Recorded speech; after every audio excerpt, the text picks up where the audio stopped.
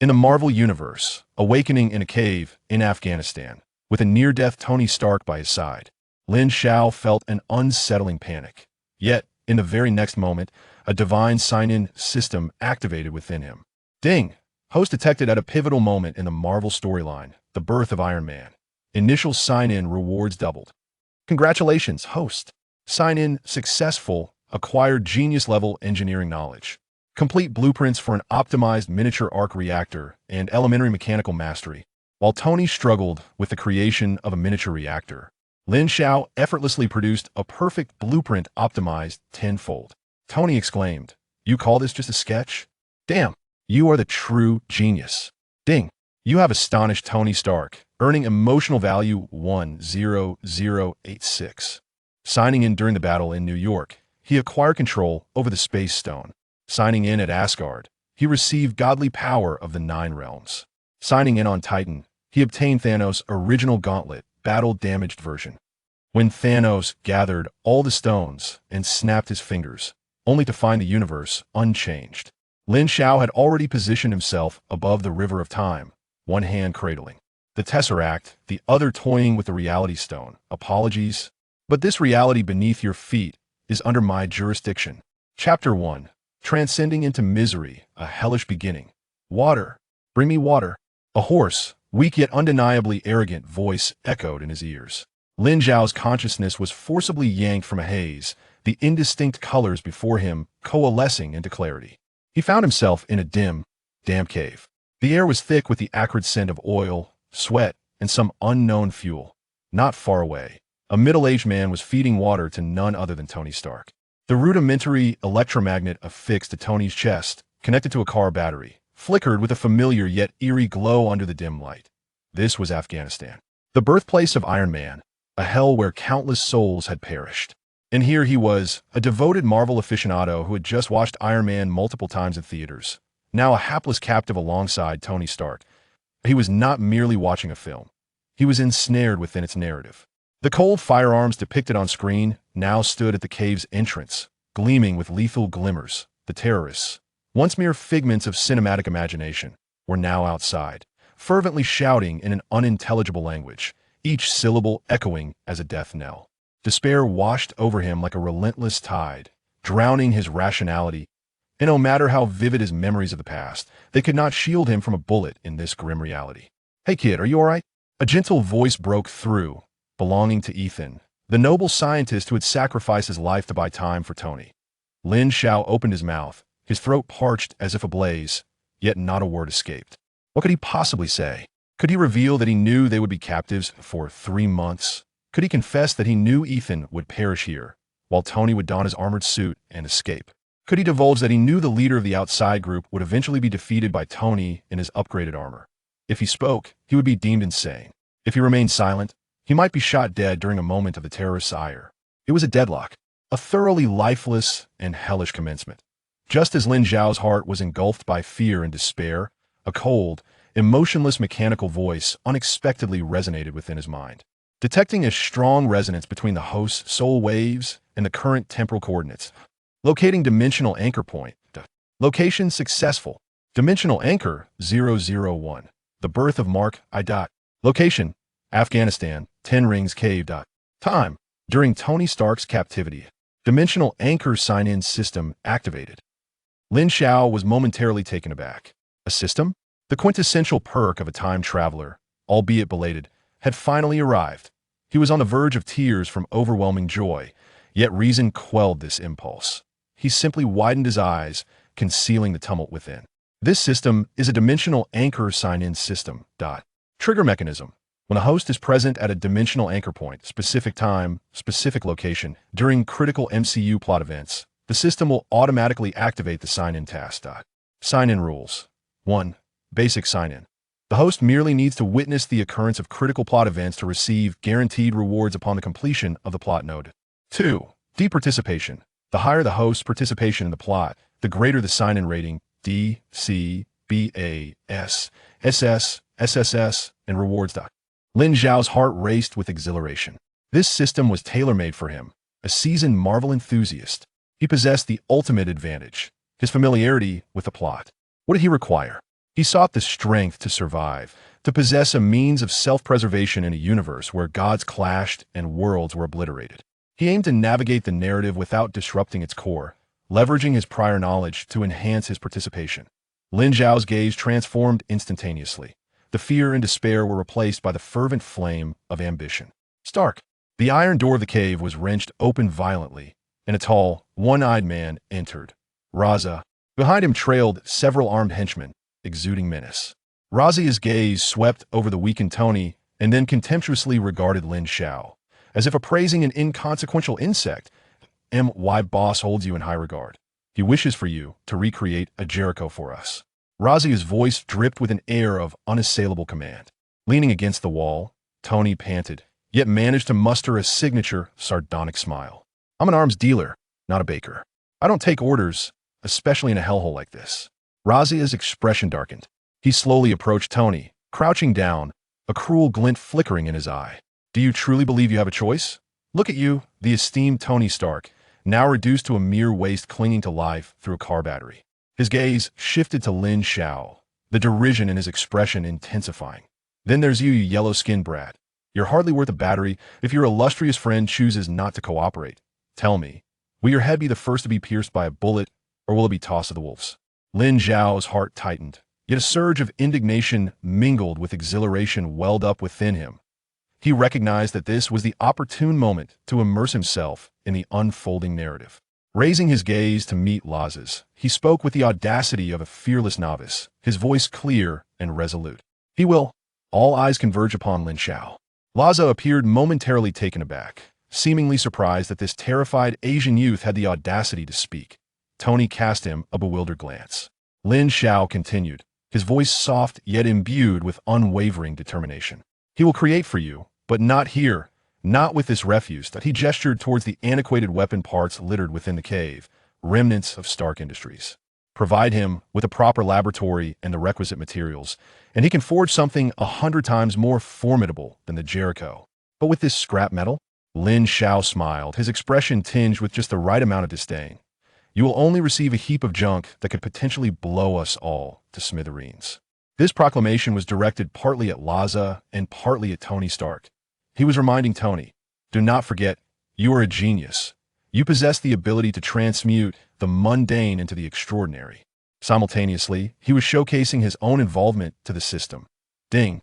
Host's first attempt to engage in the narrative detected. Participation level slightly increased. Current sign-in evaluation prediction. D. Indeed, it proved fruitful. Laza's solitary eye narrowed. He had not anticipated that this lad would not only be unafraid, but also dare to negotiate with him. Yet he grasped the crux of Lin Xiao's words. Tony Stark was willing to collaborate. That was sufficient. Very well.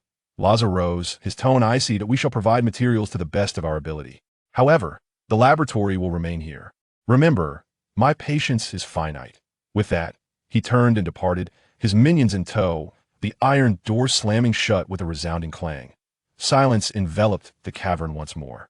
Tony Stark regarded Lin Xiao, his expression a complex tapestry of emotions. Kid, what's your name? Lin Xiao. Lin Xiao. Tony repeated, savoring the name. You were quite audacious, yet exceedingly foolish. Did you truly believe they would grant us a laboratory? Of course not. Lin Xiao replied candidly. But at the very least, I've secured something for you, haven't I? For instance, I've made them believe you are genuinely constructing missiles, rather than something else entirely. Tony's eyes sparkled momentarily. He scrutinized Lin Xiao intently. This young man seemed to possess a cleverness beyond his expectations. Ethan, we need to get to work. Tony refrained from further inquiries, commencing to direct Ethan in rummaging through the scrap heap for usable parts. Lin Xiao remained industrious. He understood that the true trial was only just beginning. Chapter 2. The Value of a Wrench. In the cavern, the incessant sounds of hammering and the crackling of welding filled the air. Tony Stark labored tirelessly, akin to an exhausted beast, conjuring miracles from the heaps of scrap metal. Dr. Ethan stood by, his face a mask of reverence for this genius. Lin Xiao had transformed into the most competent logistical support, refraining from disturbing the two, instead quietly organizing the scattered components, meticulously cleaning the useful tools, and arranging them neatly to the side. This was not only a gesture of goodwill towards Tony, but also a means of keen observation, searching for an opportunity to contribute. Damn it, Tony suddenly smashed a coil onto the ground, producing a dull thud. The power output of the energy core was insufficient. The palladium purity in these scraps was far too low, rendering the energy output exceedingly unstable, incapable of supporting the instantaneous activation of the armor. Frustrated, he tugged at his hair. For the first time, the mind of a genius found itself ensnared by material constraints. Ethan's expression mirrored the tension. We have no better materials. Tony, an opportunity arose. Lin Xiao felt a spark of inspiration. He knew that in the film, Tony ultimately resolved this dilemma, but the journey was undoubtedly arduous. If he could lend a hand, he casually strolled over, picked up the damaged coil from the floor, and examined it with feigned curiosity. Mr. Stark, he inquired naively, I once read in a science fiction novel that if energy is insufficient, several small batteries can be stacked together. Can't we do something similar here? Stacked together? Tony shot him a glance, his tone laced with impatience. Do you think this is child's play? The addition of energy would create exponential interference, causing it to explode even faster. Oh, Lin Xiao scratched his head, feigning a sheepish expression of realization, and continued to mutter to himself, what a pity. I thought it could be layered like a burger, a layer of beef, a layer of cheese. Burger? The word momentarily halted Tony's actions, a flash of inspiration striking him like a lightning bolt. Of course, why was he perceiving the energy source as a singular entity? While physical stacking would result in an explosion, what if it were not a physical stacking? What if the energy output were designed to release in a stratified manner, incrementally increasing in a matrix pattern? Just like a multi-layered burger, where each layer serves its own purpose, yet ultimately combines to create a complete flavor. A genius. I am truly a damn genius. Tony's eyes sparkled with intensity as he snatched the coil from Lin Xiao's hand and dashed to the workbench. Ethan, dismantle the miniature warhead from the Jericho missile. Quickly, I need the guidance chip inside. The entire rhythm of the cave shifted with his fervor. Though Ethan did not fully grasp the reasoning, he promptly complied. Tony seized a sheet of metal and rapidly sketched a groundbreaking circuit diagram with charcoal, muttering, layered output. Pulse augmentation, damn it, just a little more. As he sketched, he instinctively extended his hand and shouted, wrench. Hand me a size 12 wrench. Ethan, engaged in dismantling the warhead on the other side, was too preoccupied to respond. Just as Tony was about to impatiently search for one himself, a cold and hefty metallic object landed perfectly in his palm. It was the size 12 wrench. Tony paused, looking up to see Lin Xiao standing beside him, holding an entire set of freshly organized tools. I figured you might need this, Lin Xiao grinned, revealing a set of pearly whites. Tony regarded him intently, a complex expression in his eyes, surprise, scrutiny, but predominantly a sense of appreciation, as though the veil had been lifted. He said nothing, simply taking the wrench and immersing himself deeper into his work. Yet Lin Xiao understood that from that moment forth, his significance in the eyes of this genius had irrevocably changed. Ding! The cold, mechanical voice resonated in Lin Xiao's mind like a celestial melody. Detected that the host provided significant impetus for the birth of Mark I through conceptual guidance and critical assistance. Dramatic increase in plot participation. Current sign-in evaluation has risen from D to B. Lin Xiao's heart soared with elation. It was effective. Truly effective. Kid, Tony called out without lifting his gaze. Yes, you are no longer an expendable burden. His voice retained its characteristic arrogance, but was tinged with a hint of acknowledgement. From now on, you shall be my chief wrench courier. Chapter 3. The Final Preparations and Madness. The title of Chief Wrench Courier, though it sounded like a jest, was a mark of the highest praise in Tony Stark's lexicon. It signified that he had transitioned from being a mere accessory, a potential pawn to be sacrificed, into an indispensable member of the escape plan. The days in the cavern grew increasingly tense, yet orderly. Tony had fully embraced the persona of a mad scientist, his mind operating like an incessant supercomputer, relentlessly optimizing every detail of the cumbersome armor. Dr. Ethan, with his rigorous scientific acumen and extensive experience, transformed Tony's fantastical ideas into feasible engineering steps. Meanwhile, Lin Xiao's responsibilities extended far beyond merely passing wrenches. Hey, wrench kid, Tony, without looking up, pointed at a section of the leg armor undergoing welding. The layout of the hydraulic system seems off. The energy loss is exceeding my calculations by 3%. Lin Xiao leaned closer, his gaze sweeping over the intricate connections. With Tony's approval, he no longer held back, adopting the perspective of an interested outsider. Mr. Stark, I'm just a layman, so please don't laugh at me if I'm wrong. He set the stage for himself and pointed to the thickest hydraulic pipeline. I once watched a documentary about car modifications, and they mentioned that if this main pipeline has too many bends, the pressure can become unstable. Look here. Hasn't he turned at 3 right angles? Could we straighten it out a bit and redirect it? Tony paused, his eyes glinting with revelation as he focused on the area Lin Xiao indicated. Indeed, he had been preoccupied with micro-optimizations of the circuitry, neglecting the fundamental macro layout. In an effort to accommodate the space for the integrated weapon systems, he had subconsciously allowed the pipeline to follow a zigzag pattern. If Lin Xiao was correct, straightening the pipeline might encroach slightly on ammunition space. Yet the resulting increase in hydraulic efficiency would significantly enhance the armor's instantaneous explosive power. A documentary? Tony shot him a glance, snorting with amusement. You really do watch a lot of nonsensical things. While his words conveyed disdain, his actions were sincere. As he immediately began redesigning the pipeline layout. Ding! The host optimized the hydraulic system of Mark I's legs through layman's suggestions, resulting in a slight increase in plot participation. Current sign-in evaluation forecast. B. Lin Xiao's heart swelled with joy. This sensation was exhilarating. It felt akin to navigating a well-known video game, aware of every hidden task and each option that could yield the highest rewards. He was no longer a passive observer, but had become a genuine participant. Lin, come help me with this, Dr. Ethan beckoned from across the room. Ethan is responsible for the fuel system of the armor, notably that dashing flamethrower featured in the film. I have refined the missile fuel, yet its ignition point remains somewhat unstable. I am apprehensive that a backfire could occur during propulsion, potentially scorching Tony's arm in the process. Ethan's face is etched with concern. Lin Xiao approaches, inhaling the acrid scent of the fuel. He is undoubtedly aware of the success of the Mark I's flamethrower in the film, but the specifics of its execution were not depicted. He must rely on his accumulated knowledge and the system's enhancements. He meticulously observes the fuel mixture prepared by Ethan, his mind racing to recall the chemistry lessons from university. Although much of that knowledge has been relinquished to his professors, certain foundational concepts linger. Dr. Ethan, I'm merely speculating, Lin Xiao offers. Once again employing his go-to opening line. I watched a video online about firefighters extinguishing oil fires. They seem to use a foam that isolates the air. Do you think we could add something to the fuel that would create a, protective layer when it ignites? This way it wouldn't backfire? A protective layer? Isolating the air? Ethan's eyes suddenly spark with illumination. This is a line of thought he had never considered. He had been focused solely on enhancing the fuel's stability, neglecting to contemplate the combustion process itself. Yes, a foaming agent. We could incorporate a small quantity of it. If we manage the proportions correctly, it will react upon contact with air at the moment it exits the nozzle, forming a transient barrier that separates the flame from the fuel itself. Genius. Lin, you are truly a genius. Lin Xiao hastily gestures. I'm just rambling. Beep.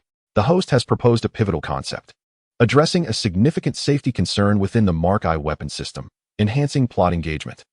Current sign-in evaluation forecast. B. As he watches the evaluation steadily rise, Lin Xiao feels invigorated.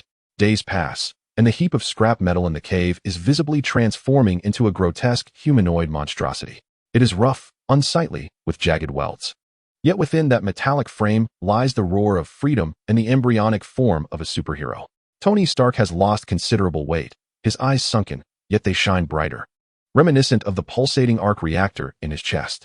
One day, the iron door of the cave is violently yanked open. Raza strides in with a few subordinates, his impatience nearly spilling over.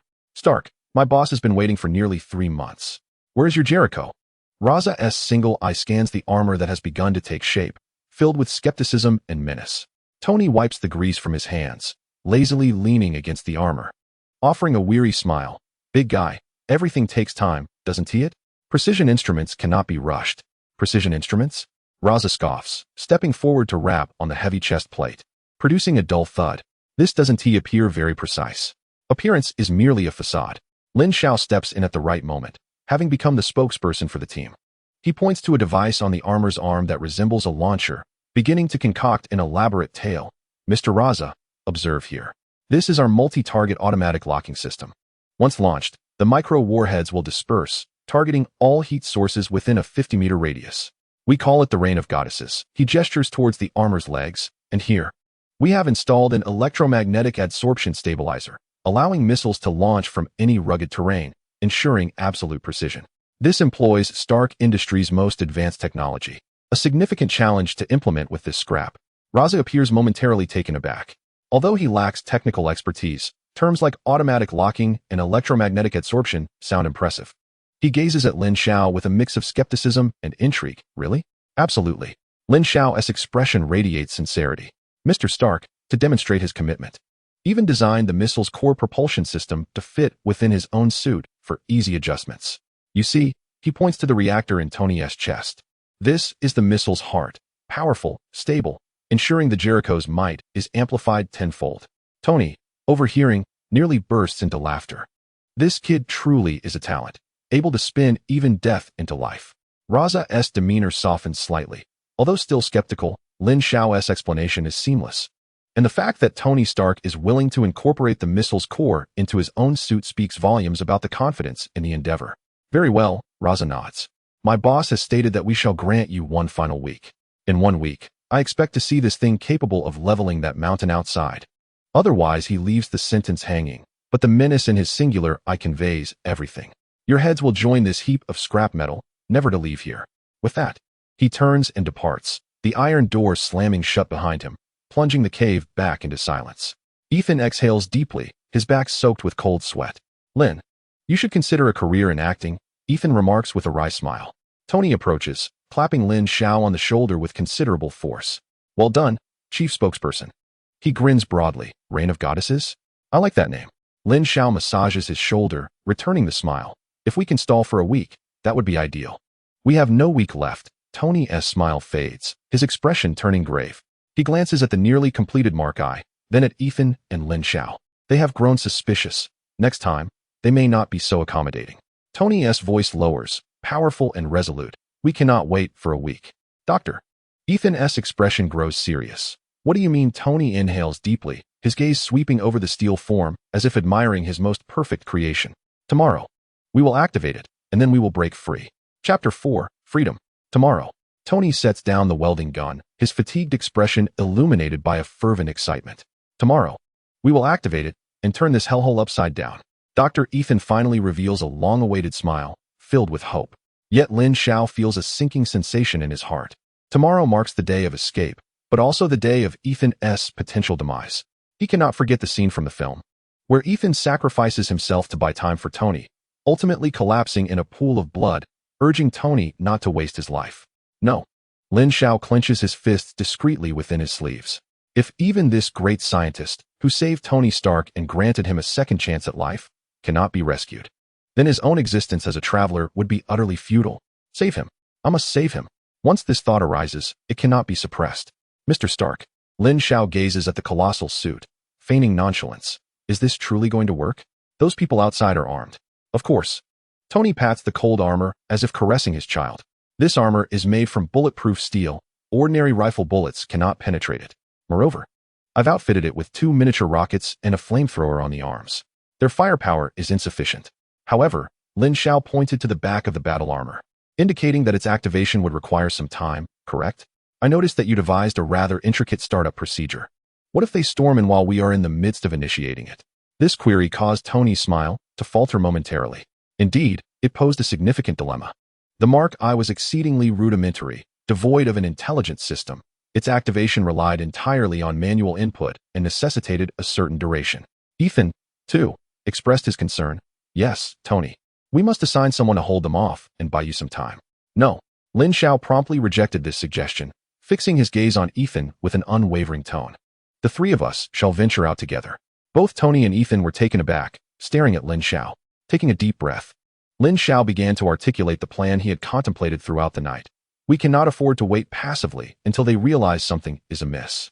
We must take the initiative. How do we take the initiative? Tony's interest was piqued. Feinting an attack, Lin Xiao gestured toward the iron door of the cave. Tomorrow, Lazard will undoubtedly come to urge us. At that moment, you two will prepare to activate the battle armor as planned. I will devise a way to create a distraction at the entrance, perhaps by detonating a box of explosives they have left there. He paused before continuing. The explosion will divert everyone's attention to the entrance, leading them to believe we intend to break out through the front. At that juncture, you will activate the battle armor and charge directly through the rear wall. Tony's eyes sparkled with enthusiasm. The power of the Mark I was sufficient to breach the relatively weak rock wall of the cave, which had been his original plan. However, Lin Xiao's strategy of feinting an attack undoubtedly amplified the likelihood of success. Yet, you going to detonate the explosives is far too perilous. Ethan immediately objected. Someone has to do it. Lin Xiao smiled, revealing a set of white teeth. Trust me, I run quite fast. Moreover, I am far less conspicuous than either of you. I am the expendable burden, remember? They will not be overly wary of me.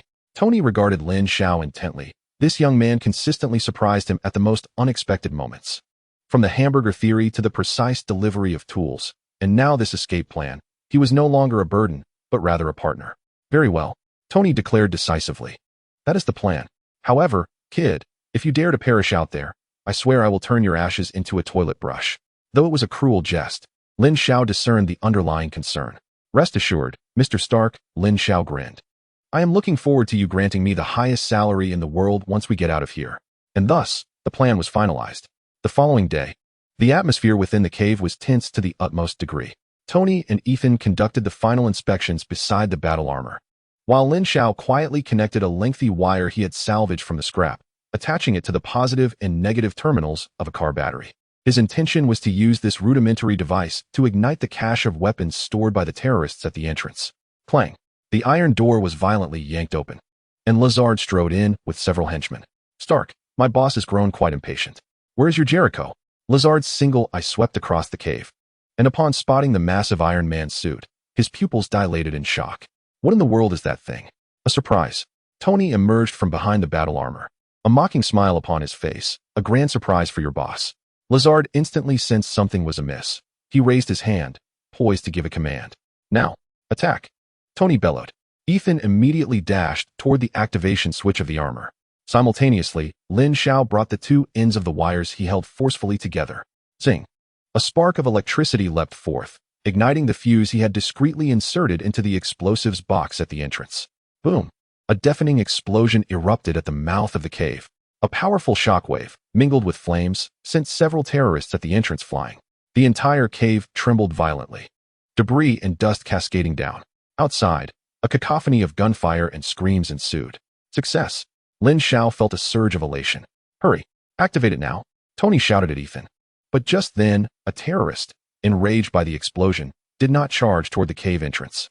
Instead, with bloodshot eyes, he redirected his gun toward the unguarded Ethan, who was still in the process of activating the armor.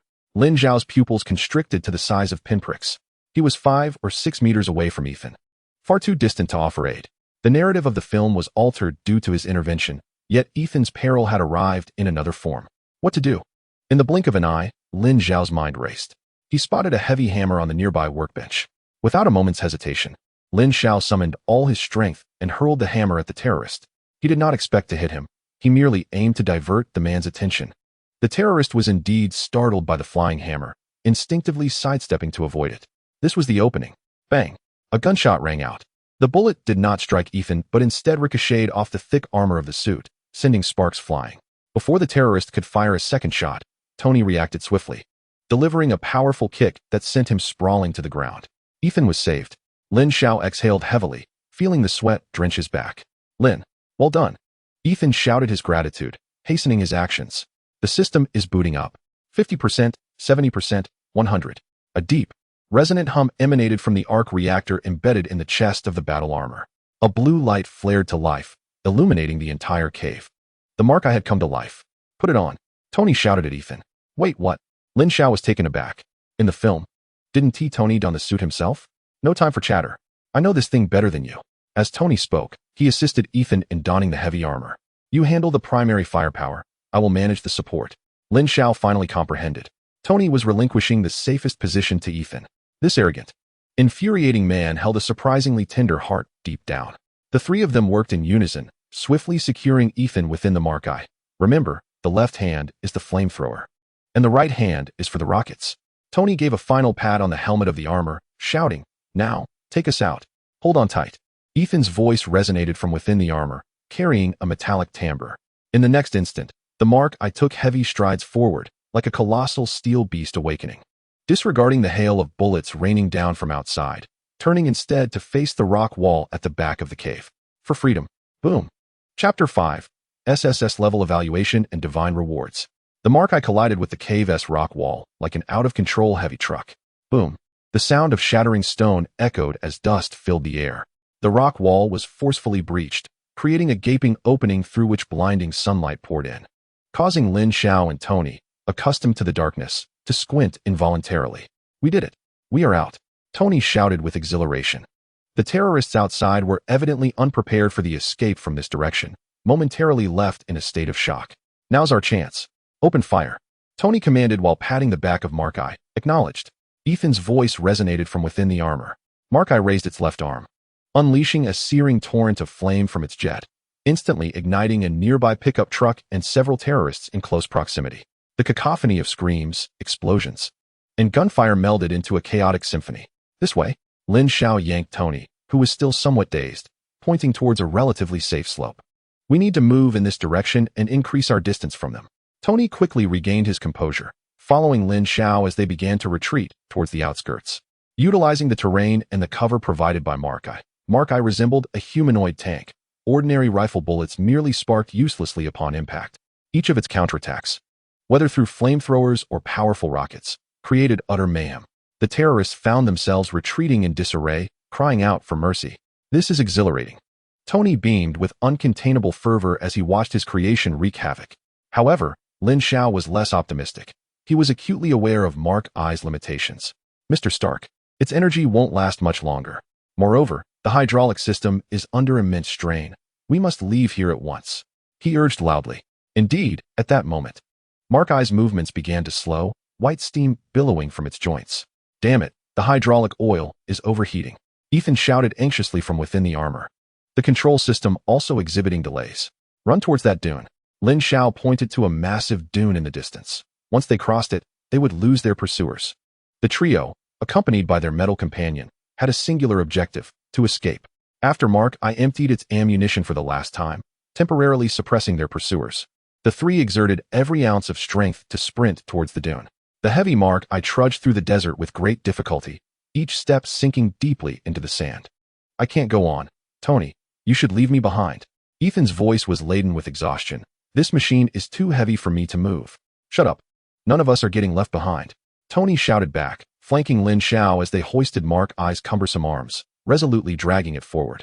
The three of them stumbled through the scorching desert, gunfire echoing ominously behind them. Just as despair threatened to engulf them, a familiar buzzing sound emerged from above. It's a rescue helicopter.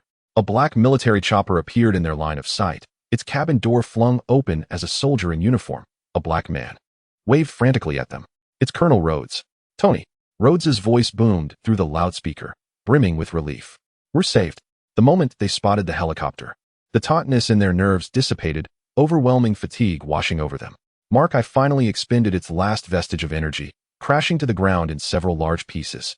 Ethan was hurriedly pulled from the cockpit by Tony and Rhodes's soldiers. Aside from some dehydration and abrasions, he appeared unscathed. Lin Xiao collapsed onto the ground, gasping for breath. He had succeeded. He saved Ethan and, alongside Tony, escaped from that hell. At that moment, the long-awaited sound echoed in his mind. Ding! Dimensional anchor point. The birth of Mark-I is complete. Commencing sign-in evaluation and settlement. Detecting host actions. One proposed the concept of a hamburger-style layered energy matrix, providing critical theoretical inspiration for the birth of the micro-arc reactor. Evaluation increased. 2 served as the chief wrench courier, significantly enhancing the construction efficiency of Mark-I. Evaluation increased. 3 proposed a feint escape plan and executed it personally, creating a pivotal opportunity for their escape. Evaluation greatly increased. 4 at a crucial moment. Successfully attracted the enemy's attention by throwing tools, averting Dr. Ethan's initial death crisis. Evaluation greatly increased. 5 prompted Tony Stark to relinquish control of Mark-I to Ethan, thus avoiding Dr. Ethan's second death crisis and preserving his life. Comprehensive assessment. The host deeply engaged in and positively intervened in the plot without altering the main outcome of Tony Stark fleeing in Mark-I, significantly affecting the storyline and the fates of key characters. Final sign-in evaluation, SSS. It has arrived. Lin Xiao's heart raced. SSS rank. He knew his actions would enhance his evaluation, but he never anticipated achieving the highest level. Saving Ethan was indeed the crux of the matter. Distributing SSS rank sign-in rewards. Reward distribution successful. Congratulations, host, for obtaining 1 skill, perfect level industrial and mechanical mastery. 2 knowledge, complete technical documentation on micro-arc reactor, including theory, design, manufacturing, and optimization.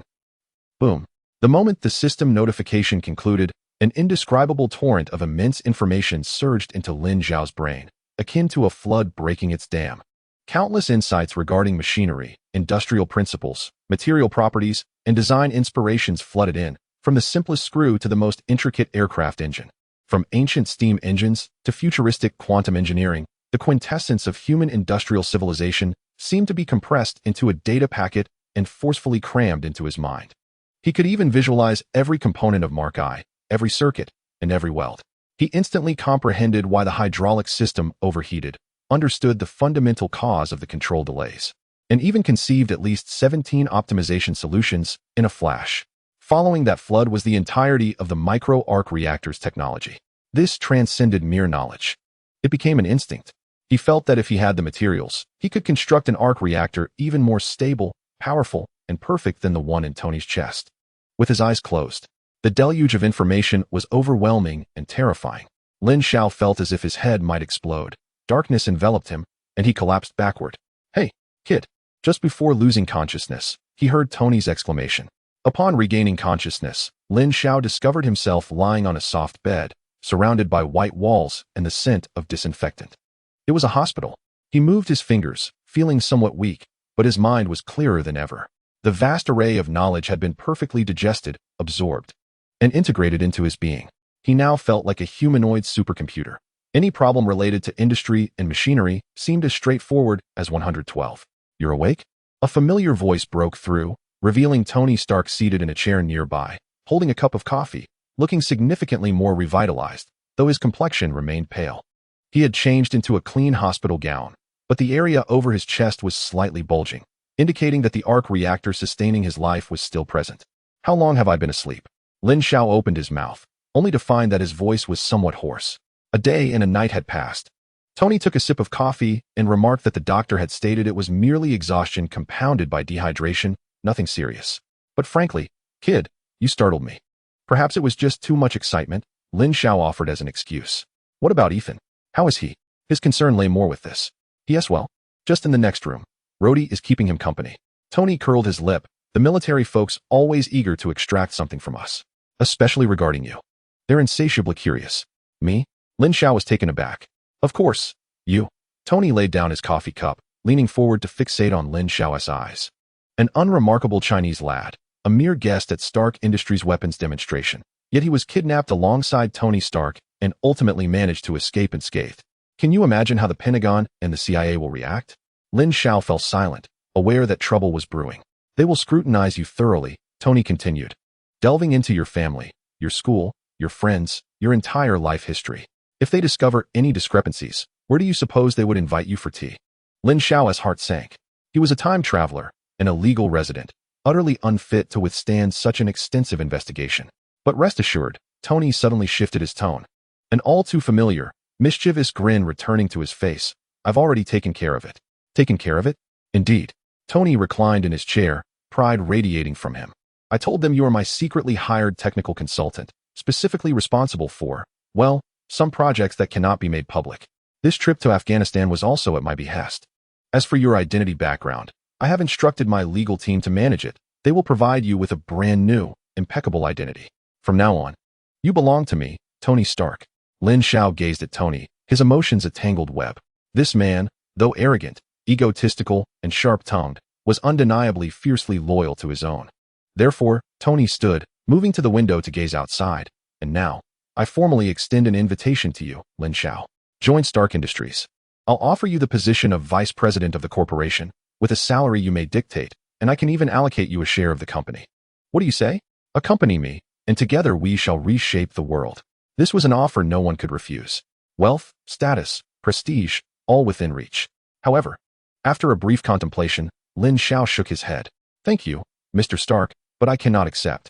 Tony abruptly turned around, his face a canvas of surprise. "What did you say?" Chapter 6. The Return and the Birth of the Phantom Consultant. "I said, I cannot accept," Lin Xiao reiterated calmly. The expressions on Tony Stark's face were a spectacle, shifting from astonishment to confusion, and ultimately settling into a ludicrous incredulity. "Say that again."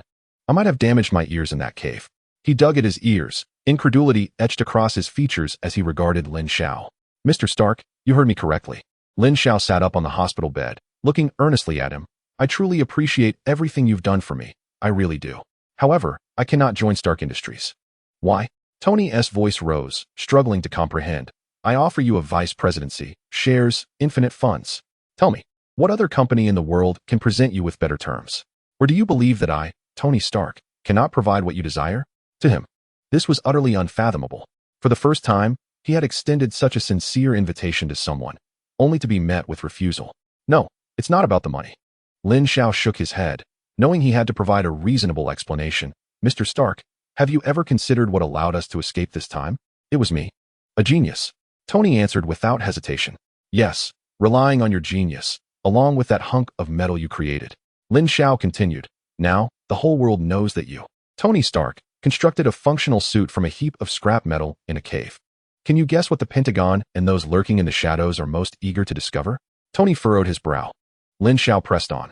They're most curious about how you created that suit, especially the miniature arc reactor. They will swarm around you like sharks sensing blood. If you thrust me into the limelight as your secret technical consultant and grant me the vice presidency, how do you think they will perceive me? They will believe that you, Lin Xiao, hold the key to unraveling the Arc Reactor's mystery. Tony articulated the answer, his expression growing somber. Precisely. Lin Xiao spread his hands. At that point, I will be under round-the-clock surveillance, devoid of any personal space. I will be summoned repeatedly for tea, forced to explain technical principles that I cannot clarify. My life will devolve into a nightmare. This reasoning was irrefutable. Tony was astute. He instantaneously grasped Lin Xiao's apprehensions. In truth, he himself was grappling with similar concerns. He could imagine how many would come knocking once he was discharged. So what do you intend to do? Tony inquired. You saved me and Ethan. I owe you a debt of life. I must do something for you. We can establish a different form of cooperation. Lin Xiao finally revealed his true intention. Go on, Tony expressed interest. I can continue being your non-existent secret technical consultant. Lin Xiao's lips curled into a smile. I want to appear in public, want to join Stark Industries, nor even remain in the United States. I can travel to anywhere in the world I desire, living my own life. However, when you require my assistance, particularly when facing technical challenges, you may contact me. I can provide you with, some inspiration and advice. Tony narrowed his eyes, resembling a fox evaluating its prey, assessing the worth of Lin Xiao's proposition. An advisor who only offers inspiration? It sounds like I might be at a disadvantage. Disadvantageous? You'll find out soon enough. Lin Xiao chuckled confidently. For instance, you must be conceptualizing Mark II right now? Correct? Tony remained silent, yet the shift in his gaze confirmed it. Lin Xiao continued. What is the primary issue with Mark I? It's too cumbersome, inflexible, and its material strength is insufficient.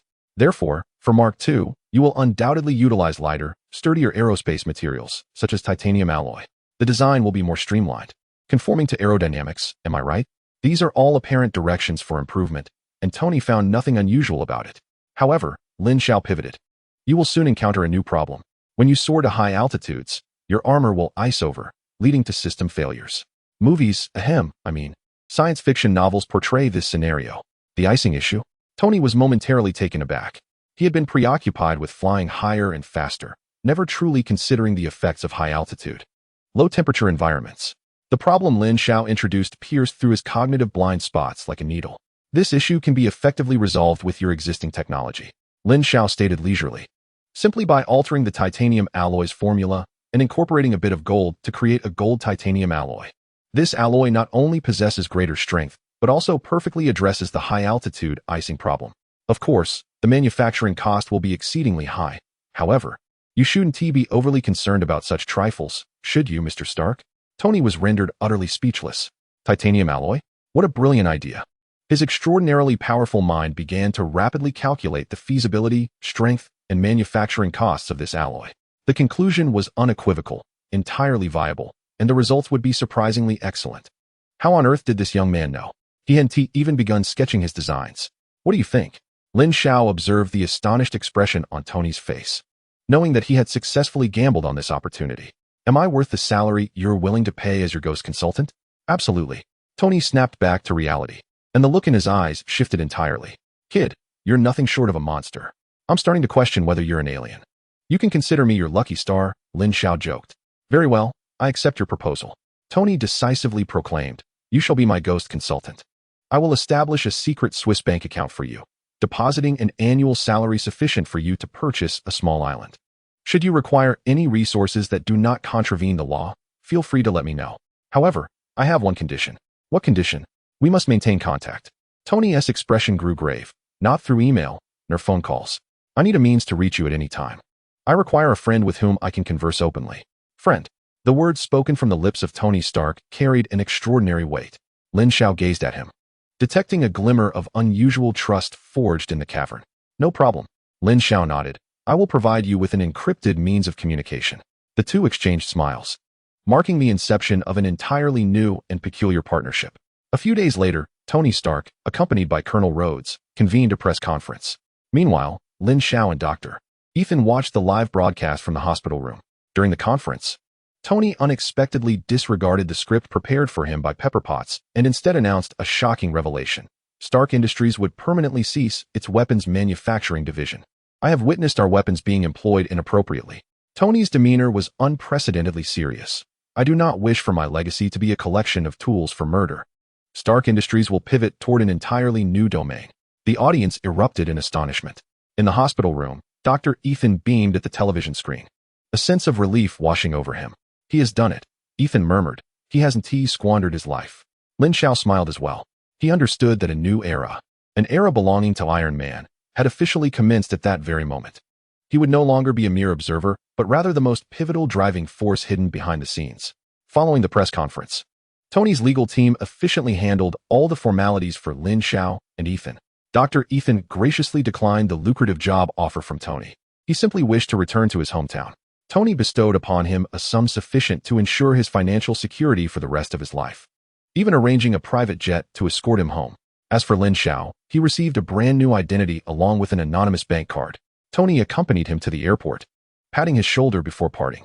Remember our agreement, Ghost Consultant. Don't let me lose track of you. Rest assured, as long as you can afford my consulting fees. Lin Xiao chuckled, bumping fists with him. Money is the most mundane thing in the world, Tony declared haughtily, but I enjoy it. As he watched Tony's retreating figure, Lin Xiao inhaled deeply. He was free. Now, he possessed wealth, identity, and the backing of one of the world's foremost technological geniuses. More importantly, he had acquired the complete technology for perfect industrial and mechanical control in the Arc Reactor. Next, it was time to plan for his future. He boarded a flight to another city, not a tourist hotspot, but a locale renowned for heavy industry and the recycling of obsolete equipment. He intended to establish his own base, his own laboratory, a sanctuary where he could transform his audacious ideas into reality. Chapter 7. The First Pot of Gold and the Future Base. The plane landed in an industrial city in New Jersey. The air was thick with a faint blend of rust and fuel. Devoid of New York's splendor, it brimmed with the raw power of steel. Lin Xiao relished this sensation. Rather than hastily contacting a real estate agent, he sought out a hotel to settle in, then opened his highly encrypted laptop. A simple dialog box appeared on the screen. Consultant, would you like a glass of champagne to celebrate your freedom? T.S. It was a message from Tony. This guy was indeed eager. Lin Xiao chuckled, his fingers flying across the keyboard. Let us skip the champagne. I currently need a quiet place more than anything. By the way, where's the promised first consulting fee? I'm about to be poor enough to resort to street performances. LX. Less than 10 seconds after sending the message, his phone buzzed with a bank notification. A deposit has been made to your Swiss bank account ending in XXXX 5000 000 $50 million. Lin Xiao stared at the long string of zeros. Despite being mentally prepared, his heart inexplicably raced. So this is the financial prowess of Tony Stark? Indeed, it was refreshingly straightforward and monotonous. This sum represented his first pot of gold and the initial funding for his future base. The money has been received. Generous Mr. Stark. Would you like me to send you a small suggestion regarding the Mark II? A complimentary gift. LX. Do tell, TS. Avoid integrating all functionalities into the helmet's display interface. It will be visually overwhelming. Design an independent AI butler to manage most non-core information through voice interaction. Give it an appealing name, like JARVIS, for instance. LX. After sending this message, Lin Xiao shut his laptop. He understood the significance of this suggestion. A true artificial intelligence butler would not only enhance operational convenience, but fundamentally alter the human-machine interaction paradigm, embodying the very essence of the Iron Man suit. As anticipated, Tony remained silent for an extended period. After a full 5 minutes, He responded with a message. Lin, who exactly are you? Lin Xiao smiled faintly, opting not to reply. Maintaining an air of mystery was a fundamental principle of a ghost consultant. In the ensuing days, Lin Xiao commenced his search for a base location. He did not favor modern technology parks. Instead, he focused on the city's industrial wasteland. Here lay vast expanses of abandoned factories and warehouses, spacious, structurally sound, and crucially, sufficiently secluded to avoid any interruptions. After thorough consideration, he ultimately settled on a defunct automotive parts foundry. This factory spanned over 5,000 square meters, featuring a massive main workshop, an independent substation, and even a 20-meter-deep basement originally intended as a bomb shelter. It was the perfect secret base. Using his new, clean identity, Lin Xiao smoothly acquired the land and ownership of the entire factory through a shell company. On the day the formalities were completed, he stood alone in the vast, dust-laden expanse of a colossal workshop, a surge of ambition swelling within him. From this moment forth, this territory would be his dominion. With the space secured, the next step was to acquire the necessary equipment. Lin Xiao refrained from purchasing the most advanced machinery available on the market, for he understood that, with his profound understanding of perfect industrial and mechanical mastery, a staggering 99% of the industrial machines he observed were riddled with various design flaws in his discerning eyes. He was determined to create a machine that was uniquely his own, unparalleled, and transcendent of its time. He commenced by procuring a selection of fundamental materials: high-strength steel, tungsten steel, various rare metal powders, and a substantial quantity of cables and electronic components. Subsequently, he ensconced himself within the confines of the factory. The first priority was energy. A competent secret base must never be beholden to external energy sources. Municipal power could be interrupted at any moment, and utility bills posed a significant risk of revealing his location. Lin Xiao's objective was crystal clear: to construct a large-scale arc reactor. Not the miniature version housed within Tony Stark's chest, but a colossal energy core exceeding 3 meters in diameter, capable of sustaining all the equipment within the factory and supporting even more audacious experiments in the future. He possessed a complete set of technical documentation, rendering the construction process devoid of any mysteries for him. Design blueprints? He required none. Every structure, parameter, and detail was indelibly inscribed in his mind. He began by using the basic equipment he had acquired to manually craft a high-precision metal 3D printer and a CNC machine. Should an outsider have witnessed this process, they would surely have been left agape. Lin Xiao's operations transcended mere skill. They were an art form. He moved as though he were one with the machinery, each action executed with micron-level precision, devoid of any superfluous motions. With these two foundational machines, the efficiency of subsequent tasks surged dramatically. The core components of the reactor, energy confinement coils, cooling systems, and an array of intricate parts, were meticulously produced under his expert guidance. Throughout this endeavor, he resembled a solitary creator, conjuring his own sun within the cathedral of steel. Half a month later, as Lin Xiao connected the final energy conduit and pressed the activation button, a deep, sonorous hum resonated through the vast underground chamber.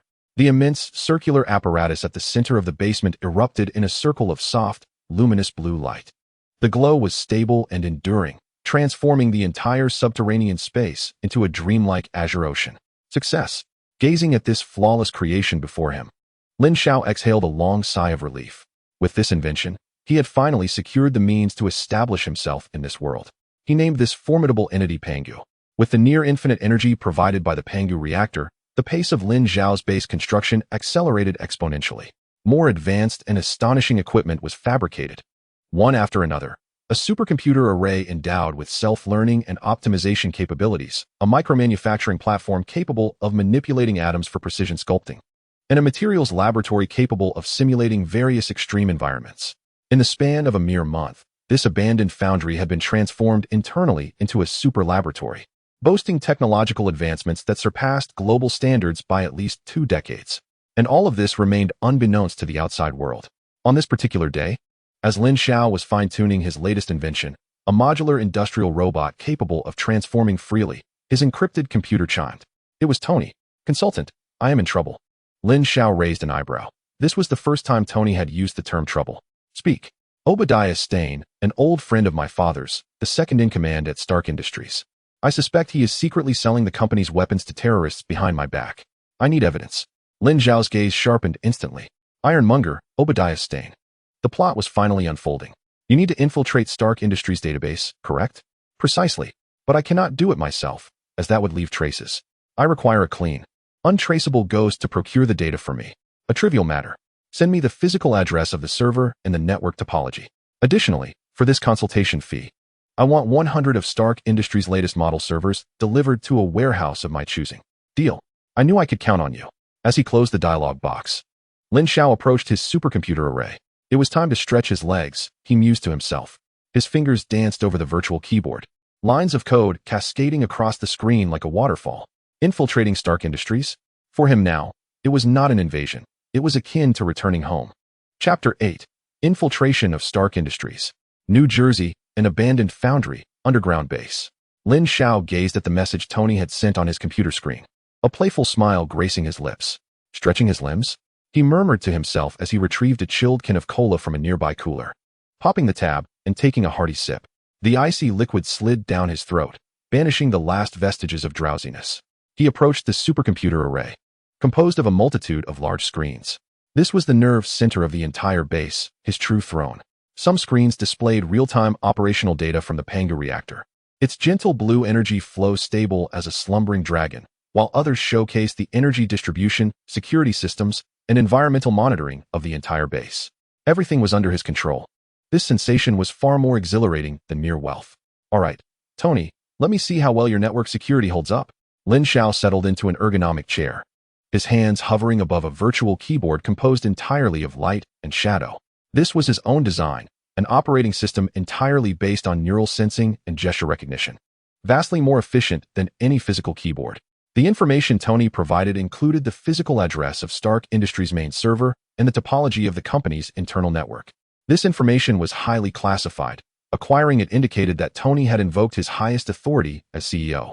However, even the CEO could not access the core database at will, as each visit would leave a meticulous trail, which was precisely why he required Lin Xiao as a phantom. Lin Xiao's fingers began to dance across the light keyboard with such speed that they were nearly indistinguishable. Streams of data cascaded across the screen. His initial approach was not a direct assault. That was the folly of novices. Instead, he first used the physical address provided by Tony to pinpoint Stark Industries' precise coordinates via satellite mapping. Then, he activated a small program he had written, infiltrating the public surveillance systems in the surrounding neighborhood. Surveillance feeds flickered onto the screen, capturing Stark Tower from various angles. Let us see. Got it. Lin Xiao swiftly located the fiber optic entry point for Stark Industries' network. He required a physical jumping-off point, an origin that would be utterly untraceable. He set his sights on a cafe located 3 blocks away.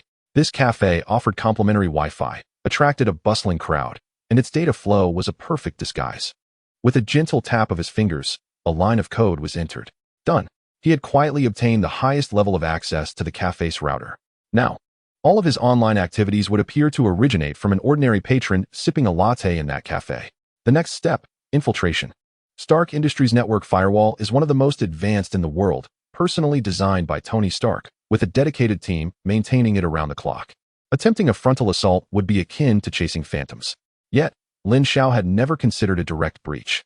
His mind was equipped with a perfect mastery of industrial and mechanical control, which not only enabled him to create, but also allowed him to grasp the fundamental logic behind the operation of all electronic devices and programs. To him, the firewall of Stark Industries was not a barrier, but a precisely engineered machine. As any machine, it adhered to operational rules and contained vulnerabilities. Rather than attacking the firewall itself, Lin Xiao targeted Stark Industries' central air conditioning system. Indeed, the air conditioning system. In a modern intelligent building, the environmental control system is invariably networked. Such auxiliary systems, being non-core, could never match the cybersecurity levels of the core servers. This was the gap he had identified. Lin Xiao's fingers accelerated once more, lines of code being injected with pinpoint accuracy. Like a phantom, he slipped silently through the maintenance port of the air conditioning system into Stark Industries' internal network. The entire process triggered no alarms. Welcome home, Lin Xiao murmured to himself. Entering the intranet was akin to a dragon returning to the sea. He did not rush to the core database. Instead, he wandered through Stark Industries' intranet like a curious visitor.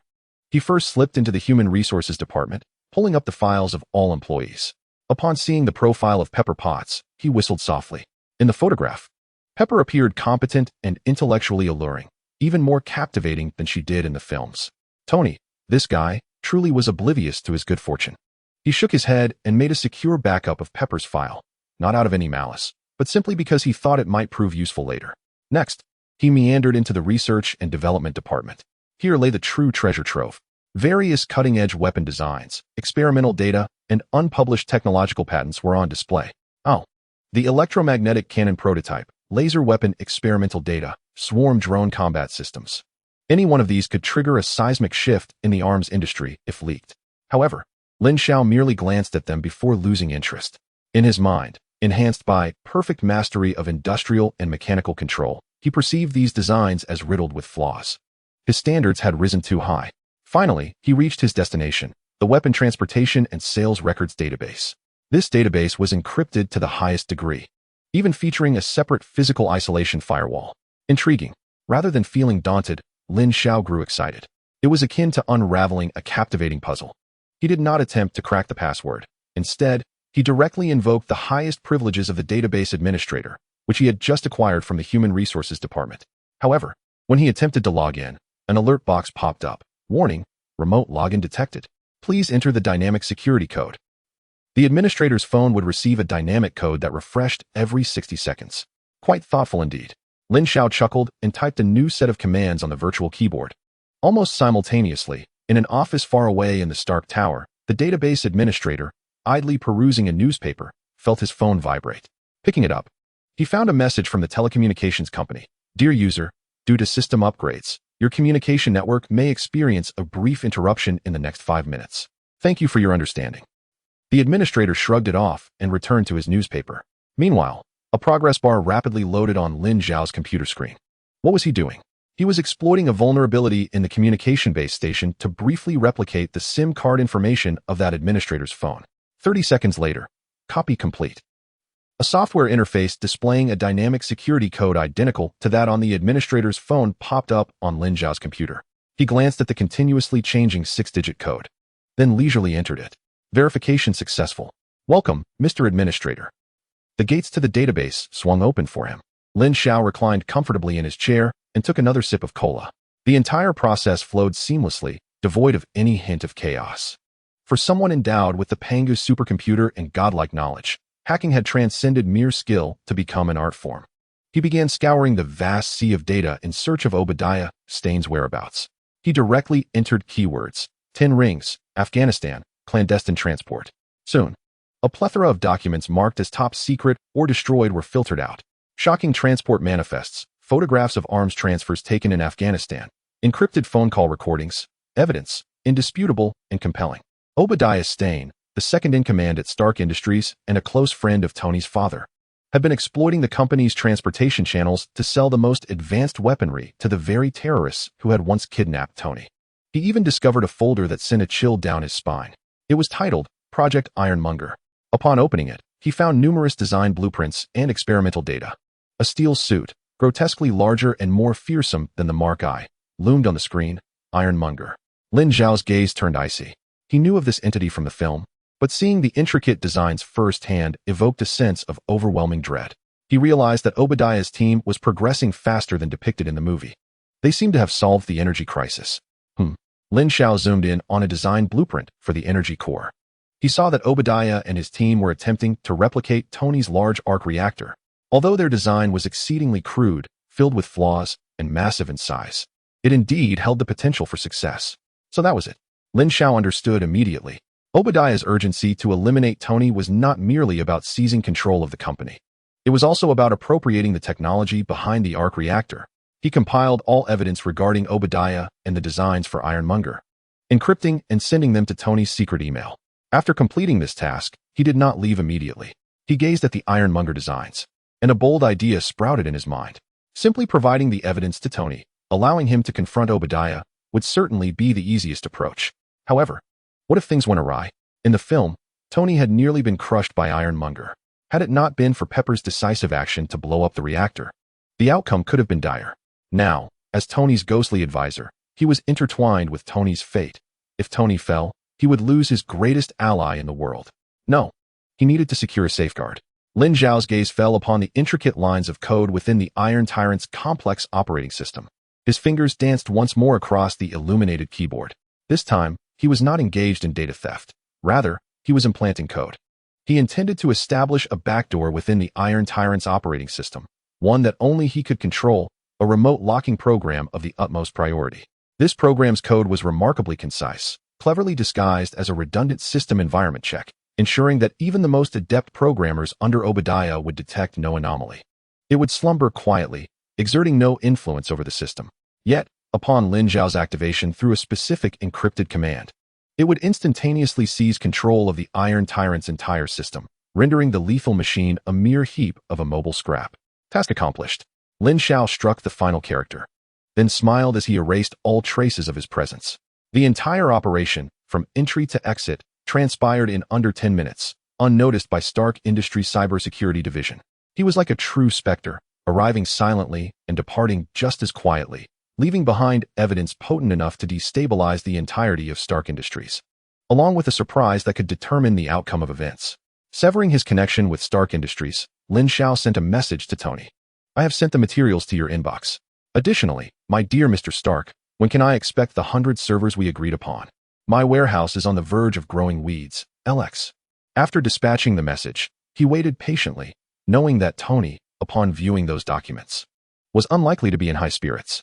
The betrayal of his most trusted uncle must have been a bitter pill to swallow. After what felt like an eternity, Tony finally replied with a terse acknowledgement. Received. Chapter 9. Tony's Fury and Pepper's Resolution. In Malibu, California, within the subterranean workshop, chaos reigned. Scattered across the floor were various mechanical components, design schematics, and energy drink cans. Tony Stark's eyes were bloodshot as he fixated on the holographic projection screen before him. Displayed upon it were the very documents Lin Xiao had sent. Obadiah Stane's familiar, affable visage appeared alongside photographs of notorious terrorist leaders. There lay a series of secret contracts he had personally signed, facilitating the transfer of Stark Industries' most advanced weaponry to the Ten Rings. Accompanying this was an encrypted audio recording, which, upon technical decryption, clearly relayed Obadiah's voice. Tony is still too young. Does he think that shutting down the weapons division will make him a saint? This world ultimately speaks the language of power. Yes, I will find a way to procure the reactor technology. Bang! Tony's fist struck the workstation, creating a shallow dent in the sturdy alloy surface. His chest heaved violently, not from anger, but from an icy dread that surged from within. Obadiah Stane, the man who had cared for him like a father after his parents' demise. The one who had been the first to oppose him when he announced the closure of the weapons division, yet supported him when he stood firm, his most trusted uncle. It turned out that all of it had been a facade. The ones who had kidnapped him were Obadiah's clients. The one who sought his demise was also Obadiah. Upon returning from Afghanistan, he had believed his greatest adversaries to be the terrorists and the chaotic world at large. He had been gravely mistaken. The most venomous serpent had always coiled itself at his side. Ha ha ha. Tony emitted a dry, mirthless laugh, laced with self-mockery. He had always fancied himself a genius in control of everything, a roguish playboy manipulating those around him. Yet, it appeared he was the greatest fool of all. Buzz. The encrypted phone at his side vibrated. It was a message from Lin Xiao. Help me locate someone. Bruce Banner, a leading gamma-ray physicist. He went missing a few years ago, and the military has been searching for him. Upon reading this message, a flicker of clarity returned to Tony's gaze. Bruce Banner. He certainly recognized the name. A genius even more deeply entrenched in gamma-ray research than himself. Unfortunately, he had reportedly vanished following a laboratory accident. Classified as a top-secret concern by the military, General Ross, that old hardliner, had been searching for him like a rabid dog for years. While Tony had previously been indifferent to military affairs, he now found himself intrigued by this Dr. Banner. A talent that could elicit such apprehension and desire from the military surely possessed something extraordinary. And why was Lin Xiao, this enigmatic spectral consultant, prompting him to seek out Banner at this juncture? It seemed he was privy to everything. Whether it was the freezing issues of Mark II, the AI butler's suggestions, or this recent unearthing of Obadiah's dark dealings, Lin Xiao appeared as a prophet standing at the precipice of the future, always providing him with what he needed at the most critical moments. What do you need him for, TS? Tony responded, eager to see how Lin Xiao would reply. His research is fascinating. I believe his theories could offer me a new direction. Moreover, he is a pitiable soul, and I wish to assist him. LX. What use could Banner's gamma-ray theories possibly have for him? Yet, he refrained from pressing further. When dealing with Lin Xiao, one mustn't question the why. One must simply comprehend the what. This mysterious figure always had his reasons. Deal. I will have Jarvis search for him. However, I need you to answer one question. T.S. Speak, LX. Did you already know about Obadiah? T.S. Tony stared intently at the screen, awaiting a response. This time, Lin Xiao replied swiftly. I do not know. I am merely a consultant, tasked with helping you find what you seek when you require it. As for what is discovered, that is your concern. Mr. Stark, remember our agreement. I am but a ghost. LX. An airtight response. Tony gazed at the message, suddenly amused. Indeed, what significance lay in probing into Lin Xiao's identity? All he needed to understand was that this specter was currently on his side, and that sufficed. He closed the dialogue box and rose, the blue glow of the reactor in his chest illuminating the dim workshop with extraordinary brilliance. The icy wrath had transmuted into a resolute determination. Jarvis. Sir, I am at your service. Commence a search for all traces of Dr. Bruce Banner. Highest priority. Bypass all military network surveillance. Understood, sir. It is estimated that it will take 72 hours to establish an initial global search model. Furthermore, Tony's voice lowered. Duplicate all data sent by consultant Lin and deliver it to Pepper using the most secure method. Sir? A hint of doubt laced Jarvis's tone. Are you certain? If this data becomes exposed, I am certain. Tony interjected, some matters must be addressed by her. I cannot afford to be directly involved. He was acutely aware that if he confronted Obadiah with the evidence in hand, given Obadiah's cunning and guile, it could very well alert him to the impending danger. Conversely, Pepper, as his personal assistant and an executive at Stark Industries, was the sole individual capable of accessing the company's core secrets under the guise of regular duties. Without arousing Obadiah's suspicions, this was an exceptionally perilous maneuver, yet he had to place his trust in Pepper. The following day at Stark Industries headquarters, Pepper Potts sensed that something was amiss with Tony. Remarkably, he had come to the office on time, an unusual occurrence for him. He summoned her to his office, uttering not a word, only handing her what appeared to be an inconspicuous USB drive. Pepper, please back up the contents of this drive, and then take a look, Tony instructed. His demeanor was calm, yet Pepper could perceive a tumultuous, almost volcanic emotion simmering beneath the surface of his eyes. What is this? Pepper inquired with curiosity. Some of the company's old accounts, Tony replied, turning to gaze out of the expansive floor-to-ceiling windows at the bustling traffic below. Once you've reviewed it, you'll know what to do. Remember, keep this to yourself. Confusion swirled in Pepper's mind, yet she nodded in acquiescence. She returned to her office, locked the door, and inserted the USB drive into her computer. Upon opening a folder ominously titled The Truth, her complexion drained of color in an instant. Photographs, contracts, recordings, one after another. They pointed to the man both she and Tony held in the highest regard, Obadiah Stane. Dizziness enveloped her. She leaned against the desk to steady herself. Finally, she comprehended why Tony had abruptly announced the closure of the weapons division. She understood at last why he had sequestered himself in the basement for so long, obsessively crafting that suit of armor. He was not merely playing. He was preparing for battle against an adversary too formidable to confront through conventional means. Taking a deep breath, Pepper compelled herself to regain composure. She recognized that this was not a moment for panic. Tony's entrustment of such weighty information to her signified the utmost confidence, and she could not afford to disappoint him. She picked up the phone and dialed the internal line to the IT department. This is Pepper Potts. I need to download this quarter's financial statements and shipping records. The authorization code is. Following Tony's instructions, she meticulously navigated the process to access data she ought not to see. Unbeknownst to her, as she commenced her task, a seemingly innocuous surveillance program on Obadiah Stane's computer screen emitted a red alert. Warning, Executive Assistant Pepper Potts is accessing confidential database. Obadiah's genial smile gradually faded, replaced by a cold, menacing expression as he grasped the phone. It's me. Keep a close watch on Tony Stark. Report any unusual activity immediately. Also, investigate who Pepper Potts has been in contact with recently. It appears some little insects are beginning to stir. Upon hanging up, Obadiah rose and approached a concealed door hidden behind a bookshelf.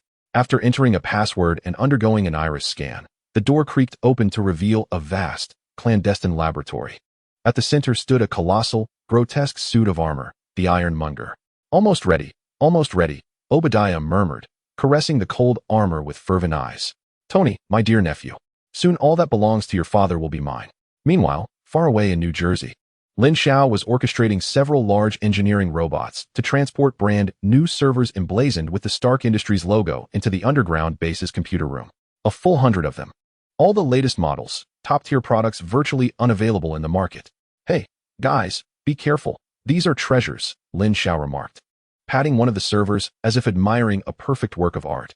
With these behemoths, his Pangas supercomputer's computational power would ascend to new heights. He observed as the servers were integrated into his system, the numbers representing processing power skyrocketing on the screen. Quite impressive, he nodded in satisfaction. Just then, his encrypted computer chimed. It was Tony. Banner has been located. In Brazil. T.S. Chapter 10. Brazil, Tracing the Hulk. Brazil, Rio de Janeiro. Deep within the slums. The atmosphere was stifling and humid, saturated with the mingled scents of sweat, refuse, and cheap food. Lin Xiao, clad in a faded old t-shirt and loose beach shorts, with flip-flops on his feet, resembled a backpacker seeking to immerse himself in local life. He despised this place, not for its filth and disorder, but for the palpable oppression and despair that pervaded it. Yet, he had to be here, for Bruce Banner was hiding within these confines. Tony's efficiency was astounding. Within less than 3 days, utilizing Jarvis's global network, he had sifted through a vast array of immigration records, spending data, and surveillance footage to identify a highly probable target, an American named David B., who worked at a soda factory in Brazil. This David B. was discreet, introverted, and hardly communicated with others, embodying all the traits of a fugitive. The crucial evidence lay in Tony's satellite scans of the area surrounding the soda factory, which revealed a faint yet distinct gamma radiation source that appeared at a consistent time each day between the factory and a dilapidated apartment building. It was him. After obtaining the address, Lin Xiao wasted no time and set off immediately.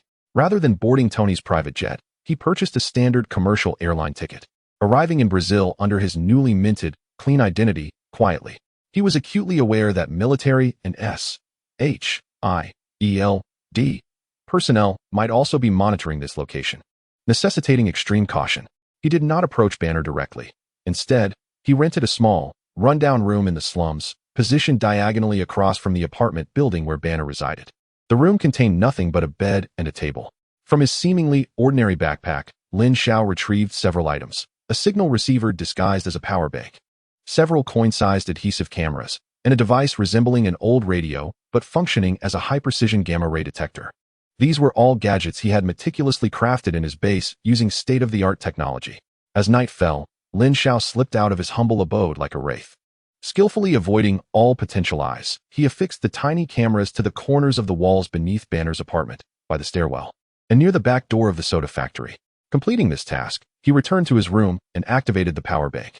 A miniature holographic projection screen emerged from the side, displaying the clear images from the various cameras. He is now capable of monitoring Banner's movements around the clock. Well then, let me see how the renowned Hulk is faring these days. Lin Xiao poured himself a bottle of locally brewed beer, sipping while fixated on the screen. For the next 2 days, he assumed the role of the most patient hunter, observing his prey. He witnessed Banner arriving punctually at the soda factory each day, laboring as a silent worker on the production line. He noted that after work, Banner would frequent a Brazilian jiu-jitsu gym, learning to control his breathing and heart rate. Each evening, he observed Banner engaging in encrypted communications with a person using the alias Mr. Blue, discussing his affliction. Everything unfolded just as depicted in the film. Lin Xiao refrained from acting hastily.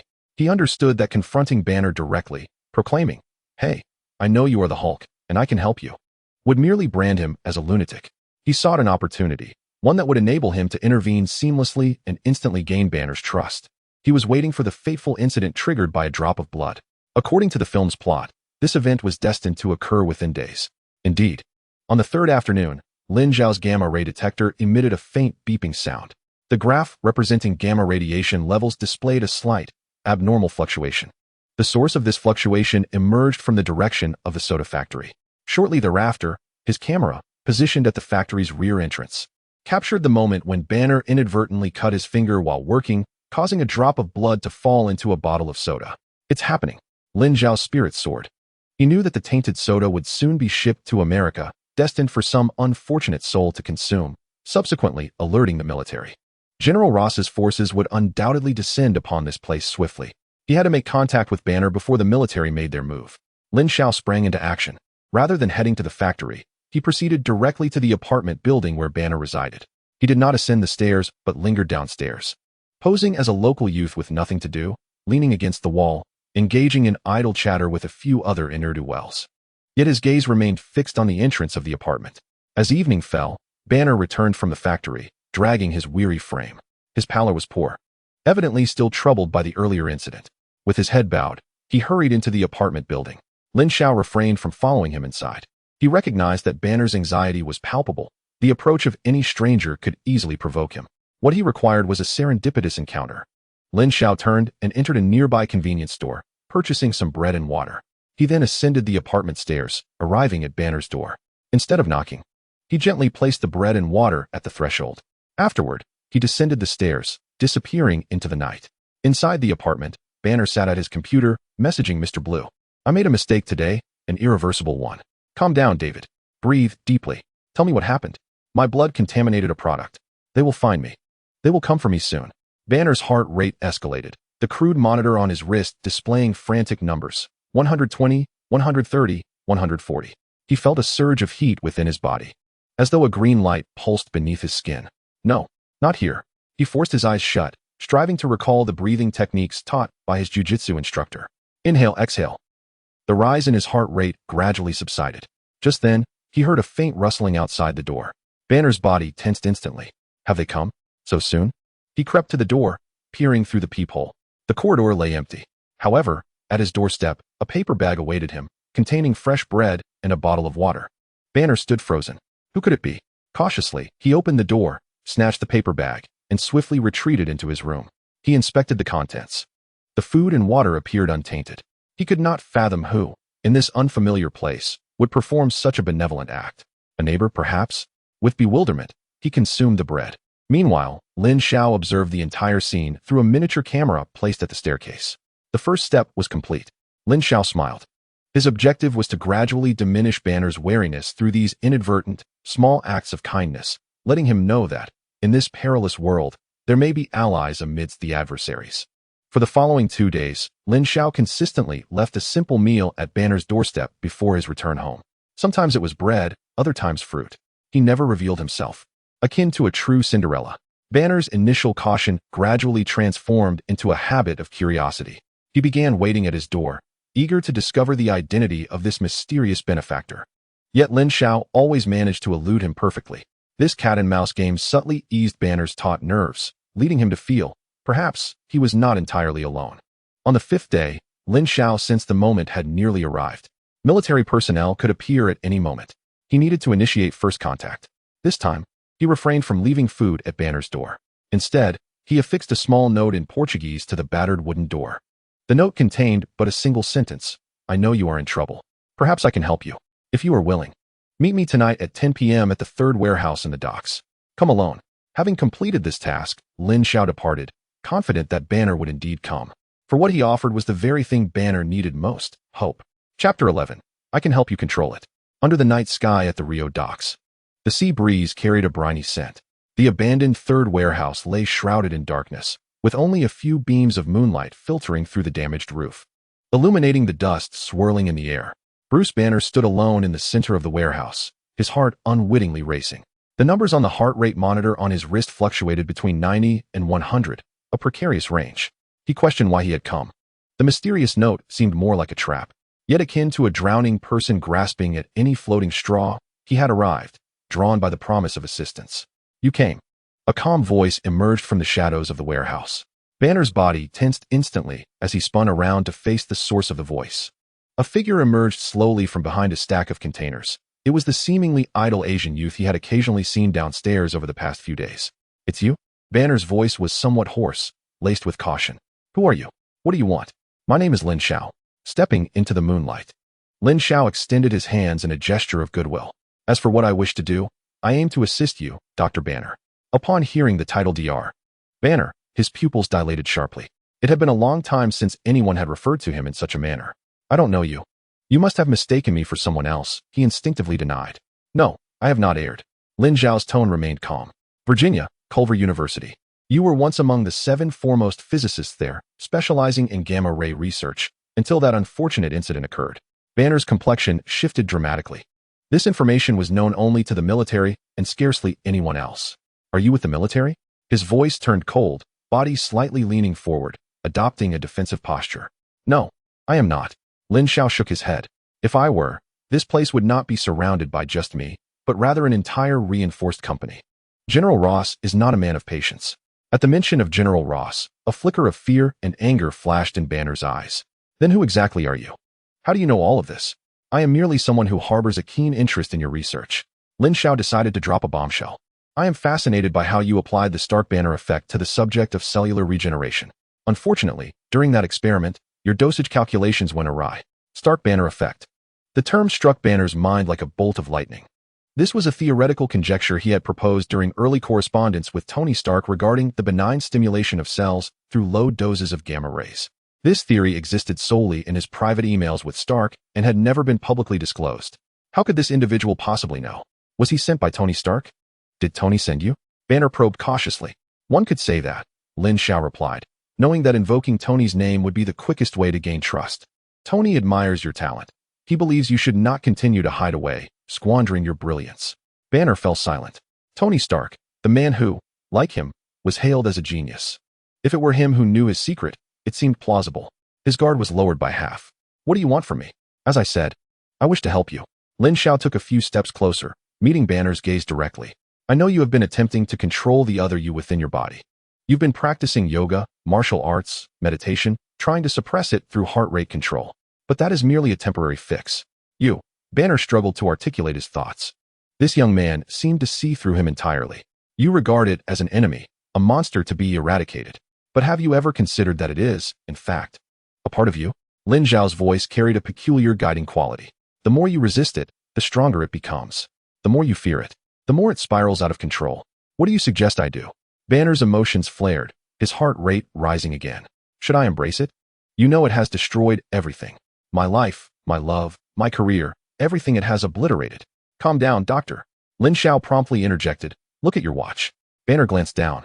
Noticing his heart rate had surged to 135, he took a deep breath, forcing himself to regain composure. When I speak of embracing, I do not mean to let it wreak havoc, Lin Xiao continued. I mean you need to understand it, communicate with it, even master it. Master it. Banner found the term preposterous. You make it sound so easy. No, not at all easy. But it is not impossible. Lin Xiao retrieved a metal wristband from his backpack. Its design was sleek and replete with a sense of technology, devoid of any visible interfaces, save for a small screen. What is this? Banner inquired. A biological neural feedback regulator, Lin Xiao explained. I crafted this specifically for your situation.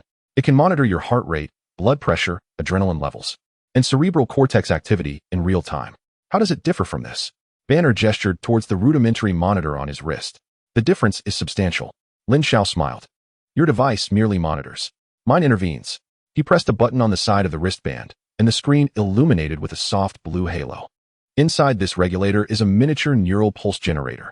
When I set predefined parameters and detect that your emotions are about to spiral out of control, it will automatically release a specific low-frequency bioelectrical pulse directly influencing your limbic system and amygdala. Its purpose is not to forcibly suppress your anger, which would only lead to a more violent rebound. Instead, it deceives your brain into producing signals akin to calmness or pleasure, thereby neutralizing your negative emotions. In simpler terms, it does not apply the brakes. Rather, it provides you with an alternative path to tread when you are on the verge of losing control. Banner was utterly bewildered. Bioelectrical pulses intervening in the limbic system. This was beyond the realm of current technology. It was akin to something from a science fiction novel. This cannot be. He murmured to himself. There is nothing impossible, Doctor. Lin Xiao extended the wristband towards him. If Tony Stark can embed an arc reactor in his chest, why can't I create this? Consider it a small gift from Stark Industries. Banner gazed at the metallic wristband before him, his expression a complex tapestry of doubt and insatiable longing. What if this device truly proved effective? Would it mean he no longer had to live in constant fear? Might it even allow him to return to Betty? Why should I trust you? Banner grappled with his final vestiges of skepticism. You do not need to trust me. Lin Xiao's response surprised him. You merely need to trust in science. Wear it, give it a try. If it proves useless, you can always toss it into the sea. You stand to lose nothing, do you not? This statement shattered Banner's final psychological barrier. Indeed, he had lost everything. What more could he possibly forfeit? He reached out, trembling, accepting the metallic wristband from Lin Xiao's hands. The band felt cold to the touch, yet exuded an oddly inviting warmth. He removed the old monitor from his wrist and donned the futuristic regulator. The wristband automatically tightened, conforming perfectly to his wrist. The screen displayed his heart rate data clearly, 128. Now, Doctor. Lin Xiao's voice resonated once more. Try to think of something that angers you. Perhaps General Ross. Perhaps the experiment that ruined you. Banner's breath hitched. He closed his eyes, and painful memories flooded back. The cold visage of General Ross. Betty's sorrowful gaze as she departed. The excruciating torment of gamma rays engulfing him in the lab. A suppressed, inhuman growl erupted from his throat. His body began to tremble slightly, and beneath his skin, a green luminescence flickered ominously once more. The numbers on the heart rate monitor surged wildly. 140, 150, 160. Just as it was about to breach the critical threshold, a faint hum emanated from the wristband, which suddenly radiated a soft blue halo, spreading like a gentle wave. An indescribable, refreshing sensation instantaneously coursed from his wrist throughout his body, surging into his brain. It felt akin to having a bucket of ice water poured over him in the scorching desert. No, it was even more delightful. It was a tranquility and solace that emanated from the depths of his soul. Banner felt his impending fury dissipate like a deflated balloon. He opened his eyes wide, gasping for breath. He glanced down at the wristband. The heart rate on the screen was visibly declining. 155, 140, 120, 100. Finally stabilizing at 85. An absolutely safe figure. It worked. Banner beheld his hands, then turned to Lin Xiao across from him, his eyes brimming with an indescribable mixture of shock and elation. I did it, he murmured. I have gained control. No, doctor. Lin Xiao smiled, correcting him. It is not you who has gained control. It is we, together, who have achieved this. Banner lifted his gaze to Lin Xiao, this enigmatic young man who had descended like a deity into his desolate life. He opened his mouth, a torrent of words coalescing into a single utterance. Thank you. Lin Xiao nodded, aware that from this moment onward, he had completely earned Bruce Banner's trust. The plan to intercept General Ross and Hydra had successfully taken its first step. No need to thank me. However, doctor, I recommend we leave this place promptly. Lin Xiao's expression grew serious. Military personnel should be en route. That surprise in your factory is about to be collected. Banner's complexion shifted. Where are we going? It is a place where you can conduct your research undisturbed, and where the wisdom in your mind can truly be realized. A mysterious smile crept upon Lin Xiao's lips. But not now.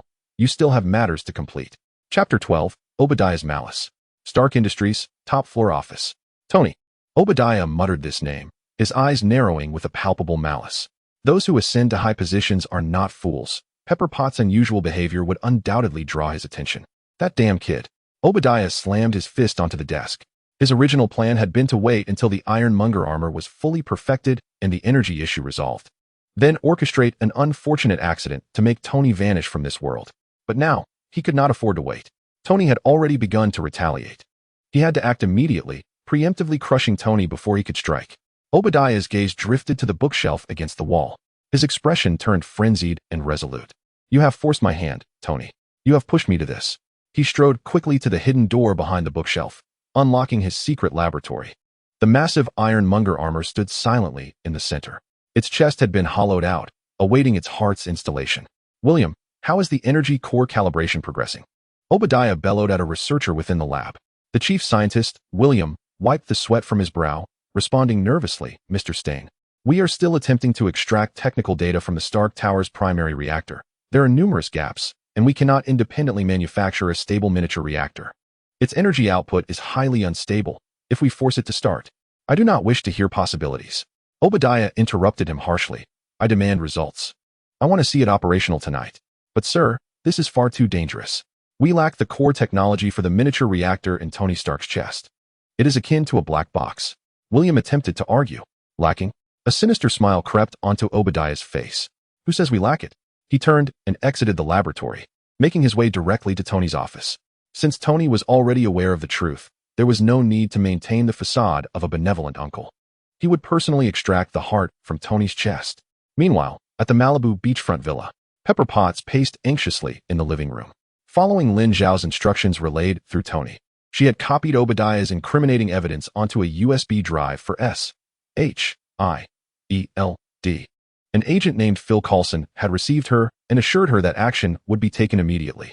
However, an hour had passed without any news. Meanwhile, Tony remained locked in his underground workshop, oblivious to the unfolding situation. An ominous premonition gnawed at her. Just then, the door to the underground workshop swung open abruptly. Tony emerged, his complexion somewhat pale, but his eyes unusually bright. Pepper, you did exceptionally well. He looked at Pepper, offering a rare, gentle smile. Leave the rest to me. Tony, what are you planning? Agent Coulson said they would handle it. Don't be impulsive, Pepper said with concern. Rest assured, I am not going to fight. Tony patted her shoulder. I am merely going to reclaim something that belongs to me.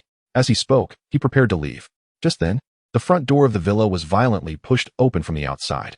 Obadiah Stane strode in, flanked by several menacing bodyguards. Tony, my dear nephew. Are you about to leave?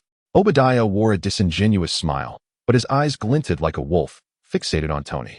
Uncle Obadiah? Tony feigned surprise, raising an eyebrow. What brings you here so late?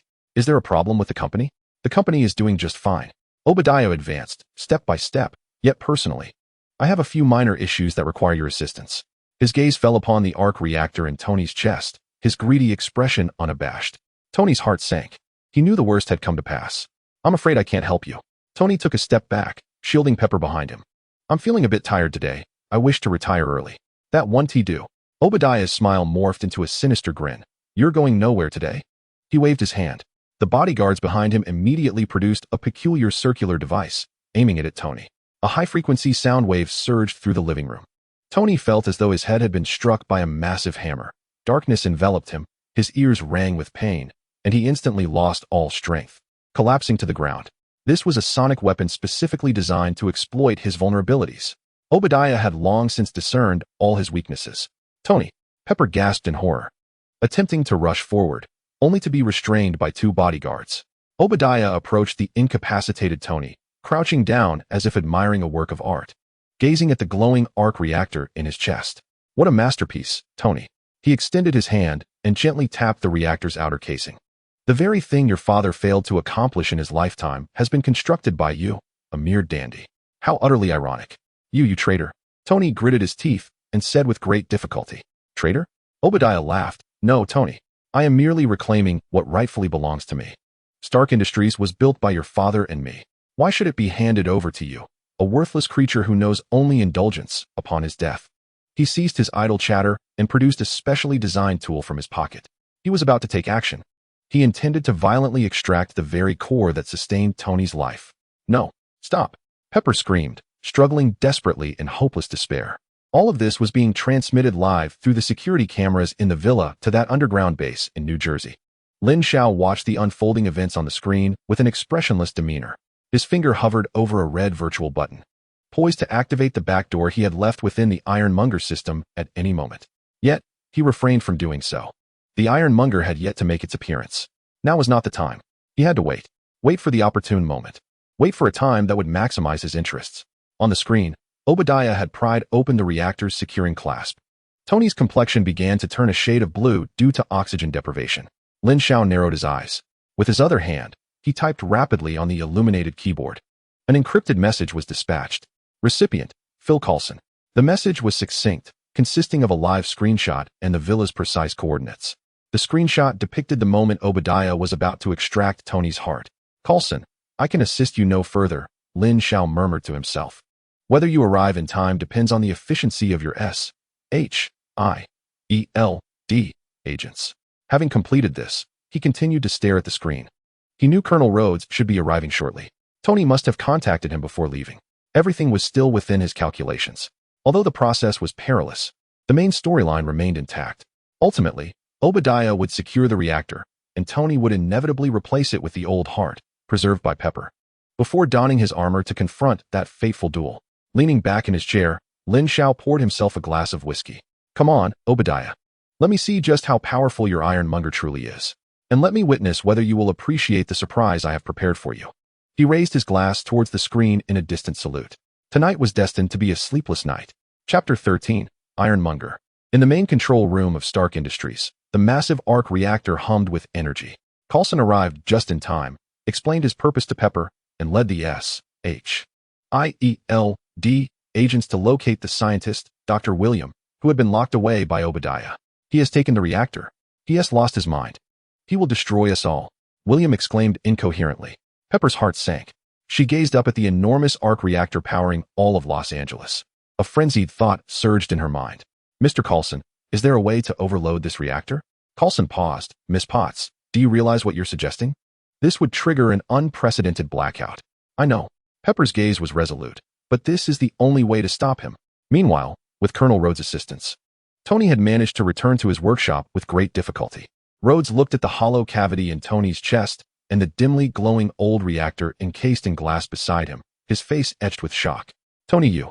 Enough of the chatter, Rhodey, help me install it. Tony's voice trembled with weakness. The heart replacement surgery was arduous, but completed with Rhodes' help.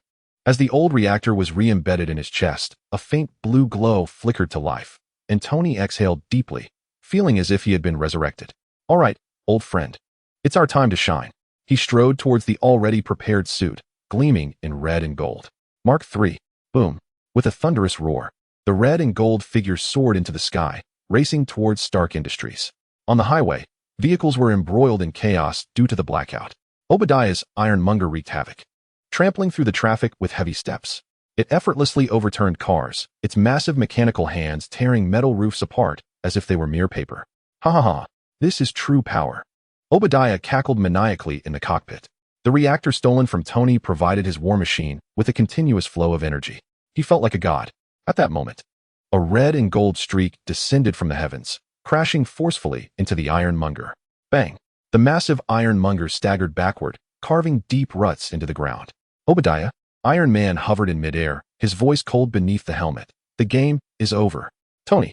Obadiah glared at the sleek, stylish armor before him, his eyes filled with jealousy and malice. You always manage to create the finest toys. He abruptly raised his arm, and the Gatling gun mounted on his shoulder began to whirl. But this time, I will not allow you to take my possessions. Rat-a-tat-tat. The barrage of bullets rained down upon Iron Man like a tempest. Iron Man deftly evaded in midair while simultaneously launching mini-missiles from his arm. Boom, boom. Explosions erupted against the Ironmonger's heavy armor, leaving only shallow imprints. Useless, Tony. My armor is far sturdier than your tin can. Obadiah roared with laughter, activating the flight thrusters on his back. The heavy Ironmonger surprisingly took to the skies.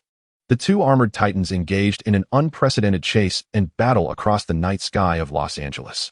In the underground base in New Jersey, Lin Xiao held his glass, watching the battle on the screen as if it were a top-tier Hollywood blockbuster. I must admit, the Ironmonger is indeed formidable. Its rugged build and fierce firepower make it a daunting opponent. The Mark III seemed like a nimble assassin, contending against a heavily armored warrior. While Tony's flying skills and tactics were superior, his weaponry struggled to inflict substantial damage on the Ironmonger. Soon, the battle escalated to the heights of the atmosphere. Jarvis, how much higher can we ascend? Sir, according to calculations, our energy reserves will soon freeze. Then let us take a gamble. Iron Man shot upward, dragging the Ironmonger along to even higher, colder altitudes. Indeed, the Ironmonger's crude systems began to falter first. Warning. System freezing. Loss of control. Obadiah screamed in terror within the cockpit, helplessly watching as he transformed into a massive iron block, plummeting from 10,000 feet into the ground. Boom. The Ironmonger forcefully pierced through the roof of Stark Industries, descending into the grand hall housing the Arc Reactor. Tony Stark followed closely behind, landing in the chamber. His suit was nearly depleted of energy, its crimson and gold exterior marred by frost and the scars of battle. You've lost, Obadiah, Tony declared as he lifted his faceplate. I've lost. The cockpit of the Ironmonger slowly opened, and Obadiah Stane crawled out with a maniacal grin. No, Tony. I have not yet lost. He pressed a button on his arm. I still have my final trump card. With that motion, the Ironmonger's systems rebooted, and the heavy armor began to stir once more. It extended its massive mechanical hand, reaching out to seize Tony. Tony's energy reserves were insufficient to allow him to take off again, leaving him pinned firmly to the ground by the Ironmonger. The sound of metal crushing echoed painfully in the air. Cracks began to form in the chest plate of Mark III. Tony, your greatest weakness is your overly sentimental heart. Obadiah sneered, increasing the pressure in his grip. Farewell, my dear nephew. In the underground base, Lin Xiao observed this scene and set down his glass. He knew the moment had arrived. It was now. His fingers danced across the illuminated keyboard, inputting a pre-prepared command to activate the backdoor. Goodbye, Obadiah. In the midst of the battle, just as Obadiah prepared to deliver the final blow to Tony, ready to crush him into oblivion, an unexpected turn of events transpired. The colossal hand of Ironmonger, poised to close around Tony's chest, suddenly halted, mere centimeters from its target. It stood motionless. What's happening? Obadiah was taken aback. He strained against the control stick, yet the mechanical hand remained as if welded in place. What is going on? He was horrified to discover that not only was the hand immobile, But the entire Ironmonger, all its joints and weapon systems had failed. On the control interface, all the buttons had turned gray. At the center of the screen, a blood-red word appeared. Locked. Locked? What does locked mean? Who did this? Obadiah bellowed in the cockpit, furious. His once invincible Ironmonger had turned into a useless steel coffin at the most critical moment. This sudden turn of events left both Obadiah and the pinned Tony in a state of bewilderment. Tony had prepared himself to face death. Yet he quickly realized this was his only chance. Jarvis, concentrate all remaining energy into the chest repulsor. Sir, doing so would cause the suit to shut down completely. Execute the command. Yes, sir. The reactor in Mark III's chest erupted with blinding light. Boom. A robust energy beam struck the unguarded cockpit of the Ironmonger at point-blank range. The explosion engulfed Obadiah's face, twisted with fear. Almost simultaneously, Pepper finally convinced Coulson to press the button for reactor overload. The massive Arc Reactor unleashed a cataclysmic surge of energy, soaring into the sky and completely consuming the teetering Ironmonger. As everything settled into silence, Tony lay on the ground, gasping for breath. He had won, albeit in a manner that felt inexplicably fortuitous. He couldn't fathom why Ironmonger had suddenly malfunctioned at the last moment. Just then, a thought flashed through his mind like lightning. Could it be him? In New Jersey, within the underground base, Lin Xiao heard the long-awaited voice of the system. Ding! Dimensional anchor point. Ironman versus Ironmonger completed. Commencing sign-in evaluation and settlement. Detected host actions. 1 obtained incriminating evidence against Obadiah Stane in advance and handed it to key figures, advancing the plot. Evaluation increased. 2 infiltrated and analyzed the Ironmonger's armor systems. Foreseeing its weaknesses, evaluation increased. 3 embedded a high-privilege backdoor program into the Ironmonger's systems. Evaluation significantly increased. 4 activated the backdoor at a critical moment, locking the Ironmonger and creating a decisive counterattack opportunity for Tony Stark, averting his demise. Comprehensive assessment. The host deeply intervened and directed the final outcome of the battle without altering the main storyline of Ironmonger's defeat. Final sign-in evaluation, SS. An SS rating. Although not an SSS, it was within Lin Xiao's expectations. After all, this time he had not directly altered a person's fate like he did with Ethan. He merely provided a safety net. An SS rating was already a tremendous gain. Distributing SS sign-in reward. Reward successfully granted. Congratulations, host. You have received incomplete blueprints for biological armor. Biological armor? Lin Xiao's eyes lit up instantly. Though incomplete, he was a genius. Even flawed designs could yield magnificent results. As he excitedly pondered the newly acquired blueprints, another system notification quietly appeared. Ding. Detecting activation of a new dimensional anchor point. Location, New York, Harlem. Event, battle with Abomination. Sign-in task initiated. Lin Xiao sprang to his feet, exhilarated. It was happening. Hulk versus Abomination. Chapter 14, New Rewards and Street Battle. Lin Xiao closed his eyes, meticulously digesting the vast knowledge that had suddenly appeared in his mind. This was no mere blueprint. It was a complete technical system encompassing theoretical foundations, material science, energy application, and engineering manufacturing. The incomplete portion primarily served as the key medium for control and functional systems. The energy supply could be resolved with a miniature arc reactor. Yet the medium required several special energies that did not exist on Earth or in the cosmos. Despite this, the SS-level reward resonated deeply with him. With this, he could truly possess the capital to thrive in this perilous world. It appeared that he would need to devise a way to procure some cutting-edge technology. Lin Xiao stroked his chin thoughtfully. However, he was soon pulled back to reality by the new notification from the system. Dimensional anchor point. Battle with Abomination. In the streets of Harlem, a green giant and a more grotesque, spiny monster were engaged in a fierce brawl. Hulk versus Abomination. Lin Xiao approached the supercomputing array, pulling up real-time satellite imagery and public surveillance networks of New York City. Before long, he pinpointed the chaotic battlefield in Harlem.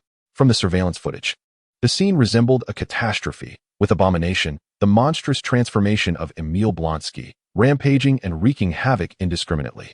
He overturned vehicles, smashed buildings, and military helicopters fell before him like mere insects swatted away with ease. Yet, the Hulk, despite his fury, seemed to retain a flicker of reason. As he endeavored to protect a woman, Betty Ross. General Ross's forces had already encircled the entire area. However, their assaults, be it heavy machine guns or rockets, were akin to mere tickling for the two behemoths. Instead, they provoked an even fiercer wrath, resulting in greater devastation. A band of fools. Lin Xiao shook his head as he observed the screen. He was aware that the outcome of this battle would culminate in the Hulk utilizing both his intellect and rage to ultimately strangle the abomination. Yet, the destruction wrought upon Harlem would be catastrophic, with heavy civilian casualties. Since the system had assigned a mission to sign in, it implied that he had an opportunity to intervene. Moreover, according to the system's nature, the more effectively he intervened, the more beneficial the impact on the storyline, and the more generous the rewards. What constitutes a beneficial impact? Reducing civilian casualties and minimizing property damage undoubtedly qualifies. How to intervene? Lin Xiao's mind raced. He certainly could not venture into the fray himself. Running amidst two gamma monstrosities, even with a biological shield, would be tantamount to courting death. Thus, remote technical support was the only option. His gaze fell upon the military vehicles displayed on the screen. He recalled that in the film, General Ross had brought forth a secret weapon, the sonic cannon developed by Stark Industries. That device had posed significant trouble for the Hulk in the movie. Yet, the military personnel were utterly inept in its utilization. They merely cranked up the power to maximum and unleashed a barrage at the Hulk, inadvertently inciting his fury further. Eureka! A smile crept across Lin Xiao's lips. He would assume the role of a battlefield commander. He approached his communication control console, his fingers flying across the virtual keyboard. His target was not the Pentagon's command system, which was too slow. Instead, he aimed for the battlefield communication network deployed by General Ross at the front lines. This encrypted network, hastily erected for command convenience, though fortified, was akin to an unguarded backyard before Lin Xiao and the Panga's supercomputer behind him. In less than 30 seconds, infiltration successful. Lin Xiao successfully commandeered the communication channel of General Ross's frontline command vehicle. He could clearly hear the chaotic dialogue within. Target B, the abomination, is moving towards 6th Avenue. Repeat. Target B is moving towards 6th Avenue. Fire suppression. I need fire suppression. No. Our bullets are ineffective against him. General, Blonsky has completely lost control. Shut up. General Ross's roar erupted. Where are the sonic cannon units? Have them aim at that green fellow, the Hulk. Fire. But, General, Miss Betty is still beside him. Follow orders. Upon hearing this, Lin Xiao scoffed coldly. Indeed, it was Ross, willing to disregard even his daughter's life to capture the Hulk. There was no time to waste. Lin Xiao took a deep breath, activated the voice modulation device, and adjusted his voice to that of a calm, composed middle-aged man. Then, he tapped into General Ross's highest command channel. Attention all units, this is Phantom Command. A foreign voice suddenly intruded into the highest command channel, leaving everyone engaged in conversation momentarily stupefied, including General Ross. Who are you? How did you get in? General Ross was the first to react, shouting into the microphone. Who I am is irrelevant, General. Lin Xiao's voice was devoid of emotion. What matters is, if you wish to turn the entire Harlem district into ruins before dawn, while sacrificing your daughter's life in the process, you may continue with your current approach. General Ross was left speechless with rage. Listen to my orders, General. I can assist you in regaining control of the situation. Lin Xiao's voice exuded an air of undeniable confidence. Otherwise, in 5 minutes, I will release a recording of this conversation, which includes your order to abandon your daughter's life, along with all your incriminating evidence, to the New York Times. A brazen threat. General Ross's face turned a deep shade of crimson. He did not know who this phantom was, but he understood that if the individual could stealthily infiltrate his highest command channel, he certainly possessed the capability to execute the threats he had just uttered. What do you want? Ross gritted his teeth and inquired. Very simple. Lin Xiao gazed at the screen and began issuing commands. Order your sonic cannon units to immediately cease their indiscriminate attacks on the Hulk. Adjust the sonic frequency from attack mode to deterrent mode. Deterrent mode? Precisely. Set the frequency to 175 Hz, reducing power by 30%. Do not maintain a continuous beam. Employ a pulse attack every 3 seconds. The target of the attack is not the Hulk or the abomination, but the ground beneath them. This directive left everyone in the command channel dumbfounded. Attack the ground? What sort of tactic is that? Are you out of your mind? General Ross shouted in outrage. Believe it or not, General, you have 4 minutes and 30 seconds. Lin Xiao replied unhurriedly. General Ross's fists clenched tightly. Ultimately, he relented. Do as he says. He issued the command into the microphone. Soon, on the battlefield, 2 massive sonic cannons mounted on Humvees adjusted their aim. Buzz, a wave of inaudible infrasound, in pulsed form, struck the asphalt beneath the Hulk and the abomination with great force. A miraculous scene unfolded. The ground did not explode. However, centered around the impact point, the surface began to undulate violently, resembling waves on water. As the Hulk and the Abomination grappled, the ground suddenly softened beneath their feet, akin to stepping on cotton, causing them to lose their balance and tumble to the ground. Their colossal bodies could not remain steady on such a violently trembling surface. The two titans displayed expressions of bewilderment and confusion. They could not comprehend why the earth had betrayed them. Effective. Soldiers on the front lines erupted in exclamations of delight. General Ross was equally stunned. This method actually worked. Continue. Lin Xiao's voice rang out again. All fire units, do not target their bodies. That will only provoke them. Attack their joints, knees, elbows. Restrict their mobility. Helicopter units, cease fire with machine guns. Use your searchlights. Bright lights can interfere with their vision. A series of precise, effective, and astonishing commands were transmitted through this mysterious phantom command to every corner of the battlefield. The tide of battle shifted instantaneously. The military was no longer flailing about like headless chickens. Each of their attacks became highly tactical. The Hulk and the Abomination found themselves in disarray. Overwhelmed by this unprecedented approach, they resembled two giants mercilessly toyed with by mischievous children, possessing immense strength, yet utterly restrained, unable to exert their power. The Abomination grew increasingly agitated, while the Hulk began to exhibit signs of fatigue and confusion amidst the blinding light and tremors. Lin Xiao understood that this was merely a temporary respite. His true intention was to create an opportunity for the Hulk to vanquish the Abomination. The moment had arrived. Lin Xiao's gaze was fixed upon the back of the Abomination. Due to the military's interference, the Abomination's attention was diverted, revealing a significant vulnerability in its defense. Hulk. Lin Xiao bypassed the military channel and instead accessed the back-end interface of the wristband gifted to Banner. This wristband was uniquely tailored by Lin Xiao, ensuring it would withstand even the Hulk's transformation. Activate at full power. He was uncertain whether Banner would respond in time. He was merely taking a gamble. On the battlefield, the previously bewildered Hulk suddenly jolted. A flicker of clarity ignited in his green eyes. It was as though he heard a voice calling out to him. With a sudden surge, he lifted his head and beheld the Abomination, oblivious to his presence. A thunderous roar erupted from the Hulk, a culmination of his strength, propelling him like a green projectile towards the Abomination. Chapter 15, Gamma Control and the Watchful Eyes of S.H.I.E.L.D. The Abomination was utterly unprepared for the Hulk's sudden outburst. He was sent hurtling through the air by this overwhelming force, his massive form crashing through the walls of a building like a broken sack. Well done, Lin Xiao exclaimed, pumping his fist in exhilaration within the base. He had made the right bet. The control of the battle had shifted back into the hands of the Hulk. Without granting the Abomination a moment's respite, he charged into the ruins, seizing a colossal steel beam that had been snapped into chaos, and, like a primal warrior, he brought it crashing down upon the Abomination's head. The ensuing conflict became straightforward and brutal. Infuriated and seizing the opportunity, the Hulk displayed a devastating display of might. Ultimately, he ensnared the Abomination's neck with a massive iron chain, and amidst the creature's reluctant roars, it gradually ceased its struggles, slipping into unconsciousness. The battle was concluded. Although the streets lay in disarray, it was a far cry from the cinematic devastation that obliterated entire city blocks. Most importantly, aside from a few unfortunate soldiers, there were almost no civilian casualties in this skirmish. After incapacitating the Abomination, the Hulk cast a glance towards the distant figure of Betty, whose face was etched with concern. He did not flee in disarray like in the films, besieged by the military. Under Lin Xiao's command, the military merely surrounded them, refraining from any extreme actions. The Hulk emitted a complex, rumbling growl, casting a deep gaze at Betty before turning away and disappearing into the concrete jungle with a few mighty leaps.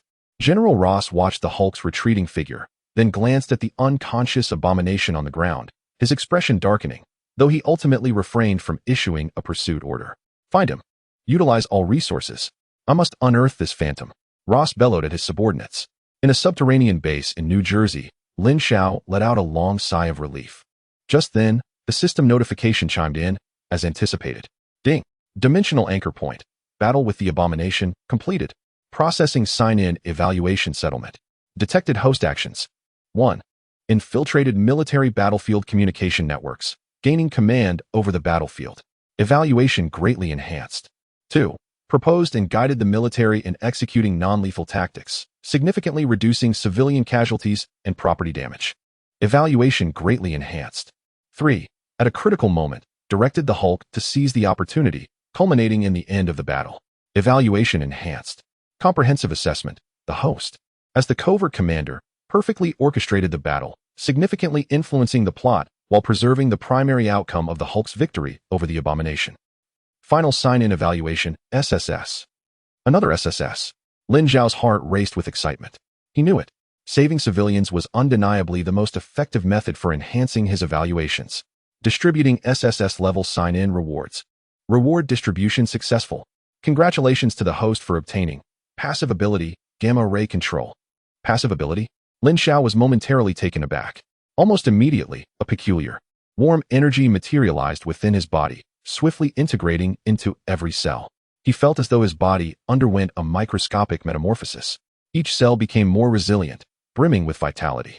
He could even sense the faint, pure energy radiation emanating from the Pangu reactor in his basement. That feeling was delightful, akin to basking in sunlight. Gamma ray control. Your cellular structure has developed a natural adaptability and affinity for gamma rays. You will be immune to harmful gamma radiation and can absorb gamma energy from the environment to enhance your physical form. Furthermore, you can guide and manipulate this energy. As Lin Xiao read the system's explanation, his eyes brightened with excitement. This ability was tailor-made for him. He had found the medium to control the biological armor. It truly felt like a timely gift, and Lin Xiao was immensely satisfied with his acquisition. He switched off the battlefield surveillance, stretched, and prepared to indulge in a well-deserved rest. Meanwhile, in another realm, the world was erupting due to his two performances that night. The following day, Tony Stark convened a press conference. Facing the media from around the globe, he eschewed the script Pepper had prepared for him, instead proclaiming a historic statement. The truth is, I am Iron Man. The flashbulbs exploded in a frenzy as the world reacted in astonishment. In the subterranean base, Lin Xiao watched the live broadcast with a bemused smile. This guy truly hadn't changed a bit. He felt a swell of happiness for Tony. This man had finally found his life's purpose, no longer merely a weapon dealer.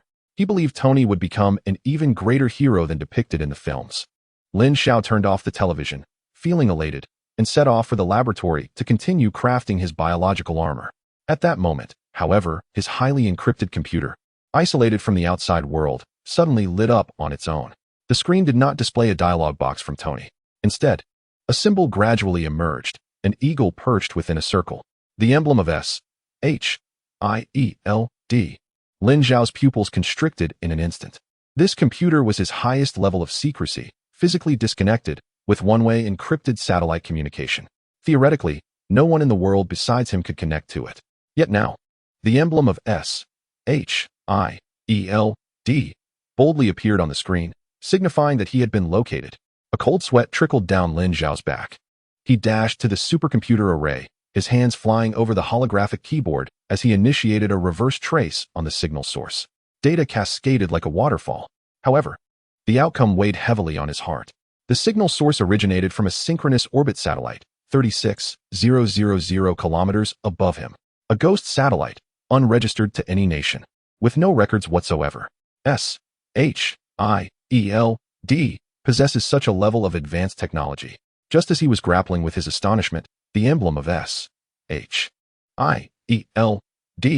vanished from the screen, replaced by a line of black, typewriter-style text that appeared one letter at a time. Hello, Ghost. Lin Xiao's gaze turned unusually grave as he recognized who was seated opposite him. Nick Fury, the world's foremost intelligence chief. He refrained from replying, choosing instead to observe in silence. The text on the screen continued to flicker. Last night, you were quite busy. First, you orchestrated a spectacular mechanical failure in Los Angeles. And then, you assumed the role of battlefield commander in New York. You infiltrated Stark Industries and breached the military's battlefield network. Your understanding of Stark's armor is unparalleled, and your application of non-lethal tactics surpasses even our most elite tactical analysts. Most intriguing is your uncanny ability to be privy to information you ought not to know. Nick Fury possessed far more intelligence than Lin Xiao had anticipated. He had meticulously replayed all of Lin Xiao's actions from the previous night. We are quite interested in you, Ghost. We wish to know who you are, where you come from, and what your intentions are.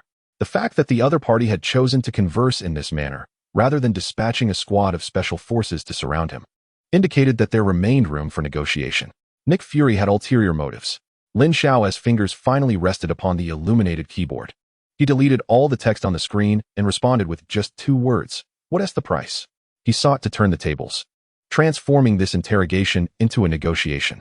On the other end of the screen, silence lingered for an extended period, clearly indicating that Lin Xiao's response had caught Nick Fury off guard. After a full minute, new text reappeared. We need to talk. About you, about Tony Stark. About that behemoth known as Bruce Banner. About your seemingly prophetic abilities. Chapter 16. The initial confrontation with the one-eyed man. What is the price? In a dimly lit command room at S.H.I.E.L.D.'s Triskelion headquarters, Nick Fury gazed at the audacious words on the screen, his lone remaining eye narrowing into a slit. Having navigated the murky waters of espionage for decades, he had interrogated the most obstinate terrorists, turned the most loyal enemy agents, and even dealt with extraterrestrials. Yet, encountering a ghost who immediately sought to discuss terms was a first. This individual was either an exceedingly arrogant madman or truly fearless. Fury leaned towards the latter hypothesis. Agent Hill, standing behind him, stared at the words on the screen, her expression one of astonishment. Sir, is he provoking us? No. He is asserting his right to sit at the negotiation table. Fury's voice was low and gravelly. He gestured for the tech personnel to refrain from attempting a counter-tracking operation, knowing it would be futile. The ability to establish an encrypted communication channel through S.H.I.E.L.D.'s satellite network demonstrated a level of technological prowess beyond his comprehension. To force an issue would only reveal more of his own vulnerabilities. He approached the console, typing on the keyboard. We need to talk. About you, about Tony Stark, about that behemoth known as Bruce Banner. About your seemingly prophetic abilities. He aimed to convey the extent of his leverage. He was aware of Tony, of Banner, and most importantly, he recognized the core secret of this ghost, his ability to foresee the future. In a New Jersey underground base, Lin Xiao read the final line of text sent by Nick Fury, foresee the future. This cunning old fox had indeed targeted his most fundamental secret. To acknowledge it would be tantamount to exposing his greatest trump card, leaving him vulnerable. To deny it would render any rebuttal feeble in light of Fury's indirect evidence.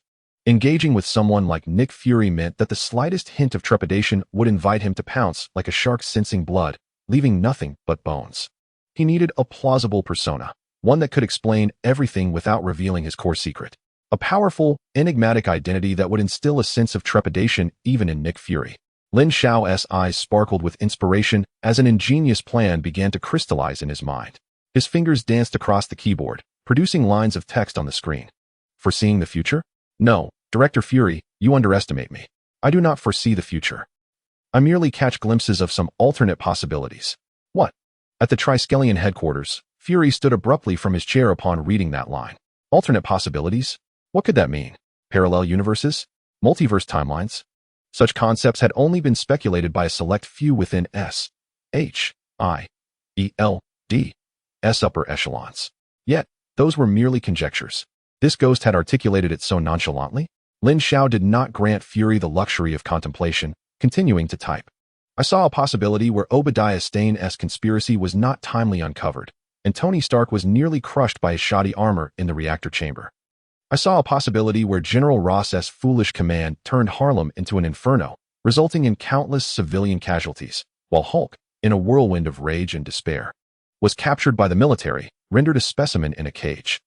I also saw a possibility where you, Director Nick Fury, assembled the Avengers, only for internal suspicion and external pressure to lead to its eventual disintegration, leaving Earth vulnerable before a formidable extraterrestrial overlord. He intended to portray himself as knowledgeable, yet not omniscient. Such half-truths and half-lies held the greatest potential for deception. Meanwhile, on the other end of the screen, Nick Fury found himself utterly speechless. His back was drenched in cold sweat. The Avengers. This term represented the most closely guarded secret of his innermost plans. Only he and his most trusted deputy, Maria Hill, were privy to it. Even Coulson was only aware of fragments.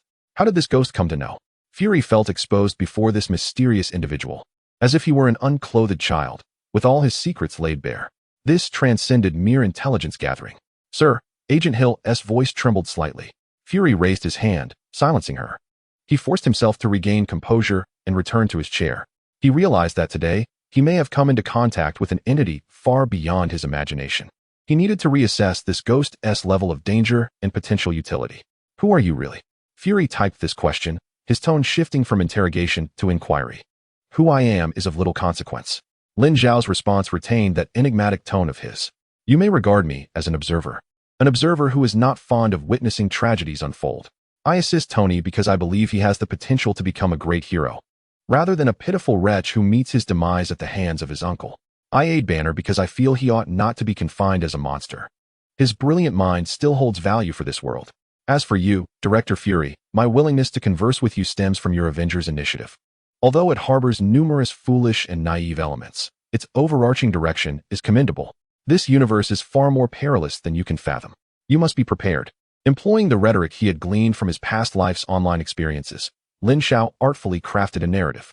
His aim was to sculpt himself into an image of a benevolent prophet hailing from a higher dimension, a persona that could easily intimidate a suspicious schemer like Nick Fury, as it was unfalsifiable.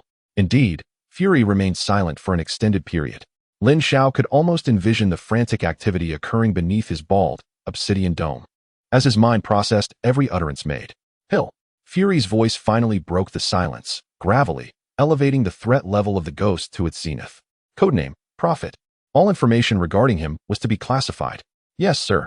After issuing the command, Fury refocused on the screen, acutely aware that he had relinquished control of the conversation. Now, he found himself in a position where he had to request further information from the other party. What do you desire? Fury inquired. Lin Xiao's response began to reveal his true intentions. I require resources, special resources that your S.H.I.E.L.D. possesses but are unattainable from the outside. Such as? For instance, the blue cube you recovered from the Hydra base. I wish to borrow it for research purposes. The cosmic cube. Fury's pupils constricted to pinpricks. He finally comprehended the other party's objective. What he desired were these marvels that transcended earthly technology. Impossible. Fury rejected outright, without a moment's hesitation. These items pertain to the safety of the entire world. I cannot entrust them to anyone. Do not be so hasty in your refusal, Director Fury. Lin Xiao smiled as he typed. I do not intend to seize them. I merely wish to borrow them. I can exchange equivalent intelligence. I can reveal to you that the blue cube is actually known as the Space Stone. Boom. Fury's mind detonated like a bomb. All his previous doubts evaporated in that instant, replaced by an overwhelming sense of fear. He realized that he was potentially facing an interstellar war that could engulf the entire Earth, and this mysterious prophet before him was his sole lifeline, capable of foreseeing the future. What do you require of me? Fury struggled to type. He had capitulated. Lin Xiao gazed at the screen, a victorious smile gracing his lips. He knew he had succeeded in manipulating Nick Fury, the world's foremost intelligence chief. It is quite simple, Lin Xiao articulated his conditions. Firstly, cease any investigations into my person. I am a ghost and wish to remain undisturbed. Secondly, provide me with a high-level access interface, allowing me to peruse S.H.I.E.L.D.'s non-classified database at any time. I need to be apprised of all that transpires in this world. Lastly, and most crucially, when I require certain special materials or technical support, I hope Director Fury can accommodate my requests. Rest assured, I will compensate for the consulting fees. Lin Xiao's final statement was laden with implication, reminiscent of the scene in the first Avengers film where Tony carried a nuclear warhead into the portal. Nick Fury contemplated these conditions, ensnared in a prolonged silence. He understood that acquiescing would amount to granting an uncontrollable ghost a backdoor into the vast S.H.I.E.L.D. organization. Yet, should he refuse?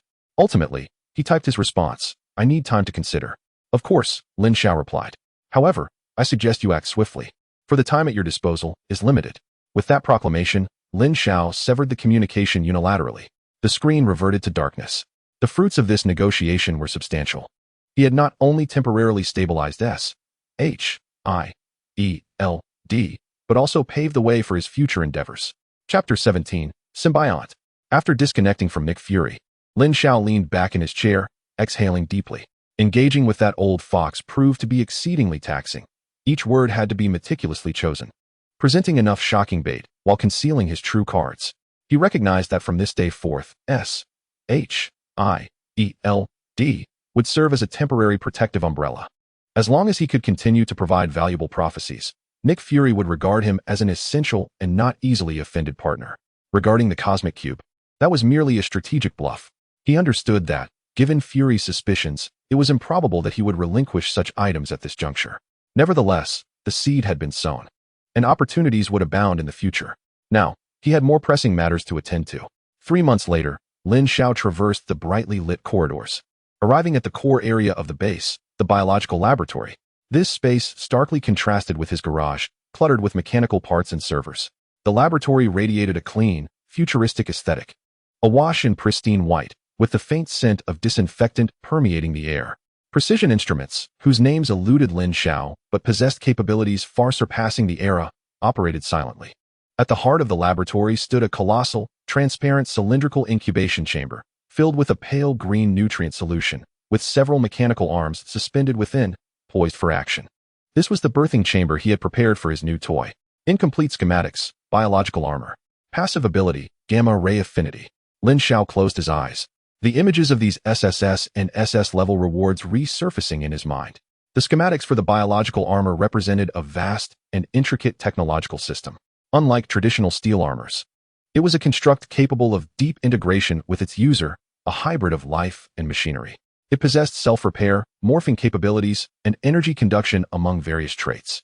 However, these schematics were incomplete, lacking not in structure or materials, but in the two most critical components, the driving medium and the power supply system.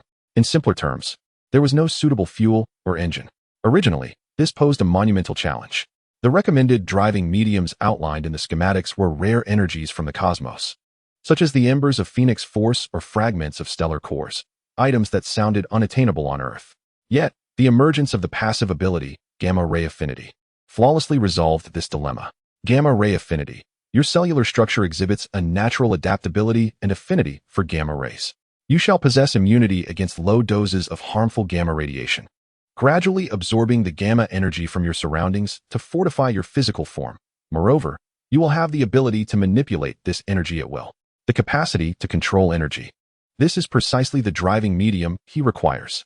He can envision himself as a gamma energy converter, channeling external energy into his biological armor to power its operations. As for the energy supply system, that is even simpler. What could be more fitting than an arc reactor as an engine? A smile spread across Lin Xiao's face. He approached a control console and called up the design schematics of the biological armor, beginning to modify and complete them. With the enhancement of perfect industrial and mechanical mastery, his brain functioned at a speed rivaling that of a supercomputer. Countless theories, formulas, and material data collided and fused within his mind. First, the energy core. He directly designed a standard interface at the chest of the biological armor to accommodate the micro-arc reactor he had previously constructed. This reactor would serve as the primary energy source for the armor, providing a stable and powerful energy output. Next came the energy conduction system. He deleted the complex energy pipelines from the original blueprints that required special mediums. In their place, he introduced an entirely new biological neural conduction network, centered around the user. This network would link profoundly with his nervous system.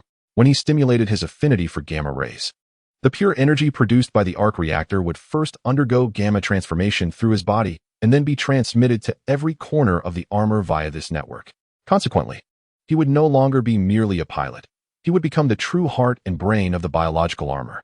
The armor would serve as an extension of his body, moving in perfect unison with him. Perfect.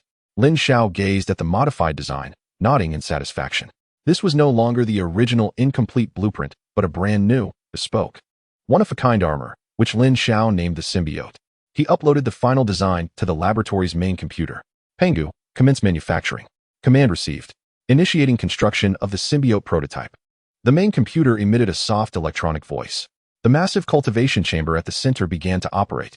Mechanical arms extended from the chamber walls, precisely inserting various meticulously refined biological polymer materials, liquid memory metals, and nanocarbon fiber bundles into the nutrient solution. The nutrient solution began to glow, and the temperature gradually increased. On a microscopic level, a miraculous creation was underway. Different materials, under the influence of special biological enzymes and energy fields, began to weave and combine in accordance with the design, much like assembling building blocks. Layers of white biological fibers grew forth, resembling muscle tissue, forming the base of the armor. Soon after, dark blue energy conduits spread like veins across the white fibers, ultimately converging at the circular cavity in the chest. At critical points such as the wrists, shoulders, and knees, the biological fibers hardened, forming titanium alloy nodes that gleamed with a metallic luster. The entire process exuded a sci-fi cinematic quality. Lin Xiao observed in silence, his heart brimming with the joy of creation. Is this the sensation of mastering advanced technology? It was more exhilarating than divine. The manufacturing process continued for a full 12 hours. As the light within the cultivation chamber faded, a brand new armor, imbued with aerodynamic elegance and a sense of life, quietly floated in the nutrient solution. Its primary color was pearlescent white, adorned with dark blue energy patterns. On its back, 2 pairs of foldable energy wings were tightly folded, resembling insect wings. It appeared not as a cold weapon, but rather as a perfect work of art. Symbiote prototype construction complete. Drain the nutrient solution and initiate the drying procedure. Lin Xiao issued the command. As the nutrient solution was evacuated, the biological armor gently descended to the base of the cultivation chamber. Taking a deep breath, Lin Xiao approached and opened the chamber door. He removed his shirt, revealing a body that was both well-proportioned and exuded strength. Then, he stepped into the chamber, standing before the armor. He extended his hand, gently caressing the armor's surface. It bore a peculiar texture, both the coldness of metal and the warmth of skin. The moment his fingers made contact with the armor, a hum resonated, as if the entire armor had come to life. The dark blue energy patterns instantly glowed with a soft light. Following this, the armor, as if imbued with life, began to dissolve from the chest, flowing and rapidly enveloping Lin Xiao's entire body. The icy sensation swept through him, but it quickly transformed into a comforting warmth, reminiscent of returning to the womb. Countless tiny neural probes extended from the inner surface of the armor, seamlessly integrating with his nervous system without pain. In an instant, Lin Xiao felt his senses magnified infinitely. He could see the microdust swirling in the air, hear the whirring of servers at the other end of the base, and even sense the breath of each cell within his body. The armor, and he became one. He glanced down at his hands. The white biological fibers perfectly conforming to his skin, capable of morphing at will with his thoughts. With a mere thought, the armor nodes at his wrists instantly projected 2 sharp energy blades. With another thought, the energy blades retracted once more. It was time to install the heart. Lin Xiao approached the adjacent workbench, retrieving the pre-prepared micro-arc reactor that emanated a blue glow. He walked to the cavity in the armor's chest and gently pressed the reactor into place. Click! With a soft sound, the reactor fit perfectly into the interface. Boom! An unprecedented surge of power erupted from his chest, coursing through his limbs and bones. If previously he had merely activated the armor, now he had ignited a volcano. His affinity for gamma rays was fully awakened. The immense energy produced by the Arc Reactor underwent a flawless gamma transformation within his body, then infused into every corner of the armor. The dark blue energy patterns radiated vibrantly. The 2 pairs of energy wings on his back unfurled with a swish, emitting a translucent blue halo as powerful energy currents surged across them, causing the surrounding air to shimmer slightly. Energy core activated. Symbiote armor, initiate. Feeling the overwhelming power within him nearly overflowing, Lin Xiao could not help but let out a triumphant roar. He raised his hand, aiming at the target crafted from ultra-high-strength alloy in the laboratory, intended for testing material strength. Let us see the power of this. With a thought, gamma energy flowed through the conduits of his arm, coalescing in his palm. A dark blue energy cannon, as wide as a bowl and radiating a sense of destruction, shot forth with tremendous force. There was no earth-shattering explosion, only the sharp, hissing sound of molten metal. The alloy target, capable of withstanding direct hits from armor-piercing rounds, was instantaneously penetrated by the energy cannon, leaving behind a smooth-edged hole that still exuded wisps of smoke. Lin Xiao gazed at his palm, then shifted his attention to the target, inhaling sharply in astonishment. By my word, this power is rather formidable, I assent it? This was merely a casual strike, utilizing not even 10% of his strength. He felt now that even a direct confrontation would pose no threat to him. With this symbiote armor, he had finally acquired the means to secure his existence within this perilous Marvel universe. He switched communication channels and dialed a number, one he had previously left in Brazil, designated for Bruce Banner, concerning a special wristband. Over the past 3 months, he had not merely crafted a symbiote. Chapter 18, The Rebirth of Dr. Banner. He toggled the communication channel once more, dialing another number, the one he had entrusted to Bruce Banner in Brazil regarding the special wristband. Doctor, are you asleep? Upon connection, a somewhat fatigued yet steady voice responded. Lin, what brings you to call at this hour? Since their last encounter during the battle against the abomination, Lin Xiao had been endeavoring to reach Banner. It was only after Banner reverted from the Hulk to his normal state that Lin Xiao finally made contact. He had settled Banner in a secluded apartment in New Jersey and provided him with a compact home laboratory to continue his research. I have some insights regarding your situation. I need you to come to my base, Lin Xiao stated. I've sent the address to your wristband. A vehicle will arrive to collect you in 15 minutes. Now, Banner replied, somewhat taken aback. It had only been 3 months. You will understand upon your arrival. It is an opportunity that could truly grant you a new lease on life. Lin Xiao's tone was imbued with a sense of mystery. An hour later, Bruce Banner was escorted to the exterior of an abandoned foundry by an inconspicuous black sedan. Observing the dilapidated and desolate factory before him, Banner was filled with skepticism. This is Lin Xiao's base. It appears rather shabby, doesn't it? However, as he followed the driver into a concealed underground passage disguised as an elevator, descending further until reaching a subterranean facility brimming with futuristic technology, he was utterly astounded. The enormous Pangu reactor emitted a soft blue glow, flanked by rows of high-speed supercomputers. There was even a console composed entirely of light and shadow, something he had only witnessed in science fiction films. My heavens, Banner thought, feeling as though his mind could scarcely comprehend the spectacle. Welcome to my laboratory, Dr. Lin Xiao, clad in a pristine white research suit, emerged from the biological lab with a smile. Lin, this place, its Banner struggled to articulate his astonishment. It is a sanctuary for your research, free from any interruptions. Lin Xiao reassured him, patting his shoulder. Come, I have prepared everything for you. He guided Banner into the immaculate white biological laboratory. Gazing at the intricate instruments whose principles he could hardly grasp, Banner felt akin to a rural newcomer overwhelmed by the sights of a bustling city. Lin, why have you brought me here? He finally inquired, voicing the question that had lingered in his mind. To assist you, Doctor. Lin Xiao's expression turned earnest.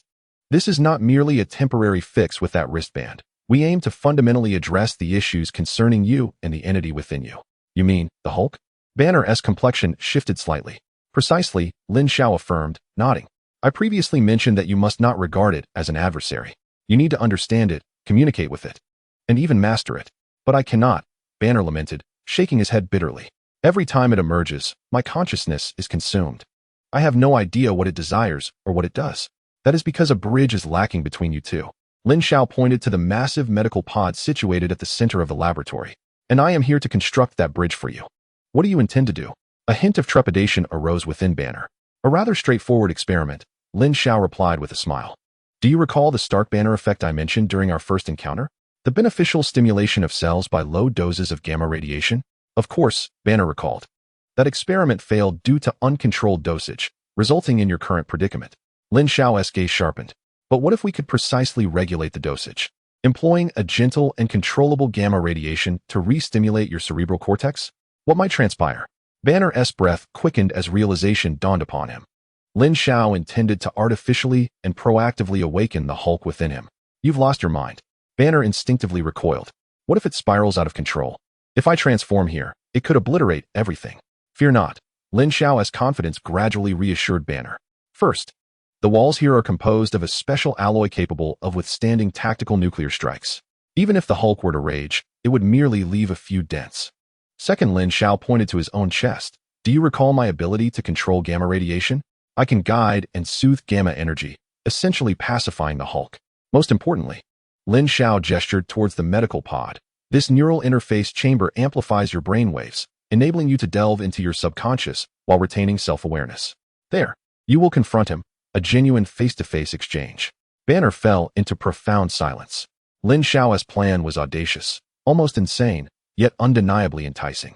To communicate with the Hulk directly? It was something he had never dared to dream. If it were to succeed, might he truly gain mastery over this formidable force that had wreaked havoc upon his life? He gazed into Lin Xiao's confident eyes, then glanced at the futuristic medical pod. Ultimately, he nodded. What must I do? Lin Xiao smiled. It's quite simple. Lie down and take a nap. Under Lin Xiao's guidance, Banner, with a heart full of apprehension, reclined into the medical pod.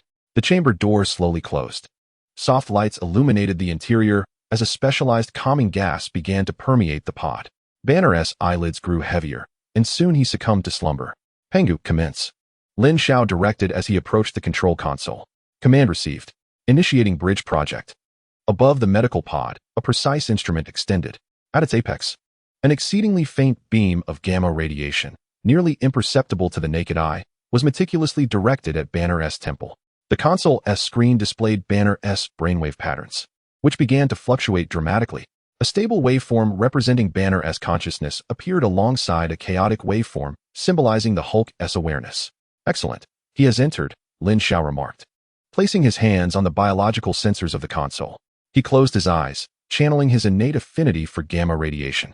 In that instant, his consciousness seemed to intertwine with Banner's subconscious through the gamma rays. He became the architect of this bridge. Banner found himself standing within an expanse of endless darkness. In this desolate void, there exists nothingness, no sound, no light, only a stifling and suffocating solitude. He realizes that this is the depths of his subconscious. Hulk, he tentatively calls out. No response. Just as confusion envelopes him, a deafening roar suddenly erupts from behind. Banner whirls around abruptly. A colossal, green figure stands not far from him, eyes ablaze with fury, rage, and anguish. He is bound by countless thick, black chains, each one symbolizing Banner's repression, fear, and rejection. This is Hulk, the other half of himself residing within his psyche. Upon seeing Banner, Hulk struggles even more violently, the chains rattling ominously. It's you. You want to confine me again. Hulk's voice, like thunder, reverberates within Banner's mind. No, I do not. Liar. You are all liars. You seek only to exploit me, to harm me. Hulk bellows in madness. Banner, overwhelmed by this ferocious energy, retreats in terror, longing to escape. At this moment, Lin Xiao's voice pierces through his thoughts. Do not fear, Banner. Look into his eyes. He is not angry with you. He is crying for help. Banner pauses. Crying for help? He steels himself, mustering the courage to gaze into Hulk's eyes. Beneath the infinite fury, he discerns a glimmer of childlike grievance and loneliness. Suddenly, the truth dawns upon him. Hulk is, in essence, the embodiment of all his negative emotions, his anger, his pain, his resentment. His relentless desire to obliterate Hulk is, in fact, an attempt to eradicate a part of himself. I no longer wish to confine you. Banner exhales deeply, taking his first step toward Hulk. I have come to talk. Chapter 19. Tony's last celebration. The world has undergone a seismic transformation. At a press conference, Tony Stark's declaration, I am Iron Man, sent ripples of excitement across the globe. Superheroes, once confined to the realms of comic books and legends, have now firmly stepped into reality. Iron Man has become the most sought-after celebrity worldwide, and Stark Industries stock prices have soared to unprecedented heights. Tony appears to have reverted to his former lavish, attention-seeking self, reinvigorating the Stark Expo initiated by his father. He races sports cars, mingles with glamorous models, and basks in the world's adulation and adoration. Everything seems idyllic. Yet, Lin Xiao knows that beneath this glimmering facade, a lethal crisis is silently consuming Tony's life. Palladium poisoning. The Arc Reactor in his chest, which sustains his existence, is gradually releasing toxins, infiltrating his bloodstream and corroding his body. In New Jersey, at a subterranean base, Lin Xiao scrutinizes the latest blood test report for Tony on the screen, his brow furrowed in concern. Blood palladium level, 19. Estimated remaining lifespan, less than 3 months. This report was procured through SHIELD, extracted from Nick Fury's classified files. What a fool, Lin Xiao mutters under his breath. He understands that Tony cannot find a substitute for palladium, yet he did not anticipate the situation would deteriorate so rapidly. Over the past 6 months, he has subtly hinted at the matter to Tony. Under the guise of optimizing the reactor, he had sent Tony theoretical materials regarding heavy ion collisions and new element synthesis. Within these documents lay crucial clues to resolving the palladium poisoning issue. However, it seems Tony has not taken them to heart. Enveloped by the immense glow of Iron Man's fame, he has been preoccupied with governmental affairs, media engagements, and various hearings, neglecting to focus on research. Or perhaps, he is using this distraction to numb himself, evading the impending specter of death. Ding ding ding, the encrypted communicator chimes. Lin Xiao glances at the caller ID. It is Pepper Potts. He answers the call. Lin, it's me, Pepper. Her voice is laced with anxiety and fatigue. I know. What has happened that has compelled the new CEO of Stark Industries to personally call me? Lin Xiao's tone carries a hint of jest. After Obadiah's demise, Tony had thrust the company's burdens upon Pepper, becoming a hands-off manager. It's Tony, he's losing his mind. Pepper's voice trembles. He transferred his shares to me and left everything in my hands. He has become increasingly irritable, increasingly erratic. I know he is hiding something from me, but whenever I inquire, he remains tight-lipped. He has locked himself in the workshop, drinking incessantly day and night. I fear for his safety. Do you want me to talk to him? Lin Xiao asks. Yes. Lin, you are the only person he is still willing to listen to, Pepper pleads. Today is his birthday, and he is throwing a party at his Malibu villa. I have a dreadful premonition that he might do something reckless. Please, go check on him. Will you? Lin Xiao pauses for a moment. He understands that the plot has reached this critical juncture, Tony's last revelry. Understood, Lin Xiao replies, I will go. Thank you so much, Lin. I truly appreciate it. After hanging up, Lin Xiao sighs. What a troublesome individual. He rises and heads toward the laboratory housing the symbiote armor. It seems that tonight, he must provide this headstrong genius with a much-needed dose of reality. In Malibu, at the seaside villa, the deafening electronic music threatens to tear the roof off. By the pool and on the dance floor, a throng of bikini-clad beauties and well-dressed socialites revel in excess.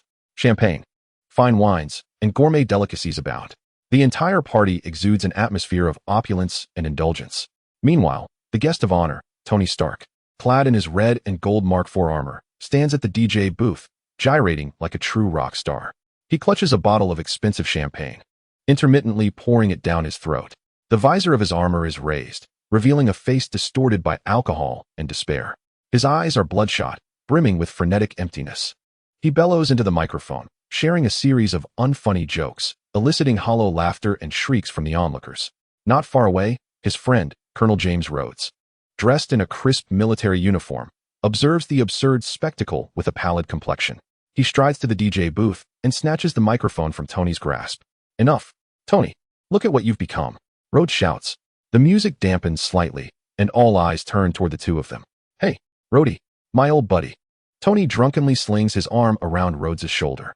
Don't be so serious. It's my birthday. Come, let's dance. I did not come here to dance with you. Rhodes retorts, pushing him away.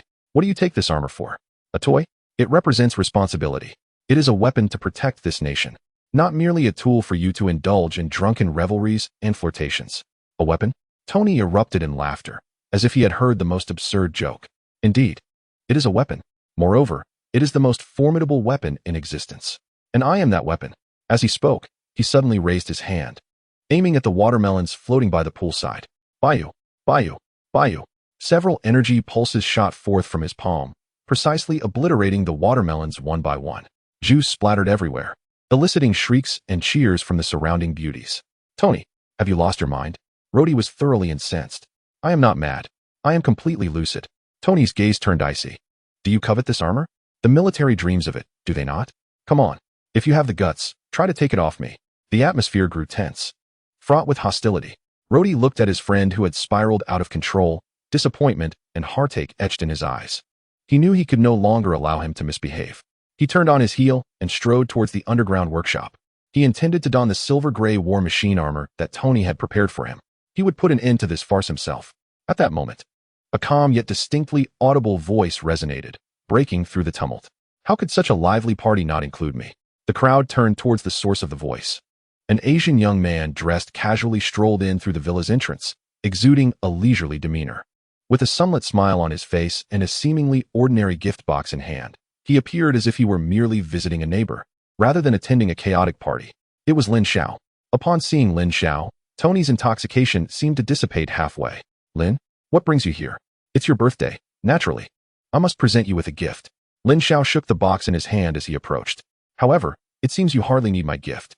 You already possess the finest toys in the world. His gaze fell upon Tony's Mark IV armor. What do you think, Colonel Rhodes? Lin Xiao then turned towards Rhodey, who was preparing to head to the basement. Rhodey halted, his expression complex as he regarded Lin Xiao. He certainly recognized Lin Xiao, one of the few genuine friends Tony acknowledged. A mysterious figure who had provided crucial assistance during the Obadiah incident. Mr. Lin, I must stop him, Rhodey stated solemnly. I concur, Lin Xiao nodded, then looked at Tony. So, Tony, are you planning to remove that armor yourself, or shall I assist you? Lin Xiao's words plunged the atmosphere into an icy silence. It was evident to all present that this sudden arrival was intent on disrupting the proceedings. Tony's expression hardened. He could disregard anyone's authority, including that of the U.S. government. But Lin Xiao was different. This individual knew far too many of his secrets, and in certain respects, was his only equal. Lin, this is my affair. Tony's voice was hoarse. Stay out of it. I'm afraid not. Pepper asked me to intervene, Lin Xiao shrugged. I promised her I would ensure your safety. And in your current state, you appear anything but safe. So, you intend to fight me? Tony's eyes glinted dangerously. The reactor in his chest glowed slightly brighter, and the energy emitter in his palm aimed squarely at Lin Xiao. I have no desire to engage in combat with you. Lin Xiao shook his head, his smile gradually fading. However, if you insist on forcing my hand before he could finish, a shimmering layer of light enveloped Lin Xiao's body. A suit of biologically engineered armor, resplendent in pearlescent white and dark blue, instantaneously covered him. Energy wings unfurled behind him with a whoosh, radiating powerful energy waves. The micro-arc reactor in his chest blazed with brilliant blue light. The symbiote armor has made its entrance. All present were left utterly astounded. Another suit of armor. Moreover, this suit's emergence was even more dazzling and futuristic than Tony's Mark IV, as if it had sprouted from his very being. Tony, too, was taken aback. He stared intently at Lin Xiao's unfamiliar armor, his eyes brimming with astonishment. You, I said I do not wish to fight. Lin Xiao's voice emanated from the helmet, carrying a metallic resonance. I shall ask you once more, Tony. Do you wish to remove it yourself, or shall I assist you? In response, a searing energy pulse shot forth. Tony was the first to initiate the attack. Chapter 20, The Battle of the Armors. Boom, an energy pulse, trailing a long stream of light, shot straight towards Lin Xiao's face. The surrounding guests erupted into terrified screams, scrambling to escape, fearful of being caught in this divine clash. Yet, in the face of Tony's assault, Lin Xiao stood utterly still. Just as the energy pulse was about to strike his visor, a translucent, pale blue energy shield materialized before him in an instant. The energy pulse collided with the shield, creating ripples akin to a stone cast into a lake, dissipating into nothingness. What? Tony's pupils constricted sharply. Energy shield technology? He was still conducting research on it in the lab, his theoretical model not yet fully developed. This guy, Lin Xiao, had already made it practical. Is that all the power you possess, Tony? Lin Xiao's voice emerged from the helmet, laced with mockery. It seems that alcohol has not only affected your mind, but also your armor's energy output. Shut your mouth. Tony was thoroughly incensed. He felt an unprecedented sense of provocation and humiliation. He, Tony Stark, the prodigious Iron Man, was being chastened by another man donning an unknown armor at his own birthday party, in front of so many witnesses. Jarvis, increase energy output to 75%. Sir, that will place immense strain on the reactor. Execute the command. The reactor in the chest of the Mark IV surged with brilliance, and the stabilizers in both arms deployed. Tat tat tat tat tat. A torrential downpour of energy pulses rained down upon Lin Xiao. Simultaneously, the micro-missile launchers on his shoulders activated, unleashing a flurry of small homing missiles that screamed toward Lin Xiao. In the face of this tempestuous onslaught, Lin Xiao finally moved. He did not choose to withstand the attack. With a powerful flap of his energy wings, he transformed into a streak of white light, vanishing from his original position. The speed was so astonishing that he left an afterimage behind. So swift, Colonel Rhodes watched in alarm from a distance. As a top-tier fighter pilot, he possessed an acute sensitivity to speed. The instantaneous velocity unleashed by Lin Xiao's armor undoubtedly surpassed that of the Mark IV. Tony's attacks all met empty air, blasting gaping charred craters into the walls of the villa behind him. He is above you. Jarvis's voice resounded within Tony's helmet. Tony abruptly lifted his head, only to behold Lin Xiao suspended in midair, gazing down at him with an air of judgment, akin to that of a celestial arbiter. It's my turn now, Tony. As soon as Lin Xiao's words fell, he descended like a meteor, hurtling towards him. He did not employ any energy weapon. Instead, he approached with the most primal and striking method, close combat. Tony immediately raised his arms in an attempt to block. Bang! The sound resonated like two high-speed trains colliding. The white symbiote armor crashed violently against the red and gold Mark IV. The tremendous impact reverberated through the entire villa, shaking the ground beneath. Tony felt an irresistible force surge from the opponent's fist. His arms went numb in an instant, and he was brutally smashed to the ground. Boom. Tony's body created a massive human-shaped pit in the concrete surrounding the pool. The sturdy titanium alloy armor of the Mark IV showed evident dents and fractures. Warning. Chest armor severely damaged. Hydraulic system malfunction. The alarm of Jarvis blared incessantly. How could this be possible? Lying in the pit, Tony felt as though his very organs had been displaced. He could not comprehend how, without any weapons, the opponent could wield such overwhelming physical strength. This defies logic. Lin Xiao slowly descended beside the pit, observing the disheveled Tony with a shake of his head. I told you to free yourself. He extended his hand towards the Tony in the pit. Not a chance. Tony roared, as the impact cannon on his chest erupted with blinding light. A beam of energy, several times thicker than before, fired directly at Lin Xiao. This was the Mark IV's most formidable attack method, the monomolecular beam cannon. Yet, Lin Xiao did not flinch. He merely opened his palm, and from it, a dark blue vortex of high-velocity gamma energy materialized in an instant. The beam of the impact cannon entered the vortex as if it were a drop in the ocean, creating no ripples, as it was consumed, disassembled, and absorbed. No, this cannot be happening. Tony's eyes nearly bulged out of their sockets. His ultimate move had been caught bare-handed by the opponent. This surpassed the limits of his understanding. Energy should not be wasted, Tony. The dark blue vortex in Lin Xiao's palm grew in luminosity. So, I return it to you. With a flick of his wrist, he propelled the absorbed energy, combined with his own gamma energy, back in a more ferocious manner. Boom. An even thicker, more violent dark blue energy cannon struck the chest of the Mark IV with ferocity. Crack. The outer shell of the reactor on the chest of the Mark IV emitted a sound of unbearable fracture. The lights of the entire suit extinguished in an instant, rendering it utterly inoperative. Ugh! Tony let out a pained groan, his vision darkening as he lost consciousness completely. The battle was concluded, from start to finish. It lasted less than a minute. Throughout the entire affair, Lin Xiao exhibited an overwhelming advantage. In terms of speed, strength, defense, and energy manipulation, the symbiote armor surpassed Tony's Mark IV in every aspect. Everyone present, including Colonel Rhodes, stood in stunned silence. They gaped, akin to witnessing a monster, at the figure clad in white armor standing at the pit's edge. If Iron Man was a marvel of human technology, then what was this white entity? A deity? Lin Xiao removed his helmet, revealing his calm visage. He approached the unconscious Tony and deftly activated the emergency unlocking mechanism of the Mark IV.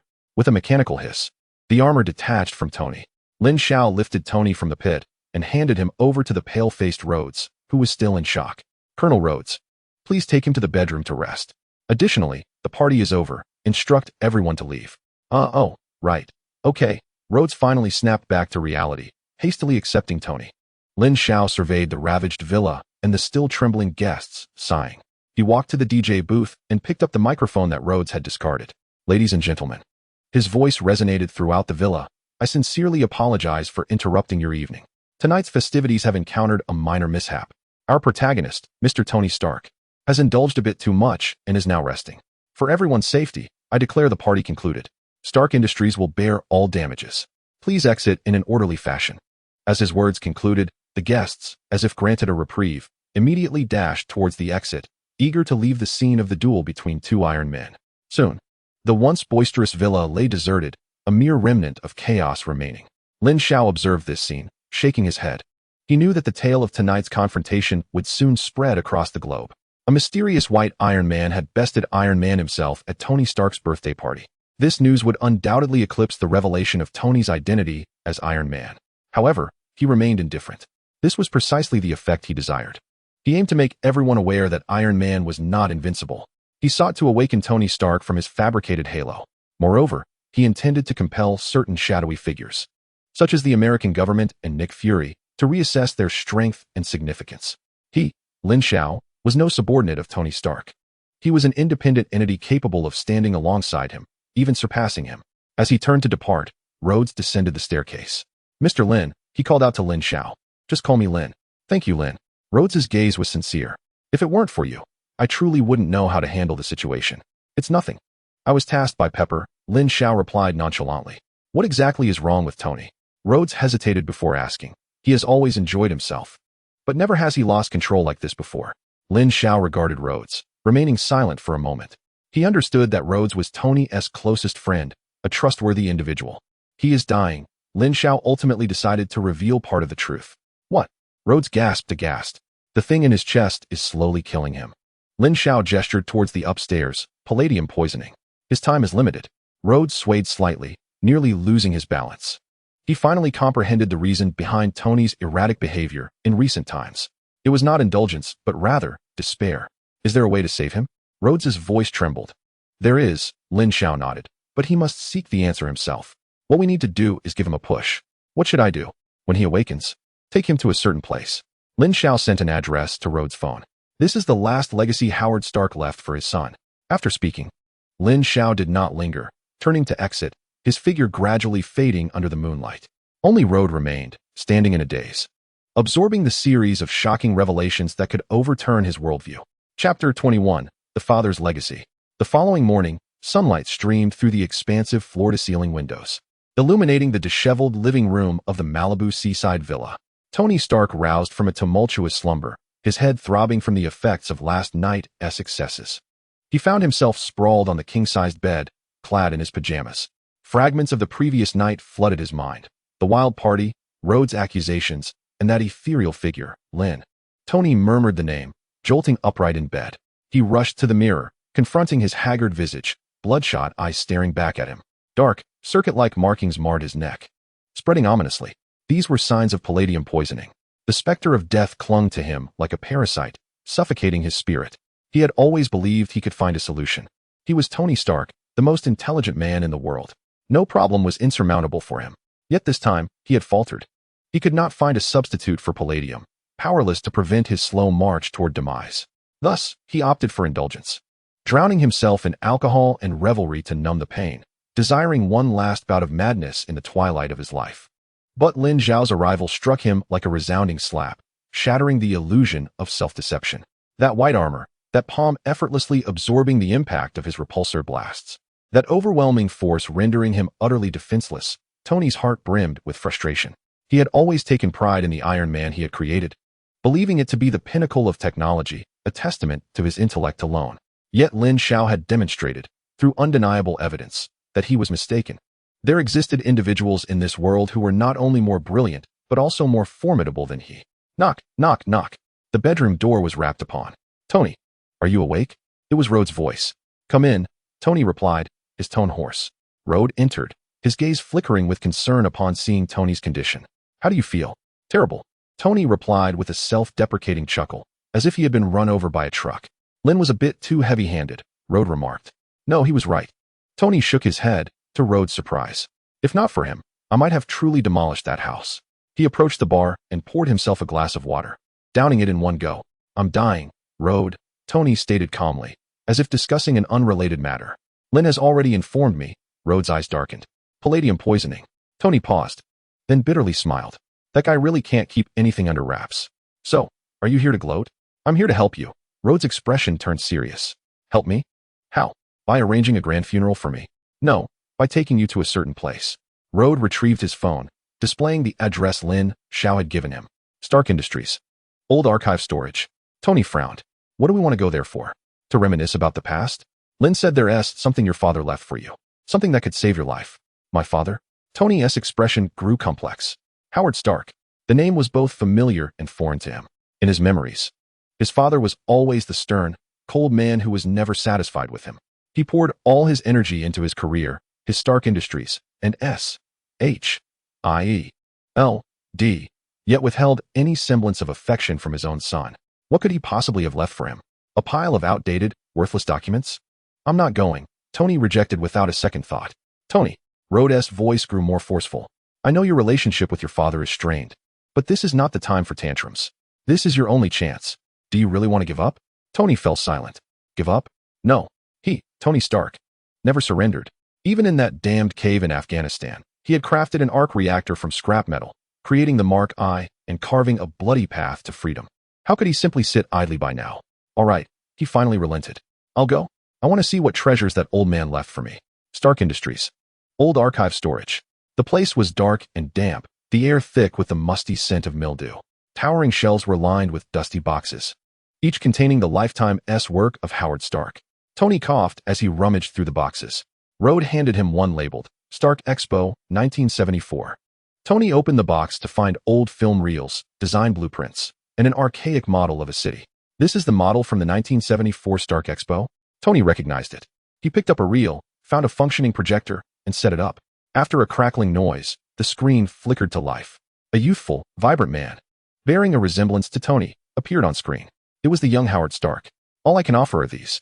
Everything I present is merely a stepping stone to the future. Future technology will cure diseases, eradicate poverty, and even provide endless clean energy for all humanity. Howard spoke passionately to the camera. But constrained by the technology of my era, I cannot realize this dream. I can only leave it for the future. For you, Tony. Howard suddenly fixed his gaze on the camera, as if transcending time to see Tony in that moment.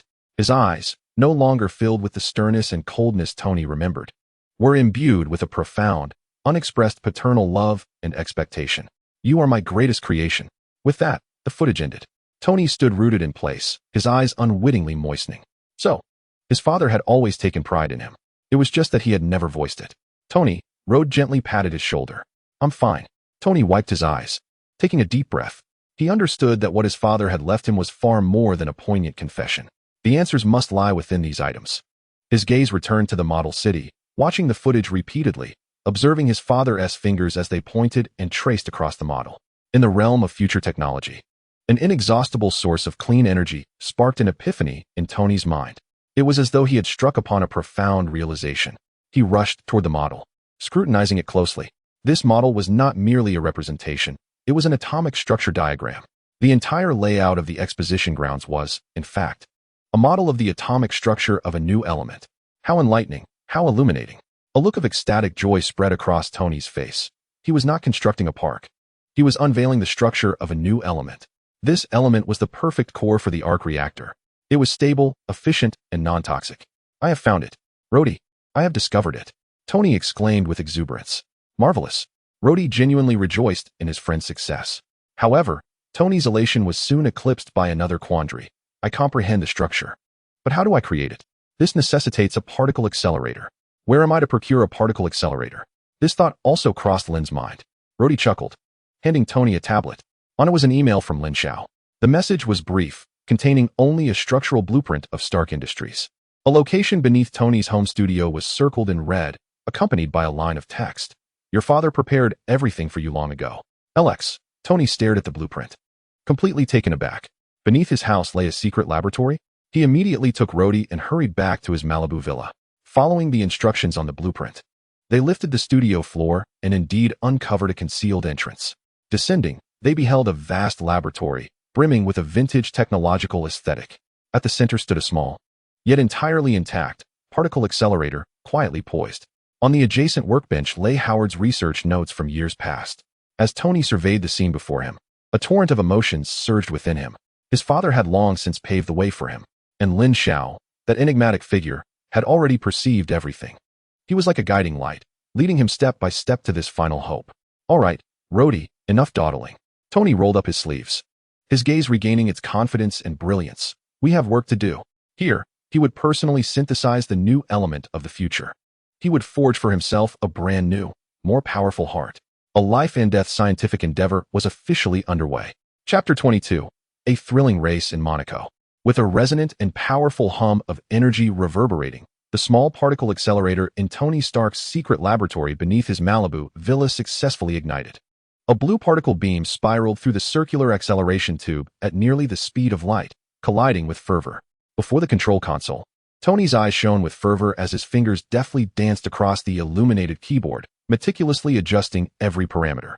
Rhodey stood by, anxiously monitoring the ever-fluctuating data streams on the screen, hardly daring to breathe.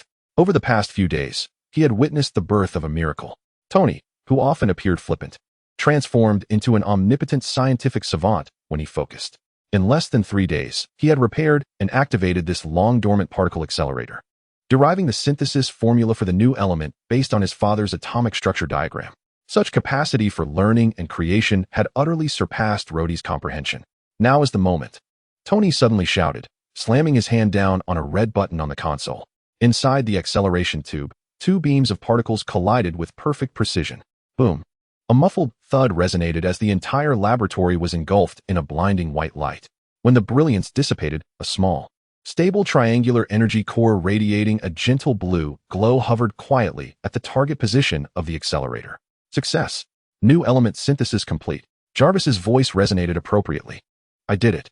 I truly did it, Tony thought, gazing at the new energy core, feeling utterly drained as he slumped into a chair. Yet his face radiated the sheer joy of survival. He had been saved. He would not perish. Tony, you succeeded, Rhodey exclaimed, rushing forward to envelop him in a hearty embrace.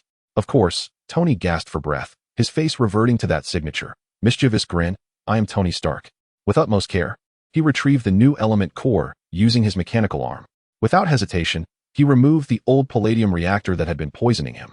With a jarring sound of flesh separating, he embedded the new triangular reactor into his chest.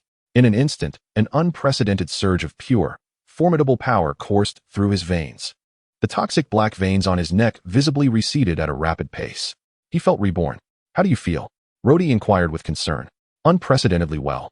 Tony stood, stretching his limbs and feeling an inexhaustible energy. I feel as though I could punch through a wall. He approached the workbench, eyeing the battered Mark IV suit from the previous party, his expression sharpening. Jarvis, bring up the design schematics for the Mark IV. We are going to give it a complete overhaul. Very well, sir. With the powerful energy supplied by the new element, Tony could realize many designs he had previously deemed impossible. Stronger armor, swifter speed, and fiercer firepower. And of course, he was determined to create an entirely new suit capable of rivaling Lin Xiao's formidable white monstrosity. He sought to redeem himself.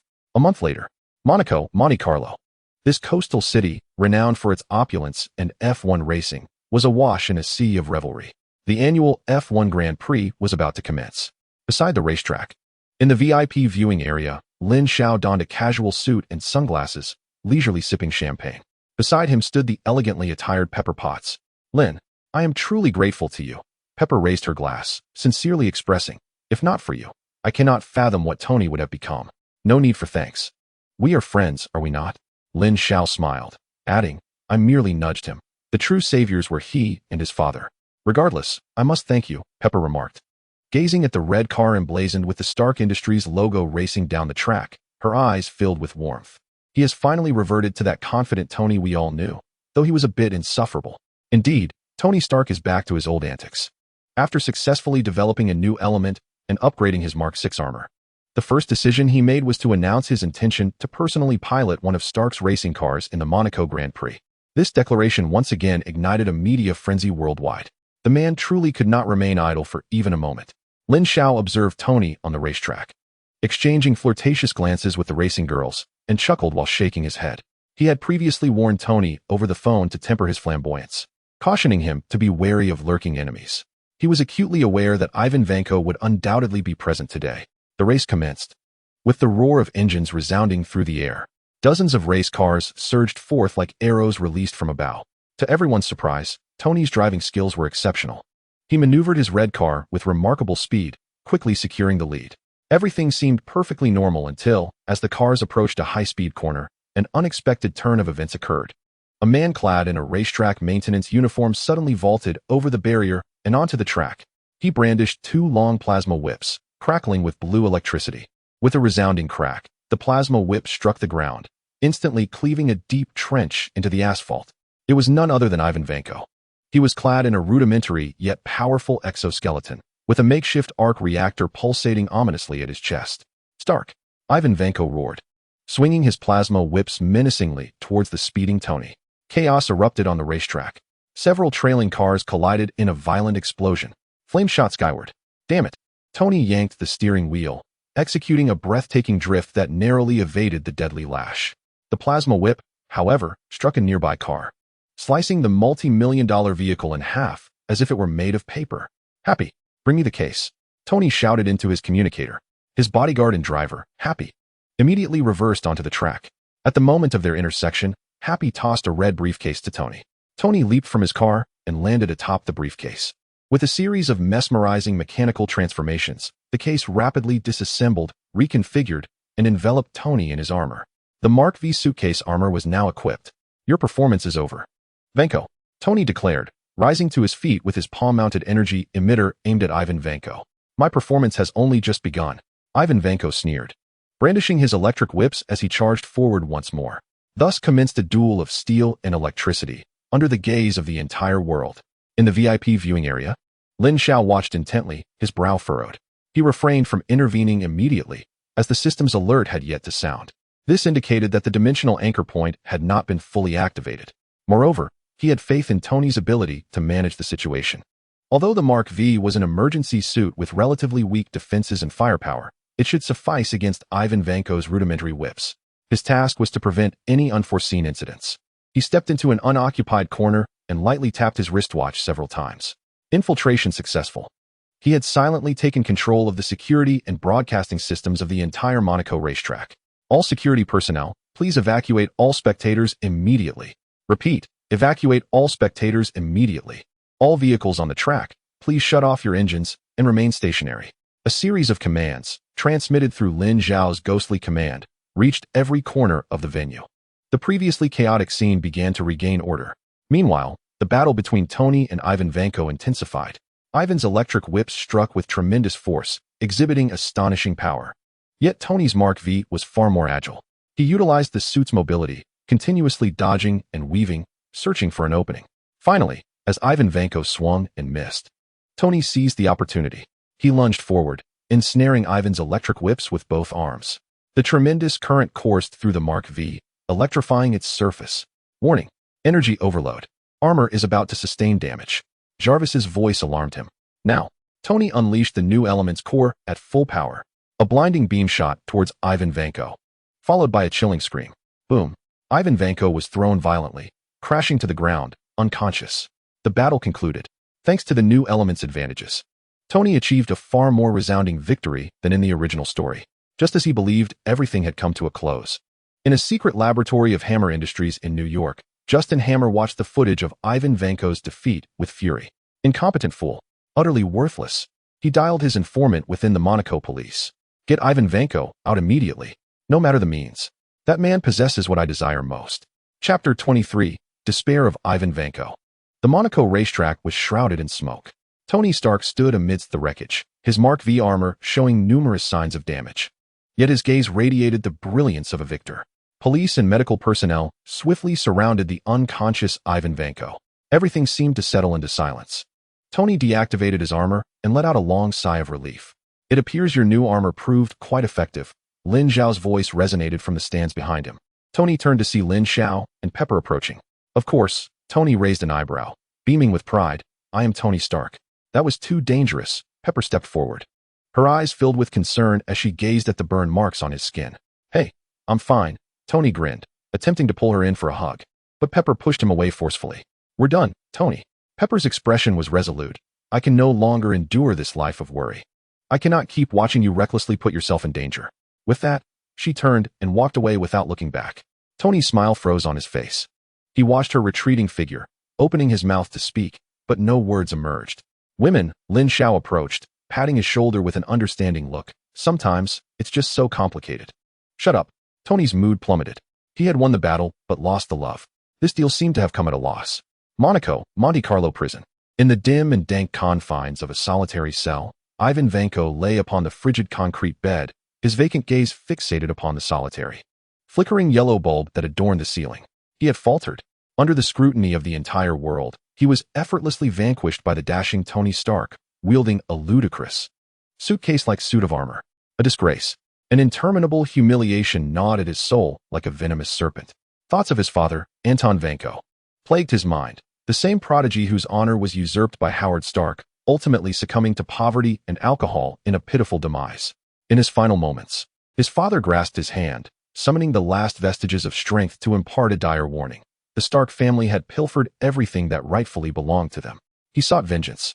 He yearned for Tony Stark to taste the same despair his father had endured before the eyes of the world.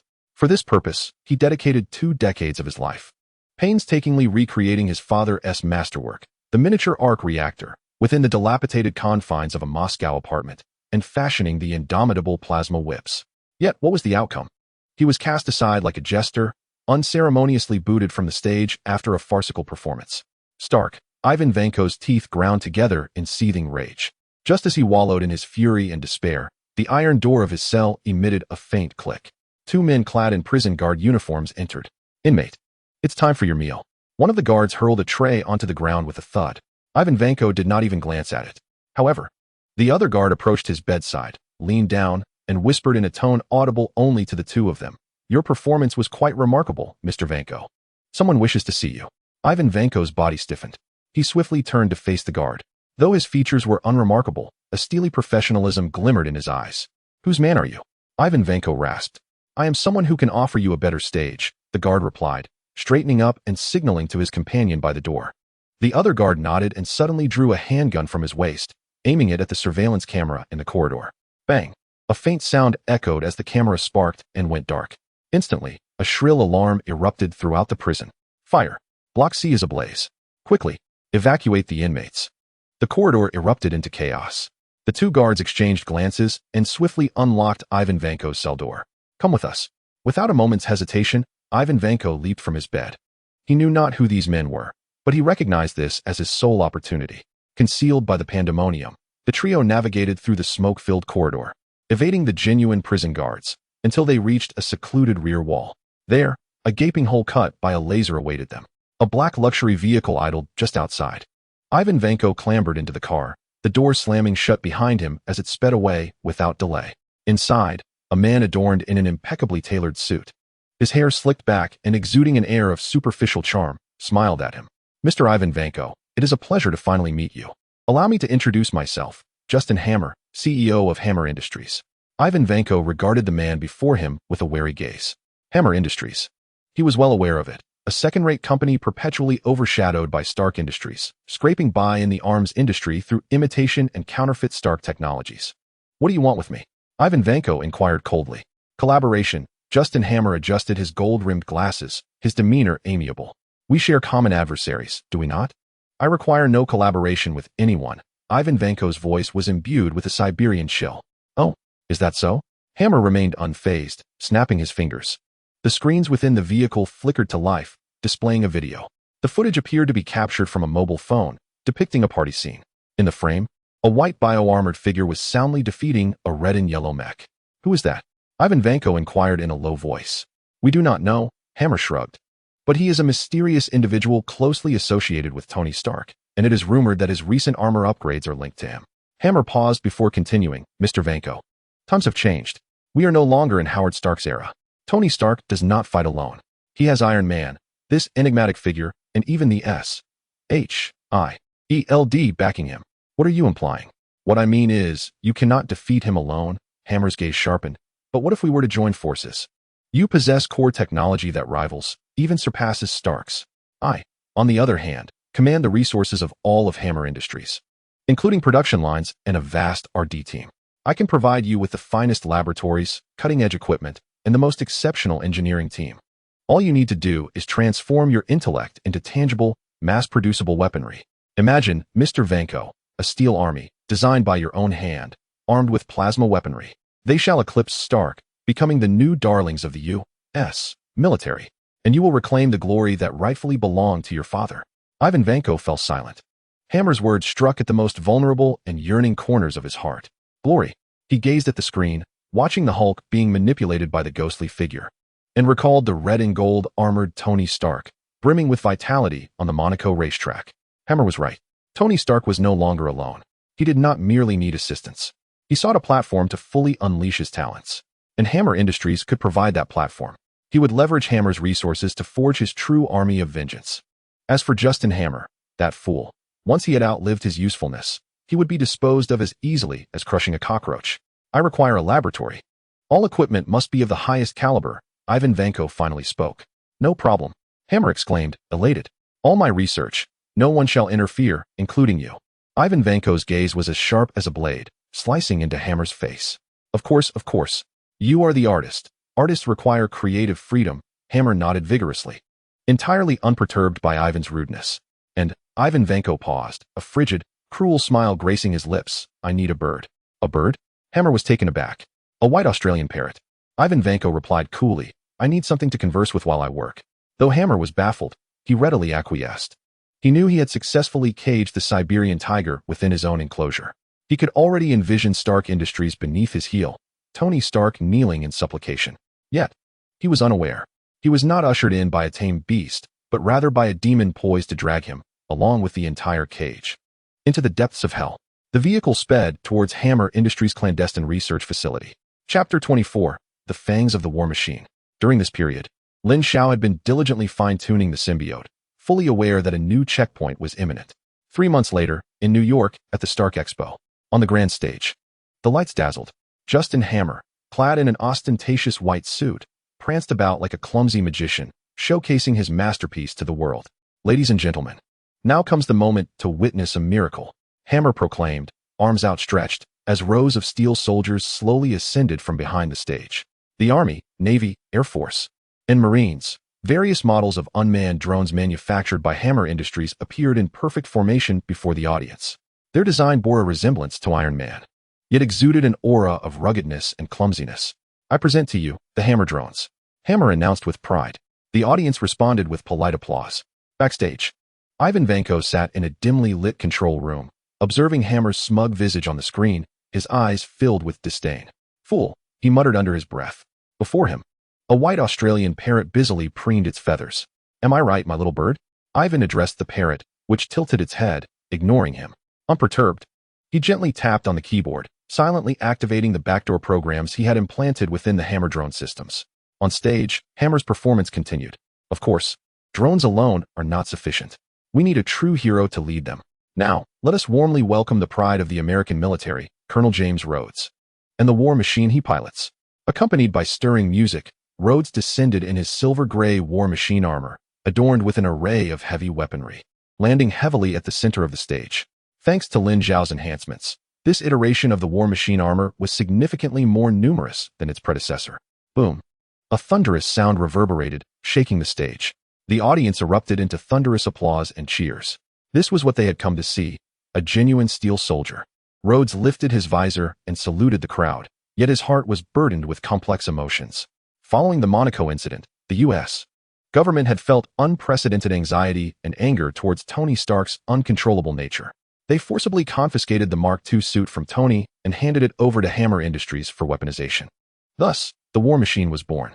Although Rhodes was reluctant, as a soldier, he had no choice but to obey orders. He hoped to demonstrate that Iron Man's technology could serve the nation better under its control. Unbeknownst to him, he and his war machine, along with all the Hammer drones on stage, were about to become instruments of vengeance for a madman. In the control room, Ivan Vanko's face twisted into a sinister grin. The game had begun. He pressed the enter key. Instantly, the eyes of all Hammer drones on stage shifted from blue to an eerie red. The war machine's system interface was inundated with a cascade of red code. System control has been compromised. What is happening? Rhodes exclaimed in shock. He realized he had lost all control of the armor. The war machine abruptly raised its arm, the Gatling gun on its shoulder whirring to life, aimed at the audience. "No!" Rhodes cried out in terror. Just as disaster loomed, a red gold figure descended like a meteor, crashing forcefully into the war machine. Bang! The war machine was knocked back, its deadly muzzle now aimed skyward. It was Iron Man. Tony Stark had arrived. "Rhodes, are you all right?" Tony's voice echoed from the helmet. "Tony, my armor has been hijacked." "It's Vanko. He's alive," Rhodes shouted anxiously. "I know," Tony replied, his tone unnervingly calm. "It seems my party is about to continue." No sooner had he spoken than the surrounding Hammer drones sprang to life, targeting the two of them. A fierce battle was imminent. Above the expo, Lin Xiao hovered amidst the clouds, silently observing the chaos below. His symbiote armor radiated a faint glow in the night. He had anticipated that Hammer and Ivan Vanko would cause trouble, thus employing his Pangas supercomputer to monitor the entire Stark Expo. Ding! New dimensional anchor point detected, activating. Location: New York, Stark Expo. Event: Chaos of the War Machine. Checkpoint task has been initiated. The system's prompt finally resonated in his mind. Finally, it's here. Lin Xiao's gaze sharpened as he watched Tony, besieged by dozens of drones and the war machine, struggling below. It was time for him to make his entrance. That fool Justin Hammer had unwittingly provided him with a splendid opportunity to score points. Taking a deep breath, he unfurled his energy wings, propelling himself downward like a bolt of white lightning toward the battlefield. Below, Tony was embroiled in a fierce struggle. His Mark VI, despite its formidable capabilities, found itself outnumbered by a horde of reckless drones, making it difficult to fend them off. To make matters worse, he also had to contend with the rogue war machine. "Tony, to your left," Rhodes shouted over the comms, attempting to warn him. Yet, he was unable to control his own body as missiles launched from his arm, hurtling towards Tony. With a desperate roll, Tony dodged the missile, but two drones' energy cannons struck his back. Boom! He stumbled, nearly plummeting from the sky. "Damn it! This is never-ending," Tony cursed. Just as he felt overwhelmed, a streak of white light descended from above. Bam! Bam! Two drones poised to ambush Tony were instantly shattered by the force of that light. "Need a hand, Mr. Stark?" A familiar voice crackled through Tony's comms. Turning his head, he saw that white figure hovering beside him. It was Lin Xiao. "You always seem to make your entrance at the most opportune moments, don't you?" Tony couldn't help but retort. "There's simply no help for it. Who told you to always put yourself in such a predicament?" Lin Xiao shrugged, observing that your new toy seems rather insufficient. "Enough chatter. Let us deal with these iron clumps first." Agreed. Lin Xiao's gaze swept across the battlefield, taking in the sight of dozens of drones alongside a fully armed war machine. Quite intriguing. He disregarded the lesser drones and charged directly at the war machine. He aimed to eliminate the most formidable threat first. Chapter 25, Battle with Ivan. Lin, be careful. Its firepower is overwhelming. Tony's voice rang out loudly over the comms. The war machine was a veritable fortress of war, armed to the teeth by Hammer Industries with an array of heavy weaponry. Its Gatling gun on the shoulder, the cluster missiles on its arms, and the mini-nuclear warhead on its back, all were capable of inflicting lethal damage upon the Mark VI. However, Lin Xiao appeared undeterred. His speed unwavering. He transformed into a streak of white lightning, hurtling toward the war machine, seeking death. In the control room, Ivan Vanko watched the scene unfold. A cruel smile etched across his face. He immediately commanded the war machine to aim all its artillery at the approaching Lin Xiao. Rat-a-tat-tat-tat-tat. Whoosh, whoosh, whoosh. The tongues of flame from the Gatling gun intertwined with the deluge of missiles, weaving a deadly net that engulfed Lin Xiao in an instant. Boom, boom, boom. A violent explosion erupted in midair, forming a colossal fireball. Tony's heart leapt into his throat. Even his Mark VI would be left in tatters under such relentless fire. Yet, in the next moment, an astonishing sight unfolded, leaving everyone, including Ivan Vanko, utterly dumbfounded. A white silhouette emerged unscathed from the roaring inferno. His body was enveloped in a soft blue energy shield that radiated a gentle glow, effectively isolating him from the explosions and shrapnel. Impossible. Ivan Vanko stood up in shock. What kind of technology is this? How can it completely disregard the war machine's saturation attack? Just as he was grappling with disbelief, Lin Xiao had already reached the front of the war machine. He did not wield any weapon but instead extended his right hand, seizing the rapidly spinning barrel of the Gatling gun. Screech. The high-speed rotating barrel and Lin Xiao's palm, clad in symbiotic armor, created blinding sparks as they clashed. A tremendous force sought to dislodge Lin Xiao's grip, yet his fingers were like an unyielding iron vice, firmly clamping down on the barrel. Stop! Lin Xiao roared, the muscles in his arms surging through the biological armor, unleashing a terrifying power. Creak, creak. The barrel, forged from a special alloy and nearly indestructible, began to warp under his grip. Ultimately, with a resounding pop, it jammed completely, ceasing its rotation. He halted the Gatling gun with his bare hands. This spectacle not only left Ivan Vanko in shock, but also made Colonel Rhodes, trapped within the war machine, feel as though his worldview had been irrevocably altered. What kind of monster is this? Damn it! Ivan Vanko recovered quickly, commanding the war machine's other arm to swing its massive fist down toward Lin Xiao's head. Lin Xiao did not flinch or evade. He met the strike with his own fist. Bang! The two colossal iron fists collided violently in midair. This time, there was no equal force. The war machine's stout arm, upon contact with the symbiotic armor, seemed to be struck by an invisible giant hammer, shattering at the elbow. The immense recoil caused Rhodes in the cockpit to cry out in pain. It's over. Lin Xiao, having landed a decisive blow, pressed forward, his other hand like a blade, precisely plunging into the reactor interface of the war machine. What he aimed to do was not to destroy the war machine, but to sever Ivan Vanko's remote control. He channeled gamma energy, injecting a unique biological electric pulse into the core system of the war machine. ZZZT. Inside the cockpit, all the screens began to flicker wildly before one by one, they went dark. Lin Xiao had forcefully blocked and disrupted Ivan Vanko's remote control signal in an exceedingly brutal manner. No, I can't control it. In the control room, Ivan Vanko furiously pounded the keyboard, only to realize he had completely lost control over the war machine. He was like a player who had been unplugged from the internet, helplessly watching his avatar stand still, frozen in place. One down. Lin Xiao released his grip and patted the shoulder of the war machine. Colonel Rhodes, you are free. Lin. You. Rhodes removed his visor, staring at the white figure before him, speechless. Enough talk. Those pesky flies are yours to deal with. Lin Xiao gestured toward the hammer drones still attacking Tony. I'll go have a word with that hulking brute hiding in the back. All right. Rhodes nodded emphatically. He reactivated the war machine's local control system, aiming its arsenal at the drones. Let us see how you like this. You trash. The war machine unleashed its firepower. Meanwhile, Tony felt a sudden alleviation of pressure. Hey, you've been hogging all the glory. Tony flew beside Lin Xiao, unable to suppress a quip. What can I say? It's hard to compete with my good looks. Lin Xiao jested. Stop being vain. Tony huffed, though his tone bore a hint of admiration. We'll handle that one hiding in the back. Precisely. Lin Xiao and Tony hovered side by side in midair, their gazes cutting through the chaos of flames. locking onto the immense, glass-domed ecological garden within the expo grounds. They understood that Ivan Vanko was concealed within. Let us go meet him. The duo transformed into two streaks of red and white light, racing toward the botanical garden. Inside the ecological garden, Ivan Vanko observed the two figures soaring toward him on the screen, a maniacal grin spreading across his face. Come on, come on. He realized he had lost. With the drone army and the war machine gone, he had no chance of turning the tide. Yet, he retained one final trump card. Rising from his seat, he moved toward the center of the control room. There stood a new suit of armor, larger and more menacing than the war machine itself. This armor was pitch black, devoid of unnecessary embellishments, exuding an aura of pure lethality. Its arms were two even thicker, deadlier plasma whips. The reactor at its chest had also undergone special modifications, capable of unleashing apocalyptic energy in an instant. This was the culmination of all his efforts, his last resort. The whiplash armor, final form. Tony Stark. Ivan Vanko donned his battle armor, feeling the immense power coursing through him. Today, we shall descend into hell together, he proclaimed.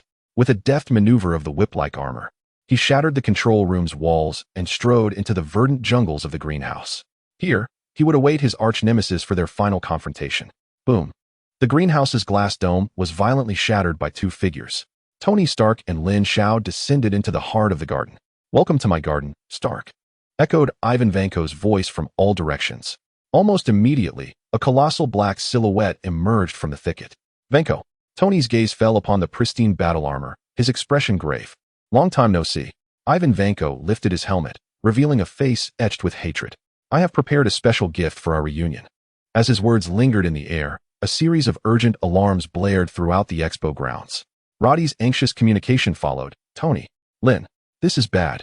The downhammer drones have all activated their self-destruct sequences. We have 30 seconds until they explode. What? Tony gasped, realizing Pepper was still in the control tower. Go. Stark, Lin Xiao urged. Save your woman. I'll handle this. Two plasma whips, crackling with terrifying electricity, lashed out at Lin Xiao. Chapter 26, Gamma Storm. The whips sliced through the air, their immense heat distorting the atmosphere and carving deep, charred grooves into the ground. Faced with such a thunderous assault, Lin Xiao chose not to confront it head-on. He understood that Ivan, this madman, was not waiting for them without a plan. This new whip-like armor was certainly not the half-finished prototype that Tony had dispatched on the Monaco racetrack. With a sudden hum, Lin Xiao's energy wings flared, propelling him upward just in time to evade the strike of the electric whips. Boom. The twin whips crashed into the spot he had just vacated, shattering the concrete ground and sending debris and sparks flying in all directions. Is evasion all you can manage? Ivan Vanko's voice dripped with mockery and madness. He seemed utterly unperturbed, the whips dancing beside him like a predator savoring the struggle of its prey. Suspended in midair, Lin Xiao furrowed his brow. Something was amiss. This Ivan Vanko felt entirely different from before. If he had once been merely a vengeful figure driven by hatred, now he resembled a cold and ruthless hunter. I've studied you. Ivan Vanko seemed to perceive Lin Xiao's bewilderment. He slowly raised his head, the black mask aglow with red light. Thanks to that full hammer, I have access to all the surveillance footage of your skirmish with Stark at the party. Your speed, your strength, and that ludicrous energy shield of yours. I am well aware of all your capabilities. Lin Xiao's heart sank. This man had acquired the data from that night? Justin Hammer. That imbecile had truly gone to great lengths to counter Tony. And so, Lin Xiao's voice remained calm. You believe that with these outdated stats, you can defeat me? Outdated? No, no, no, Ivan sneered. Data never becomes obsolete. It merely instructs me on how to tailor the perfect coffin for you. As soon as he finished speaking, Ivan Vanko surged forward. His seemingly cumbersome black armor unleashed an unexpected speed, charging directly at Lin Xiao. Simultaneously, the plasma whips on his arms transformed. They were no longer mere energy constructs. They became a tangible amalgamation of matter and energy, adorned with peculiar, rotating metal segments. Try this. A special frequency targeting your energy shield. Sizzle. One whip lashed out with a velocity several times greater than before. Lin Xiao could not afford to underestimate it. He immediately manifested a pale blue energy shield before him. Bang! The electric whip struck the shield fiercely. This time, it did not simply bounce off as it had against War Machine's artillery. The surface of the shield vibrated violently, emitting a disconcerting creaking sound. A peculiar, high-frequency oscillating energy surged along the whip, mercilessly assaulting the structure of the shield. Warning! The energy structure of the shield is experiencing high-frequency interference. Energy depletion is increasing by 300. The symbiote armor's system alert blared in Lin Xiao's mind. Indeed, he was prepared.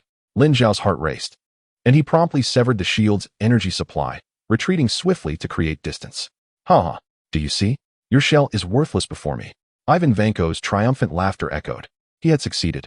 Utilizing Hammer Industries' resources, he had analyzed Lin Xiao's energy shield frequency and manufactured a high-frequency plasma whip specifically designed to counter it. Lin Xiao's expression darkened. This was troublesome. The energy shield was one of his most vital lines of defense, and now that it was neutralized, he was thrust into a precarious position. Without your shell, what do you have left? Ivan Vanko pressed his advantage, the two whips swirling with ferocity, transforming into an impenetrable web of electricity that confined all of Lin Xiao's escape routes. Lin Xiao had no choice but to rely on the symbiote armor's exceptional agility, weaving through the electric net in a desperate bid to evade capture. The greenhouse was alive with flashes of light and continuous booms. As precious flora and fauna were ravaged by the aftermath of their clash, Lin Xiao realized that this stalemate was untenable. The opponent's armor clearly favored strength and defense, with energy reserves undoubtedly surpassing his own. Engaging in a war of attrition would only lead to his defeat. He needed to conclude this swiftly. With a steely gaze, Lin Xiao ceased his evasions. Concentrating his thoughts, he activated the armor nodes on his wrist, summoning two 3-foot-long dark blue energy blades. He intended to close the distance. Seeking death? Ivan Vanko's cruel smile widened at Lin Xiao's advance. Close combat. Just as he desired. He sacrificed the agility of one whip, wielding it like a staff, and swung it fiercely at Lin Xiao's head. Lin Xiao stood firm, crossing his arms and bracing with the energy blades to absorb the impact. Clang! The energy blades clashed with the plasma whip, sparking a blinding explosion. A tremendous force surged through Lin Xiao's arms, as if he had been struck by a speeding truck, propelling him backward. Such formidable strength. Lin Xiao executed a roll midair, regaining his balance, astonished at the overwhelming power of the black armor. It surpassed even his symbiote. It's over. Ivan Vanko seized the moment Lin Xiao staggered, and the other electric whip, like a serpent, silently coiled around Lin Xiao's ankle. Lin Xiao's pupils dilated as he attempted to evade, but it was too late. His ankle tightened. He was ensnared. Sizzle. A powerful current surged into the symbiote armor. Warning. Energy system compromised. Signs of melting on the outer armor detected. Ha! I've caught you. Ivan Vanko cackled maniacally as he yanked on the electric whip. Lin Xiao was flung like a rag doll, helplessly hurtling toward the ground with tremendous force. Boom. The earth was struck, creating a massive crater, and Lin Xiao felt as though his very organs had been displaced. Die, you fool. Ivan Vanko leapt high into the air, commanding the colossal black battle armor, descending upon Lin Xiao in a manner reminiscent of a meteor, ready to deliver a crushing blow. If that foot landed squarely, even the symbiotic armor would be rendered useless. In that critical moment, Lin Xiao's gaze flickered with a resolute determination. You have forced my hand.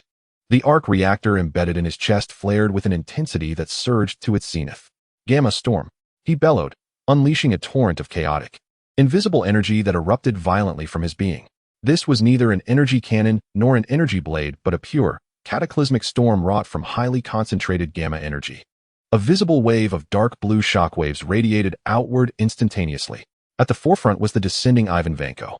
As his massive black armor came into contact with the gamma storm, it was as if he had been submerged in aqua regia, with the armor's surface disintegrating and eroding at an alarming rate. No. What is this? Ivan Vanko screamed in terror. All alarms on his armor blared frantically, the screen ablaze with blinding red. His once proud high-frequency oscillation energy shield crumbled before the unreasonable, pure annihilation of the gamma storm. His armor was disintegrating at an atomic level. Ivan Vanko attempted to retreat, but it was too late. The gamma storm had completely engulfed him. The reactor in his chest, modified for special purposes, reached its critical point under the frenzied infusion of gamma energy. Stark in the final moments of consciousness, the name he had loathed all his life echoed in his mind. We shall meet in hell. Boom. A sound resonated, more violent than any explosion before, reverberating throughout the Stark Expo grounds. The whipsword armor, along with Ivan Vanko, was transformed into a colossal fireball. The terrifying shockwave shattered the glass dome of the entire ecological garden. Amidst the flames, a white figure slowly rose from the depths of the crater. The surface of the symbiotic armor bore numerous charred marks, evidently the result of the recent close-range detonation. which had also taken a toll on him. Madman Lin Xiao muttered under his breath as he gazed at the inferno. At that moment, a long-awaited voice resonated in his mind. Ding! Sign-in successful. Event: War Machine Chaos. Participation: 95. Defeated the final form of the whip sword. Evaluation: SSS. Calculating rewards. Congratulations, host. You have acquired SSS level ability, Control of Lightning. Control of Lightning. Your body cells exhibit an extraordinary adaptability and affinity for electrical energy. You will be immune to all electric shock damage and can absorb, manipulate, and unleash lightning energy. Control of Lightning? Lin Xiao paused momentarily before an overwhelming joy surged through him. It seemed that wishes indeed come true. He had been troubled by the somewhat singular offensive capabilities of the symbiote, and now, with Control of Lightning, it was as if he had been given wings. More importantly, he recalled the golden-haired giant who was about to be cast down to earth, fond of wielding a hammer. A splendid spectacle awaited. A smirk crept onto Lin Xiao's lips. Lin, are you all right? Tony's voice crackled through the communicator.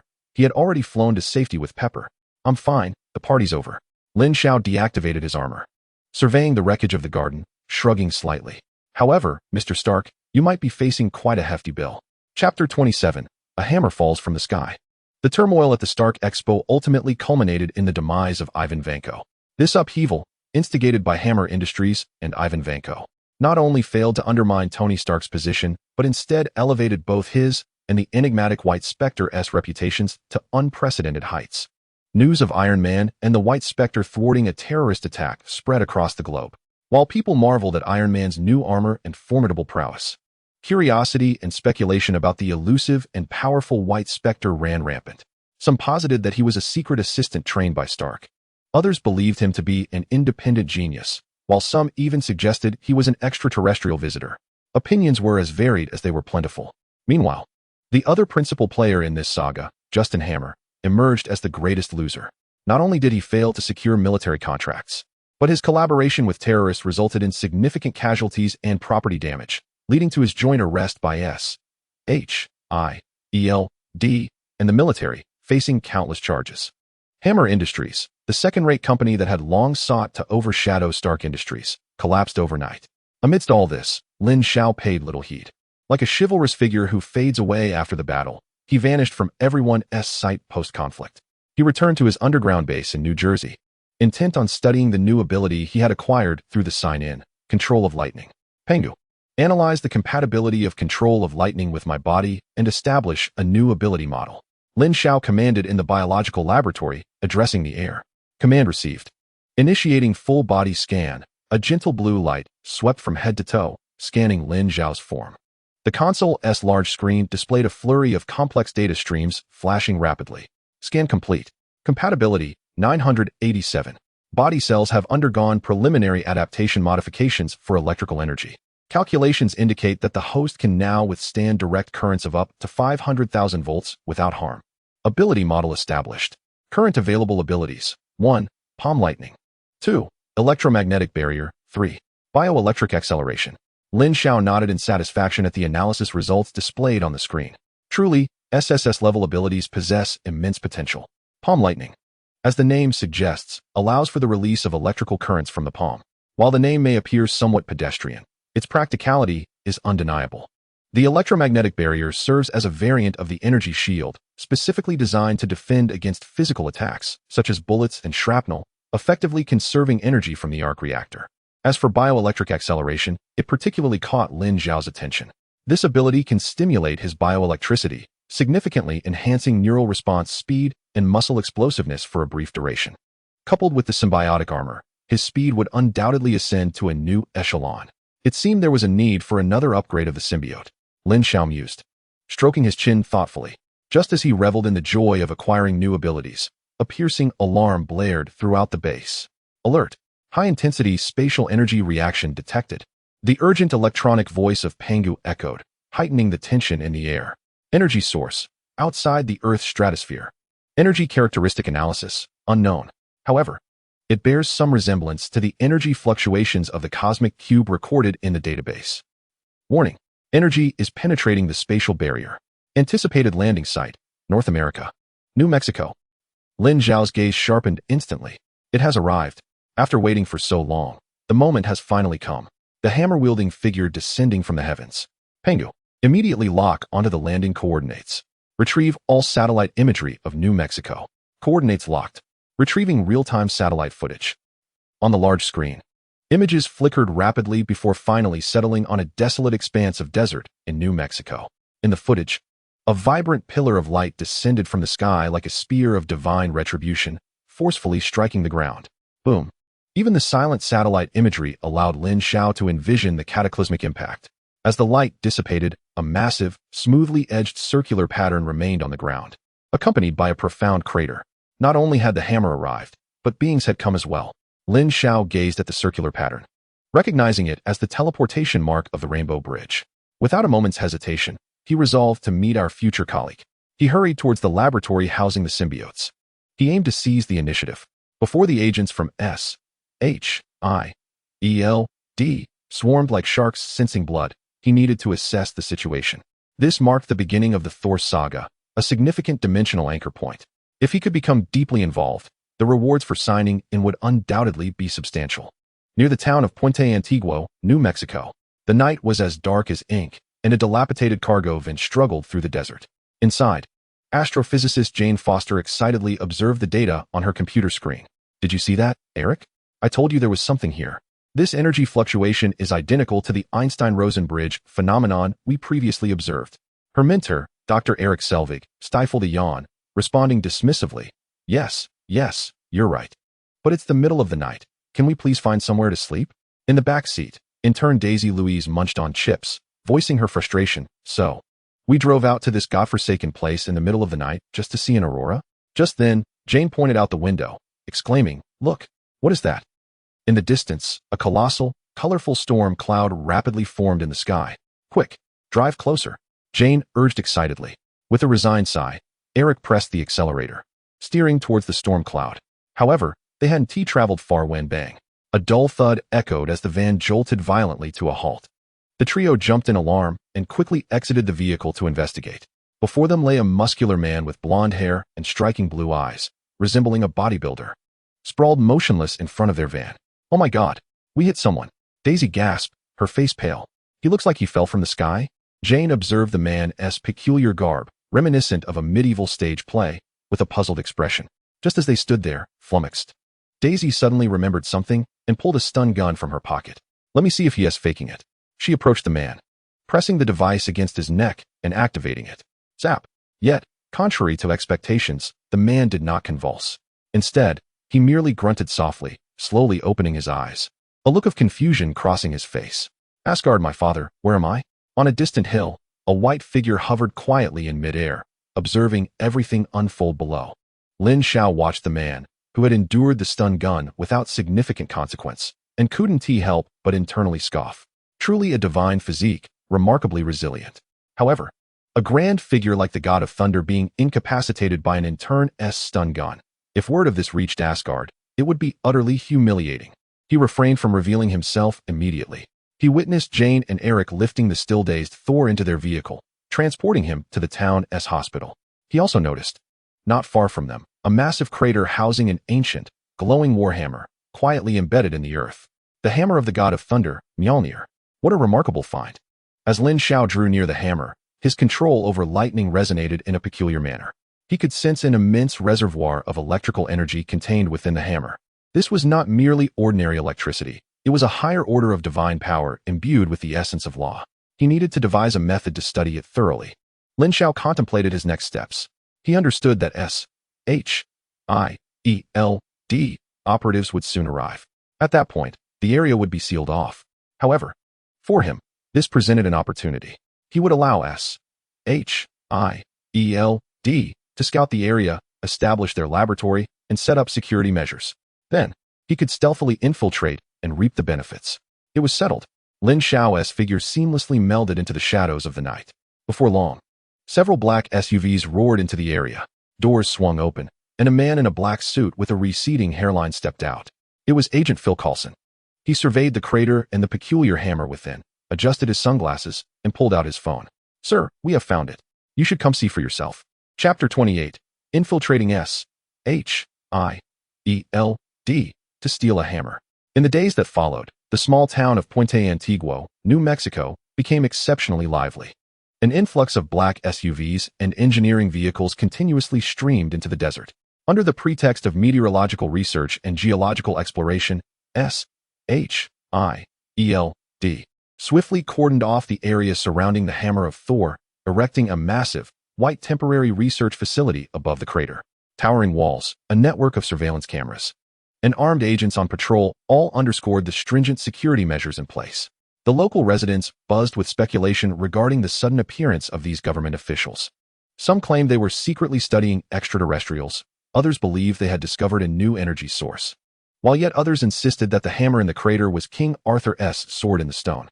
Meanwhile, our god of thunder, Thor, was deemed mentally unstable after causing a ruckus in the hospital and ended up drunk at a tavern, ultimately being taken home by Jane Foster.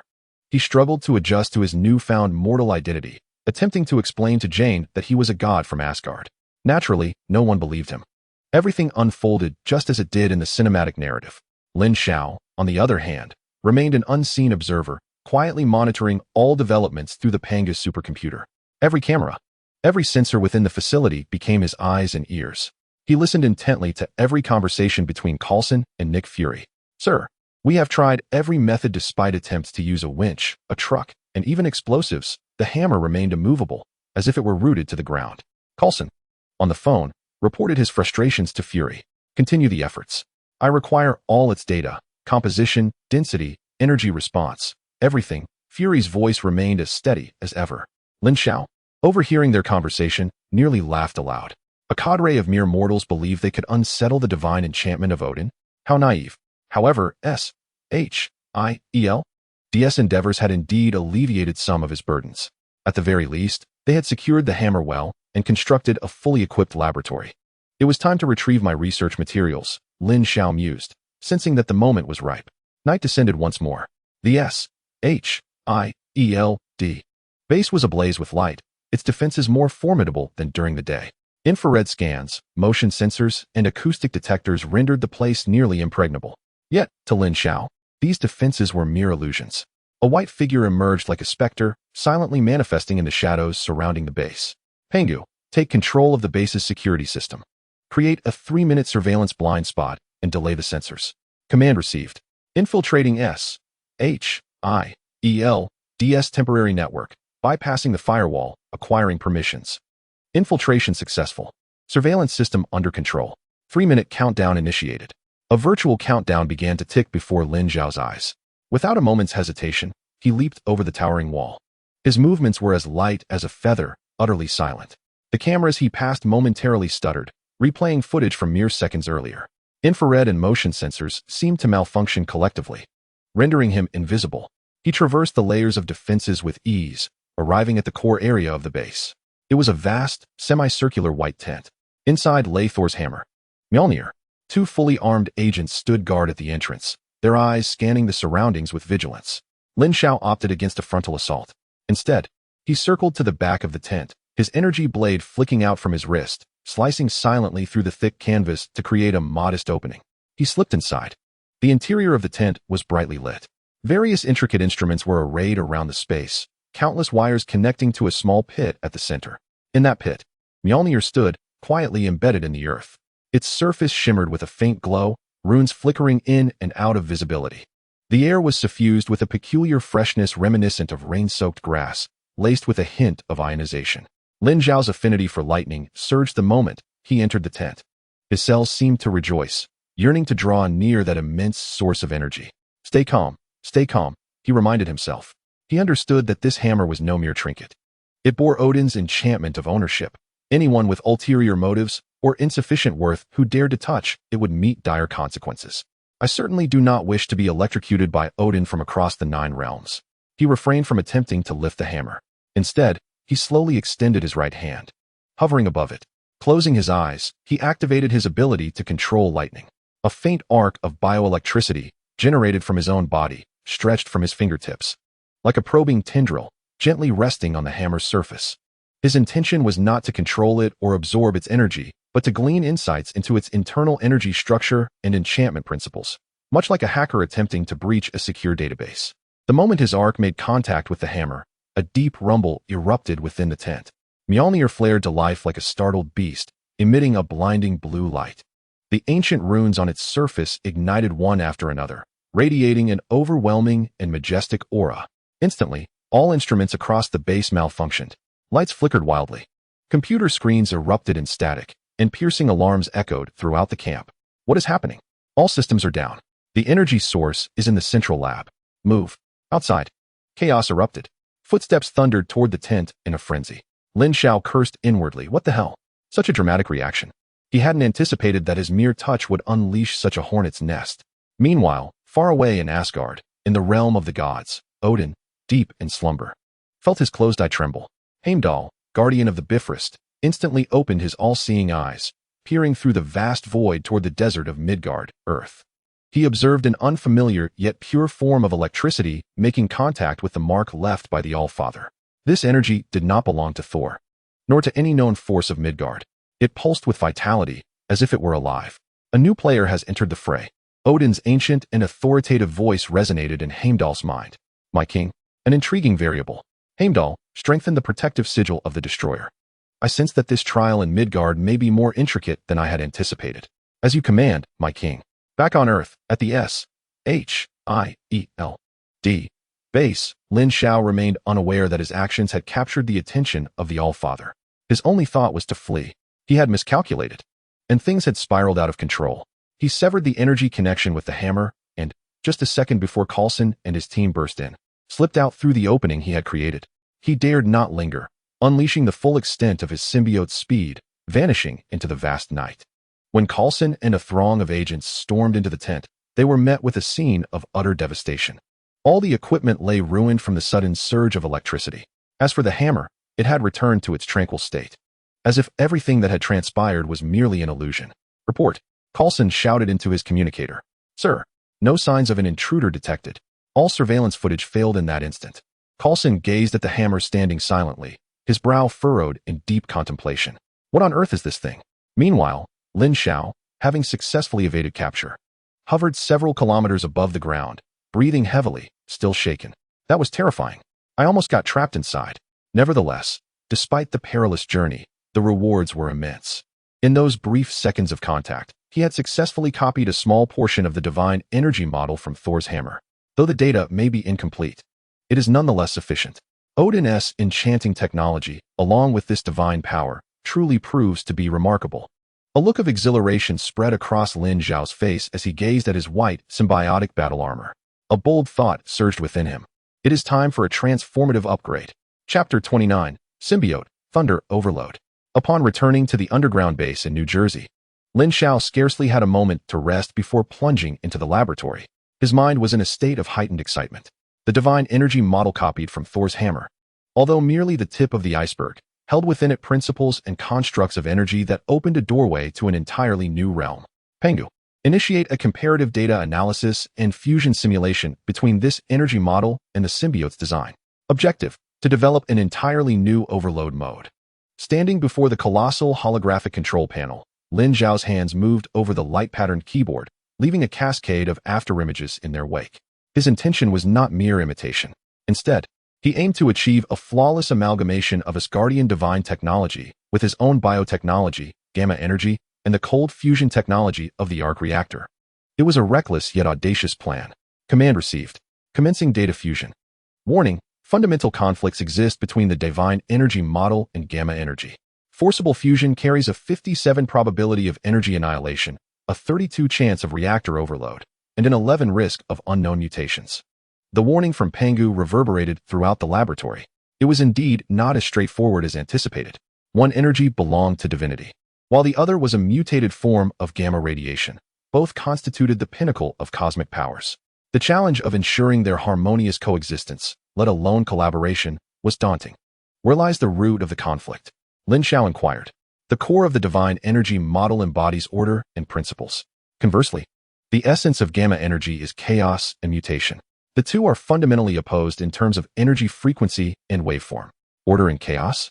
Lin Xiao pondered, stroking his chin in contemplation. The image of the Taiji diagram came to mind. Yin and Yang stand in opposition, yet can transmute into one another, ultimately achieving a dynamic equilibrium. What if I do not allow them to merge directly? Instead, I could establish a converter and a buffer? A novel concept began to crystallize in his mind. Pengu redesigned the energy transfer network, utilizing the Arc Reactor as the foundational energy source. With my body and gamma affinity as the primary converter, transforming nuclear energy into gamma energy. This is the conventional mode. Then, at the terminus of the transfer network, incorporate a resonant amplifier constructed on the basis of the divine energy model. When I need to initiate the overload mode, the gamma energy will not be directly output. Rather, it will first be injected into this amplifier. The amplifier will harness the principles of divine energy, forcibly constraining, compressing, and amplifying the chaotic characteristics of gamma energy. Before erupting in the form of lightning, Lin Xiao's excitement grew, and his thoughts became increasingly lucid. In essence, he would employ divine technology to equip his gamma energy with a pressure valve. This way, he would not only avert a direct conflict between the two energies, but also harness the formidable strength of divine principles to unleash an even more terrifying power. New plan simulating. Simulation complete. Success rate, 92. Risk. The resonant amplifier under overload conditions will impose significant strain on the biological armor's neural conduction network. It is anticipated that this will considerably shorten the armor's operational lifespan. Lifespan can be restored, but opportunities are fleeting. Lin Xiao, undeterred, made his decision. Let us proceed with this plan and commence the upgrade of the symbiote. Command confirmed. Initiating Thunder Overload Upgrade Plan. The entire base entered a high-speed operational state. 3 months later, the massive incubation chamber at the center of the laboratory was reactivated. The symbiote armor was secured in place by several mechanical arms. Gleaming faint golden resonant units, synthesized by Pengu from special materials, were meticulously implanted into the armor's energy nodes. The dark blue energy patterns were also rewoven, becoming more intricate and profound. Lin Xiao remained transfixed, his mind linked at high speed with Pengu's supercomputer, processing vast amounts of data and making real-time adjustments to the modification plan. This was not merely a technological upgrade, it was a work of art. As the final resonant unit was implanted beside the Arc Reactor interface at the chest, the entire symbiote armor quivered lightly. The newly embedded faint golden patterns danced in harmony with the original dark blue lines, creating a tapestry imbued with an air of mysterious beauty. Upgrade complete. Symbiote Type 2 is now online. Lin Xiao inhaled deeply, suppressing his inner excitement, and donned this newly transformed armor once more. The moment the Arc Reactor embedded itself into his chest, he felt an entirely different power surge within him. If the previous symbiote resembled a raging river, now it felt akin to a profound ocean, brimming with thunder. With his newly acquired battle armor, he ventured to the deepest recesses of the base, where the testing ground reinforced with vibranium awaited. Pengu, are you ready? We are about to engage in something thrilling. The testing ground is fully prepared. You may commence at any time. Excellent. Lin Xiao flexed his limbs, relishing the perfect fit of the armor.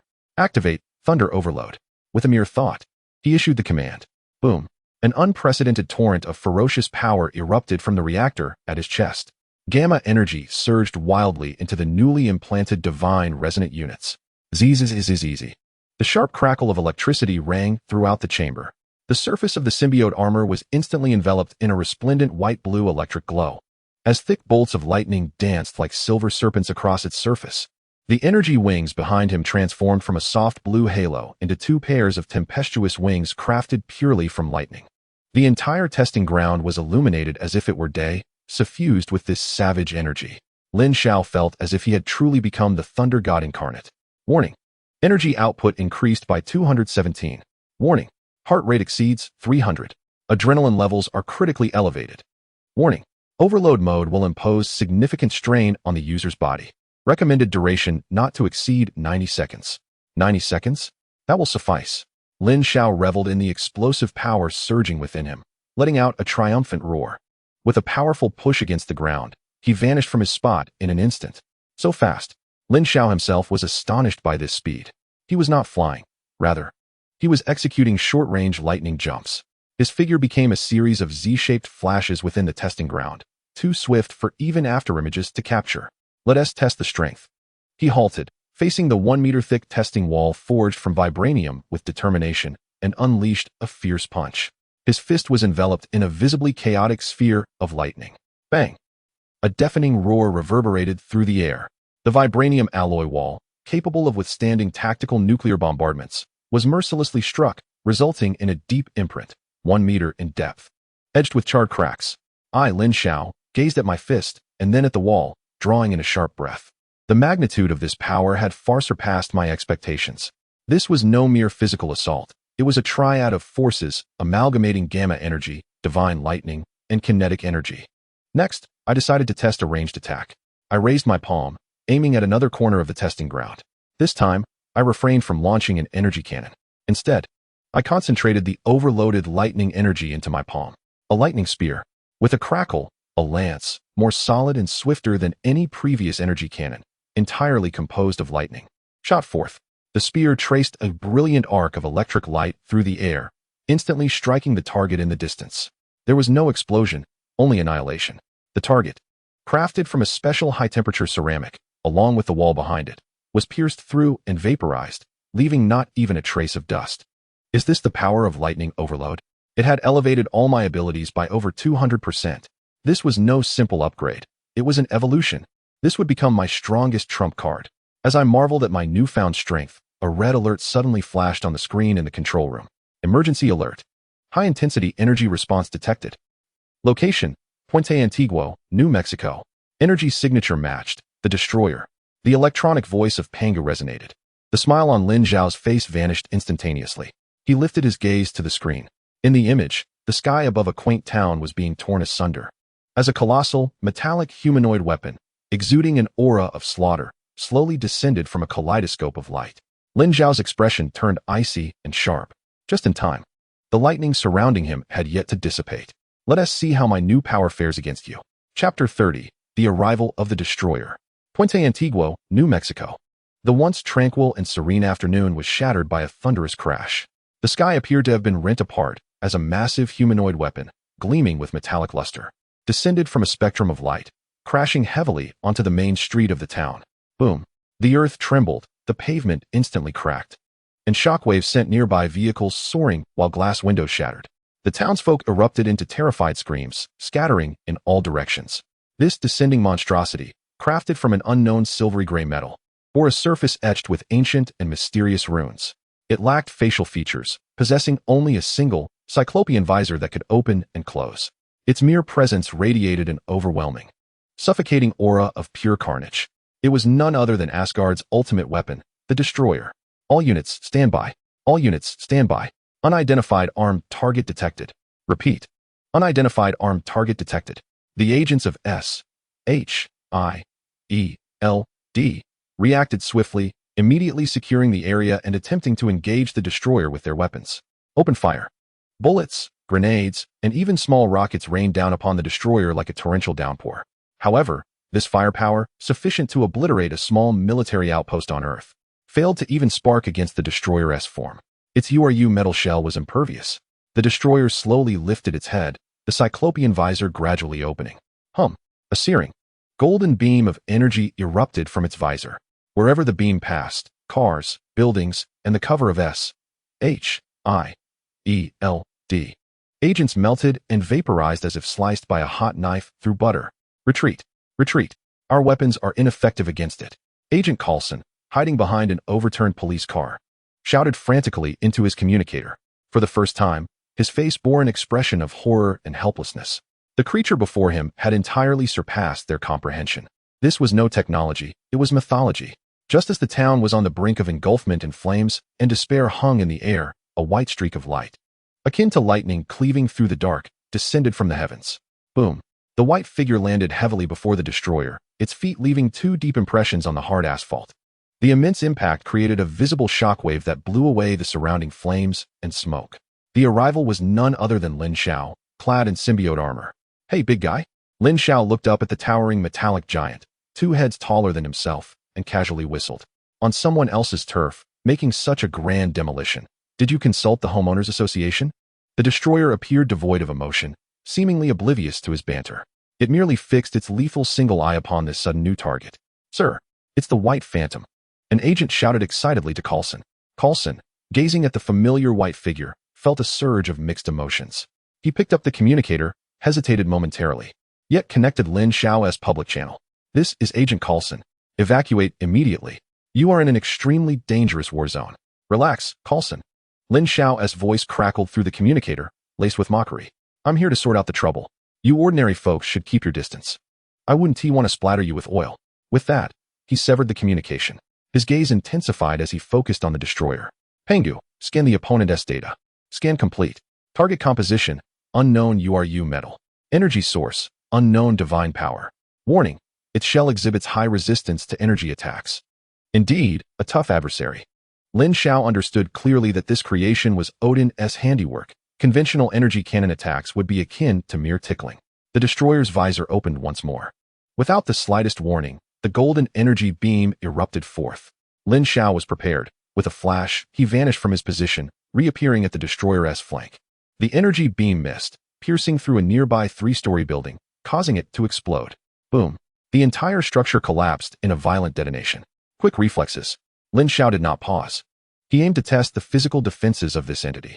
He charged towards the destroyer, his fist, encased in bioarmor, striking forcefully at its lower back joint. Bang! A dull metallic clang echoed. Lin Xiao felt as though he had struck a mountain. A tremendous recoil surged through his arm, leaving it tingling. The destroyer merely swayed slightly before turning around, and scathed. Incredible! Lin Xiao marveled inwardly. This was the first time he found himself at a complete disadvantage in pure strength and physical confrontation.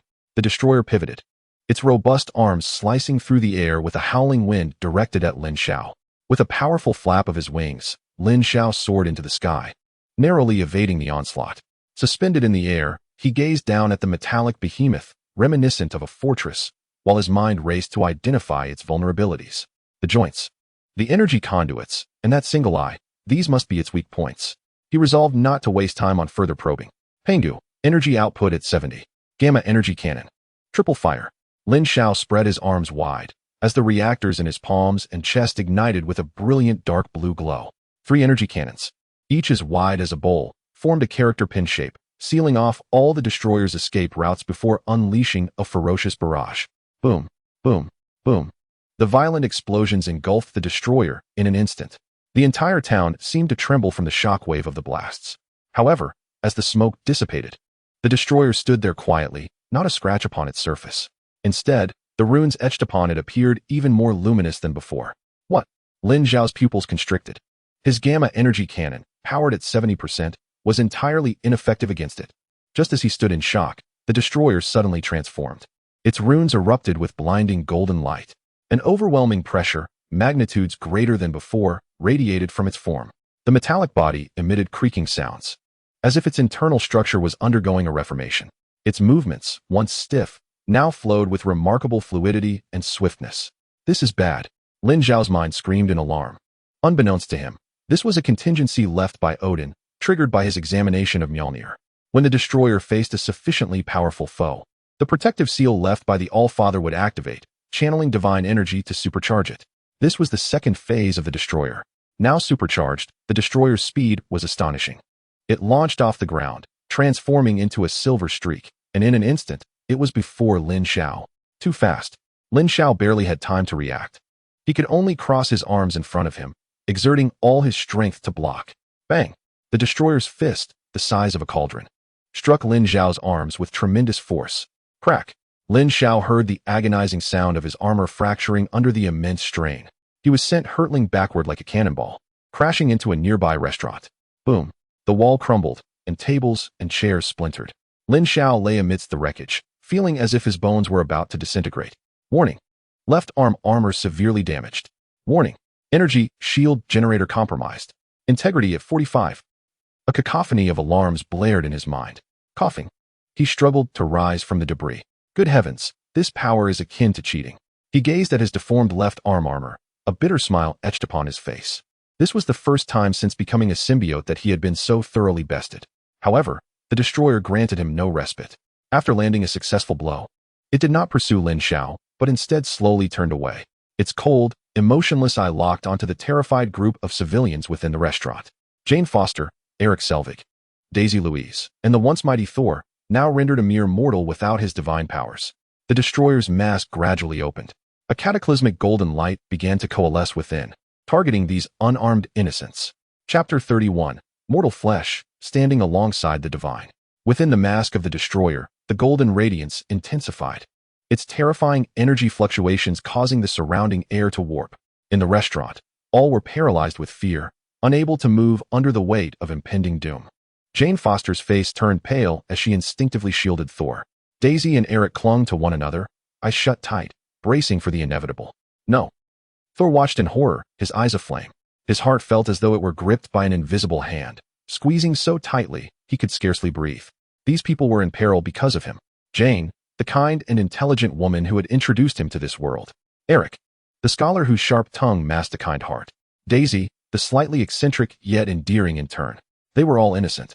And the architect of this calamity was none other than his brother, Loki, seeking vengeance and trying to prove something to their father. Images of his life flashed before his eyes. Once the pride of Asgard, destined to be the next king of the gods.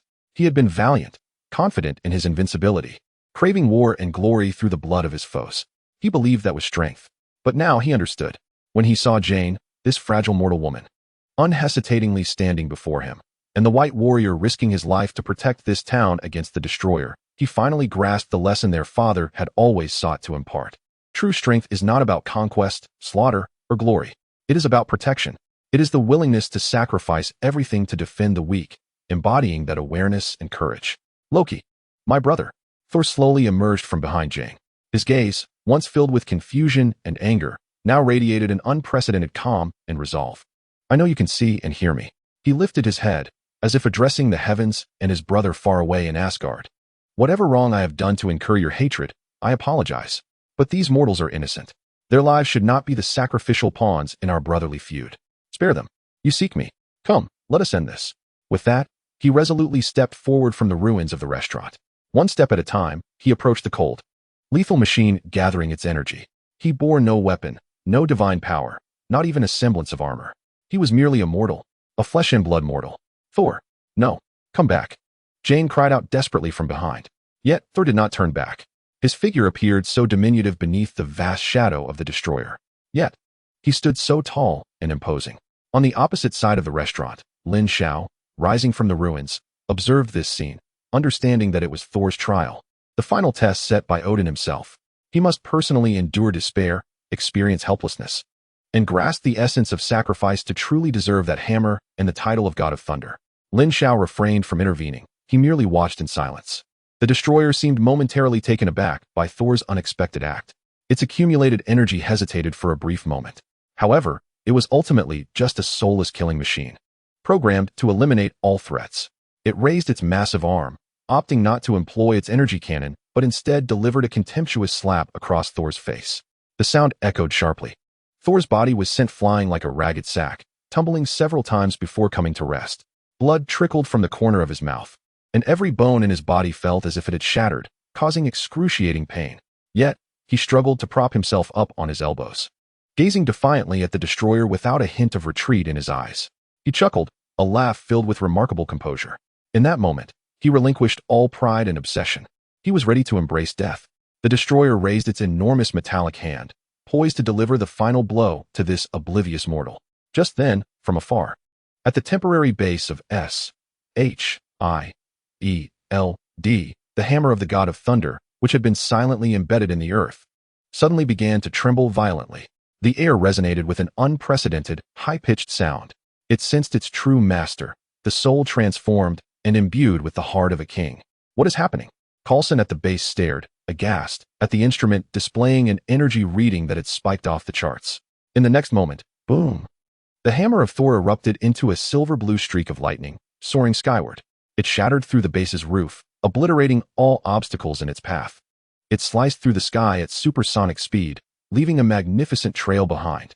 Its sole target was clear, Monaco town. The golden-haired man, who was calmly facing death. In the town, the destroyer's hand had already been raised high. The shadow of death loomed over Thor. Suddenly, the sky darkened. Ominous clouds enveloped the heavens in an instant. Silver lightning crackled and roared, weaving through the clouds. A deafening sonic boom tore through the air, approaching rapidly. Everyone instinctively looked up. They beheld a silver object, trailing a long tail of flame, plummeting towards them like a meteor from the heavens. The destroyer's movements halted.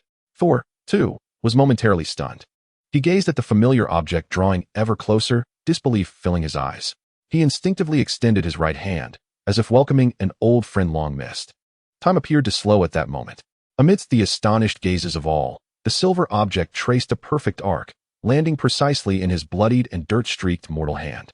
Chapter 32. The Return of the God of Thunder. United against the enemy. With a resounding crack, the instant Thor grasped the handle of the hammer, the world seemed to hold its breath. A bolt of lightning, as thick as a dragon, cleaved through the dense clouds, descending from the heavens to strike him with pinpoint accuracy. Ah! Thor let out a triumphant roar, his voice brimming with power and ecstasy long forgotten. In the dazzling light of the storm, his wounds healed at an observable rate. The tattered garments of a mere mortal were instantly torn asunder, vaporizing into nothingness. In their place, he donned exquisite armor forged from URU metal, gleaming with silver light. A vibrant red cape billowed behind him, moving as if propelled by a wind of its own, rustling fiercely. His blue eyes, no longer clouded by confusion and despair, shimmered with a lightning brilliance capable of illuminating the darkest night. The exiled prince who had lost everything was gone. Standing here now was the god of thunder of Asgard, the one and only master of Mjolnir. Thor. With a thunderous roar, he swung his hammer, unleashing a powerful bolt of lightning that surged from its head, striking the destroyer squarely in the chest. Boom. For the first time, the destroyer's massive form staggered back under the onslaught of this ferocious force, leaving charred marks upon its metallic exterior. Marvelous. Thor. In the ruins of the restaurant, Jane Foster watched the figure that resembled a deity descending from the heavens, tears of joy streaming down her face. Lin Xiao too emerged from the debris, hovering in midair. He regarded the transformed Thor with a satisfied nod. Indeed, now he bears a semblance of divinity. Thor noticed Lin Xiao, turning to face this steadfast warrior who had fought alongside him, his eyes filled with respect and gratitude. Midgardian warrior, you have shown remarkable courage in battling the creations of the gods with your mortal frame. Just call me Lin. Lin Xiao shrugged, descending beside him. Also, you owe me for the renovations of my restaurant and the repairs of this armor, you golden-haired giant. Thor paused at this address, before bursting into hearty laughter. Very well. Once I deal with this iron lump, I shall treat you to the finest meat of Asgard. Agreed, Lin Xiao chuckled. They stood side by side, their gazes locked onto the now steadying destroyer, a surge of unprecedented battle spirit igniting between them. Its exterior is impervious, enchanted by my father's divine power, Thor stated, his tone growing serious. Is that so? I just tried it, and indeed, it is quite hard, Lin Xiao remarked, flexing his left arm still crackling with electricity. Yet, no matter how hard a turtle's shell may be, there are always gaps. What do you suggest? It seems its energy is concentrated within that one-eyed visor. We must find a way to shatter its head. Lin Xiao proposed his strategy. Excellent idea. Thor's eyes sparkled with lightning. I will divert its attention. You find the opportunity to strike. That suits me perfectly. As soon as the words left his lips, Thor hurled his hammer with all his might. Mjolnir, infused with the force of a thunderstorm, hurtled toward the destroyer. The destroyer raised its arm to block, but was staggered by the immense power of the hammer. Seizing the moment, Thor charged in, engaging the destroyer in a fierce melee. The sound of flesh meeting metal echoed through the streets of the town, as the power of the god of thunder clashed violently with that of the destroyer. With every collision, a tempestuous wave of force erupted. Thor, transformed into a barbaric warrior, completely subdued the destroyer. Meanwhile, Lin Xiao moved like a spectral assassin. He refrained from engaging in direct combat, instead leveraging the remarkable agility of the symbiote armor to dart swiftly along the periphery of the battlefield. His eyes, akin to the most sophisticated scanners, incessantly analyzed each of the destroyer's movements, seeking out its vulnerabilities. Thor, to your left. It's about to unleash its energy cannon. Beware of its knee joints. They are mobile. Lin Xiao's voice ceaselessly provided precise battlefield intelligence. With Lin Xiao's assistance, Thor fought with newfound confidence, as if he possessed omniscient awareness of the battlefield, effortlessly anticipating the destroyer's next move. Well done, Lin, Thor exclaimed in delight amidst the skirmish. Less chatter. Focus. I found an opening. Lin Xiao's gaze suddenly sharpened. In the fleeting moment when the destroyer swung its fist and missed, exposing a vast opening, now was the time. With a fierce flap of the energy wings behind him, Lin Xiao transformed into a streak of white lightning, instantaneously appearing behind the destroyer. He wielded no weapon. Instead, he concentrated all his energy into his right hand. His hand became akin to a razor-sharp blade, precisely penetrating the intricate energy conduction node at the back of the destroyer's neck. Zzz. Lin Xiao activated the gamma energy, unleashing a furious biological electric pulse that surged into the core system of the destroyer. The destroyer's body stiffened abruptly. Its runes began to flicker erratically, becoming exceedingly unstable. A perfect opportunity. Thor grasped the situation immediately upon witnessing this. He leapt high, raising Mjolnir above his head. For Asgard! He roared, bringing the hammer down forcefully upon the destroyer's incapacitated head, rendered immobile by the system malfunction. Yet, at the very moment of impact, the destroyer's flickering singular eye suddenly reignited with blinding golden light. It had, at the last moment, forcefully rebooted its system. Its body twisted violently, breaking free from Lin Xiao's grasp, and its visor fully retracted, unleashing a cataclysmic energy beam, now several times more potent, directly towards the unsuspecting Thor. If struck, even a god like Thor would suffer grievous injury. This is bad. Thor's heart raced. It seemed they were destined for mutual destruction. In this critical moment, thunder surged, overloading. Lin Xiao's symbiote armor erupted with an unprecedented, dazzling display of lightning. Chapter 33, Breakthrough. Odin's Creation. Thunder Overload. With Lin Xiao's furious shout, the Arc Reactor within him and the newly acquired divine power resonating unit operated at an unparalleled capacity. Boom! An astonishing surge of power enveloped his entire being. The surface of the symbiote armor, once adorned with pearl-white biological fibers and deep blue energy patterns, was now completely engulfed in a blinding white-blue lightning. Thick arcs of electricity danced around him like enraged dragons unleashed from their bonds, roaring, casting him in the guise of a true deity of thunder.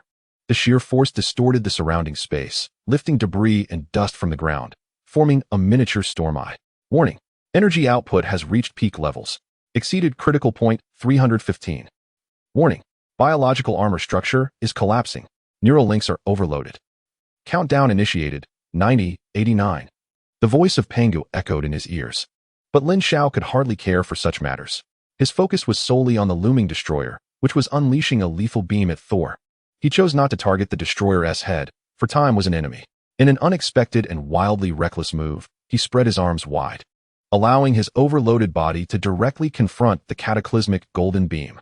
He intended to shield Thor from this fatal strike with his own body. Lin, you've lost your mind. Thor's eyes widened in horror.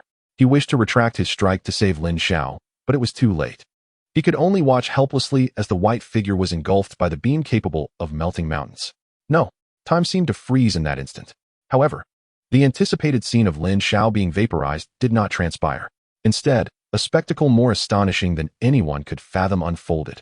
When the destroyer's energy beam struck Lin Xiao, a marvelous chemical reaction occurred between his thunder and gamma abilities, propelled by the overload. His outstretched palms each formed a rapidly spinning, dark blue vortex composed of gamma energy and lightning. The beam from the destroyer surged into the vortex, akin to a flood finding its outlet. The wild, pure destructive energy was forcibly absorbed and transformed by Lin Xiao. His voice resonated from the lightning, imbued with a metallic timbre and an indescribable might. Double the return. He swiftly brought his arms together. The two energy-laden vortices fused instantaneously. Then, in a manner more furious and unfathomable, mixed with his own gamma lightning, it was propelled back. Boom! A beam of energy, thicker and more radiant than the destroyer's own cannon, infused with three forms of cosmic apex energy, struck the destroyer's chest at point-blank range. Crack! Crack! The indestructible URU metal shell of the destroyer shattered under the impact, emitting a cacophony of fracturing sounds. Massive cracks, like a spider's web, rapidly spread from its chest across its entire form. Its divine power core collapsed and disintegrated under the onslaught of insurmountable energy. The hulking body of the destroyer froze in place. The golden light in its eyes dimmed rapidly, eventually extinguishing completely. Meanwhile, Thor, channeling all his divine power into a single strike, finally smashed down upon the destroyer's defenseless head. Bang! This time, there was no resistance. The destroyer's head was obliterated like a watermelon. Immediately thereafter, its fractured body succumbed to a chain reaction, collapsing like a row of dominoes. Rumble. Amidst a thunderous explosion and the sound of splintering metal, this ultimate weapon from Asgard, which had left S.H.I.E.L.D. powerless, was utterly reduced to a heap of smoking, molten metal debris scattered across the ground. The battle was over. The entire town fell into a profound silence. Everyone stood with mouths agape, staring blankly at this mythical scene, their minds devoid of thought. Who? The lightning coursing through Lin Xiao's body gradually dissipated. The overload mode concluded, and an indescribable sense of weakness surged throughout him in an instant. He sank to one knee, bracing himself against the ground, gasping for breath. The symbiotic armor had lost its luster, now marred by a multitude of fine cracks, clearly damaged to a severe extent. That last move had nearly drained both him and the reactor of all their energy. Thor also collapsed to the ground, hastening to Lin Xiao's side. His gaze filled with shock and gratitude as he beheld the ruined armor. Lin Yu. He struggled to articulate his thoughts, yet found that any words at this moment felt utterly inadequate. Lin Xiao waved his hand dismissively, signaling that he was fine.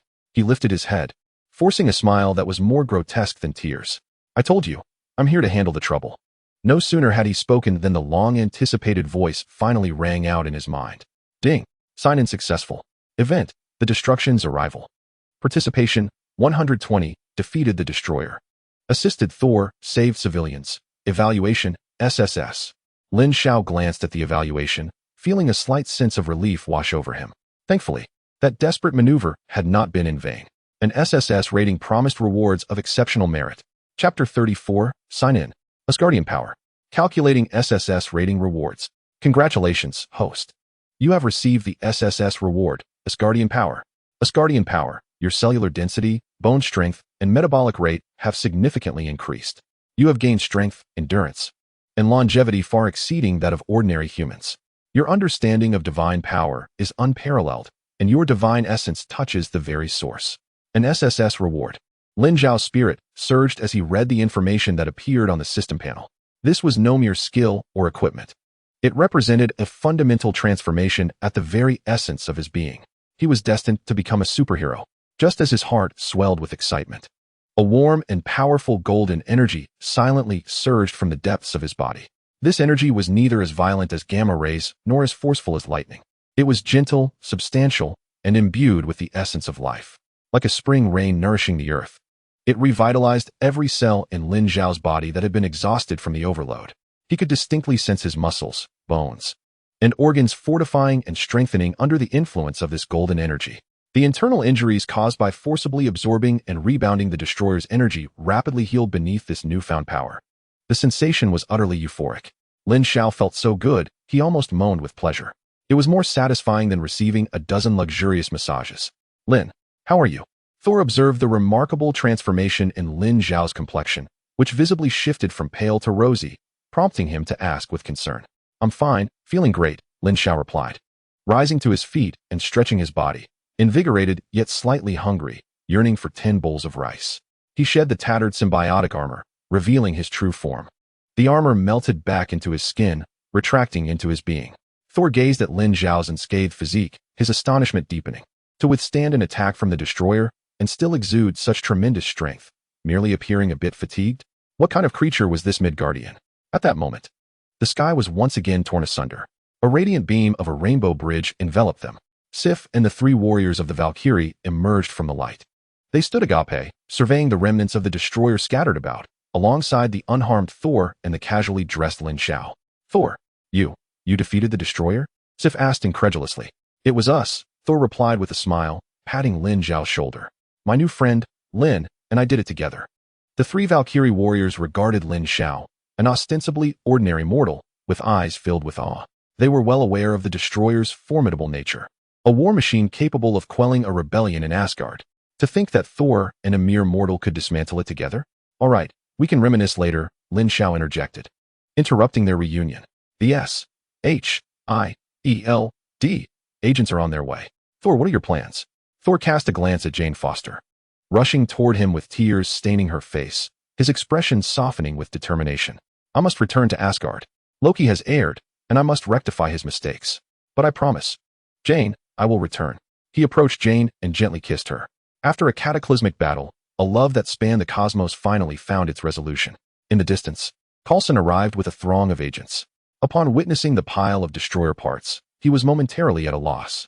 He glanced between Thor and Lin Xiao, opening his mouth but finding himself speechless. Wasn't their combat prowess a tad beyond the norm? Agent Coulson, Thor noticed him and approached with a serious demeanor. I need to borrow your research materials regarding the Einstein-Rosen bridge. He required Jane's studies to find a way back to Earth. Coulson hesitated for a moment, then nodded in agreement. For matters of such divine combat level, he had completely lost control and could only choose to cooperate. Mr. Lin, Coulson turned to Lin Xiao. His expression exceedingly complex. Director Fury wishes to speak with you. Let him come find me, Lin Xiao replied, uninterested in becoming too entangled with S-H-I-E-L-D. He made a phone gesture to Thor, reminding him, remember, you owe me some meat. And tell that one-eyed Fury he'll soon have a significant problem on his hands. With that, Lin Xiao made his exit. He waved goodbye to Coulson and the astonished agents, flashing a sunny smile. Farewell, everyone. No sooner had the words left his mouth than his form transformed into a streak of white light, soaring skyward and vanishing into the horizon, leaving a bewildered crowd in his wake. Coulson adjusted his sunglasses, the shock evident beneath the lenses. He promptly pulled out his phone and dialed Nick Fury's number. Director, I think our assessment of the White Phantom may need to be revisited from the ground up. Upon returning to the base, Lin Xiao's first course of action was to rush into the medical bay for a comprehensive body examination. The data displayed on the screen startled even him.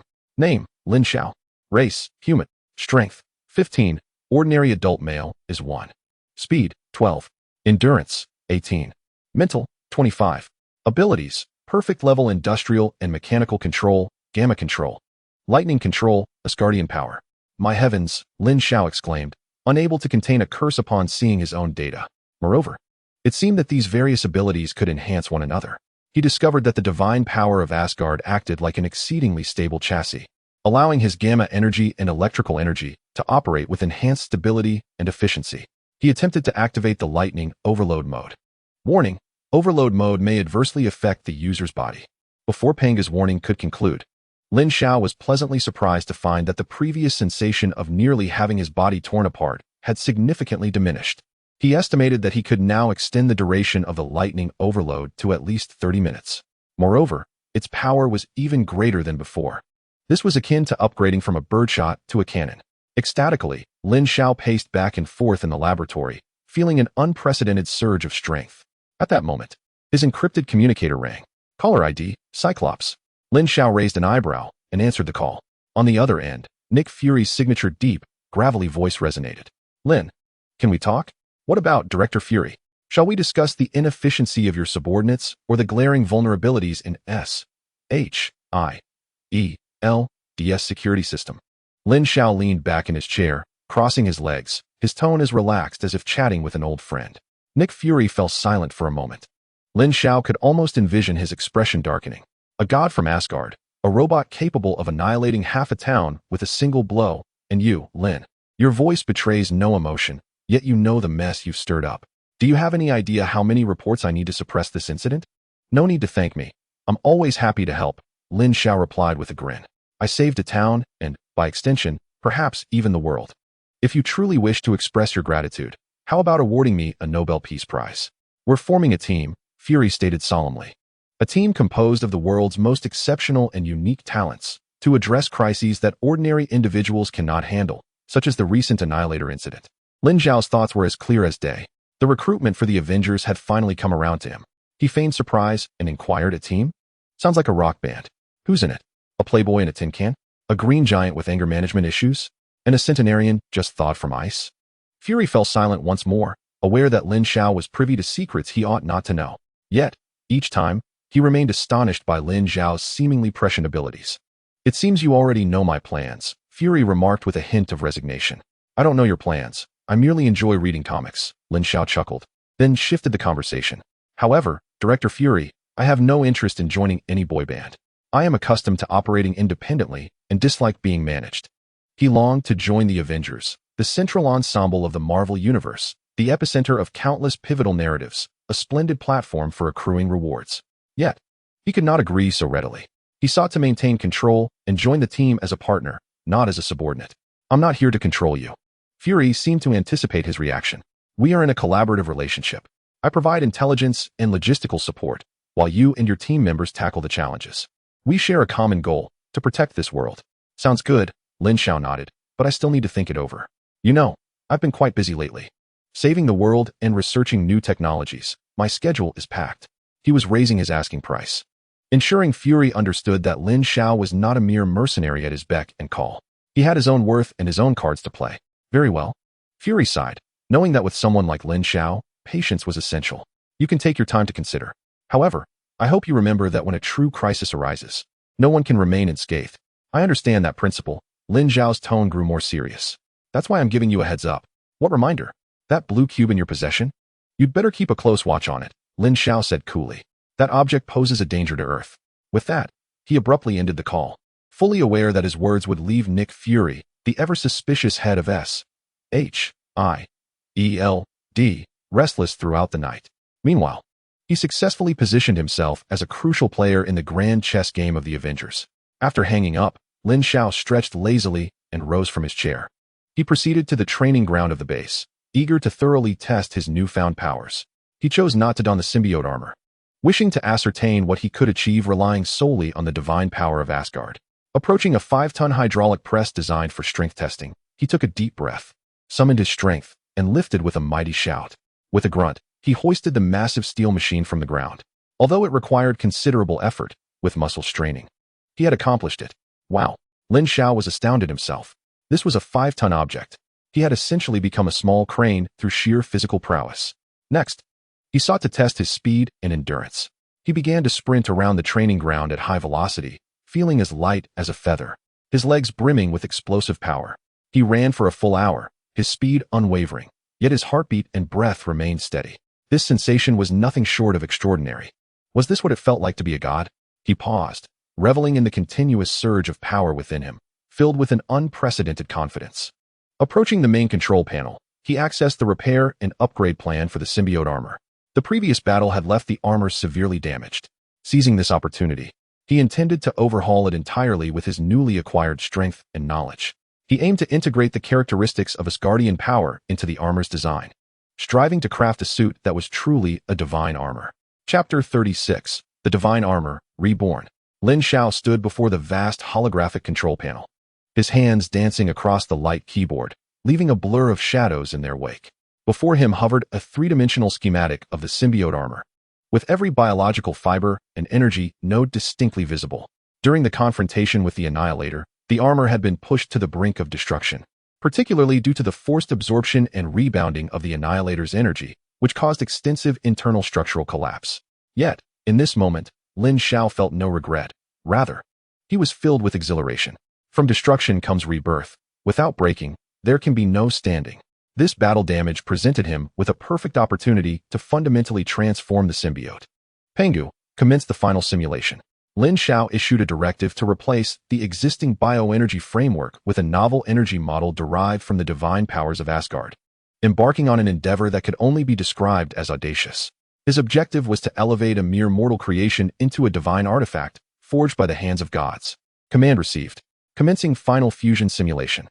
Warning: the laws embodied within the Asgardian energy model are fundamentally incompatible with the cold fusion energy of the Arc Reactor. Forcing a merger poses a 99.8 probability of core annihilation. The cold, electronic voice of Pengu reverberated through the vast laboratory.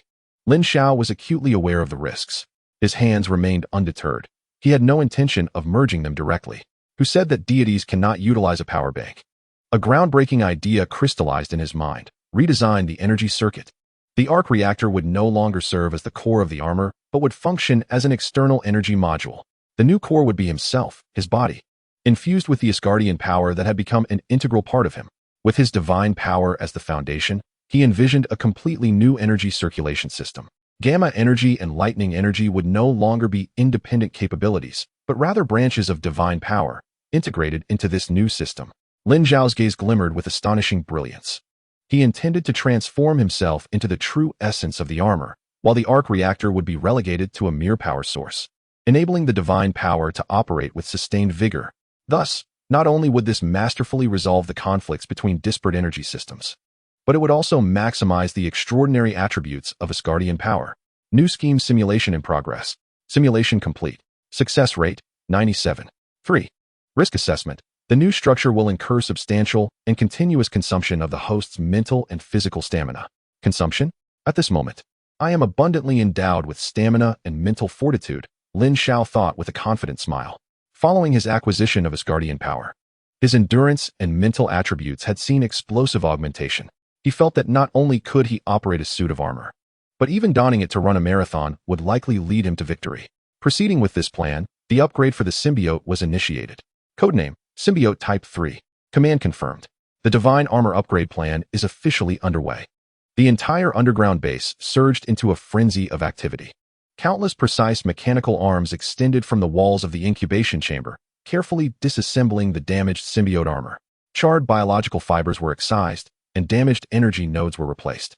Lin Xiao was fully engaged in the process, his mind linked at high speed with Pangu's supercomputer as he meticulously designed every detail. He infused the knowledge of runes he had copied from Thor's hammer into the energy pattern design of the armor. The previously simplistic dark blue lines, meant solely for energy conduction, were intricately rewoven, becoming more complex and profound, as though imbued with the very principles of the universe. Utilizing his perfect command of industrial techniques and mechanical mastery, he conjured a brand new alloy from thin air. This alloy, based on vibranium, incorporated the properties of a small amount of URU metal and was tempered with divine power. It possessed the kinetic energy absorption of vibranium, along with the extraordinary affinity for energy characteristic of URU. Lin Xiao named this innovative alloy Divine Gold. He reformed the armor's framework and all critical joint nodes with Divine Gold, significantly enhancing the physical defensive capabilities of the armor. Time flew by as he immersed himself in his focused research. When the last piece of breastplate, shimmering with a blend of pale gold and dark blue light, was affixed to the armor, the entire Symbiote Type 3 armor quivered gently. A deep, resonant hum, reminiscent of ancient primordial echoes, filled the laboratory. The newly designed runic patterns on the armor illuminated one by one. They were no longer merely blue. Within the profound dark blue lay a noble, faint golden luminescence. An overwhelming, majestic aura, as if a deity had descended, emanated from the armor. Upgrade complete. Symbiote Type 3 is now online. Lin Xiao took a deep breath. Suppressing the exhilaration within, he approached the transformed armor step by step. As he donned the armor and embedded the Arc Reactor into the external energy interface, an unprecedented sensation of power, as if intertwined with his very bloodline, surged throughout his being. He felt that this was no longer merely armor, but an extension of his body, a manifestation of his will. Pangu, test the new toy. Lin Xiao ventured to the deepest testing ground of the base. Raising his hand towards a composite metal testing wall, constructed from vibranium alloy, a meter thick. He had procured this specifically for high-price testing from the black market. Simply channeling the Asgardian power within him into his arm, he delivered a seemingly mundane punch. There was no cataclysmic explosion, no dazzling burst of energy. Only a dull, unsettling thud resonated. The testing wall crumbled beneath his fist as if it were mere tofu. A smooth, mirror-like, bottomless hole appeared in the wall, devoid of any cracks at its edges. Goodness, Lin Xiao exclaimed in astonishment, staring at his fist. Was this truly just a basic attack? If combined with gamma energy and lightning overload, the power, he dared not contemplate further. Let us try the new capabilities. Lin Xiao discovered that his divine power differed significantly from Thor's. After testing, he found it remarkably versatile, almost acting as a universal solution. Closing his eyes, he focused his thoughts. Pangu, initiate temporal rewind using Asgardian power as the core, locking onto the moment I just threw my punch. Command received. Initiating temporal rewind. Before Lin Xiao's eyes, the world morphed into a manipulable videotape. Time began to flow backward. He observed the trajectory of his punch, the instant of contact with the wall, and the entire structural collapse of the wall. Although the imagery was somewhat blurred and could only last for a fleeting few seconds, the mental energy consumption was immense. Just as he contemplated exploring other functionalities, a communication request came through. It was Bruce Banner. Since their last encounter, where Lin Xiao had assisted him in reaching a dialogue with the Hulk, Banner had remained in the laboratory Lin Xiao had prepared for him, continuing his rehabilitation training. Lin, you must come here at once. Banner's voice on the other end was laced with an uncontainable excitement and a hint of tension. After a pause, as if gathering his thoughts, Banner continued, we have reached a preliminary consensus. Oh, Lin Xiao raised an eyebrow, suddenly intrigued. He hurried to Banner's laboratory. Look. As soon as Banner saw Lin Xiao arrive, his body began to undergo a transformation. His skin took on a faint green hue. His muscles expanded at a visibly rapid pace. Strangely, this transformation was neither violent nor painful. His expression remained tranquil, and his gaze was clear. Moments later, a green giant, reduced in stature to a mere 2 meters, yet still exuding an aura of formidable strength, materialized before Lin Xiao. This green behemoth, devoid of his previous madness and fury, bore an expression imbued with a rational glimmer that belonged to Banner. He gazed at Lin Xiao, unveiling a somewhat endearing grin, and spoke in a deep, gravelly voice, clearly enunciating each word. "Hello, Lin. How long can you maintain this state?" Curiously, Lin Xiao inquired. "If I refrain from combat, approximately half an hour, in a fight. At most 1 minute before anger regains control," the green giant replied, his voice resonating with a hoarse timbre. "Excellent. It seems our bridge building has been a success. Let us proceed gradually," Lin Xiao remarked. Chapter 37. The Invitation of the One-Eyed Dragon and the Red-Haired Female Agent. The Green Doctor, or rather Banner, adjusted his specially made glasses, which were as large as his head, his tone gentle and steady. "With your assistance last time, I engaged in a profound dialogue with him. Another version of myself. I discovered he is not merely a creature bent on destruction. He resembles a child, filled with anger and loneliness. Confined in a cage for too long, I endeavored to comprehend and accept him, rather than suppressing and fearing him. And thus, it transpired." Banner spread his large hand in disbelief, his tone filled with astonishment. "Hulk appreciates this as well," he added, his voice tinged with a childish stubbornness characteristic of the Hulk. Lin Xiao understood. He had acted as a psychotherapist, successfully mediating between the quarreling personas of Banner and Hulk. As a result, these two had reconciled and merged. This was indeed splendid news. Lin Xiao sincerely felt joy for him, exclaiming, "Congratulations, Doctor. You have finally discovered a means to coexist peacefully with yourself." "I owe it all to you, Lin," Banner responded, gratitude evident in his gaze. "You provided me this opportunity, a rebirth." Lin Xiao waved his hand dismissively, saying, "Do not say so. I merely offered a platform. Achieving this milestone was contingent upon your own courage and wisdom." At that moment, the base's alarm system suddenly blared. "Warning, an unidentified visitor is approaching the base entrance. Visitor identity recognition, Phil Coulson, S.H.I.E.L.D., Level 8 agent." The electronic voice of Pangu echoed through the control room. "Ah, speak of the devil, and he shall appear." Lin Xiao raised an eyebrow, realizing that our ever-curious director had finally grown impatient. He turned to Banner and said, "Doctor, take a moment to acclimate to your new form. I shall attend to our guest." Lin Xiao approached the ground entrance disguised as an abandoned foundry. Indeed, Coulson's unchanging smile awaited at the entrance, accompanied by several black-clad agents who scrutinized the dilapidated factory with wary expressions. "Mr. Lin, we meet again." Coulson adjusted his sunglasses, beaming amiably. "Agent Coulson, what a rare encounter." Lin Xiao leaned casually against the rusted iron door, his demeanor languid. Coulson's smile faltered momentarily. "Conversing with this fellow is akin to walking a tightrope. Director Fury wishes to see you regarding the Tesseract," Coulson stated bluntly. "Oh, the one-eyed dragon has finally come around." Lin Xiao feigned surprise, adding, "I thought he would remain hidden behind the phone lines, playing the role of a mysterious operator." The bait he had cast about the blue cube had evidently been effective. Nick Fury, the ever-suspicious head of S.H.I.E.L.D., was likely restless, seeking to extract more intelligence from him. "Follow me," Lin Xiao said, refraining from further challenging Coulson, and turned to delve deeper into the factory. A state-of-the-art Quinjet stood silently in the clearing behind the factory, exuding an aura of science fiction. The journey was silent. The Quinjet ascended into the sky, piercing through thick clouds until a colossal, aircraft carrier-like steel behemoth emerged before Lin Xiao's eyes, the helicarrier. Even after witnessing it countless times in films, seeing this magnificent structure suspended at an altitude of 10,000 meters still sent a tremor of awe through Lin Xiao. This was one of humanity's pinnacle technological creations, S.H.I.E.L.D.'s most formidable mobile headquarters. The aircraft landed smoothly on the deck. Nick Fury, clad in his signature black trench coat, awaited him on the tarmac, while Maria Hill stood behind him like a loyal aide, her expression serious. "Welcome to my domain, Lin." Fury S1I scrutinized Lin Xiao, his voice deep. "Impressive vessel, Director Fury," Lin Xiao remarked as he disembarked and surveyed his surroundings. "Feel free to explore. Once you finish, we shall discuss business." Fury, perceptive of Lin Xiao's interest in the helicarrier, prudently postponed their discussion. Lin Xiao was indeed captivated by the helicarrier. If such vessels were deployed during the impending battle in New York, combat would be significantly easier. The massive turbine propellers churned the air at 10,000 meters, producing a deafening roar.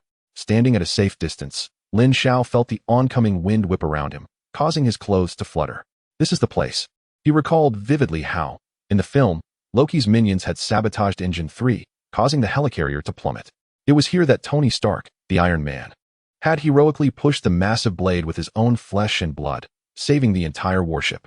It was also in that crisis that Agent Coulson had paid the ultimate price, uniting the Avengers in their true purpose.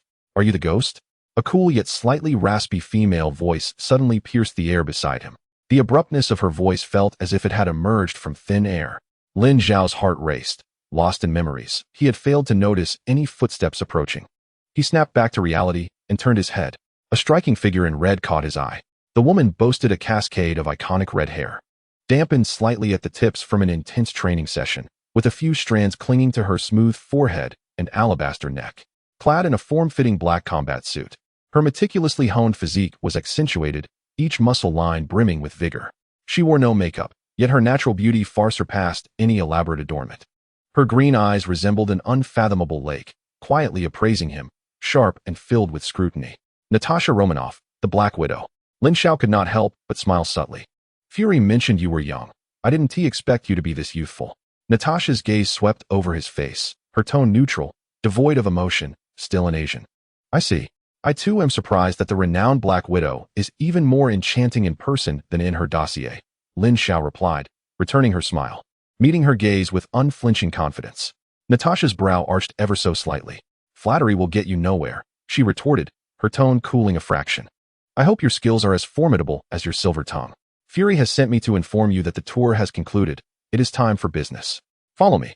Without waiting for a response, she pivoted smoothly, her long legs striding forward. Lin Xiao chuckled softly and leisurely followed her. Two individuals walked in succession through the bustling bridge of the spacecraft, an amalgam of alarms and orders resonating in the air. Countless agents and personnel clad in S.H.I.E.L.D. uniforms hurried past them. At last, Natasha came to a halt before a formidable metal door. Chapter 38, The Avengers Admission Ticket. She led Lin Xiao through the frenetic bridge, the aerial mothership, and into the strategic conference room. Seated around a colossal circular conference table were the upper echelon of S.H.I.E.L.D.'s core figures. Nick Fury occupied the central position, his single eye surveying each individual present, his expression grave enough to evoke unease. Maria Hill and Phil Coulson flanked him, their faces equally somber. Natasha Romanoff sat quietly to the side, while Lin Xiao, nonchalant as ever, boldly faced Fury. A cup of coffee recently poured by Agent Hill in hand, leisurely savoring it. "Esteemed colleagues," Fury began in a deep tone, shattering the silence of the conference room. "I trust you have all reviewed the dossier on the White Ghost, also known as Mr. Lin." The large screen in the conference room displayed footage of every battle Lin Xiao had previously engaged in. From the epic clash against the abomination on the streets of New York, to his sparring with War Machine at a Stark party, and finally, his formidable confrontation with the Destroyer in New Mexico. Each appearance was nothing short of earth-shattering.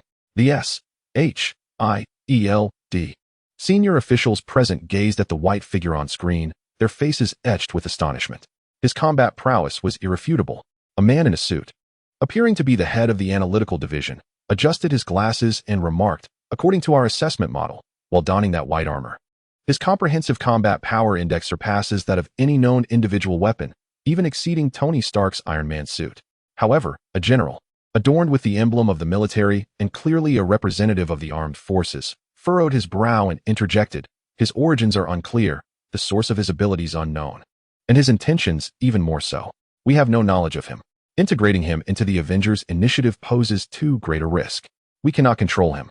The general's words echoed the concerns of many present.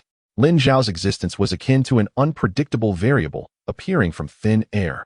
His formidable strength and enigmatic nature instilled a sense of trepidation in these individuals accustomed to wielding control. "Control?" Lin Xiao echoed the term, setting down his coffee cup and laughing. "General, with all due respect, our strengths are not even on the same spectrum. What gives you the audacity to think you can control me? You." The general, flushed with indignation, slammed his hand on the table. Fury interjected at an opportune moment. "Let's discuss cooperation. We should collaborate for mutual benefit." "I still oppose," the general retorted, "until a thorough vetting and background check are conducted. I will not consent to allowing such a dangerous individual access to S.H.I.E.L.D.'s core secrets." The atmosphere in the conference room turned tense. Fury was about to speak to alleviate the situation when the general continued, "I have a proposition." As he spoke, he produced prepared materials. "We assign Mr. Lin a target, a formidable adversary that we cannot tackle. If he resolves this, we will acknowledge him as a partner. After all, If Mr. Lin possesses such power, we would have little room for negotiation. Agreed, Lin Xiao replied nonchalantly. Very well, Fury nodded, surveying the room before affirmatively gesturing to the general, who handed the materials to Hill. This is the dossier on Operation Eagle's Nest in the Alps. Hill manipulated the tactical panel, and the screen transitioned to reveal a heavily fortified military base deep within the Alps. Eagle's Nest, Coulson began to explain, is the largest stronghold of Hydra remnants in Europe. Its leader is one of Baron Strucker's lieutenants, codename the Butcher. This individual is ruthless and exceedingly cunning. We, along with the military, have attempted 3 assaults on him, all of which ended in failure. The base's defense systems are controlled by a top-tier hacker known as Hive, and our electronic warfare division has been unable to penetrate their defenses. Additionally, according to our informants, they appear to be conducting inhumane biological experiments deep within the base. Coulson's tone was grave, indicating that this Eagle's Nest was a significant challenge for both SHIELD and the military. The objective is clear, the general stated, fixing his gaze on Lin Xiao. Destroy this base, capture or neutralize the Butcher, and retrieve all their research data. Is it truly that simple? Lin Xiao raised an eyebrow. I require a companion, he continued, his gaze shifting to Natasha. I need someone to witness and validate my assessment test. She shall suffice. Natasha met his gaze, replying succinctly, I have no objections. She too wished to see for herself whether this man was merely arrogant or genuinely formidable. Excellent, Fury nodded, rising from his seat. The operation commences at midnight. Quinjet and all logistical support have been prepared for you. I wish you a fruitful hunt. At midnight, above the Alps, a Quinjet equipped with optical stealth mode glided silently through the biting cold winds. Inside the cabin, the atmosphere was charged with anticipation. Natasha was finalizing preparations, checking her equipment and calibrating her parachute, her demeanor a portrait of calm professionalism. Meanwhile, Lin Xiao, brimming with excitement, leaned against the window, gazing at the silver-white snow-capped mountains illuminated by the moonlight. Wow, the scenery here is splendid, Lin Xiao exclaimed, turning to Natasha with a beaming smile. Natasha paused in her actions, looking at this carefree individual. Did he truly comprehend the nature of their mission? We have 5 minutes until we reach the designated drop zone. The pilot's voice crackled through the communicator. Natasha inhaled deeply, casting aside any lingering distractions. She stood and approached the cabin door. I will land at point A, using the blizzard as cover to infiltrate through the northern ventilation shaft and incapacitate their internal security systems. You will create chaos at point B to draw their main forces away. We will regroup in the central control room. Natasha succinctly outlined her tactical plan. It was a highly professional and prudent infiltration strategy. However, Lin Xiao shook his head upon hearing it. Too complicated. What? Natasha thought she misheard. I said, too complicated. Lin Xiao stepped beside her, peering down at the base barely visible through the snowstorm. Watch closely and witness what absolute power looks like. Without waiting for Natasha's response, he pressed the cabin door's release button. With a whoosh, the frigid wind rushed in. Before Natasha could question his intentions, she saw Lin Xiao gracefully wave goodbye, and then, to everyone's shock, he stepped out of the cabin. No parachute, no wings. He plummeted like a stone toward the hostile base below. Chapter 39, This is Power. Has he lost his mind? The pilot in the cockpit gasped incredulously, watching the figure fall from 10,000 feet. Natasha stood frozen in place, the biting cold wind tousling her red hair, and for a fleeting moment, her mind went blank. Did this individual truly leap into the abyss?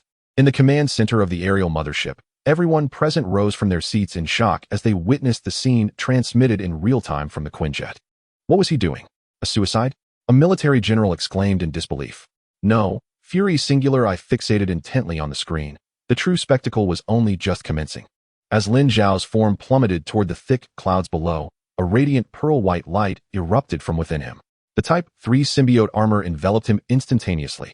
The intertwining runes of pale gold and dark blue illuminated the night sky with an enigmatic and commanding glow. The newly forged energy wings, crafted from divine metal, unfurled dramatically from the back of his armor. They were no longer the translucent light blue wings of before, but rather akin to the powerful, metallic feathers of an angel. Each plume shimmered with the brilliance of energy. A deep, thunderous roar of engines shattered the silence of the night. Lin Xiao's descent abruptly halted. Pangu, infiltrate their communication system and analyze the map. He hovered like a deity amidst the swirling snow, gazing down upon the impregnable Hydra base below. He understood that this battle must showcase his prowess to secure greater influence in the ensuing conflict. there was still a purple sweet potato spirit to contend with. He needed to hasten his ascension in strength, and the most expedient method was undoubtedly through system engagement. Collaborating with S-H-I-E-L-D was a pivotal aspect of his forthcoming strategy. Command received. Infiltrating Eagle's Nest Communication System. Command received. Constructing 3D map of Eagle's Nest. Success. Lin Xiao moved. He descended like a meteor from the heavens, trailing a brilliant, fiery tail of energy, striking the base's entrance with an audacious ferocity. Boom. A thunderous crash echoed throughout the serene Alps.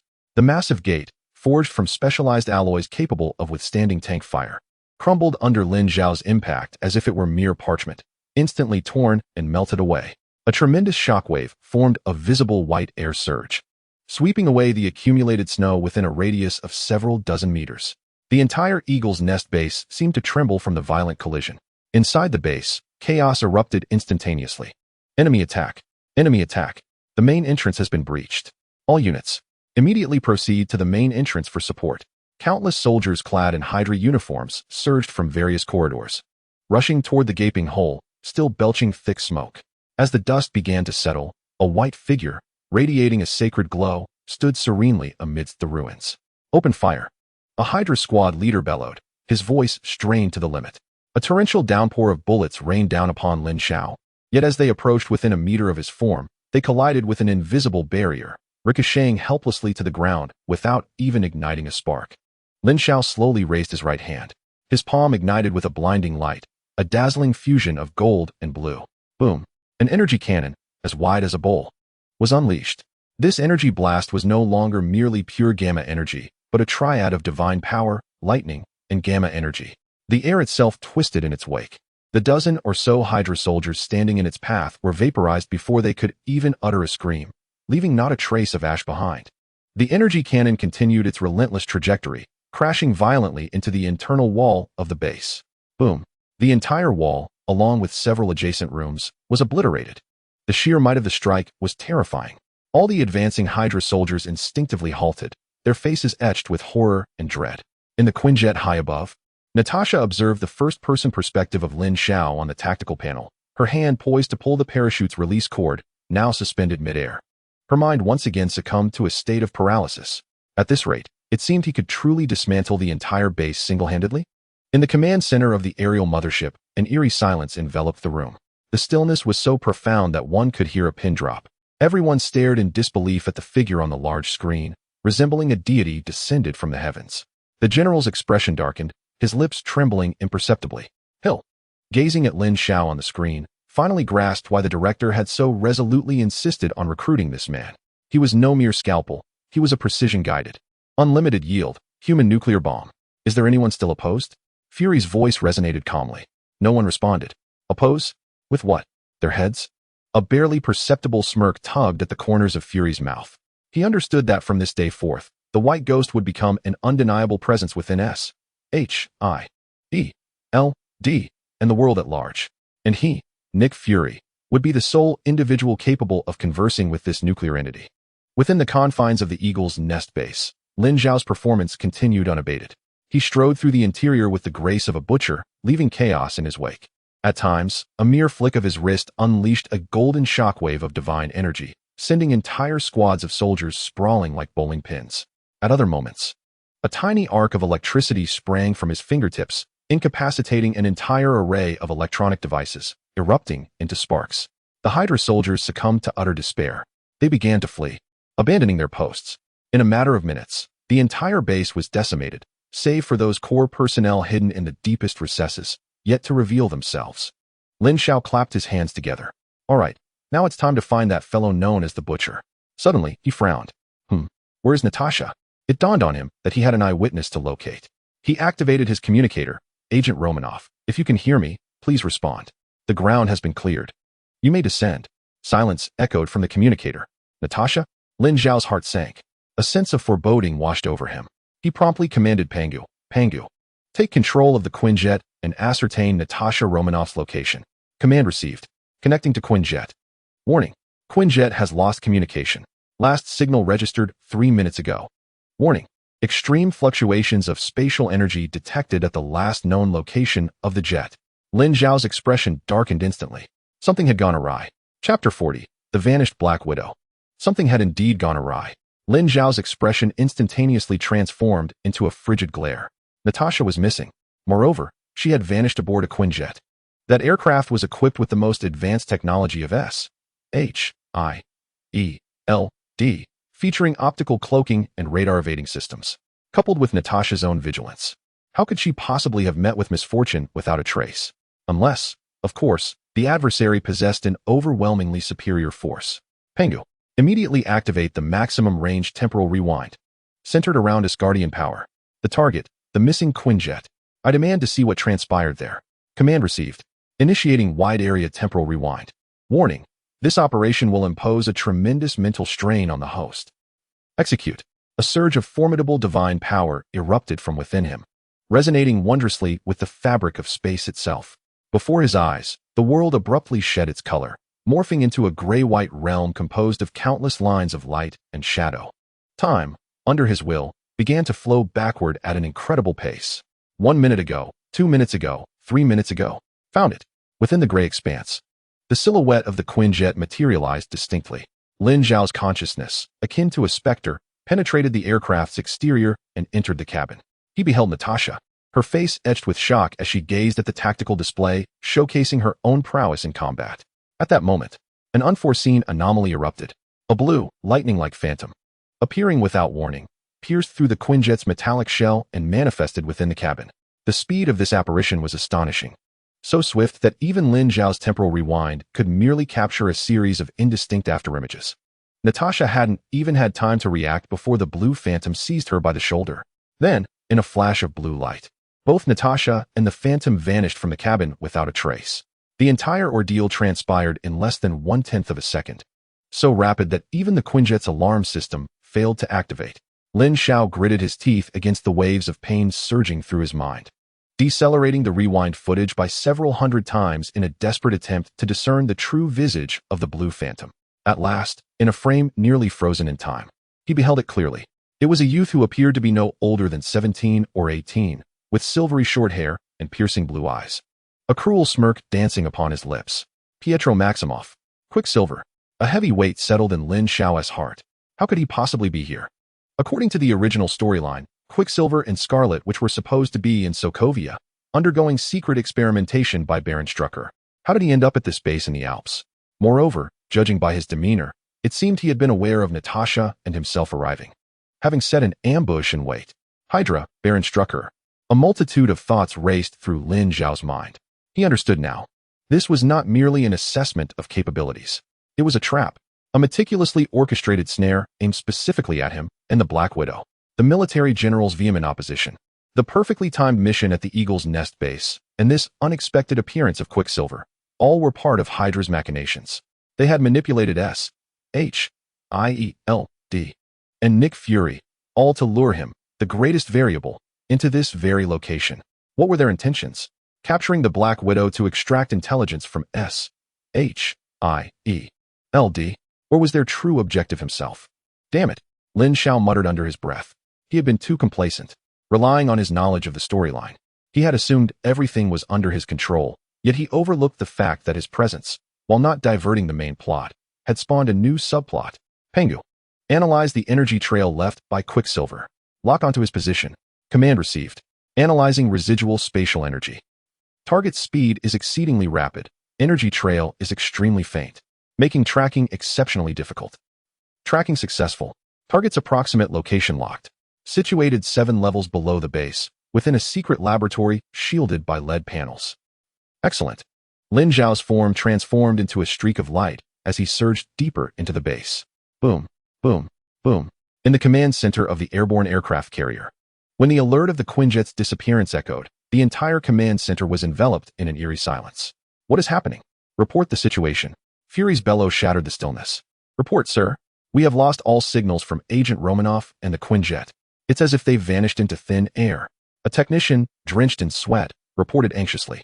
Fury's complexion darkened ominously. His worst fears had come to fruition. Immediately contact Lin Xiao. Have him report the situation. Fury shouted into the communicator. However, the voice that responded was Lin Xiao's, cold and devoid of any emotion. Fury, you've been played. This is a trap. Natasha has been abducted by a speedster. I am currently en route to rescue her. Keep an eye on your people, especially that general. The communication abruptly terminated. Fury gripped the communicator tightly, his knuckles turning white. He swiftly turned, his single eye like a blade, piercing into the pale-faced military general. General, Fury's voice was low and foreboding. I require an explanation. 7 levels below the Eagle's Nest base, the environment starkly contrasted with the militarized facilities above. This place resembled a sinister, blood-soaked biological laboratory. Countless massive incubation tanks loomed around, within which grotesque, unrecognizable experimental subjects floated. In the center of the laboratory, Natasha lay bound to a metallic surgical table by a peculiar energy restraint, utterly immobilized. A silver-haired young man circled her slowly, a mocking smile reminiscent of a cat toying with its prey plastered across his face. S.H.I.E.L. DS Most Elite Agent, the Black Widow? Quicksilver reached out, gently twirling a strand of Natasha's red hair, bringing it to his nose to inhale. It doesn't smell like much, he remarked. Who are you? Natasha inquired coolly, her mind racing as she assessed the situation. The youth's speed was terrifying. She hadn't even seen his movements before she was subdued. She had never encountered a superhuman of this caliber. Me? Quicksilver chuckled. I'm just an ordinary person who can't stand you self-righteous heroes. However, fret not, I want to kill you. He leaned closer to Natasha's ear, whispering, You are merely bait. My true target is your companion, that fellow in white armor. Baron Strucker is quite interested in him. He wishes to study how a mere mortal can acquire and wield such godlike powers. Natasha's heart sank. Indeed, this was a trap specifically designed for Lin Xiao. At that moment, a thunderous crash resounded from above the laboratory. The entire laboratory trembled violently. The thick layers of lead and alloy on the ceiling were forcibly torn open by an irresistible force, creating a gaping hole. Debris and dust flew in all directions. A white figure, bathed in golden divine light, gradually descended from above. His feet touched the ground softly, making not a sound. Yet, an overwhelming, suffocating pressure instantaneously enveloped the entire laboratory. Lin Xiao raised his head, his eyes, shimmering with arcs of gold and blue beneath his mask, locked onto Quicksilver. Seeking death. His voice was low, but each word bore the weight of 1,000 tons, striking hard at Quicksilver's heart. The smile on Quicksilver's face froze. Chapter 41, The White Phantom vs. Quicksilver. You arrived sooner than I anticipated. After the initial shock, Quicksilver forced himself to regain his composure. He scrutinized Lin Xiao, adorned in a symbiotic battle suit that radiated a sacred brilliance. This armor indeed appeared quite formidable. Quicksilver smirked, his tone laced with provocation, though it was ultimately ineffective. No sooner had he spoken than his figure vanished from sight. A blue lightning bolt traced Z-shaped trajectories within the spacious laboratory, moving so swiftly that the naked eye could scarcely perceive it. Too slow. Quicksilver's voice seemed to emanate from all directions simultaneously. The next moment, an immense force slammed into Lin Xiao's back. Bang! Lin Xiao's body lurched forward. Before he could steady himself, a second punch, a third punch. A fourth punch, like a torrential downpour, fists rained down upon him from every angle. Bang! Bang! Bang! Bang! The dull thuds echoed densely within the laboratory. Lin Xiao felt akin to a sandbag, helplessly enduring Quicksilver's lightning-fast assaults. Did you see that? This is my speed. Quicksilver's voice brimmed with pride and arrogance. Before me, you cannot even touch my shadow. No matter how sturdy your turtle shell may be, what use is it? I have an entire day to gradually shatter it.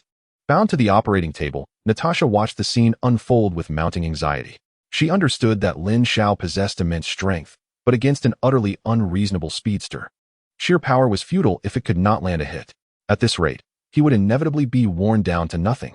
However, Lin Xiao, at the center of the onslaught, remained surprisingly calm. The strength of the symbiote after another enhancement was beyond the reach of normal attacks, let alone someone like Quicksilver, who excelled in speed. Even if Lin Xiao stood still for an entire day, his defense would remain unbroken. Pengu, calculate and analyze the target's attack patterns and movement trajectories. Command received. Data collection in progress. Target speed too swift. Neural link delayed by 0.01 seconds. Data model establishment failed. Indeed, it was ineffective. Lin Xiao knew that his neural reaction speed could not keep pace with Quicksilver's movements. Attempting to lock onto him with conventional dynamic vision and combat systems was akin to dreaming. In light of this, Lin Xiao cracked his neck, producing a series of audible pops, and declared, "In the face of true power, no matter how swift your speed, it is but a futile struggle." What do you mean? Quicksilver's expression darkened. It means, Lin Xiao replied, a cold smile curving at the corners of his lips, the game is over. He suddenly stomped his foot. Tri-phase storm. Buzz. A whirlwind of mixed green, blue, and golden energy rapidly expanded from him as the center. His internal arc reactor overloaded wildly. Blinding blue arcs of electricity surged along the patterns of his armor, enveloping him entirely in an instant. Simultaneously, a torrent of green gamma energy, symbolizing destruction and rebirth, erupted from the core of the reactor. Finally, the golden divine power of Asgard soared like a blazing sun. Green gamma energy, blue electrical arcs, and golden sacred energy. Three distinct yet equally terrifying forces intertwined into a torrent of annihilation, spreading outward with ferocious intensity. This was not the intangible suppression of a divine realm. This was visible, tangible, pure energy. Wherever the storm passed, the alloy floor was instantly disintegrated into primal particles, while the walls, ceiling, and remnants of laboratory equipment silently vanished under the onslaught of this energy. Quicksilver, witnessing such devastation, was left with nothing but fear. Run. This was the sole thought racing through his mind. He pushed his speed to its limits, transforming into a blue blur, desperately fleeing as if to escape the engulfing storm. Lin Xiao recognized that while the symbiote possessed formidable power, speed remained a weakness. At his current velocity, he could not catch up to Quicksilver and could only watch him escape. However, when Ultron appeared, he would have the opportunity to confront him and that Scarlet Witch once more. Allowing him to flee now was inconsequential. Lin Xiao extended his hand. Channeling energy through his palm, the energy shackles binding Natasha shattered instantly. Natasha flexed her somewhat numb wrist and sat up from the operating table. She regarded Lin Xiao with astonishment, gratitude, and curiosity. I'm fine, Natasha's voice was slightly hoarse. Let us go. Fury and the others are likely anxious by now. She turned and led the way toward the gaping hole in the ceiling that Lin Xiao had created. When Lin Xiao and Natasha returned to the helicarrier aboard a backup Quinjet, they were greeted by an eerie silence pervading the command center. The general was no longer present. With Fury's capabilities, he was unlikely to have escaped. Nick Fury was the first to approach, his singular eye scanning Natasha swiftly, ensuring she had not sustained any serious injuries before settling on Lin Xiao. What happened? Fury's voice was low and gravelly. Lin Xiao casually summarized the recent battle. Where is he? Fury pressed for details. He fled. Lin Xiao shrugged. Natasha added, Mr. Lin speaks the truth. That boy's speed is remarkably swift. And with his singular focus on escaping, we truly could not hold him back. I believe he will be one of the greatest threats the S.H.I.E.L.D. must remain vigilant against in the future. Her words corroborated Lin Xiao's account. Everyone present understood that Lin Xiao was not someone they could easily manage. Their only option was to collaborate with him, and to do so with the utmost sincerity. I understand. Fury took a deep breath.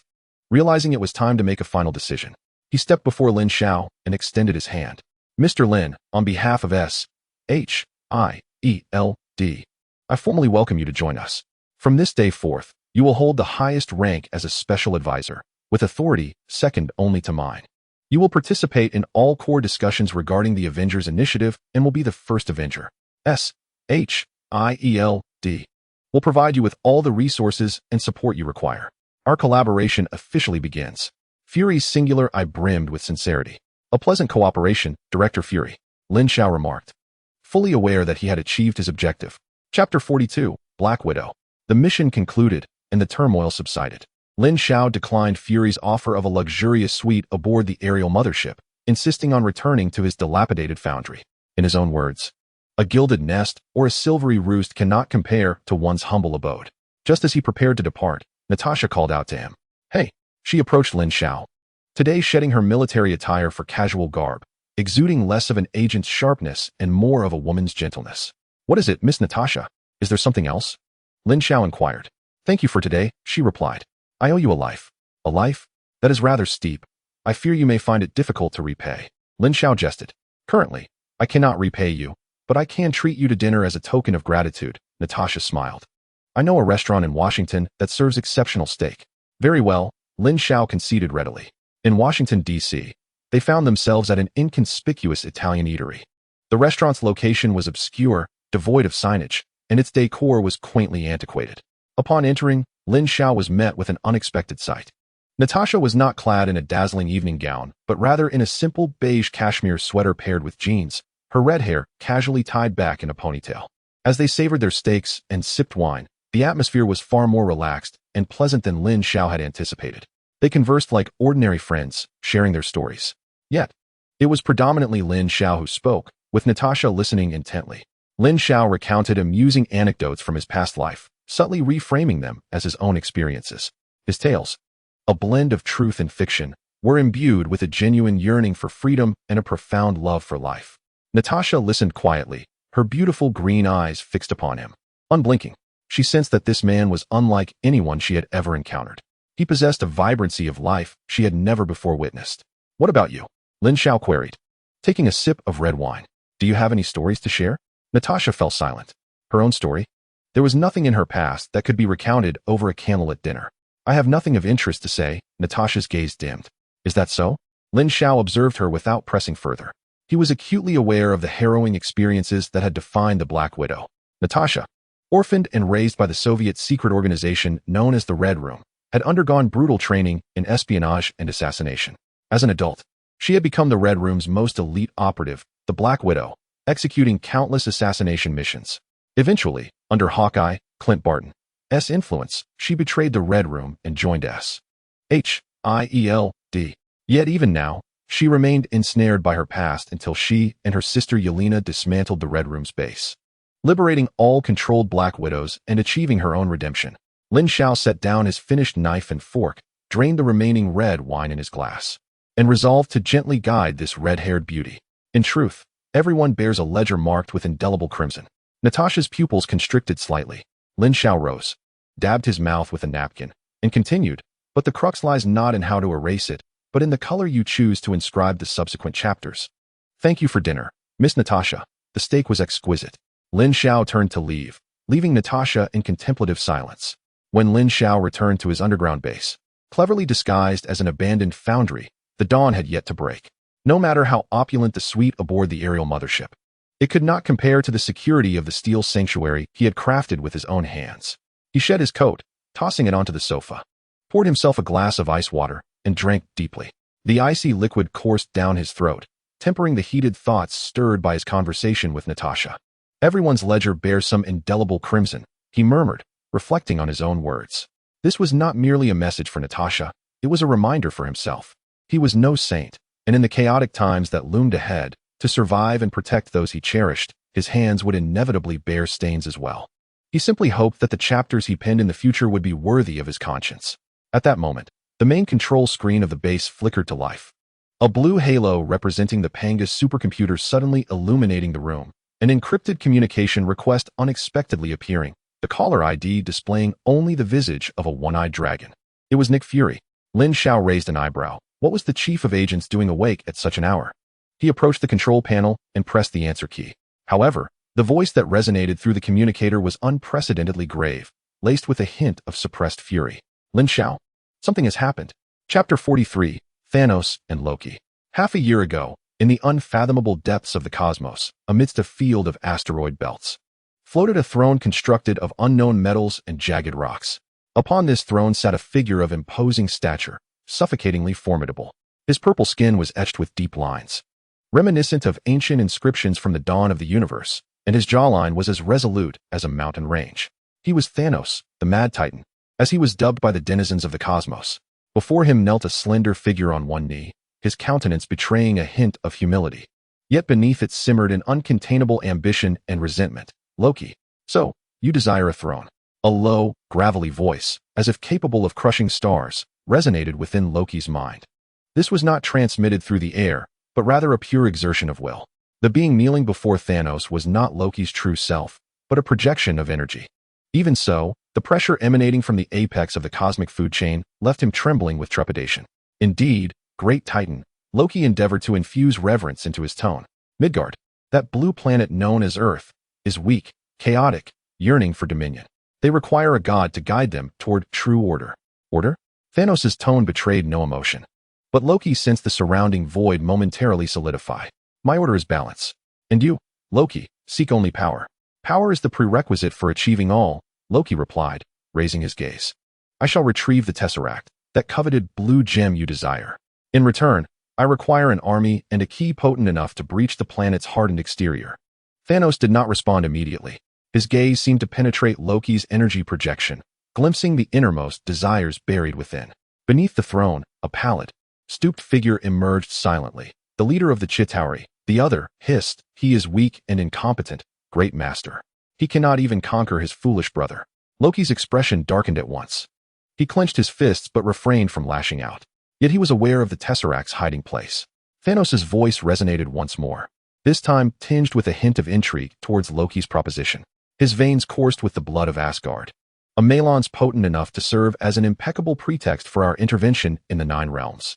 Thanos' gaze shifted to the other, commanding in a tone that brooked no dissent. "Present him with the scepter." The other bowed respectfully, and from the shadows behind him, a uniquely fashioned scepter began to materialize. At its apex, a gem pulsating with an otherworldly glow was embedded, the Mind Stone.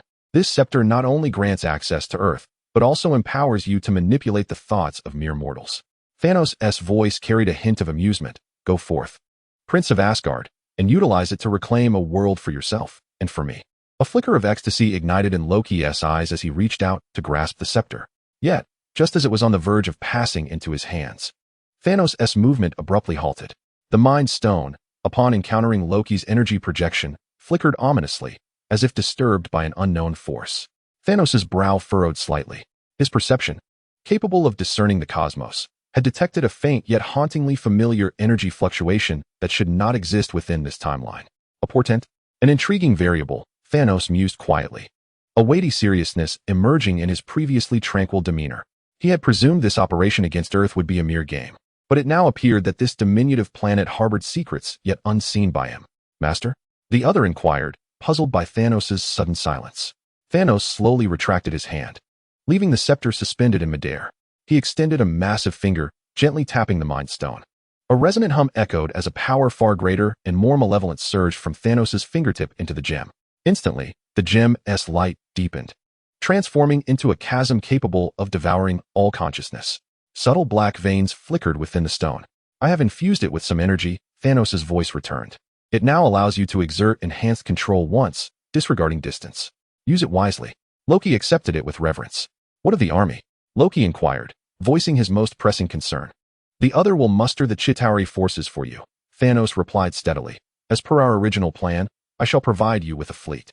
Thanos rose, his colossal form casting a shadow that enveloped the void. "I shall also send Ebony Maw and Black Dwarf alongside you, a legion sufficient to raise Midgard. They will await at the Stargate. Should the situation on that planet exceed my control, they will immediately engage, reclaiming the Mind Scepter and reducing all opposition, along with the planet itself, to cosmic dust." Loki's pupils constricted sharply. A fleet alone was capable of annihilating a planet. It was standard equipment for interstellar warfare aimed at subjugating lesser civilizations. Not to mention the two infamous Black Order members. Each possessed the power to rule a planet independently. Even contending with the Avengers directly, their teamwork could obliterate entire star systems, rendering them indispensable war machines in Thanos' conquests.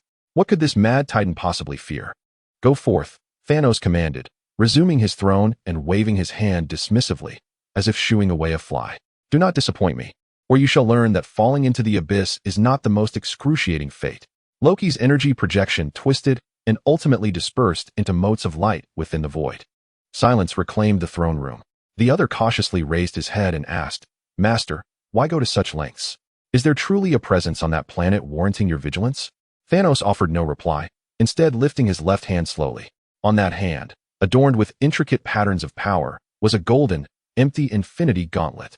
His gaze fell upon the vacant sockets of the gauntlet, his expression deepening with contemplation. "I sensed the flavor of destiny, a destiny poised for alteration." Time reverted to the present, deep within a clandestine Hydra base in New Mexico. A prism of rainbow light tore through the fabric of space, and a figure clad in a green cloak, wielding the scepter, silently emerged into the laboratory housing the Tesseract. He gazed upon the blue glowing cube with a cold, cruel smile. "The performance is about to commence."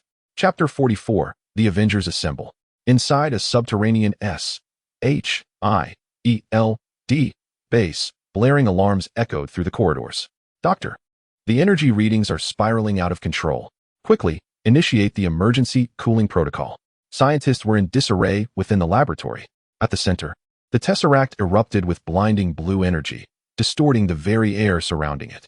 Hawkeye Barton and Black Widow Natasha stood guard at the entrance, their expressions grave.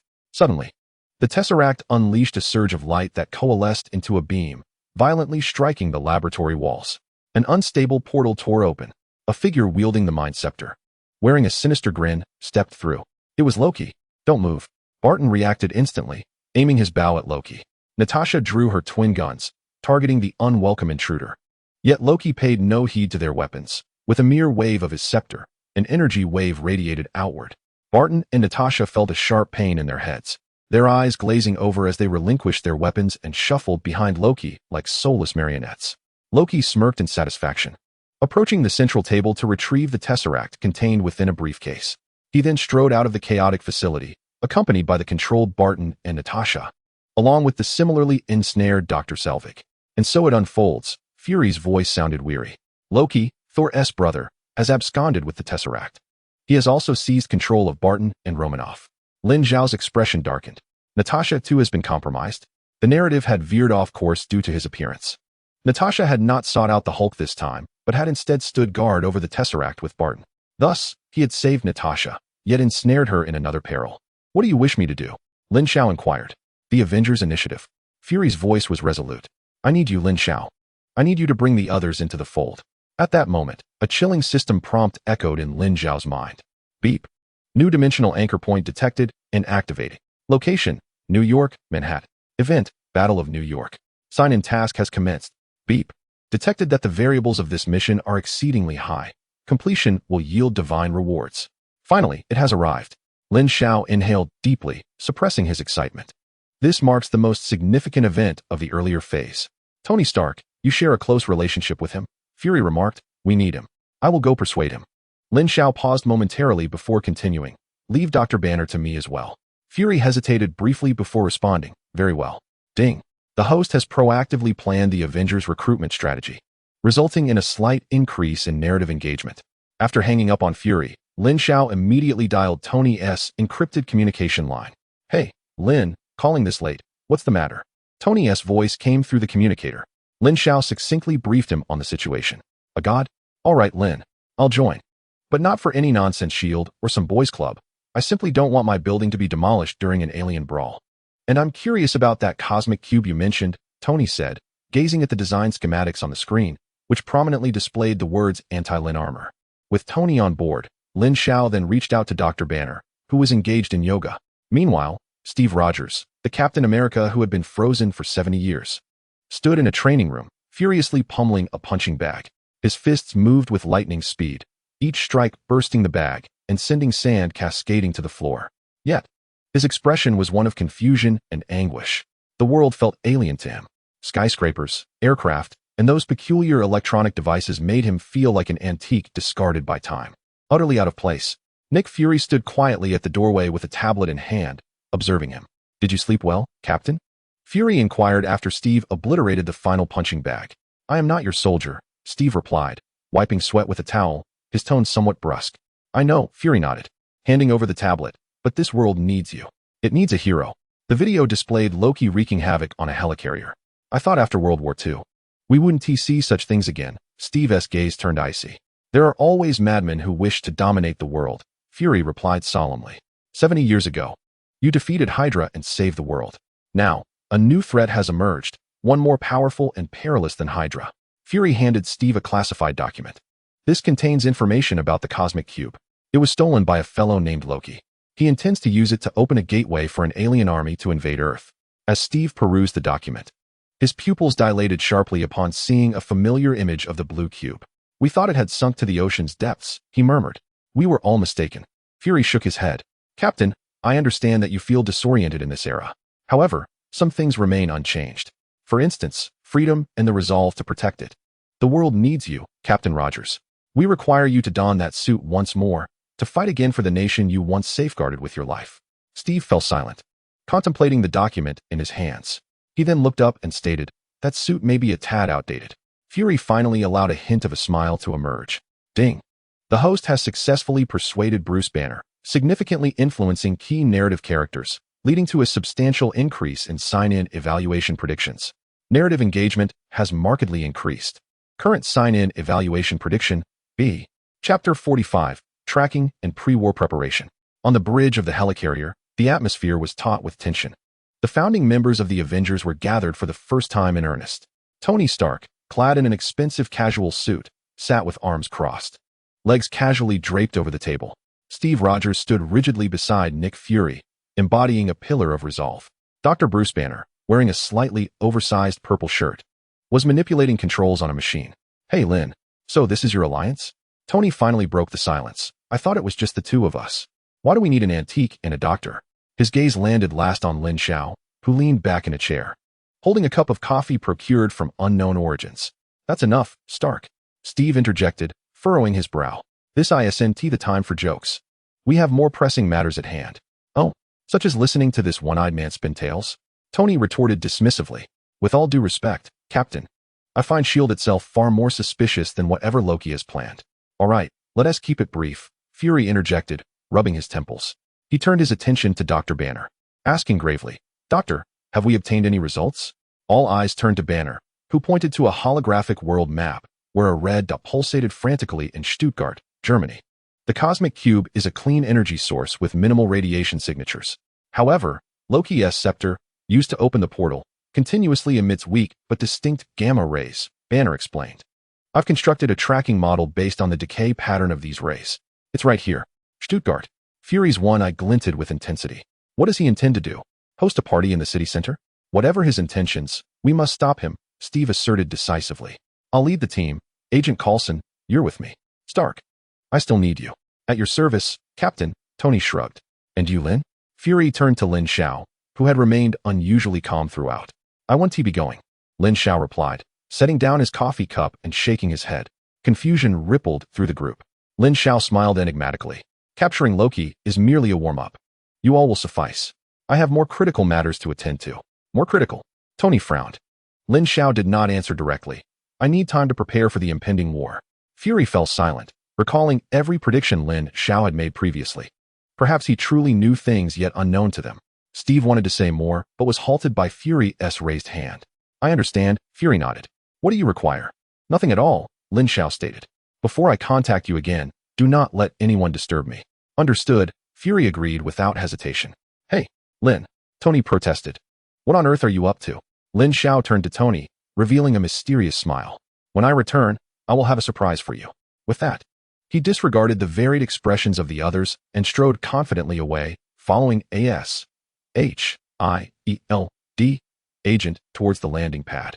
Watching Lin Xiao depart, Steve's frown deepened. "Director Fury, are we just letting him go?" "We have no choice, Captain," Fury sighed. "We are in a cooperative relationship." He then turned to the command center, addressing everyone. "Captain Rogers, Agent Coulson, Stark, move out. Target, Stuttgart, Germany. Ensure that Loki and the Tesseract are returned together. In Stuttgart, Germany." An upscale charity gala unfolds in the plaza before the National Opera House. Elegantly attired gentlemen and socialites raise their champagne flutes, engaging in lively conversation amidst the soothing strains of classical music, creating an atmosphere of joyous revelry. However, this tranquility is abruptly shattered by a cacophony of blaring sirens and terrified screams. Boom! A black police vehicle plummets from the sky like a crushed soda can, crashing down upon the fountain at the plaza's center, sending a spectacular spray of water into the air. Following this, a figure clad in a green cloak, wielding a golden scepter, descends from the night sky like a deity, Loki. He surveys the panicked mortals fleeing in all directions, a cruel and disdainful smile spreading across his face. Simultaneously, several identical illusions of Loki materialize at various corners of the square, blocking every avenue of escape. "Kneel." Loki's voice, though not loud, carries an undeniable authority, resonating in the ears of all present. The crowd involuntarily collapses to the ground, trembling in fear. "Excellent."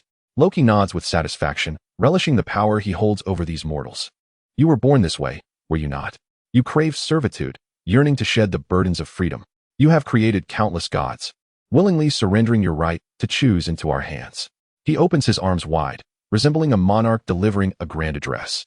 "Now, I, your god, have arrived. All that remains is for you to kneel." As the crowd succumbs to the terror conjured by Loki, an aged yet resolute voice pierces the oppressive silence. "I shall not kneel before one such as you."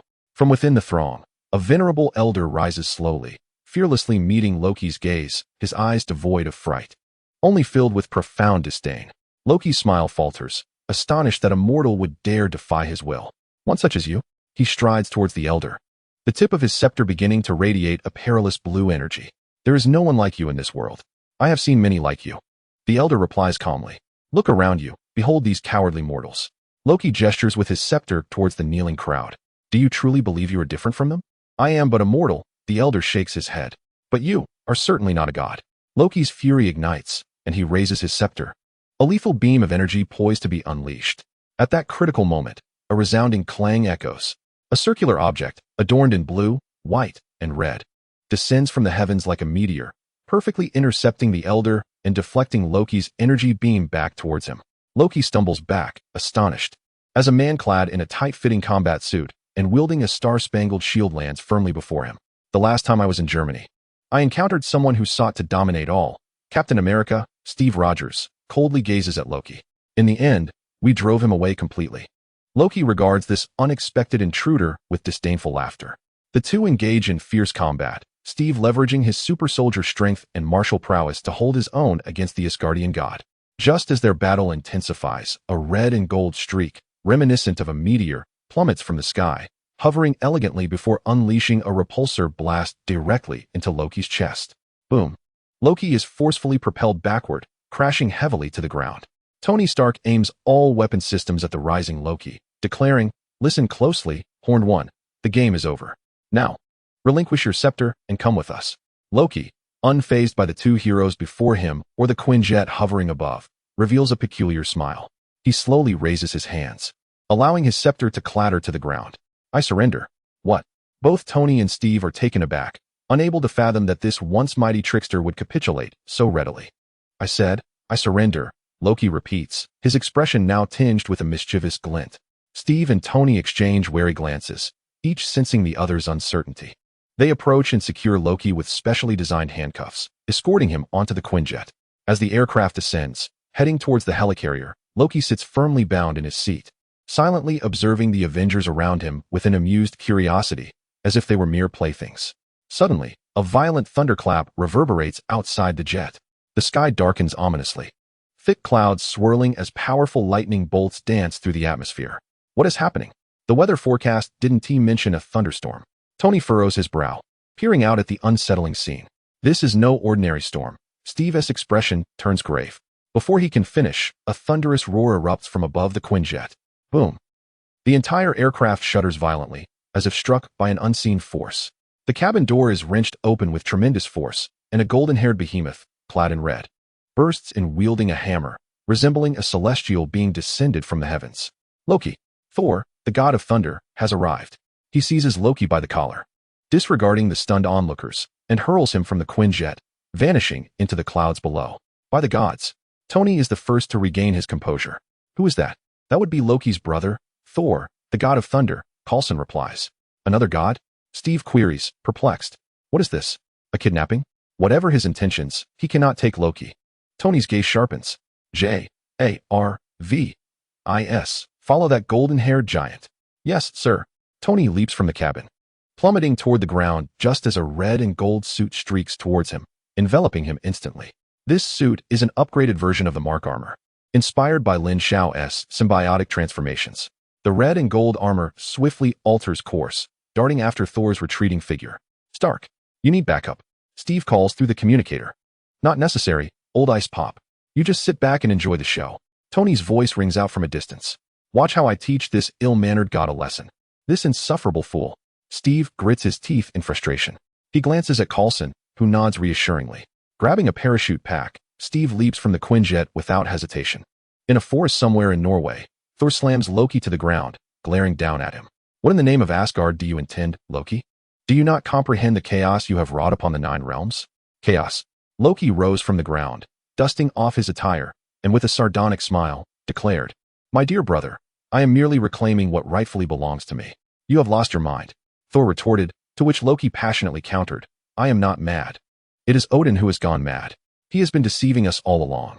As the brothers engaged in a heated argument, a figure clad in red and gold descended from the heavens, landing heavily before them. Excuse me, Tony Stark exclaimed, lifting his helmet and placing his hands on his hips. Is this how you Asgardians greet one another? And you, the one wielding the hammer, does your mother know you've pilfered her curtains? Thor furrowed his brow at the metallic man before him, perplexed, and inquired, What manner of creature are you? I am Iron Man, Tony shrugged. I recently became one of Earth's guardians. Now, hand over that antlered head.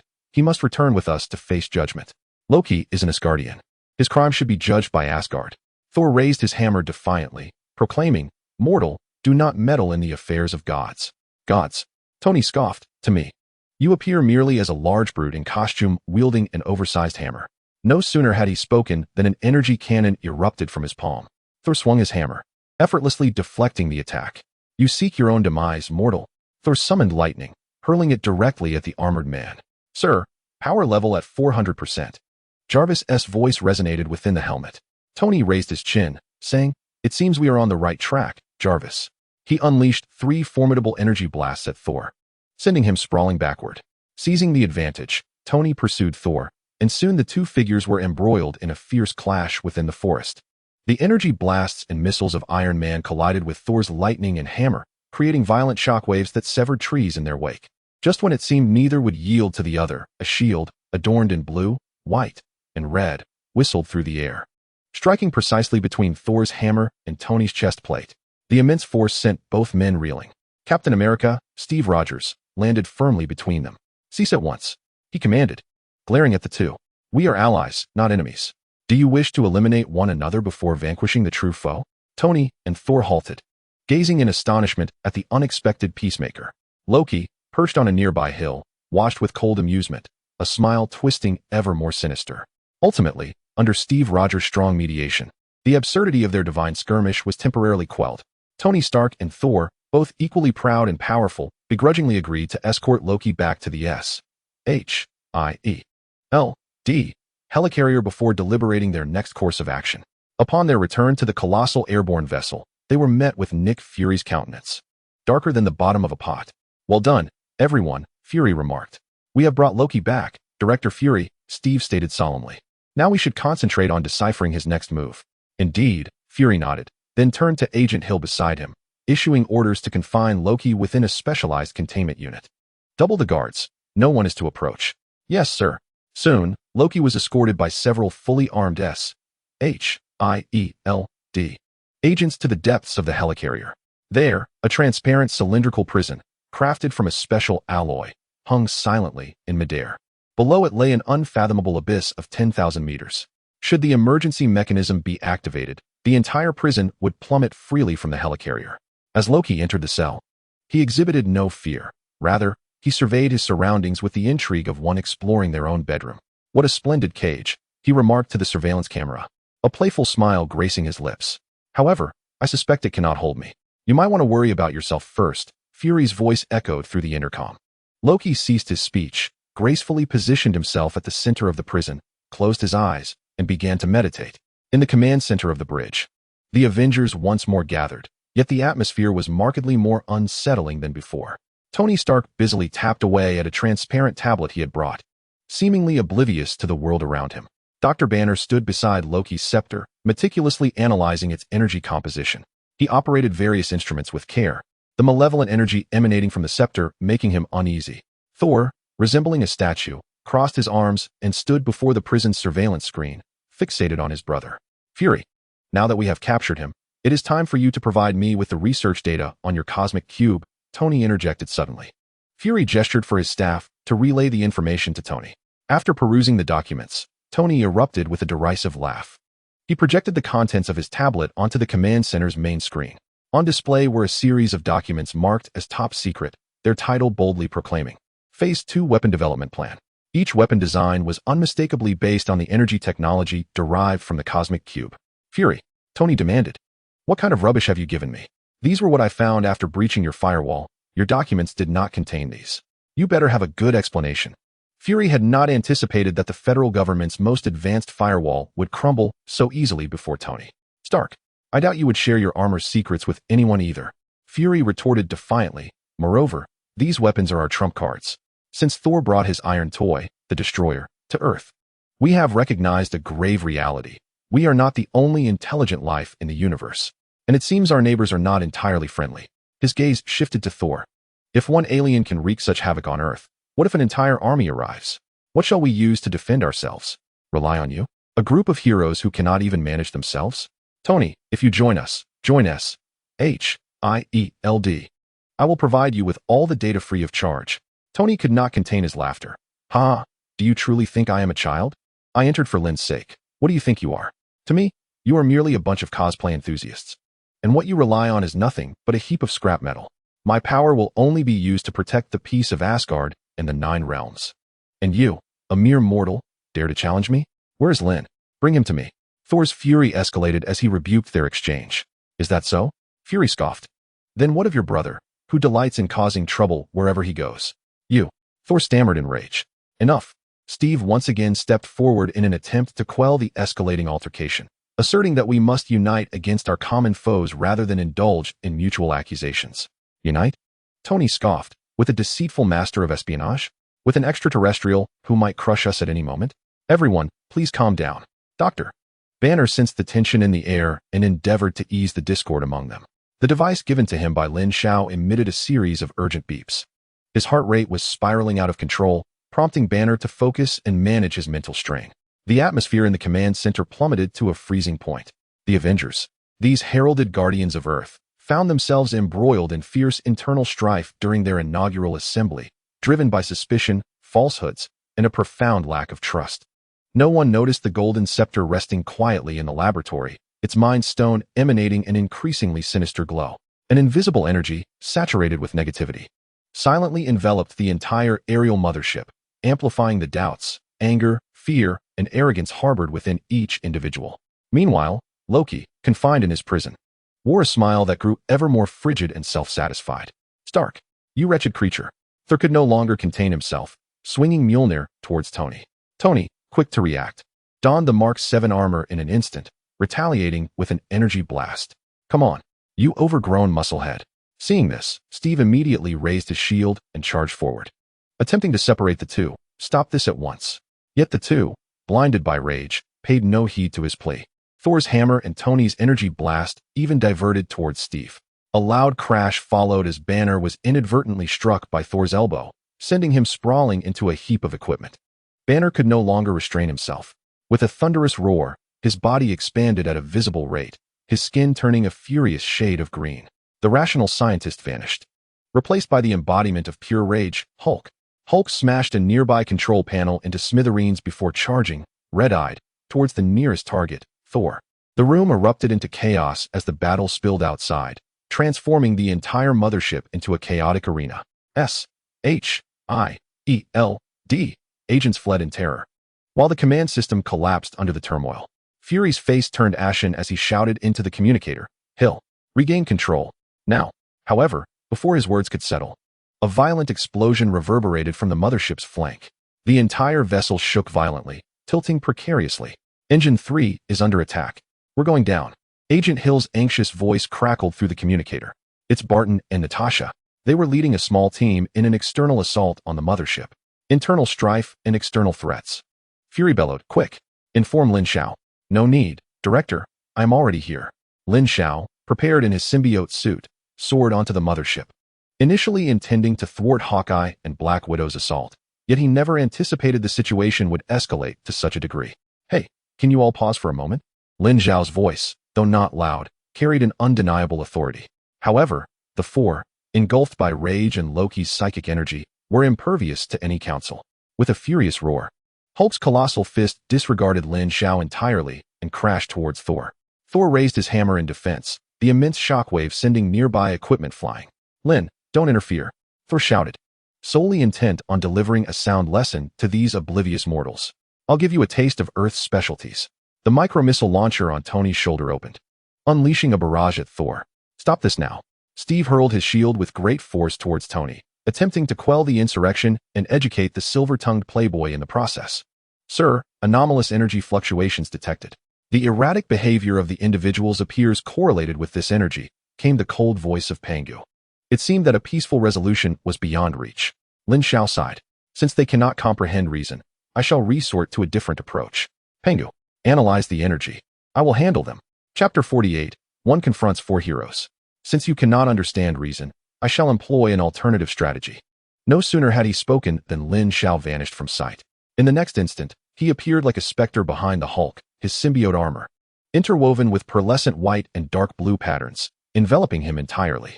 With a clenched fist, he struck directly at the Hulk's unprotected back. This punch harnessed the full kinetic energy of the armor. A thunderous sound reverberated, as if the very air had been compressed. The Hulk's massive form stiffened. A furious roar caught in his throat, before he was propelled like a cannonball. He smashed through the command center's walls, then another, and yet another. As the metallic walls crumbled like paper, ultimately vanishing into the depths of the ship amidst a cacophony of thunderous impacts, his fate uncertain. The entire bridge fell silent. Tony's energy blast hung in midair, and Steve's forward momentum came to a halt. What incredible power! The silence shattered with an exuberant shout as Thor, far from being frightened, was invigorated, gazing at Lin Xiao with eyes flashing with lightning. Lin, you are even stronger than last time. Come, let us have a proper fight. No sooner had he spoken than he charged forward, Mjolnir in hand, conjuring winds and serpents of electricity. Lin Xiao sidestepped the weighty blow. Everyone, cease this at once. Steve's shield whistled through the air, yet, amplified by the psychic energy, Captain America, consumed by his singular focus on halting the chaos, redirected his attention towards Lin Xiao. The mightiest in the arena. He lunged forward with agility. Lin Xiao's energy wings unfurled dramatically, propelling him upward and evading Steve's grasp. J-A-R-V-I-S. Activate the anti-Lin armor. Tony's voice emerged from within his visor. Yes, sir. The anti-Lin armor will arrive in 10 seconds. 10, 9, 1. Just as he finished speaking, the armor plating above the bridge was violently breached, and a more menacing external armor descended with precision, enveloping Tony's suit. The crimson exterior of the armor assembled rapidly, exposing blue circuits that emitted a dangerous hum, while two massive cannon-like apertures at the back gradually opened, exuding raw power. Oh, what is this? Lin Xiao inquired, a hint of confusion in his tone. This was inspired by my last encounter with Ivan, but it is far more than just that. Tony replied with pride from within his helmet. No sooner had he spoken than the exaggerated cannons behind him aimed at Lin Xiao, unleashing an invisible assault. There were no beams, no physical form, only a peculiar distortion in the air. Lin Xiao's movement faltered as the energy patterns on his symbiote armor began to flicker erratically, teetering on the brink of detachment. This is a weapon I specifically designed to counter you. This time, I will bring you down. Tony boasted triumphantly. Impressive, Lin Xiao remarked. Intrigued. Pengu. Yes, sir. Analyzing the frequency, Panga's voice responded. However, Steve's silhouette surged forward, propelled by a fierce wind. Lin Xiao felt a chill run through him, necessitating a hasty response. Each strike from Steve, his fists, elbows, and knees, was executed with a simplicity and efficiency that targeted the vital points. Deprived of most functions provided by his symbiote, Lin Xiao could only rely on his own physical prowess and the armor's physical defenses to endure. Bang, bang, bang. Despite the enhancement of his physical condition, Lin Xiao's lack of combat skills forced him to retreat repeatedly under the relentless assault. Meanwhile, Steve was increasingly astonished. What physical prowess? Could it be he has also undergone serum enhancement? Analysis progress. 35. Thor swung his hammer once more, aiming a horizontal strike at Lin Xiao. A pincer attack. Analysis progress. 68. Lin Xiao summoned strength from his core, executing an extreme backward lean to evade the hammer of the Thunder God. He then pushed off the deck with his right foot, sliding back several meters just in time to narrowly avoid a follow-up flying kick from Steve. Analysis progress. 84. The onslaught from Steve and Thor descended like a torrential storm. Lin Xiao found himself entirely on the defensive, struggling to cope with the dual barrage. Left in a state of disarray, observing from the sidelines, Tony was utterly bewildered. Impossible. He was definitely an ordinary person when we were captured together. Physical enhancement? Serum? What on earth has he undergone? Analysis progress. 100. Sir, you may construct a barrier using divine power to isolate yourself. It is time to counterattack. As Panga's voice faded, a layer of soft golden luminescence suddenly emerged from Lin Xiao's surface, adhering to the symbiote armor like a second skin, forming an indomitable shield. The sonic waves crashed against it, merely creating ripples, unable to budge it in the slightest. What is this? Tony was filled with confusion. Beside him, Thor's expression was one of sheer shock. Divine power? Lin Xiao clenched his fist, feeling the return of strength. Now it is my turn. The blue patterns on the symbiote armor glowed brilliantly, instantly entering the lightning overload mode. Dazzling arcs of electricity danced chaotically over his form.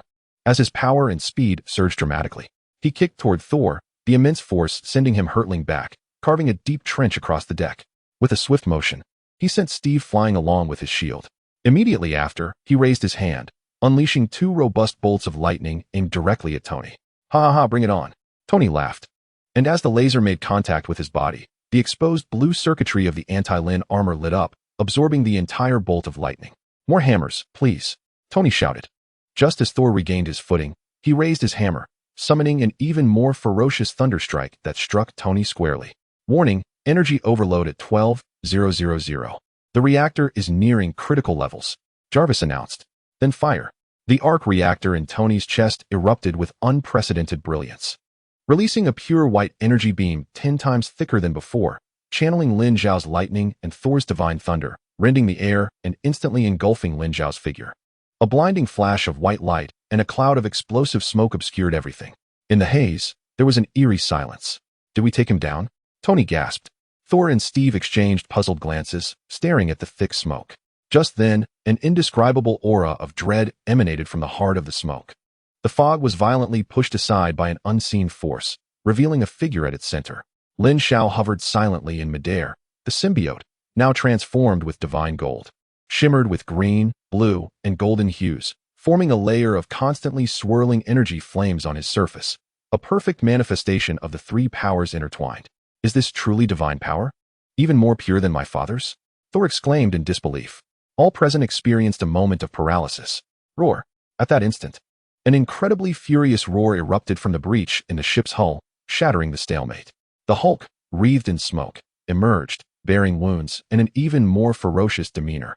Leaping into action, his massive form soared high, delivering a devastating punch aimed at Lin Xiao.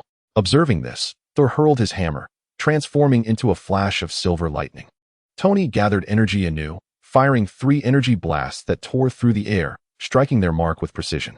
Boom, boom, boom. A series of explosions erupted on Lin Xiao, the scorching smoke and shock waves instantly consuming the ground beneath him. Jarvis, report damage assessment, Tony panted. Sir, target's life signs remain unchanged.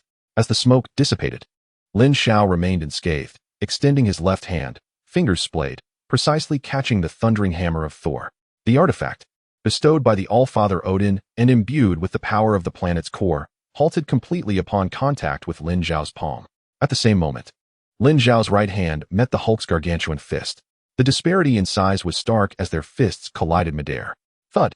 A dull sound reverberated, followed by a visibly tangible shockwave that erupted from the two, sending metal debris flying across the deck.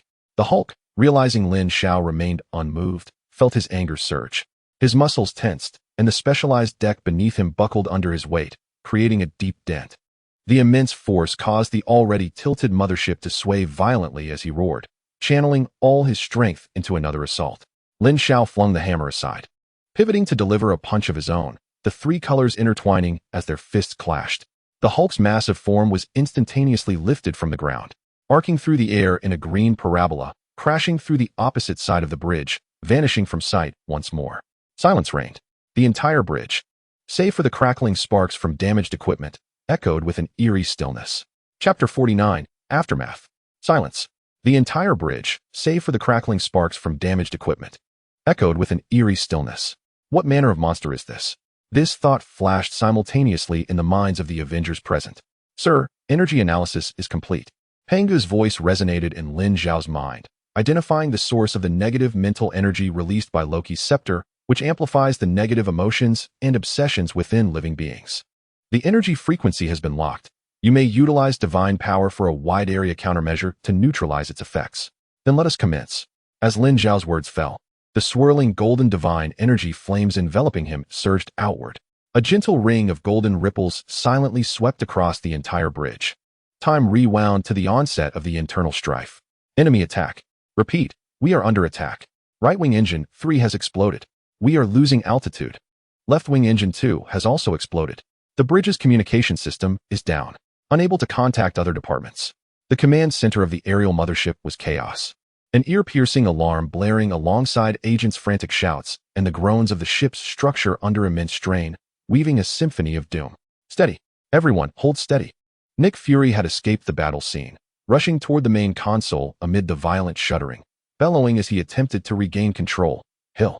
Switch to backup power immediately. Restart the engines. By any means necessary, we must get this ship airborne again. Attempting, sir. But the attack continues. Before he could finish, another violent explosion rocked the ship. Sir, Natasha and Barton have reached the holding cell, and the scepter has been retrieved. Damn it. Within the internal corridors of the Sky Mothership, alarm lights flickered maniacally, casting an eerie red glow upon Natasha's expressionless face. Her gaze was hollow, yet her actions were precise and lethal, akin to a programmed machine of destruction, silently dispatching every S-H-I-E-L-D agent that dared to obstruct her path. Her objective was clear, the confinement chamber, to liberate Loki and fulfill the command bestowed by her new master. Trailing behind her was the equally controlled Barton, wielding both the Mind Stone scepter and the Tesseract. Upon freeing Loki, he acquired the scepter and the Tesseract, just as Coulson attempted to intervene, poised to be slain. An unexpected surge of divine energy liberated Natasha and Barton from their control. Within the chamber lay her new master, Loki. Following closely, Hawkeye Barton mirrored her expressionless demeanor, clutching a silver briefcase containing the Tesseract, while his other hand gripped the scepter radiating with alternating luminescence. With a click, the force field shielding the confinement chamber dissipated. Loki stepped leisurely from his glass prison, arms outstretched, a sickly, satisfied smile adorning his face. Well done, my faithful servants, he remarked as he received the scepter from Barton, its gem glowing in harmony with the malevolent light in his eyes. At that moment, a figure obstructed their path. Loki, Coulson shouted, brandishing a uniquely designed energy weapon. Aiming it at Loki, dropped the scepter and the Tesseract. Loki let out a derisive laugh, as if he had heard the most absurd joke. You, a mere mortal, dare to command me? He toyed with the scepter, advancing slowly. He abruptly pointed the scepter at Coulson, its tip gathering lethal energy, poised to unleash a deadly beam. Coulson's pupils dilated. He understood he could not evade it. In that critical instant, a gentle golden ripple unexpectedly surged forth from the depths of the corridor, sweeping over Natasha and Barton. The two jolted, as if the strings of their puppet-like existence had been severed. The emptiness in Natasha's eyes was swiftly replaced by a torrent of shock and confusion as she beheld her raised hand, then glanced at her fallen colleague nearby, her complexion paling. Barton shook his head, the briefcase clattering to the ground, as he surveyed the scene with a mind in turmoil. Loki's smile froze. He could distinctly sense an unfamiliar divine power erasing the residual marks on their minds. Furrowing his brow, he realized that while he had not deepened their imprint during his captivity, not everyone could be easily freed, especially not by a force so pure it was terrifying. He cast a glance at the Tesseract lying on the ground, then at the now conscious Natasha and Barton, decisively striking the ground with the scepter. A portal materialized out of thin air. Consider yourself fortunate, Loki addressed Coulson, before stepping into the portal and vanishing without a trace. Coulson exhaled deeply, beads of cold sweat dotting his forehead. He lowered his weapon, greeting his recently awakened colleagues with, "Welcome back. What was I just doing?" Steve was the first to regain his senses, looking down at his hands, and then at the chaotic bridge and the colleague he had attacked. His face etched with remorse and guilt. Jarvis, analyze the physiological data and the footage from before the fight. Someone is meddling. Tony's voice cut through the tension. His brow furrowed. Thor shook his head as the frenzy that had compelled him to fight dissipated, retracting his hammer and rising. In the distance, the Hulk gradually shrank, revealing the form of Dr. Banner. Thor's expression turned grave. Our emotions felt as though they were being manipulated by some external force. It was Loki's scepter, Lin Xiao interjected. He wanted us to turn on each other. Tony and Steve exchanged glances, a wave of dread washing over them. Well, it's good that everyone is back to their senses. Lin Xiao's figure descended slowly, the tricolored divine light retracting into his form, revealing his armor interwoven with pearlescent white and dark blue patterns, fatigue evident on his face. Clearly having expended considerable energy. We need to commence the cleanup, Captain, Lin Xiao stated, looking towards Steve. Ding. Host successfully thwarted Loki's scheme, advancing critical plot. Sign-in evaluation prediction significantly enhanced. Plot involvement significantly elevated. Current sign-in evaluation prediction, S. Chapter 50, Revenge. Stark. What's the status? Steve shouted into the communicator, straining against a massive piece of metal debris hurtling towards several agents as he used his shield to push it aside. The situation is dire. Tony's voice crackled through the communicator, accompanied by the sound of fierce winds. The turbine fan of Engine 3 has been destroyed. Debris is jamming the rotation shaft. We need to manually restart it, or this ship will become a submarine. The turbine fan of engine 3 is wrecked, and debris is jammed in the rotation shaft. I need to get in there and fix it manually. Are you insane? It's like a meat grinder in there. Better than all of us turning into ground beef. Tony's thrusters ignited, propelling him toward the gaping hole, emitting thick black smoke and electric sparks. I need someone outside to help me pull the main brake lever. Otherwise, the debris will grind me and the engine together. Without hesitation, Steve dashed toward the wing's edge. Tell me what to do. Meanwhile, engine 4 was equally precarious. The enormous turbine blades were askew, wedged on the base. I'll handle it, Thor bellowed, swinging Mjolnir, crackling with electricity, and smashed it back into place. No. Lin Xiao urgently raised his hand to stop him. Is this how you repair things? Sir, preliminary analysis indicates the explosion caused an energy overload, leading to structural distortion. Pangu's electronic voice chimed in. After observing for a moment, Lin Xiao precisely channeled energy into the engine core. The previously chaotic energy flow stabilized rapidly. The engine's anguished wail subsided, replaced by a deep, powerful rumble. Almost simultaneously, a thunderous sound erupted from engine 3. With the successive reboots of the main engines, the Sky Mothership's descent was finally arrested. The massive hull traced a perilous arc in the air before gradually stabilizing its posture and ascending once more. The members of the Avengers gathered on the bridge, where Fury had long been waiting. The bridge was enveloped in a deathly silence. The acrid scent of charred materials mingling with the acrid odor of twisted metal permeating the air. Natasha bowed her head, methodically polishing her Glock pistol. Her movements mechanical and cold, as if attempting to wipe away the uncontrollable memories. Barton stared blankly at his hands, which had only moments ago been aimed at his comrades, now seemingly stained with an indelible taint. Steve exchanged a glance with Tony, and Tony glanced at Thor. After enduring a shared crisis, past divides and prejudices faded into insignificance. Where's Loki? Steve's voice shattered the silence, his fists clenched, knuckles whitening from the strain. Fury's solitary eye scanned the group, his tone grave. He escaped with the scepter and the tesseract. Your brother, Tony's voice resonated clearly in the vastness of the bridge, clearly holds our mortal lives in utter disregard. No sooner had he spoken than cold glares from either side were instantly fixed upon Thor. Adopted son. He is an adopted son. In any case, he is not my biological child. Do not conflate me with him. Thor hastily gestured, his voice filled with urgency. Natasha enunciated each word with precision. I will make him pay the price. Count me in. Barton's voice was hoarse as he redirected his gaze towards Natasha. He owes me. I must reclaim what is mine. Steve stepped forward, declaring, also count me in. Tony shrugged nonchalantly. I suppose you all will require some high-tech expertise. Fury surveyed the makeshift, discordant assembly before him, and at that moment, they finally shared a common objective, stating, it appears we have reached a consensus. Let us commence our vengeance. Chapter 51, The Battlefield. New York, Manhattan. Once the epicenter of global finance, it now lay shrouded in an apocalyptic panic. Atop Stark Tower, the Tesseract erupted within an apparatus constructed by Dr. Selvig, unleashing an unprecedented blue beam that soared into the heavens. The sky appeared to rend open, revealing a vast, dark, abyss-like wormhole, slowly widening as if to usher forth a gateway to hell. Boom! The first Chitauri craft surged forth from the wormhole like a swarm of locusts. Its menacing metallic shell and inorganic blue energy core heralding a war that transcended the mortal realm. Following closely were the second and third vessels. And soon hundreds upon thousands of crafts and transports poured into New York.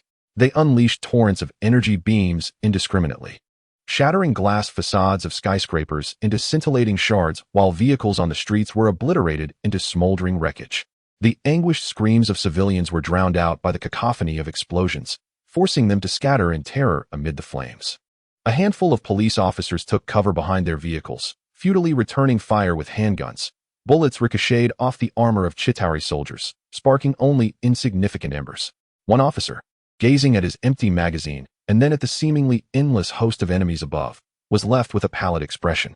Despair was rapidly consuming the city at an alarming rate. At that moment, a red and gold figure cleaved through the chaos like a rapier. Has the party begun? It seems I am not late. Tony unleashed a barrage from his energy cannons, expertly reducing several attacking crafts to mere fragments. JARVIS. Connect me to all public channels and instruct them to flee south. Quickly. As Tony fought, he issued commands. Almost immediately, a massive bolt of lightning descended from the heavens. striking a colossal Chitauri Leviathan warship with a resounding crash. The ship emitted a pained roar, its armored exterior crackling with electricity. Ugly monster, taste the wrath of Asgard. Thor hovered in the air, wielding Mjolnir and summoning thunder. Below, Captain America piloted the Quinjet into the fray, joining the battle. His shield became a deadly disc, each throw precisely severing the necks of several Chitauri soldiers or disarming them of their energy rifles. However, their rate of slaughter could not keep pace with the relentless tide of enemies emerging. Atop Stark Tower, Loki, brandishing his scepter, looked down upon the chaos and destruction he had orchestrated, a sickly, pleased smile adorning his face. He reveled in the futile struggles of the three heroes, as if witnessing a farcical play. "My foolish brother," he scoffed, shaking his head with derision. "Fighting for these ants, giving it your all, only to watch them perish one by one. Brother, do take a good look." Loki spread his arms wide, as if embracing his kingdom, heralding the dawn of a new era. With that, he left only Dr. Selvig behind, taking his scepter and departing in a craft.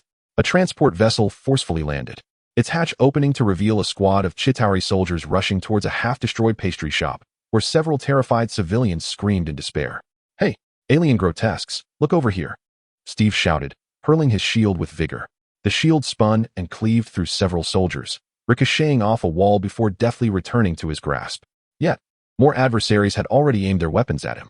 At that moment, a red and gold figure descended from the skies, unleashing a barrage of energy blasts that instantly cleared the soldiers from the scene. "Cap, you need to be more cautious. Stop trying to steal the spotlight," Tony quipped from his aerial position. Steve ignored his banter, fixated on the expanding wormhole above, his brow furrowed in concern. "Fury, what's the situation?" Steve inquired, slightly out of breath, into his communicator. "Very dire," Fury's voice crackled from the helicarrier. "The number of Chitauri far exceeds our estimates. We have little time left," Tony shouted while dodging a hail of energy blasts. "These guys are relentless. We can't hold them off." He spoke the truth. The Chitauri forces seemed inexhaustible. They would obliterate one wave only for another to emerge from the wormhole. Although the Avengers were formidable, their stamina was ultimately finite.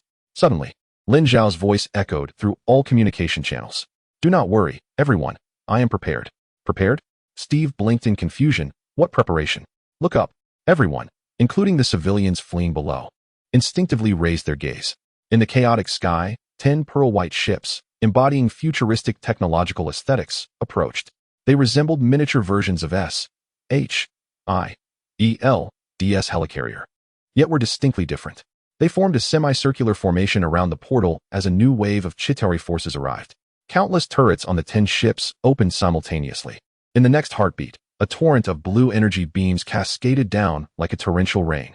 Strands of blue death rays interwove in the sky, forming an impenetrable net of firepower that accurately enveloped the Chitauri vanguard emerging from the wormhole. Boom, boom, boom, boom, boom. The sky erupted with a myriad of brilliant fireworks. The Chitauri crafts, under the saturation assault from the fleet, crumbled as if made of paper, exploding in droves. A single volley cleared a vast expanse around the wormhole's entrance. The Chitauri reinforcements, initially poised to wreak havoc over the city, were forcibly repelled by this overwhelming firepower. "What is this?" Fury exclaimed aboard the helicarrier, staring in astonishment at the unfamiliar fleet appearing on the radar. "A minor enhancement to your helicarrier," Lin Xiao replied with a smirk.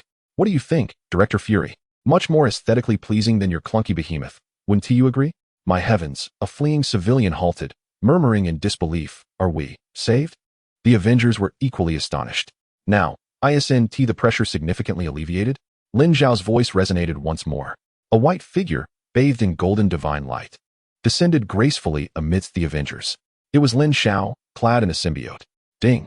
The host has provided substantial assistance to the plot, significantly enhancing the projected evaluation for signing in. Participation in the plot has dramatically increased. Current projected evaluation for signing in, SS. Chapter 52, Seizing the Scepter. "Captain, it's your turn to devise the combat strategy." Lin Xiao's words snapped Steve from his stupor. "Attention, everyone." Steve's voice resonated through the communication channel, reaching the ears of every Avenger with clarity. "Lin Xiao, Tony, Thor, the skies are entrusted to you. Bring those behemoths down. Do not allow them to breach the city." 3 silhouettes, one white, one red, and one silver, plunged into the ranks of the Chitauri aerial forces like 3 of the sharpest blades. Lin Xiao's triphase energy cannon was precise and efficient, each shot creating a gaping hole in the heavily armored Leviathan beasts. Meanwhile, Tony's lasers and missiles were tasked with eliminating the agile smaller aircraft. Thor's lightning served as the most terrifying area attack, reducing swathes of enemies to charred remains with each strike. Under their command, the firepower of the 10 Guardian battleships became increasingly accurate. They ceased their indiscriminate bombardment and instead executed a flawless tactical synergy with the trio, effectively suppressing the Chitauri's aerial advantage near the portal. Barton, Steve continued. You head to the rooftop, utilize the high ground to provide us with fire support and battlefield intelligence. Relay all enemy movements to me. Leave it to us. Natasha and Barton exchanged knowing glances, their agile forms swiftly ascending a nearby skyscraper with grappling hooks. Barton's arrows flew with the precision of venomous serpents, each one piercing the skull of a Chitauri soldier with deadly accuracy. Natasha, wielding a Chitauri energy rifle, calmly fired single shots while maintaining a comprehensive view of the battlefield dynamics. Dr. Banner. Steve's gaze finally landed on the hulking green figure that had just jumped from the aircraft. Make it count. A grin spread across Hulk's face as he charged forth like an uncontrollable green tank, smashing one of the colossal Leviathan ships with a single punch. Natasha, join me on the rooftop to shut down the portal. The battle erupted in full force. Manhattan transformed into a colossal meat grinder, a chaotic symphony of explosions, gunfire, roars, and screams blending into an apocalyptic orchestration. Captain America, Steve, and Black Widow, Natasha, reached the rooftop, where they discovered the weakened and uncontrolled Dr. Selvig. They attempted to disable the portal, but an energy barrier prevented them from approaching the Tesseract. Doctor, how do we shut it down? Natasha inquired loudly. The scepter, Doctor. Selvig pointed to Loki's mind scepter. Energy is conserved. The scepter's energy can close the portal created by the cube. Find that scepter, the one in Loki's possession. Captain America shouted over the public channel. Upon arriving on the battlefield, Lin Xiao had been searching for Loki, but for some unknown reason, Loki was exceedingly cautious, completely masking his energy signature, forcing Lin Xiao to rely solely on his vision to locate him. Pengu, have you found him yet? Sir, I am currently searching and have identified a target. Location has been marked. Just as Pengu's voice faded, a red marker locked onto a location within an opera house on Lin Xiao's suit's retinal display.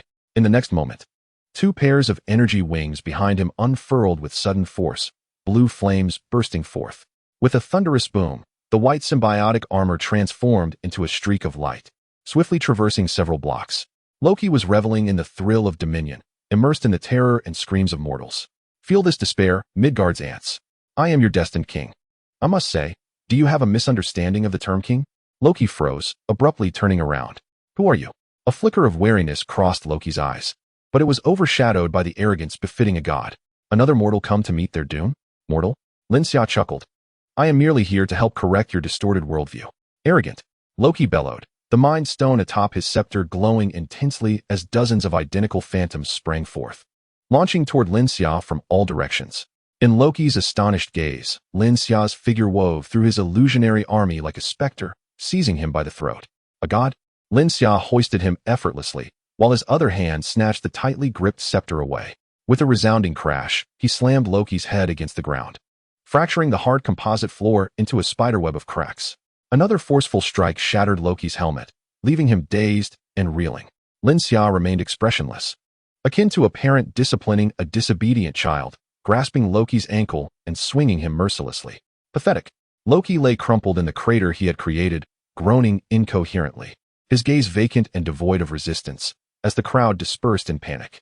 Lin Xiao soared out of the theater, glancing toward the distance.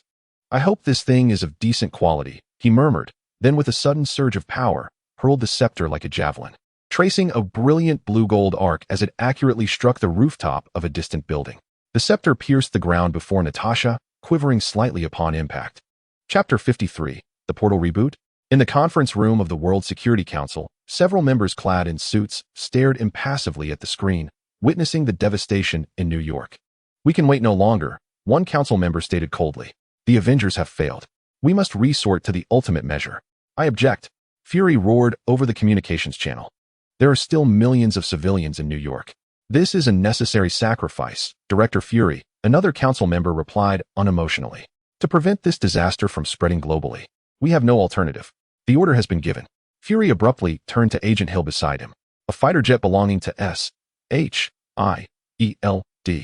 had already launched from the aircraft carrier, armed with a nuclear bomb that glowed with a dangerous red light. Its target, New York, Manhattan. The nuclear bomb had been launched, trailing a long plume of fire like a poisoned arrow aimed at the heart, directly targeting downtown Manhattan. The city they sought to protect was, in irony, destined to be obliterated from the map by their own people in the most extreme manner. Such a twist of fate was nothing short of tragic. However, Lin Xiao had anticipated such a turn of events. Sir, the nuclear bomb has been launched. Proceed as planned. In the command center of the World Security Council, on the bridge of the aircraft carrier where Fury was stationed, and within the cockpit of the fighter jet that had launched the nuclear bomb, all screens abruptly turned blood red. A grotesque, ghostly visage, composed of countless lines of code, filled the entire display. What is happening? The council members stood in terror. Our systems have been breached. Highest privileges have been seized. A technician screamed. The rapidly descending nuclear bomb altered its trajectory, tracing an incredible arc that defied the laws of physics, reversing direction and shooting upward. Its new target was not Manhattan, but the sky above, where a swirling portal spewed forth monsters. Seeing this, Natasha swiftly drew the scepter, directing her gaze at the tesseract glowing with an ethereal blue light in the center of the device. With all her strength, she drove the tip of the scepter forcefully into the energy shield of the tesseract. The energies of the scepter and the cube clashed violently in an instant. The wormhole in the sky began to contract ferociously. A blinding white light silently erupted from the other end of the wormhole, as if a nuclear bomb had been detonated in an alternate dimension.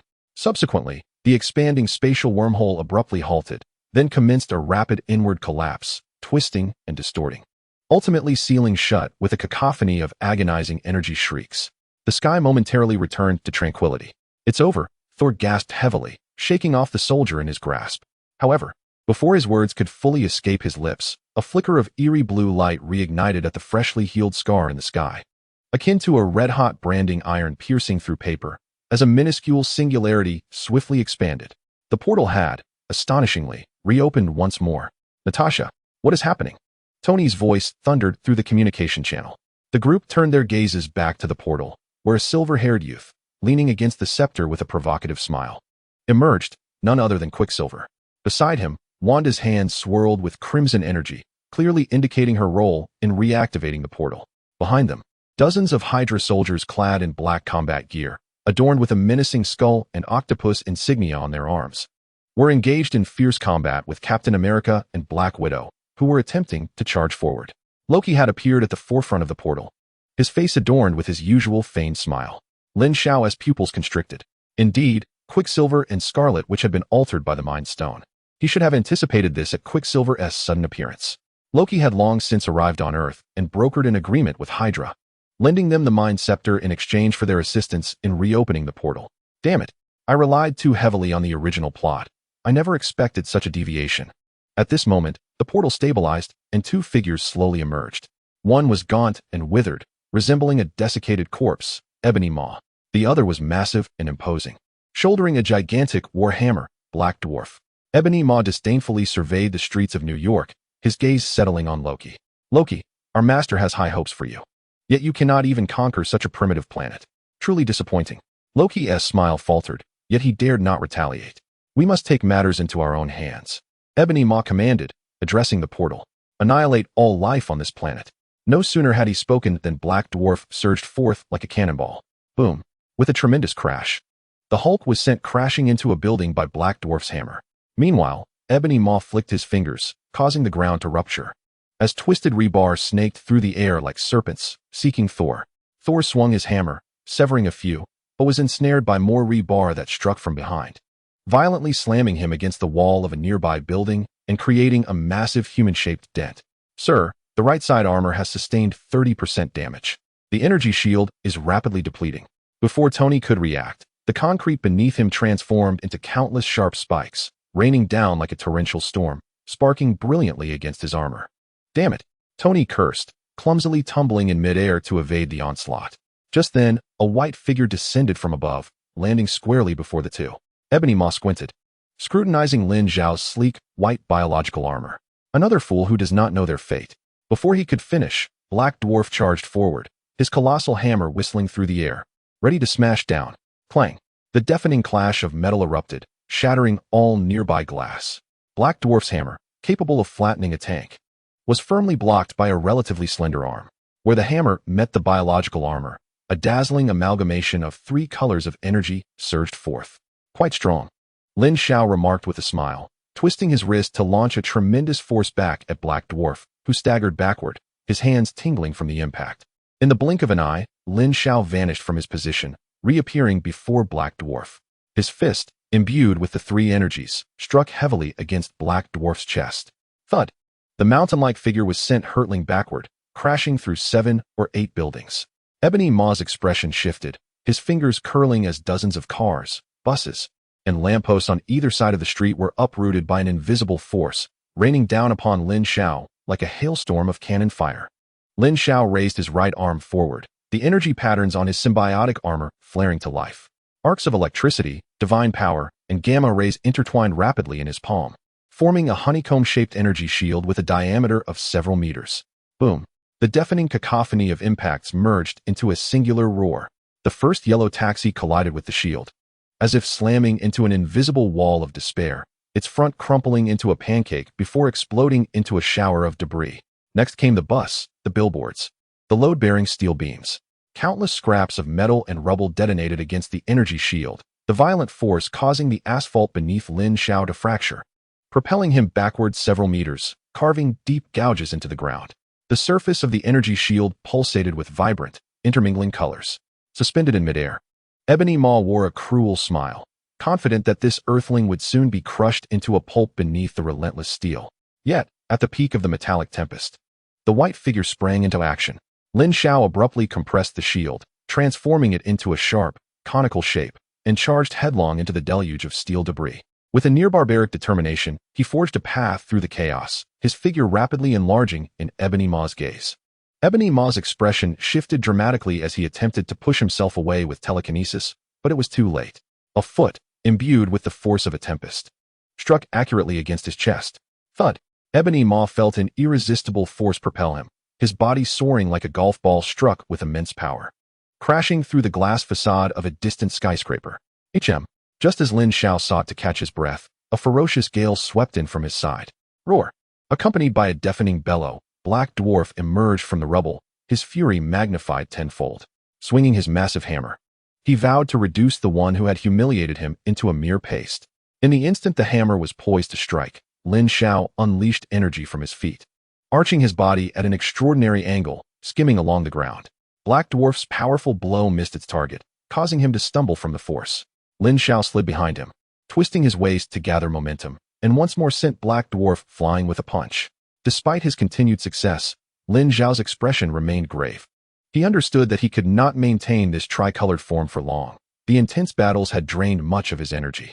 Under normal circumstances, he would stand no chance against Ebony Maw and Black Dwarf. A solution must be devised. Lin Xiao's gaze fell upon the cosmic cube atop the building, a plan forming in his mind. Tony. He spoke into the communication channel. I need you. Tony, currently in a precarious position, froze momentarily, his eyes beneath the helmet suddenly igniting with interest. Thor, cover me. All right. Thor broke free from his bindings, and a powerful bolt of lightning shattered the constructs of Ebony Maw's telekinetic prowess, clearing a path for Tony towards the rooftop. Realizing the turn of events, Ebony Maw and Black Dwarf rushed towards Tony. Do not be hasty. Your adversary is me, Lin Xiao declared, inhaling deeply. The dimmed armor erupted once more in blinding radiance as he stepped forward, single-handedly intercepting Thanos' 2 formidable lieutenants. Chapter 54. Quicksilver and Scarlet Witch. An unending tide of Chitauri forces poured forth from the portal, descending upon the city and its panicked populace. The cacophony of explosions, piercing screams, and collapsing buildings melded into a symphony of doom. Quicksilver stood at the edge of the rooftop, surveying the devastation below. A mother, desperately clutching her child, sprinted for her life, only to be vaporized in an instant by the energy beam of a Chitauri soldier, the infant's cries echoing amidst the ruins. A family of 3 was ensnared within a crumpled car. The parents shielded their child with their bodies as Chitauri claws tore through the door, blood splattering against the shattered windshield. Moments later, only a 5 or 6-year-old girl remained, weeping beside her parents' lifeless forms. The sight of the child, wailing atop her parents' corpses, pierced through Pietro's memories like a dagger. Time regressed at an alarming speed. In the warmth of their apartment, their mother hummed a Sokovian lullaby, the air fragrant with the aroma of stewed meat. Their father regaled the family with his corny jokes, prompting fits of laughter. That was the last time he remembered the family gathered for a meal. In the next instant, a sharp whistle shattered the tenderness. Boom. Walls, ceilings, and furniture disintegrated into fragments, pinning him and Wanda beneath the debris. The outbreak of the Sokovian Civil War claimed their parents. In the darkness and silence, a missile bearing the Stark Industries insignia became their sole companion. For 2 long days, he and his sister waited, facing that inert shell in a state of fear and despair, anticipating death, or worse. When they were finally extricated from the wreckage, what they beheld was not hope, but the utter obliteration of their home. "We will make him pay," Pietro vowed to Wanda amidst the ruins. "We will." Wanda's response was curt, her gaze brimming with hatred.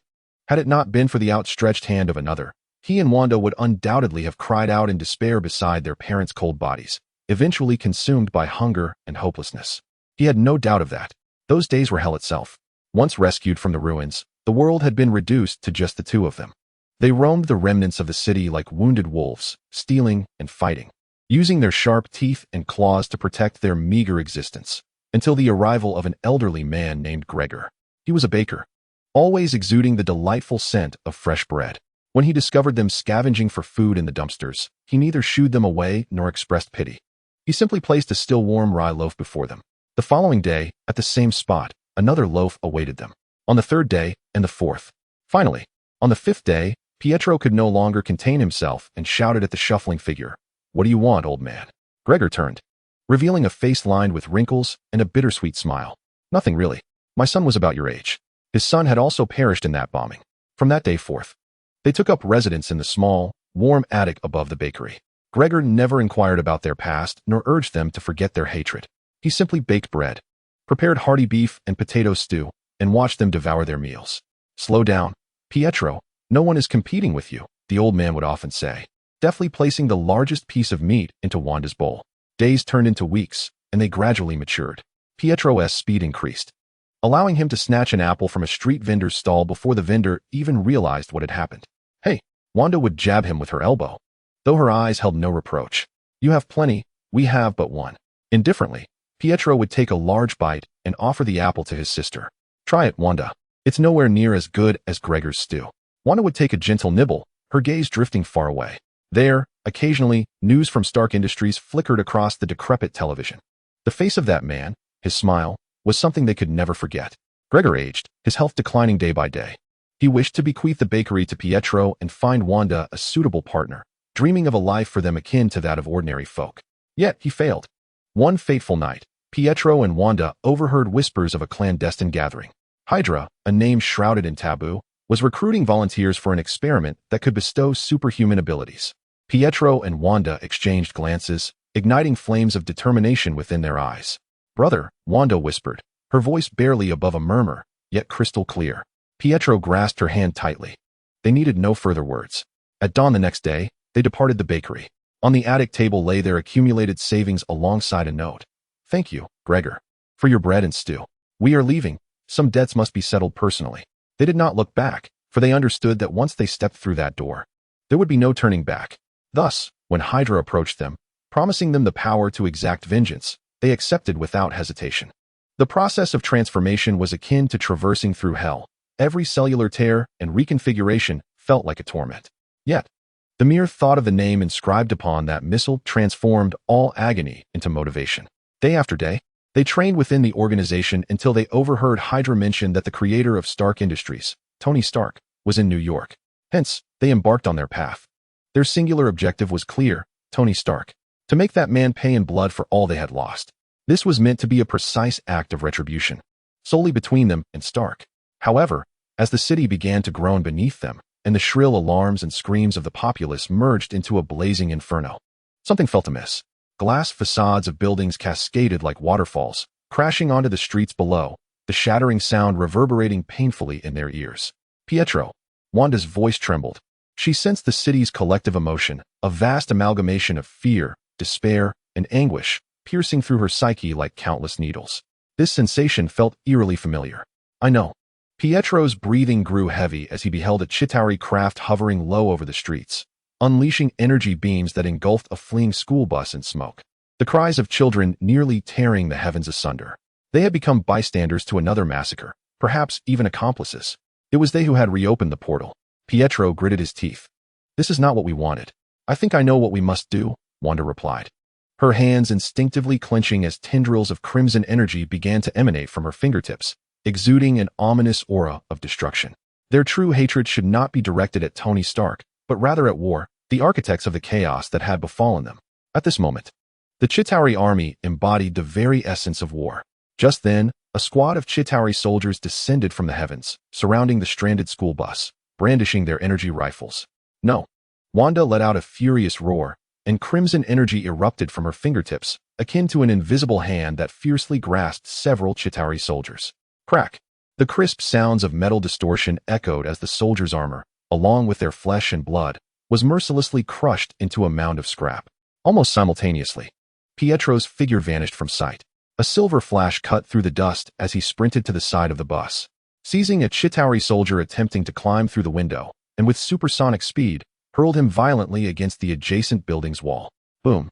A gaping hole erupted in the wall, embedding the Chitauri soldier within. Pietro paused at the bus door, shaking his hand, and turned to the bewildered children inside, saying, "Don't be afraid, little ones. Quicksilver is here to save you."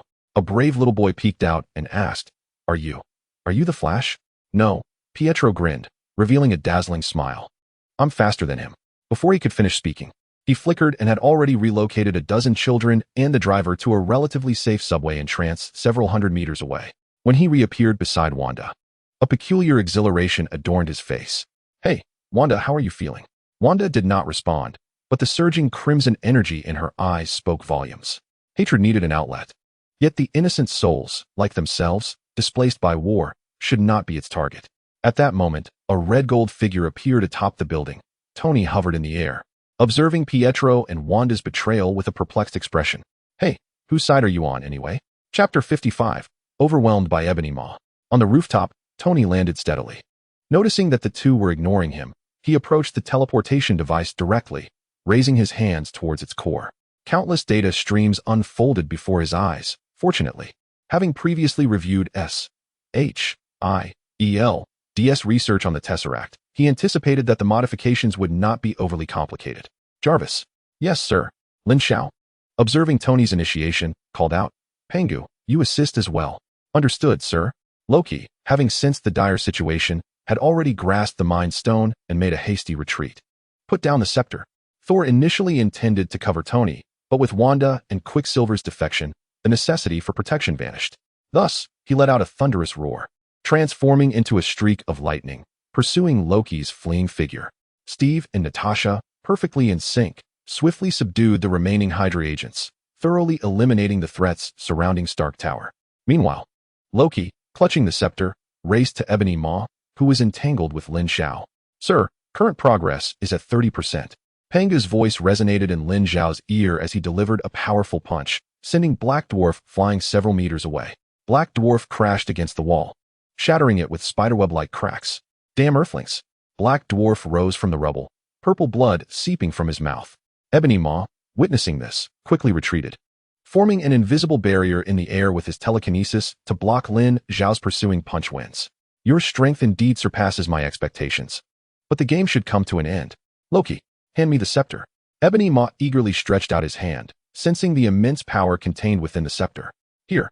Loki passed the Mind Stone to Ebony Maw, recognizing the unfavorable circumstances and hoping that granting Ebony Maw the scepter's power might swiftly defeat the formidable Earthling before them. The moment Ebony Maw accepted the scepter, his aura surged dramatically.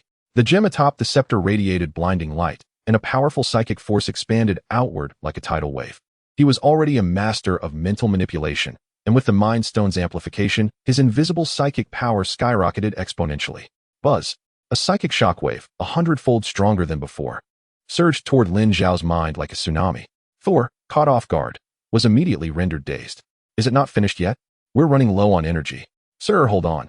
Current progress is at 67%. Lin Xiao's form trembled violently, as if a glowing red-hot hammer had brutally struck his brain. Countless negative illusions and voices exploded within his mind, attempting to tear apart his will. The faint tricolor divine light surrounding him began to flicker violently, dimming and brightening sporadically. "This is bad."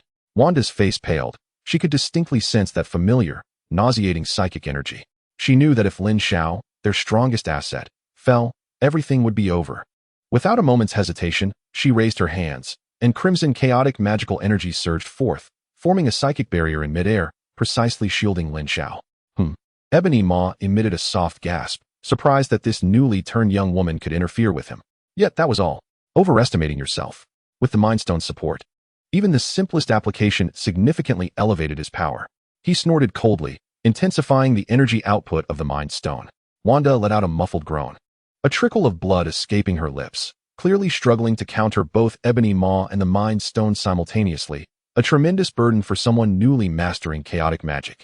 Nevertheless, she gritted her teeth and persevered, granting Lin Xiao a precious moment to breathe. Jarvis, final data calibration. Sir, data is accurate. Based on the research materials provided by S.H.I.E.L.D. Completion is at 100%. Excellent. Tony took a deep breath, redirecting his gaze to Lin Xiao. Their eyes met, and they nodded at each other. Sir, progress is at 100%. The plan can now be executed. Panga's voice echoed in Tony's helmet. All right. Lin Xiao gritted his teeth and began to retreat. Seeing this, Wanda formed seals with her hands, crimson energy swirling around her, clearing a path for Lin Xiao's escape. Several Hydra agents attempted to intercept, but were sent flying by chaotic magic. Lin Xiao refrained from wasting words, propelling himself towards Stark Tower. Thinking of escaping? Too late. Ebony Ma and Black Dwarf closely pursued him. Upon reaching the rooftop, Lin Xiao's perspective shifted to the sky. Too much time had been wasted. Everything must come to an end. Ebony Ma, one hand behind his back and the other wielding the scepter, exuded elegance, yet his tattered clothing betrayed his condition. With that, Ebony Ma waved his hand again, unleashing a powerful telekinetic force upon Lin Xiao. Lin Xiao's form traced a parabolic arc in midair before crashing heavily onto Stark Tower's rooftop, raising a cloud of dust.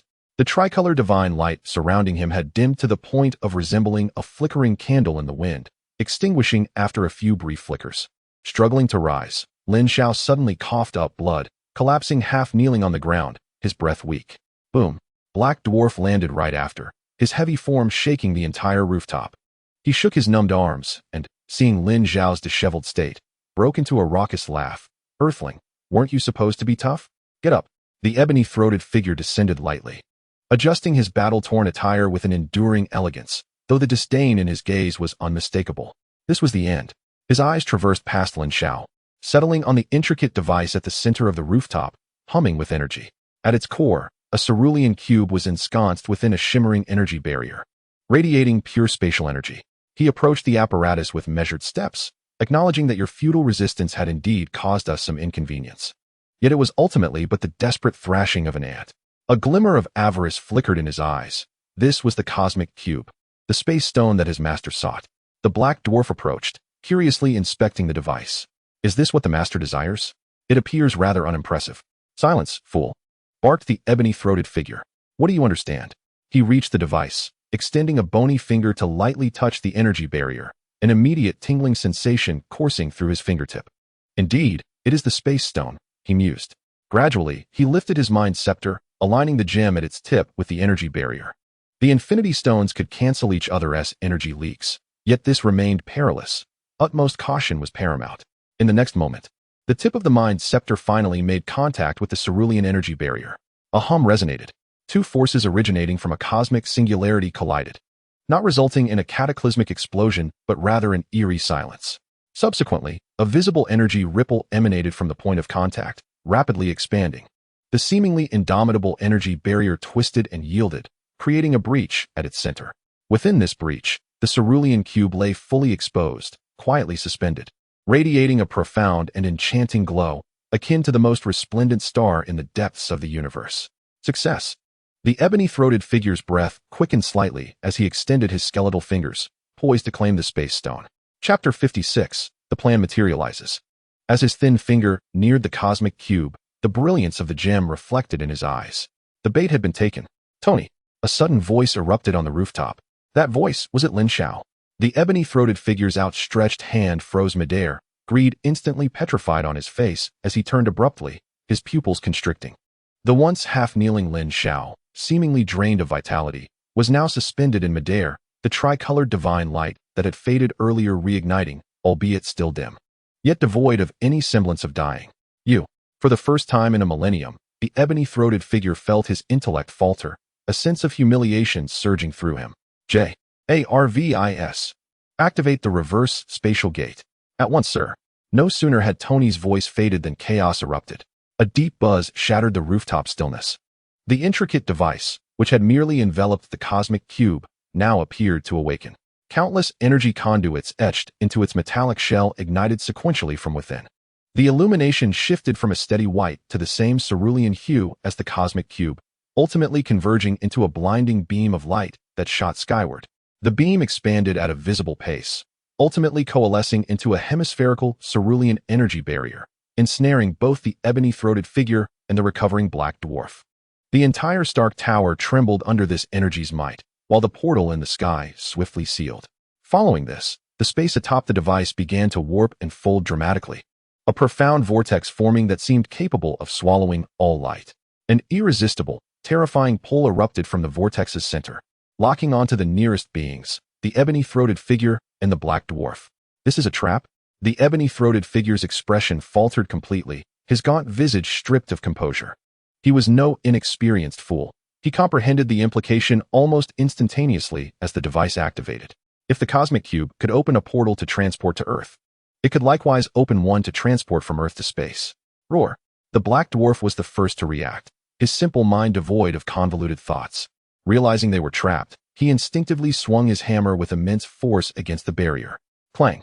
The deafening clash of metal echoed across the rooftop. Yet the cerulean barrier remained unyielding, not even rippling in response. The ebony-throated figure's countenance darkened to a point where it seemed it could drip water. He raised his emaciated hand, unleashing a torrent of telekinetic power that ripped apart the remaining steel and concrete, hurtling them like a tempest towards the energy barrier. However, upon contact, those steel and concrete fragments disintegrated into dust, cascading downward.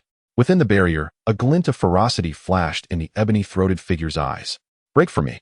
With a low growl, the Mind Stone on his hand erupted in a radiant golden brilliance, a pure wave of psychic energy surging forth towards the blue barrier. Gold and blue energies collided with a resounding crash. No earth-shattering explosion ensued. Instead, the energy barrier began to hum violently, the internal space visibly warping and folding, as if a mirror were on the verge of being shattered. Uft! The ebony-throated figure spat a mouthful of black blood, while the black dwarf groaned in agony beside him. Their bodies, caught in this ferocious energy tug-of-war, began to exhibit signs of collapse, blood vessels bursting beneath their skin. Damn it! The ebony-throated figure promptly severed the energy output from the Mind Stone. The forces of the two Infinity Stones clashing in such a confined space could obliterate them into atoms. This was precisely Lin Xiao and Tony's primary objective. A prison constructed from the cosmic cube's spatial power, designed expressly to prevent their escape. The ebony-throated figure fixed a furious gaze upon the airborne Lin Xiao, his gaunt face contorting in extreme rage and humiliation. An uncanny standoff ensued, with the positions of hunter and prey irrevocably reversed. No, the ebony-throated figure roared in a mix of fury and terror, his feet planted firmly on the ground. Unleashing the full force of his telekinesis in a desperate bid to resist the pull emanating from the very fabric of space, the specialized concrete beneath him began to crack, his body leaning dangerously backward, every bone in his frame groaning under the strain. His once proud telekinetic prowess, capable of effortlessly lifting a truck, now felt as fragile as a piece of paper being ravaged by a tempest in the face of pure spatial energy. His body began to slide uncontrollably towards the distorted vortex, his face, twisted in fear and rage, elongating and deforming alongside his piercing screams. You shall pay for what you have done today. The black dwarf fared even worse, his massive form contorted by the overwhelming spatial force, barely managing to emit a roar filled with confusion and agony. The vortex flickered and vanished, leaving no one to discern where they would be sent. The rooftop returned to its tranquil state, as if nothing had transpired. Only the humming device and the residual traces on the ground attested to the fact that the earlier events were not mere illusions. The ebony-throated figure and the black dwarf had vanished. At last, it was over. Lin Xiao descended slowly from the sky, stumbling slightly as he landed. The act was genuine. Yet the injuries were real, albeit not as severe as they appeared. With the closing of the portal, the Chitauri soldiers lost their command and support, crumbling into disarray. Hulk grasped an ankle of one Chitauri soldier and, like a hammer, smashed another to pieces. Thor summoned the thunder, as brilliant blue lightning danced recklessly between the buildings, each flash claiming a vessel from the skies. The outcome of the battle had been sealed the moment Ebony Maw was transported away. His gaze fell upon the spot where Ebony Maw had stood just before vanishing, now utterly vacant. Not only had Ebony Maw and Black Dwarf disappeared, but the Mind Stone embedded in the scepter had also vanished without a trace. What a pity for the Mind Stone, Lin Xiao mused. A Quinjet hovered over Stark Tower. Its hatch opened, and Nick Fury, accompanied by a team of S.H.I.E.L.D. agents, descended with purpose. Ladies and gentlemen, on behalf of the citizens of New York, I extend my gratitude to you all, Fury proclaimed, his attention shifting to the corner where Quicksilver and Scarlet Witch leaned on each other, their expressions a complex tapestry of emotions. You have defended this place today and proven your worth. Fury's voice, though not loud, carried an undeniable authority. The world needs strength like yours, the kind that stands in the light. Would you be interested in joining the Avengers? Pietro instinctively shielded Wanda, regarding the one-eyed man with suspicion. Wanda remained silent, her gaze drifting past Fury to Lin Xiao, who had just concluded his role in the battle. The fight had ended, leaving the city in ruins. S.H.I.E.L.D. Ground forces began to arrive, cordoning off streets, clearing debris, and aiding the injured, all remarkably organized. New York, having endured this catastrophe, was finally on the cusp of a long-awaited tranquility. Yet, beneath this calm lay the unmistakable stirrings of something far more ominous. Chapter 57. You are an exception. Inside the barbecue roll shop, the patrons were engrossed in their meals. An antiquated television mounted in the corner broadcast urgent news. The threat of alien invasion has been neutralized. New York City is currently assessing damages and embarking on post-war reconstruction efforts. Thor devoured a barbecue roll in 2 bites, hollering towards the shop owner, "Another one, please."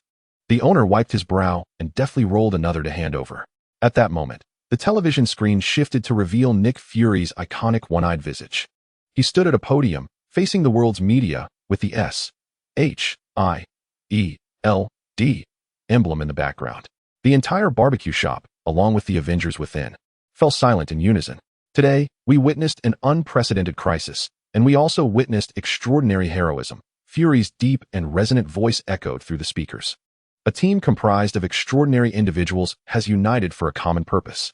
Tony Stark paused his chewing, raising an eyebrow as he focused on the screen.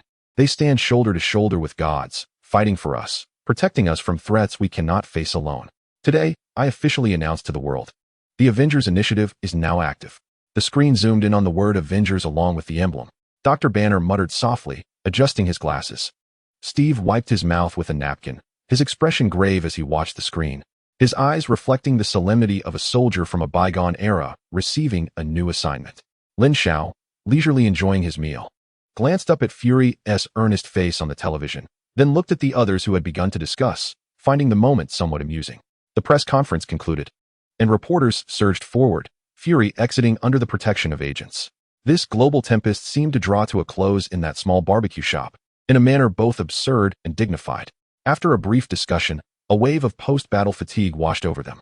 Each individual felt the deep-seated aches and weariness settling into their bones, prompting them to prepare for rest. Lin Xiao finished his last roll and was about to return to the base when a voice called from behind.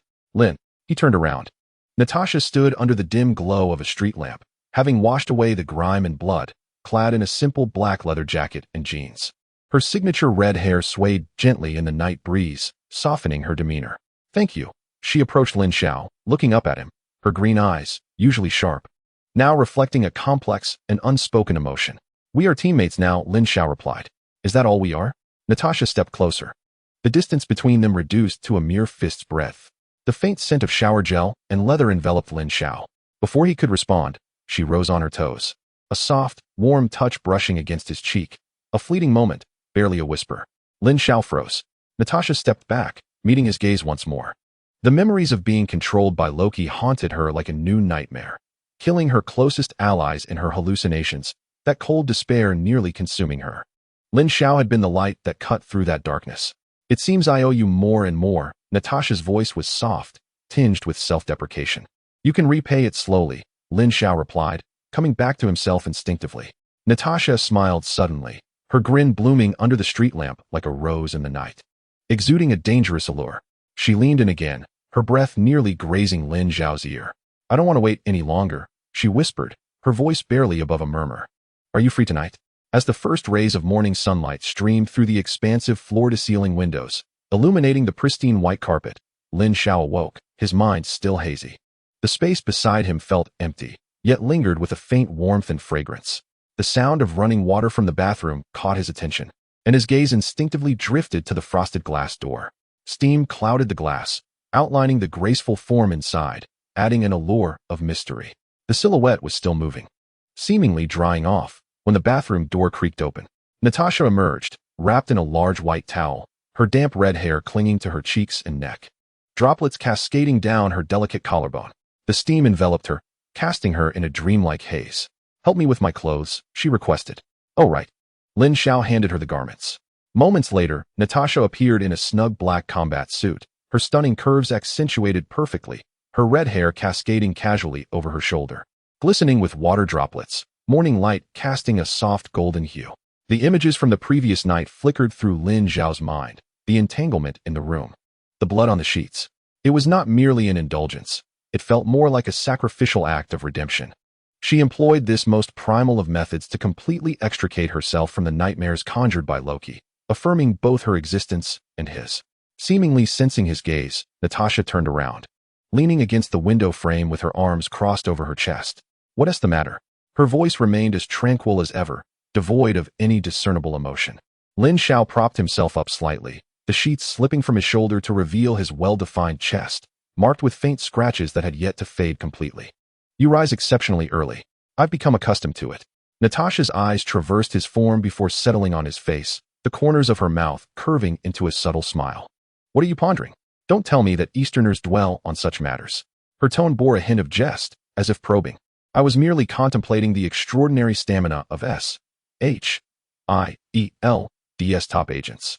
Lin Xiao leaned back against the headboard, meeting her gaze with an air of nonchalance, responding half in jest. Natasha appeared taken aback by his reply, momentarily stunned before a light laugh escaped her lips. The sound was bright, dispelling the last remnants of the room's lingering awkwardness. "Saving the world is quite exhausting. One must find ways to unwind."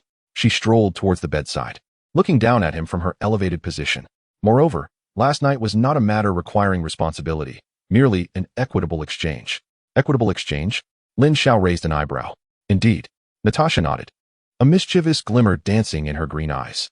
Her forthrightness rendered Lin Xiao momentarily at a loss for words. Observing his speechlessness, Natasha's smile deepened. She leaned closer, her hands resting on the mattress beside him, their faces mere inches apart, their warm breaths intertwining.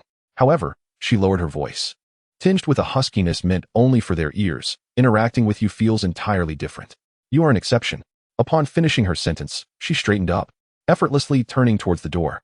She opened it, glanced back at him with a playful wink, her words laden with implication. "Should you require anything, do not hesitate to seek me out."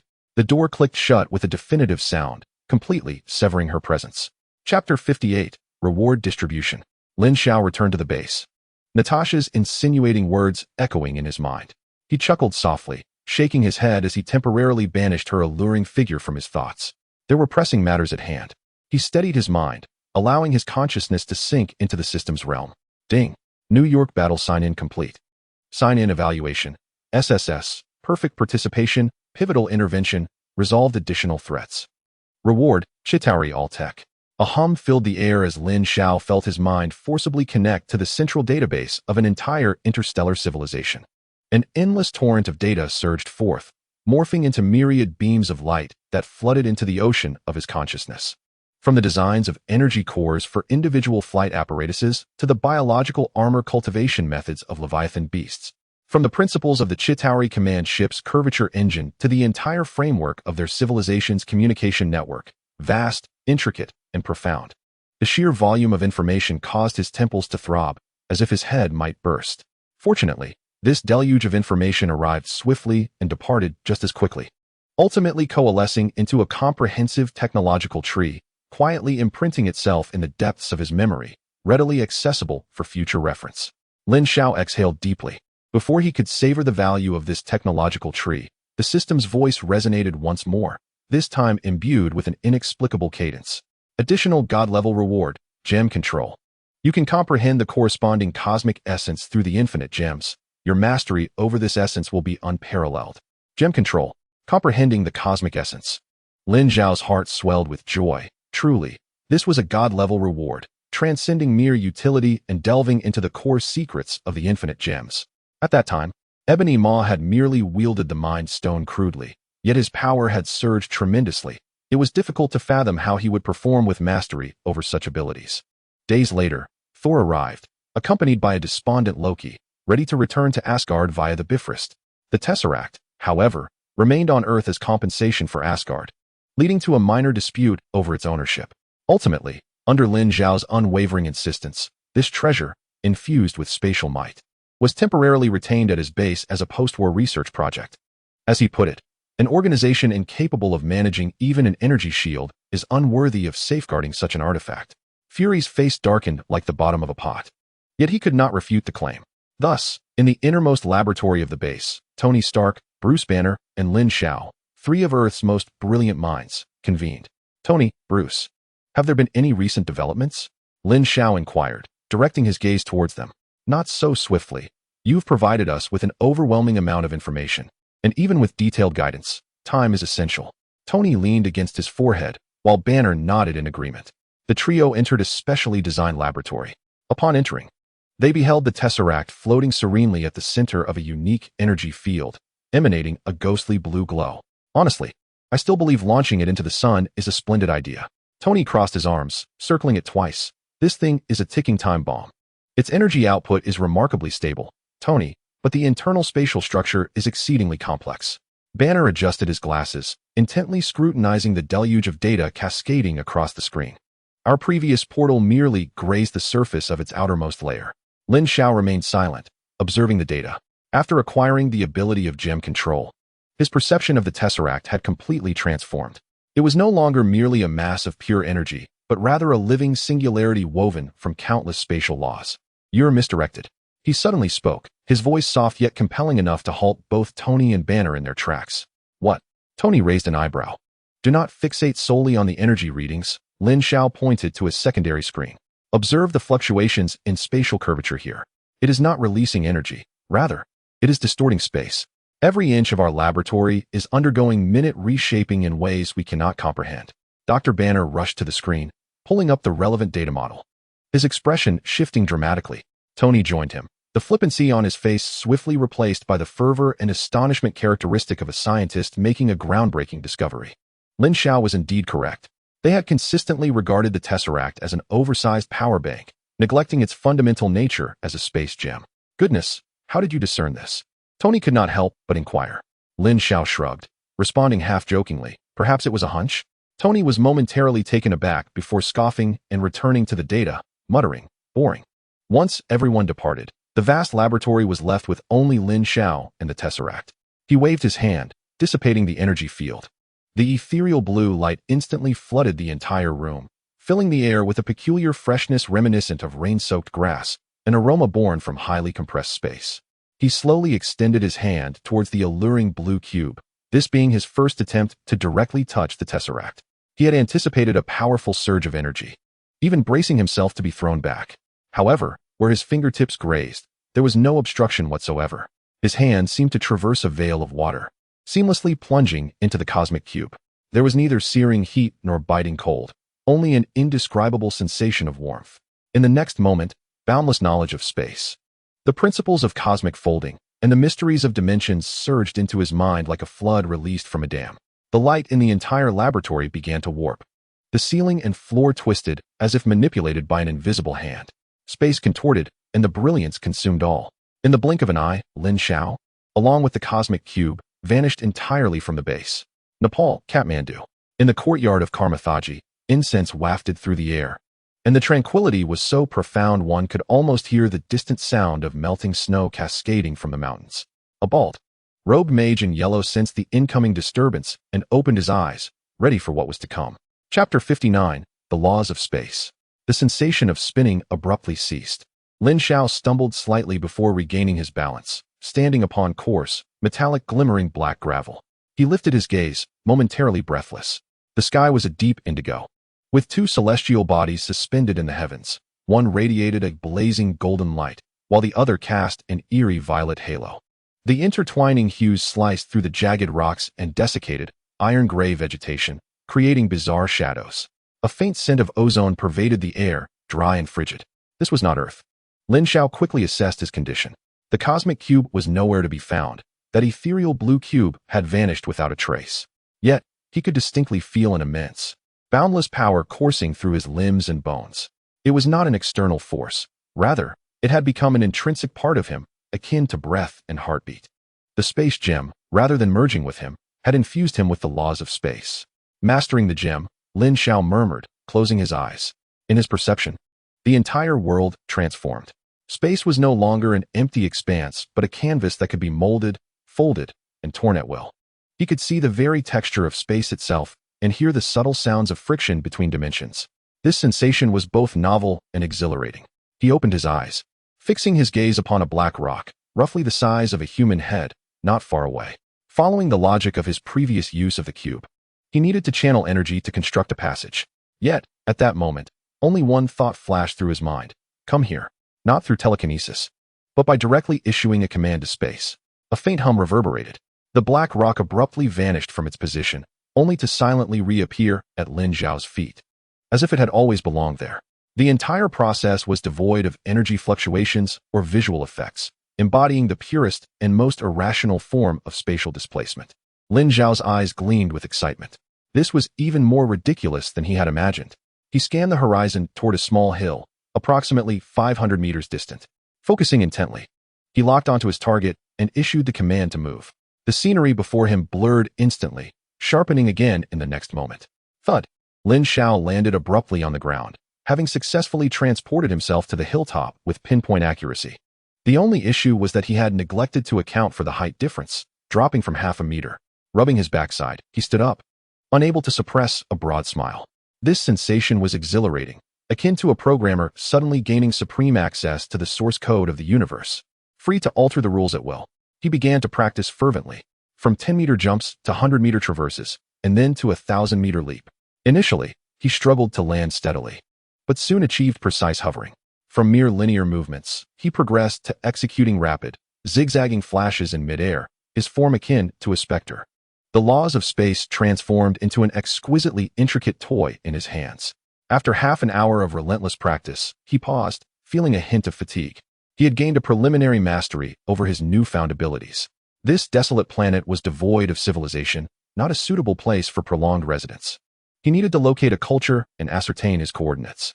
Taking a deep breath, Lin Xiao heightened his perception to its utmost extent, extending his consciousness in a singular direction.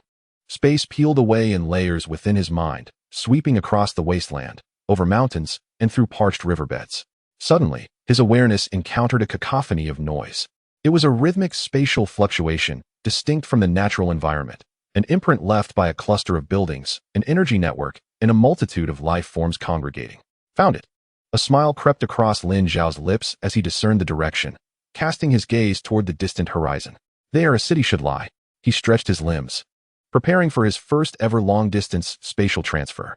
However, just as he was about to tear through space, a powerful surge of energy, infused with the essence of sulfur and flames, erupted from the direction of the city.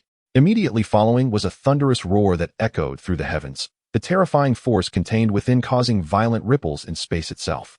A voice resonated in his mind from the system, causing Lin Xiao to pause, a playful grin adorning his face. It seemed he had arrived just in time. Chapter 60, Ronin. The desolation of Morag resembled a lifeless graveyard, under a purple sky where ancient temples slowly revealed their true form as the tides receded. The wait was finally over. Quill adjusted his visor and stepped onto the damp stone steps. Celestial alignments occurred only once every 300 years. If he missed this opportunity, the next would not come for another 3 centuries. The temple's interior was suffused with ancient energy fluctuations, its walls etched with incomprehensible runes. Quill deftly navigated various traps and mechanisms, ultimately discovering his target at the altar's center, a metallic sphere radiating a soft blue light. The cosmic sphere, worth 40 billion units. He whistled softly. That would be enough to make him a lifelong millionaire on any planet. Just as he reached out to touch the sphere, the temple began to tremble. The tide was rising, and soon this place would be completely submerged. Grabbing the sphere, Quill dashed out of the temple without a second glance. Back on his ship, Quill activated a secure channel. "This is Quill. I have a lucrative proposition to discuss. Are you out of your mind?" A gruff voice replied through the communicator. "That thing is mine." Quill terminated the communication, a sly smile creeping onto his face. 40 billion units would be enough to shed his identity as a scavenger and live freely. Outside the Knowledge Domain space station, a woman cloaked in green with fiery red hair blended into the crowd. It was Gamora. She had been tailing Quill for 3 days now, and this self-proclaimed Star-Lord was more cunning than anticipated. "The target has appeared," she whispered, her hand moving toward the weapon at her waist. Meanwhile, on the other side of the space station, Rocket Raccoon was calibrating his energy weapon. "Groot, remember the plan. I'll handle long-range support, and you take care of close-quarters control." "I am Groot." "Yes, I know you're excited, but don't kill him. Yondu wants him alive. A corpse isn't worth 50,000 units. Unaware, Quill exited the bar, heading toward the landing pad when he suddenly sensed a wave of murderous intent. Years of a life steeped in plunder had rendered him instantly alert. Damn it. He had been discovered. No sooner had the thought crossed his mind than a figure clad in green descended from the heavens, twin blades poised menacingly at his throat. Quill deftly sidestepped, his elemental gun drawn in an instant. As the two engaged in combat, Rocket and Groot joined the fray. Thus ensued an unprecedented melee outside the space station, a cacophony of energy weapons and melee arms clashing chaotically in the air. Ultimately, the Nova Corps warships encircled them. "Drop your weapons. You are under arrest." Within the confines of the Kree prison, the four found themselves confined to the same cell block. "This is just splendid," Quill muttered, leaning against the wall. "I could have been relishing retirement on some idyllic vacation planet, but here I am, sentenced to spend my remaining days in this hellhole." "If you had handed over the orb sooner, we wouldn't be in this predicament," Gamora retorted coldly. "Why do you even want that worthless sphere?" Quill shot back. Gamora fell silent for a moment before a muscular, gray-skinned alien approached. His body was marred with tattoo-like scars, and his eyes burned with the flames of hatred. "You are Star-Lord?" Drax's voice resonated, low and ominous. "I have heard that you possess a means to summon Ronin." "Hold on, big guy. We don't want to provoke that lunatic," Rocket interjected hastily. "Ronin murdered my wife and daughter," Drax said, clenching his fists. "I will tear him apart with my own hands." Gamora interjected suddenly. "If we collaborate, each of us can attain what we desire, but first we must escape this place." Quill crossed his arms, leaning against the wall. "What reason do I have to trust you?" "Because we are all trapped in this godforsaken facility, you fool," she replied. Rocket kicked the ground. "Either we collaborate, or we wait to be torn apart by those prisoners." Drax tightened his fists. "I will do anything to kill Ronin." "I am Groot." "Yes, the tree has a point." Rocket nodded. "Let us get out of here first." At the stroke of midnight, the prison alarms blared unexpectedly. Rocket had already hacked into the system. All electronic locks failed simultaneously. The four burst from their cells, racing down the corridor. "Left turn," Rocket commanded. "The control room is that way." 2 guards appeared before them. Gamora dispatched the one on the left with a side kick, while Drax barreled into the other. "Groot, pry that door open." The tree-like creature extended its branches, easily unlocking the door. Inside the control room, Rocket leaped onto the console, his claws flying over the keyboard. "What do you need?"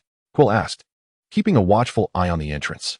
"Shut up and let me focus," Rocket replied, pulling up the system interface. "I need to locate where our gear is stored." And found it. The monitor displayed an image of a warehouse. 3rd level, East Sector, next to the armory. Rocket leaped from the console. "Let us move." Drax smashed a blocking robot with a powerful punch. "This is too easy. Don't celebrate too soon," Gamora warned, scanning their surroundings. "The Nova Corps won't let us breach this facility so easily." Just then, the alarms escalated, red lights flashing. "Damn it, they've initiated the emergency protocol." Rocket cursed. A squad of heavily armed guards charged around the corner, energy weapons trained on them. "I'll handle them," Drax declared, rushing forward. "Wait." Quill grabbed him, pointing to the vent above. "There's a better way." Groot stretched his body, tearing off the vent cover. Rocket was the first to scramble inside, followed closely by the others. "Crawl to the right until the 3rd fork," Rocket instructed. 5 minutes later, they arrived at the armory. Quill's elemental gun, Gamora's blades, and Rocket's energy cannon were all stored there, unharmed. "Looks like today is our lucky day," Quill remarked, inspecting his gun. "Quit dawdling. Grab your gear and let us go," Gamora urged, already strapping on her weapons. "One last step," Rocket pointed toward the landing pad. "We need a ship." The prison break unfolded surprisingly smoothly, with the 5 escaping in a ship, exchanging glances as their taut nerves finally eased. Quill leaned back in his seat, exhaling deeply. "So, Where to now? Gamora's gaze was resolute. Nova Prime. I know someone there who will pay a high price for the orb. The collector's abode lay deep within the space station, housing the most precious and perilous artifacts in the universe. Welcome, my friends, the collector, Tanalir Tyvan, greeted them with elegance, his white hair glistening under the lights. Let me see what treasures you have brought. As the orb was cautiously opened, a gem radiating with purple light emerged before them.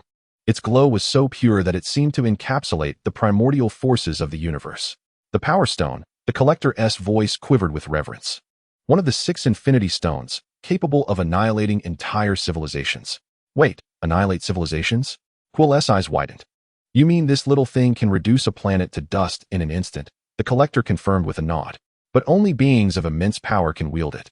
Should a mere mortal attempt to touch it before he could finish, a maid, who had been silently working in the corner, suddenly lunged for the gem. No. The collector reached out desperately, but it was too late. The maid collided with the orb. Boom. A tremendous explosion engulfed the room, sending everyone flying from the shockwave. As the dust settled, the collector's chamber lay in ruins. Damn it, the deal is off, Rocket grumbled, rising from the debris, his fur singed. I am Groot. Groot shook his head, several charred scraps of paper hanging from his branches. At that moment, Drax stumbled in, intoxicated with triumph. I have contacted Ronin, he proclaimed proudly. He will be here soon, and then I can avenge my family. What have you done? Gamora's face drained of color as she clutched her head. She understood just how formidable Ronin was. He was a notorious figure across the cosmos. Drax, you fool. Quill bellowed. We are no match for Ronin. Above them, the shadow of a colossal warship blotted out the sun. Ronin's fleet had arrived. In the ensuing chaos, Gamora attempted to escape with the orb, but was intercepted by Nebula. The two ships engaged in a fierce battle amidst the stars, ultimately resulting in Gamora's craft being destroyed, and the orb falling into Ronin's grasp. At last it is mine, Ronin declared, gazing at the Power Stone in his hand, its violet glow flickering in his eyes. With this, I shall no longer bow to anyone. He embedded the gem into his warhammer, and in an instant, a terrifying wave of energy surged through the warship. Thanos, our transaction is concluded, Ronin cackled. Xander shall be reduced to ashes, and you shall witness true power. Chapter 61, Space versus Power. Lin Xiao traversed through the rift in space, the sight before him instantly revealing the source of the furious roar. It was a grand city, or rather, it once was. Towering spires, expansive plazas, and meticulously arranged buildings all bore testament to a civilization of remarkable advancement. Yet at this moment, the entire city was engulfed in a tempest of purple energy. Structures collapsing like house cards, the ground splitting open in great fissures, and the populace screaming in terror as they fled. In the sky, a massive warship hovered ominously above the city, its prow dominated by a tall, blue-skinned man. He wielded an enormous warhammer, at the center of which lay a gem radiating with purple light. With each swing, a terrifying wave of energy rippled outward, obliterating everything in its path. System notification, dimensional anchor point detected. Xander is under attack by Ronin. Sign-in task generated. Stop Ronin, seize the Power Stone. Task rating, SS. Lin Xiao raised an eyebrow. The timing was impeccable. Hey, Blue Smuff. Lin Xiao's voice echoed across the battlefield, amplified by the laws of space. Ronin paused, turning to locate the source of the sound. His eyes glinting with fervor and rage. Another ant seeking to thwart me? Ant. Lin Xiao chuckled, waving his hand, causing the fabric of space to warp at his fingertips. In the next instant, 3 Kree soldiers beside Ronin vanished, only to reappear as indescribable, contorted masses, their screams abruptly silenced. Ronin's expression shifted. Who are you? Just a passing earthling, Lin Xiao shrugged. An earthling? Ronin scoffed. Even if you possess some spatial technology, you cannot possibly contend with the Power Stone. He raised his warhammer, purple energy coalescing in a menacing display. Lin Xiao felt a cataclysmic force gathering. The stone is not a toy for you to wield. Undeterred, Lin Xiao advanced, tracing an arc with his right hand. Ronin swung the hammer, unleashing a torrent of purple energy that surged toward Lin Xiao like a cataclysmic wave. Yet, just as the energy was about to engulf him, space before Lin Xiao twisted, forming a vortex. The purple energy was entirely consumed by the whirlpool, vanishing without a trace. Ronin was momentarily taken aback. In the next moment, the space behind him ruptured, and purple energy erupted forth, striking his own warship's engine directly. Boom. The deafening explosion rocked the warship, causing it to tilt and descend. This is impossible, Ronin bellowed. No one can redirect the Power Stone's onslaught. Lin Xiao appeared before him, a mocking smile gracing his features. You are the true ant. Enraged, Ronin swung his hammer directly at Lin Xiao's face. Lin Xiao did not flinch. At the moment the hammer was about to connect, his body suddenly turned transparent, and the hammer passed through him. A holographic projection? Ronin gasped. Wrong guess. The voice came from behind him. Lin Xiao had somehow positioned himself at Ronin's back. This is spatial folding. Ronin spun around, swinging the hammer again. But Lin Xiao's figure flickered out of existence, reappearing in various corners of the warship like a phantom. Stop! Ronin roared, unleashing a continuous barrage of purple energy. Yet he could never capture Lin Xiao's elusive form. Do you understand the distinction between the space stone and the power stone? Lin Xiao's voice resonated from all directions. No matter how potent the power stone may be, it requires a target to unleash its might. I, however, can dictate whether or not you can find me. Ronin frantically swung his hammer, the purple energy rampaging, as the warship crumbled under his own assault.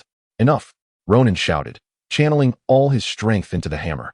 I will annihilate this planet. Lin Xiao's expression turned grave. He ceased his playful flickering. Ronin infused his entire being into the hammer, the power stone erupting with an unprecedented purple radiance. The atmosphere of Xander began to tremble, and even the ships far in orbit could sense the destructive energy wave. Die! The hammer descended, the purple energy cascading like a galactic tide, overwhelming Lin Xiao. This strike was potent enough to level the entire planet.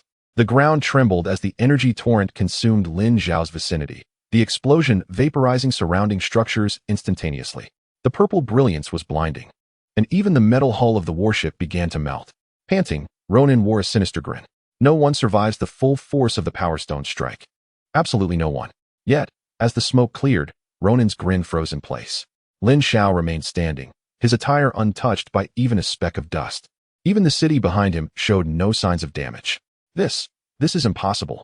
Ronin's voice trembled. How could the Power Stone's attack be ineffective against you? Lin Xiao chuckled lightly. Your attack is indeed formidable.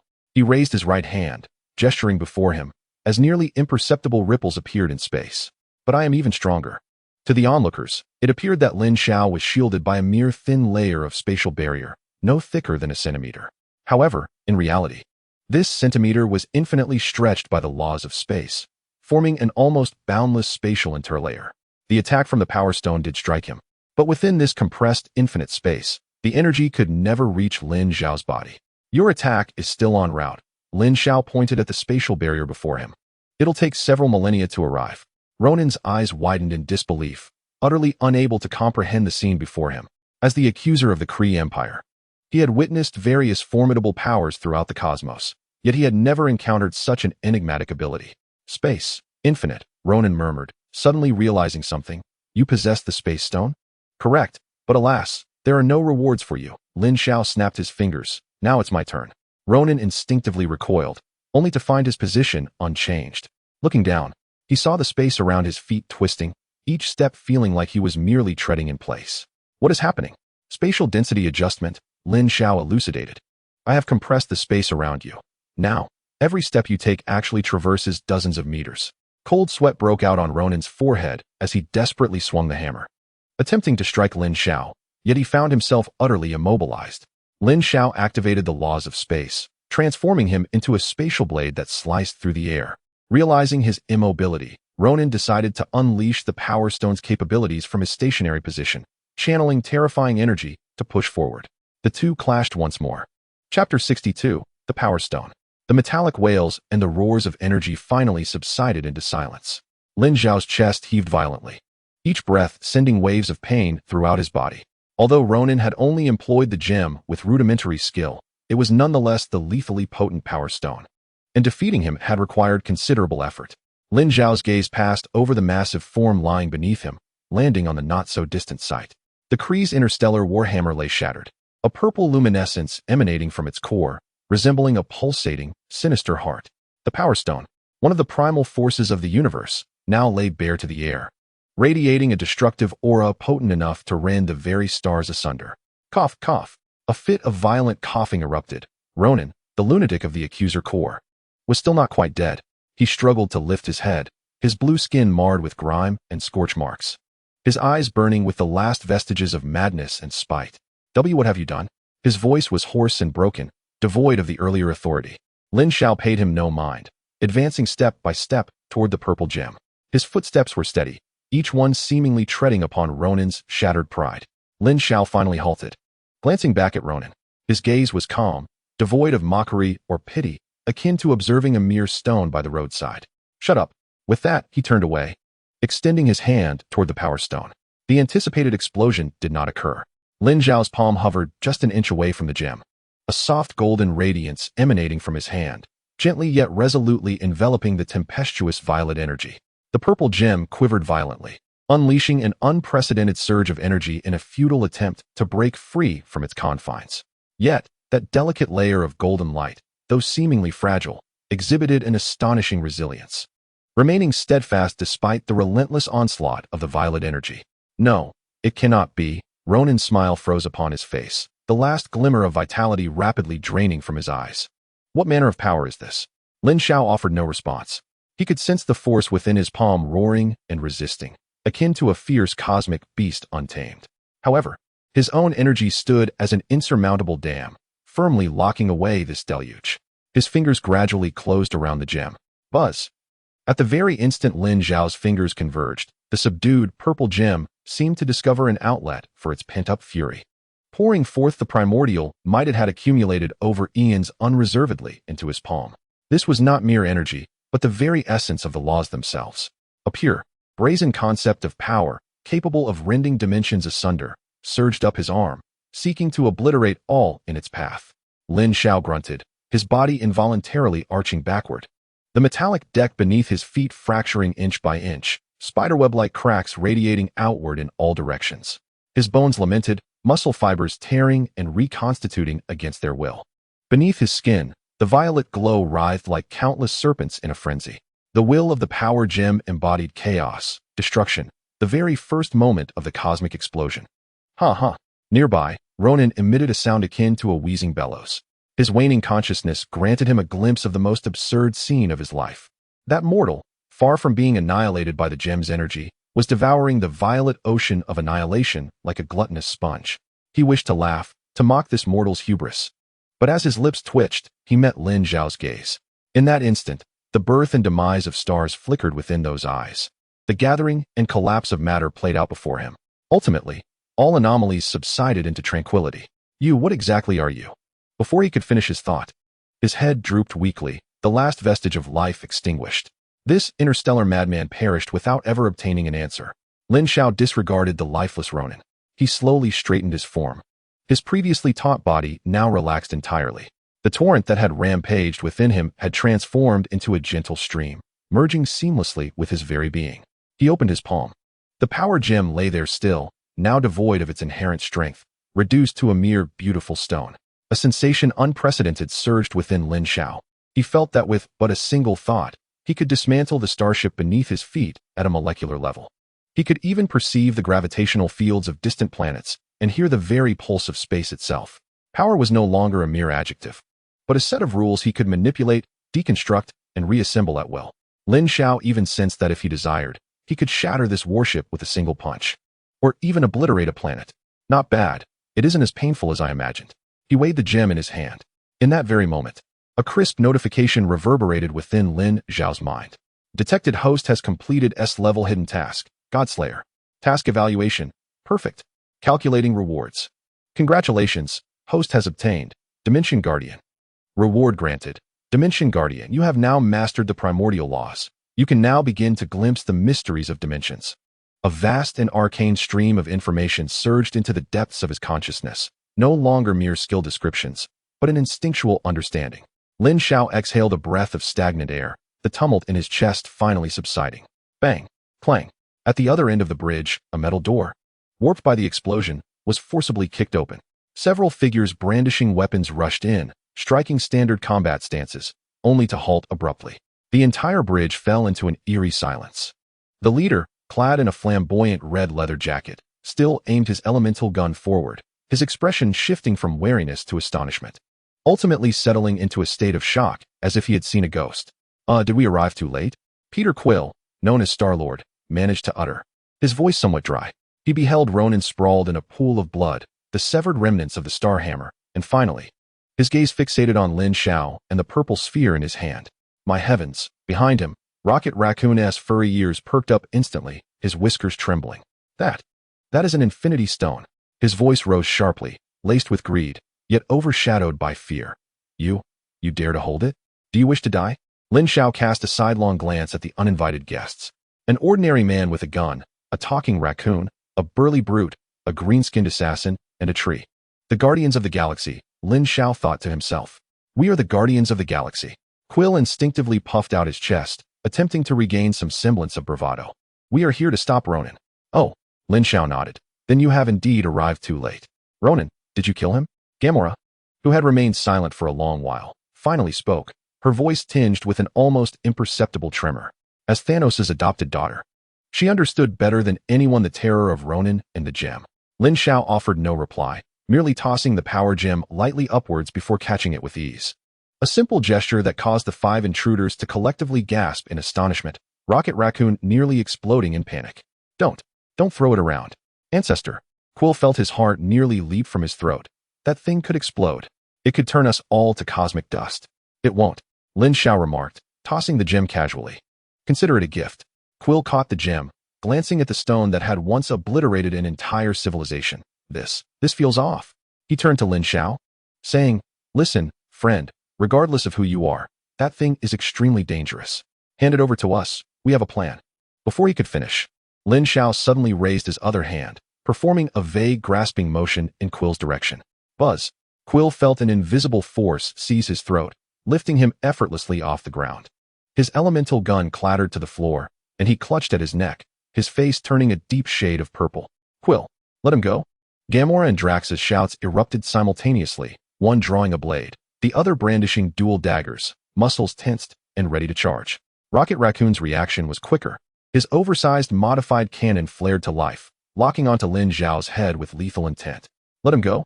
Faced with the impending onslaught of 3 assailants, Lin Xiao barely deigned to lift an eyelid. His gaze merely brushed over the disheveled raccoon, his tone as indifferent as if he were recounting a trivial matter. The power within the gem, I have seized. Now, it is merely an aesthetically pleasing stone. He paused, his eyes lingering for a moment on the gleaming barrel. Furthermore, no one is more suited than I to wield this power. As his words fell, an intangible chill enveloped the entire bridge, not a mere drop in temperature, but a tremor stemming from the primal instinct of life itself. The Rocket Raccoon's claw, grasping the heavy artillery, froze, the energy concentrated within the barrel flickering erratically. Fire? He had no doubt that the instant he pulled the trigger, his head would precede him in relocation. Drax's forward momentum abruptly halted, his gaze shifting between the suspended, gesticulating Quill, who emitted no sound, and the immovable man, his mind a tumultuous chaos. This was a far cry from the battles he understood. Cough, buddy. Hanging in midair, Quill's face turned a deep shade of purple, struggling to squeeze out a few words. There's no need for hostility. Lin Xiao then redirected his attention to him, subtly loosening his grip. Quill gasped like a fish out of water, greedily inhaling the fresh air. Yet, before he could catch his breath, that suffocating sensation tightened around his throat once more. You see, I can grant you life, or I can bring about your demise. Lin Xiao's voice was soft, yet it resonated clearly in everyone's ears. Therefore, do not address me with such tone. He released his hold. Thud. Quill fell heavily to the ground, the purple stone rolling aside. He paid no mind to the coveted treasure, clutching his throat and coughing violently, tears and mucus streaming down his face. Lin Xiao had never held any fondness for Quill, had it not been for his impulsiveness in the film. Thanos would not have succeeded in snapping his fingers. Lin Xiao ceased to regard them, turning to leave the wreckage-laden site. We shall meet again, on Earth. No sooner had he spoken than his figure began to blur, the surrounding space rippling as if disturbed by stones cast into water. In the next moment, he vanished before their astonished eyes. Silence. Within the bridge, only Quill's anguished coughs remained. After a considerable time, the Rocket Raccoon gradually lowered the cannon, gazing at the spot where Lin Xiao had disappeared, then at the unremarkable purple stone on the ground, his furry face a mask of bewilderment after surviving the ordeal. What exactly was that? Chapter 64, The Law of Power. The void rent silently, a pitch-black fissure materializing in the cosmos. Lin Xiao stepped forth, the chaotic spatial turbulence behind him instantly calming and healing, leaving no trace. Before him lay an expanse of endless ochre desert, the sky adorned with a dim star, casting a muted light. There was no wind, no sound. Even the flow of cosmic dust seemed nearly halted. Silence was the sole theme of this place. A suitable locale. Lin Xiao mused, feeling the terrifying gravity beneath his feet, far exceeding that of an ordinary planet. The environment here was perfect for him to unleash his newfound powers without restraint. His purpose for coming was singular, to practice the laws of power he had just comprehended. Unlike the intricacies and complexities of spatial laws, the law of power imparted to him a singular sensation. Pure strength, pure destruction. Lin Xiao slowly raised his right fist, refraining from channeling any of his inner energy, instead immersing his spirit in the domineering essence of the law. He aimed a casual punch at a towering solitary peak standing 10,000 meters high. The motion was light, slow, and devoid of any wind generated by the punch. However, at the moment his fist descended, boom. The majestic mountain did not shatter from external force but crumbled from within, disintegrating from the most minute particles that composed it. There was no cataclysmic explosion, no billowing dust. The mountain simply transformed into the most primordial dust, falling quietly to the ground, forming a shallow layer. Lin Xiao regarded his fist, then the flattened earth, his brow slightly arched. It seems I may have lost control. His intention had merely been to obliterate the mountain's peak. Yet the entire mountain had vanished. This sensation was peculiar, akin to a grown adult inadvertently collapsing an entire anthill while attempting to tease an ant. The destructive power of the law of power was more direct and unreasonable than he had anticipated. He smacked his lips and shifted his aim to the distant, undulating mountain range. He raised his hand once more, fingers splayed, and grasped at the vast expanse of mountains in midair. Crack! A sound reminiscent of the bones of the planet cracking echoed from deep within. Centered around the mountain range, a bottomless chasm formed instantaneously, spreading at a frenzied pace toward the planet's ends. The earth wailed, tectonic plates tearing apart. Lin Xiao's eyelids twitched, and he promptly withdrew his power. He gazed down at the chasm that nearly cleaved the planet in two, falling into silence. This planet seemed rather fragile, just as he contemplated moving elsewhere. Lest he inadvertently shatter the planet, a faint yet rhythmic pulse suddenly emanated from the depths of the chasm. The pulse penetrated the thick rock layers, precisely reaching his consciousness. Thump, thump, thump, like a heart that had slumbered for eons, stirred awake by his earlier action. The heartbeat grew closer and stronger, akin to an unseen hammer striking the planet's core. Thump, thump, thump. The earth trembled in response, debris cascading from the chasm's walls, as if the entire planet was awakening to the rhythm of this heartbeat. Lin Xiao hovered above the chasm, his expression placid, his gaze fixed on the unfathomable darkness below. A silent roar erupted within his sea of consciousness. In the next moment, a massive claw composed of countless ochre crystals surged forth from the depths of the chasm. Grasping the chasm's edge, the claw was so immense that a single finger segment rivaled a mountain. Following closely, a grotesque head slowly emerged. It bore no eyes, no mouth or nose, only a vast, spiky visage, at the center of which pulsated a dark red energy core in sync with the heartbeat. This ancient creature, having slumbered for untold epochs, exuded an air of primordial savagery and wrath. It was awakened and decidedly displeased. It locked onto Lin Xiao, the minuscule insect that had disturbed its slumber. The dark red energy core surged with escalating pulses. The sound resonated as the planet's thin energy converged towards it, dimming even the dull star in the sky. A destructive aura targeted Lin Xiao. In the next instant, a torrent of dark red energy, so robust it defied description, erupted from the center of that visage. The target, Lin Xiao, suspended in midair. Wherever the energy passed, the space was scorched, contorted into dark folds. As even the laws themselves groaned under the unbearable strain, this already fragile planet, confronted by an overwhelming force, bore a deeper scar upon its surface. As the very rocks vaporized upon mere contact with the edge of energy, Lin Xiao, witnessing the apocalyptic torrent of energy poised to engulf him, extended his right index finger and gently tapped the oncoming wave. The cataclysmic energy flow, capable of piercing through celestial bodies, halted abruptly just an inch away from Lin Xiao's fingertip. Subsequently, it began to recede from the forefront, vanishing in an inexplicable manner, disintegrating into the purest colorless particles that dissipated into the desolate cosmos. It was as though an invisible hand had eradicated the very concept of its existence from the very source. In but a fleeting breath, the raging energy assault dissipated into nothingness. For the first time, within the chaotic consciousness of the ancient beast, the emotion of confusion emerged. It could not fathom why its primal attack had faltered. Before it could launch a counterstrike, Lin Xiao's figure had already materialized above it. He remained as composed as ever, gazing down at the colossal creature beneath him, comparable to a continent. He lifted his foot and gently pressed down. This step, devoid of overwhelming force or rippling laws, conveyed pure power in a manner beyond comprehension. A faint crack echoed. The movements of the celestial beast froze instantaneously. From the point where Lin Xiao's foot made contact, web-like fissures began to emerge across the vast crystalline body of the beast. The cracks spread outwards in an eerily tranquil manner, enveloping the immense creature that was beyond measure.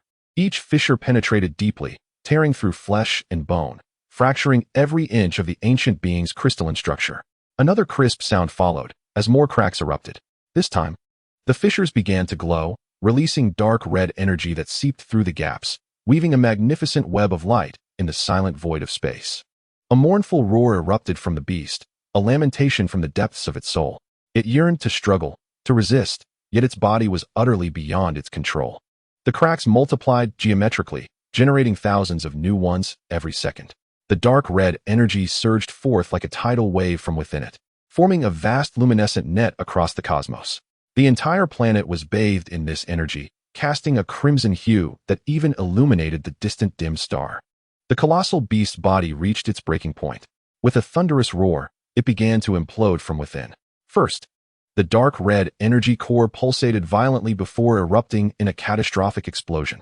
In an instant, countless torrents of energy burst forth from the epicenter, each possessing the power to pierce through stars.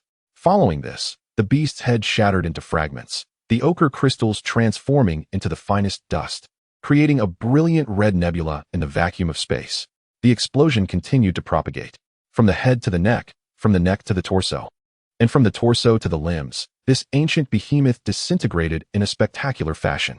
Each explosion released a tremendous amount of energy, illuminating this long-dormant starfield. The energies swirled and rotated in the void, forming colossal vortices. The planet beneath began to tremble violently. The shockwaves from the beast's explosion crashed against the surface in successive waves, tearing apart the already ravaged Earth. Mountains crumbled in the tremors, oceans boiled and evaporated, and the entire planet teetered on the brink of collapse from the aftermath of the explosion. When the last vestiges of energy dissipated, the once mighty ancient creature had vanished entirely, leaving only a cloud of sparkling crystalline dust shimmering under the starlight. In the distant cosmos, a silver exploration vessel traveled at sublight speed. "Captain, ahead, the C-734 abandoned starfield has detected an ultra-high energy response. The readings have exceeded our measurement limits." The observer's voice trembled from the bridge. "What?" The bearded captain sprang from his seat, incredulous. How could a dead star, devoid of atmosphere, generate such energy? Magnify the image. On the screen, a dark red planet rapidly approached.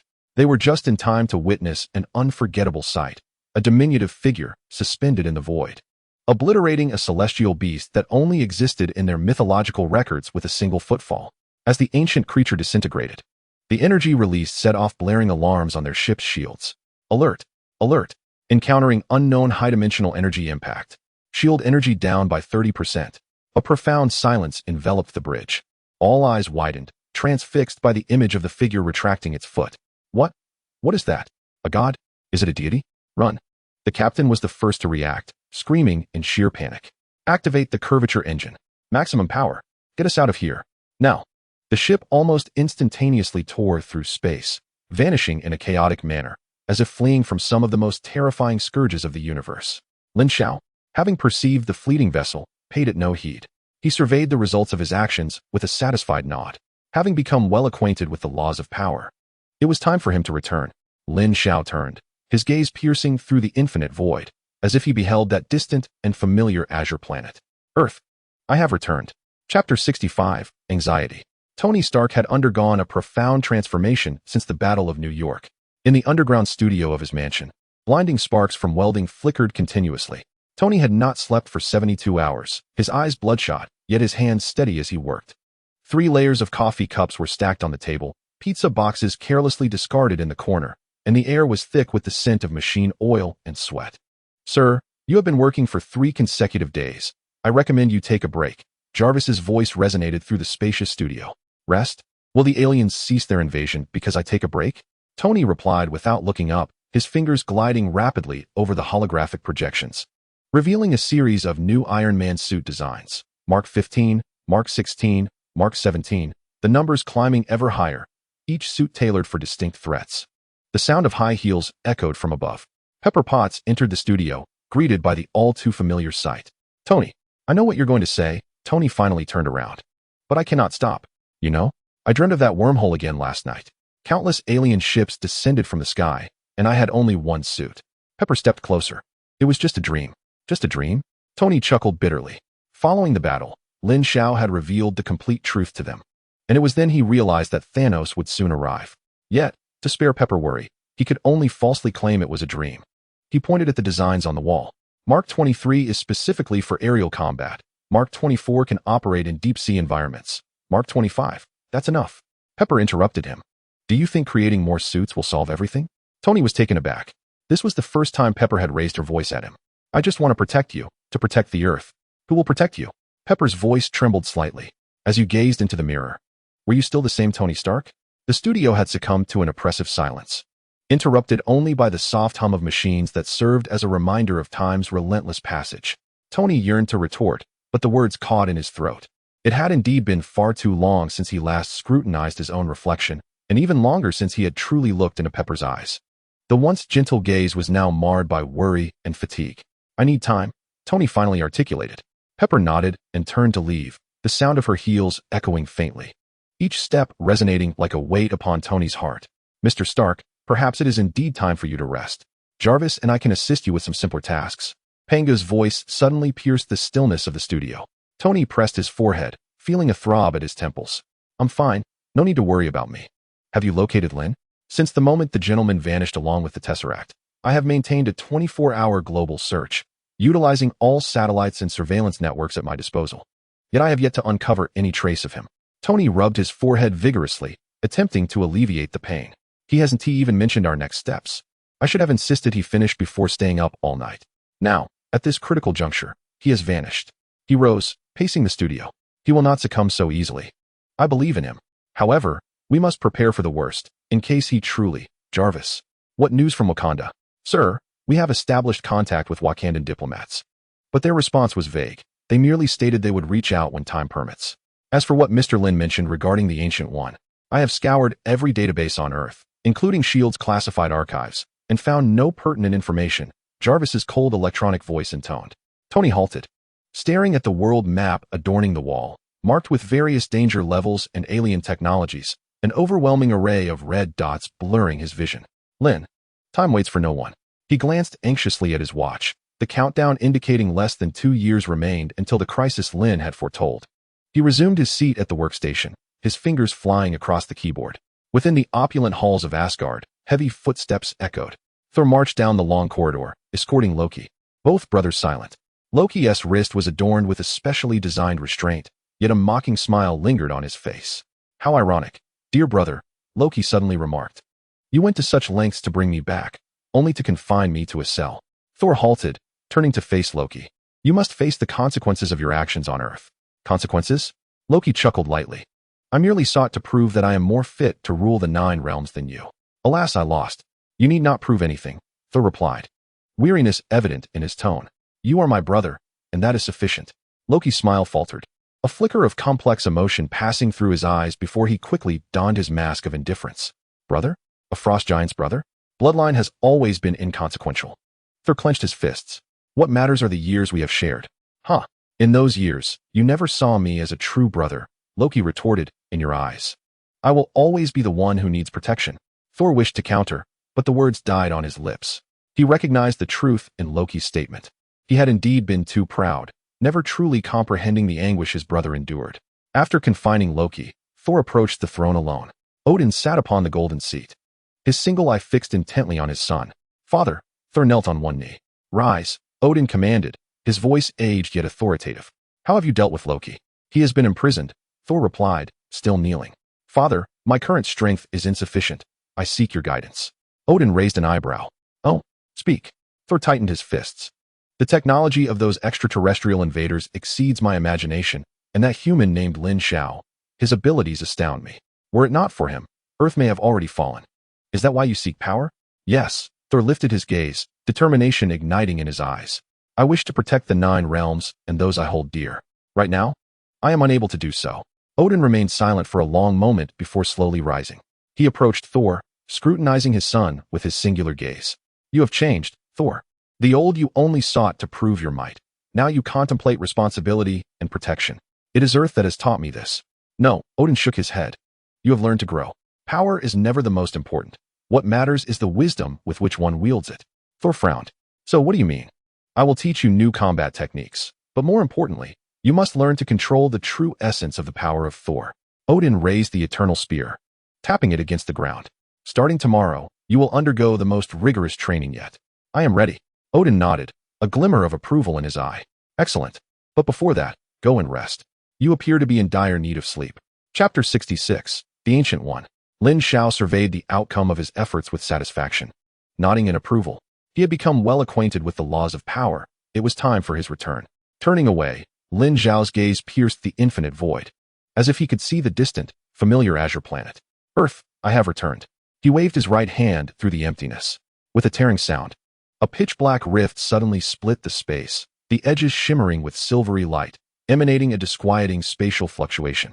Through the rift, the familiar blue planet could be seen slowly rotating. With another gesture, a section of ground near his base came into view. He stepped into the rift, crossing thousands of light years in a single stride, his form vanishing into the void. A rush of familiar air enveloped him. Such a feeling was long overdue.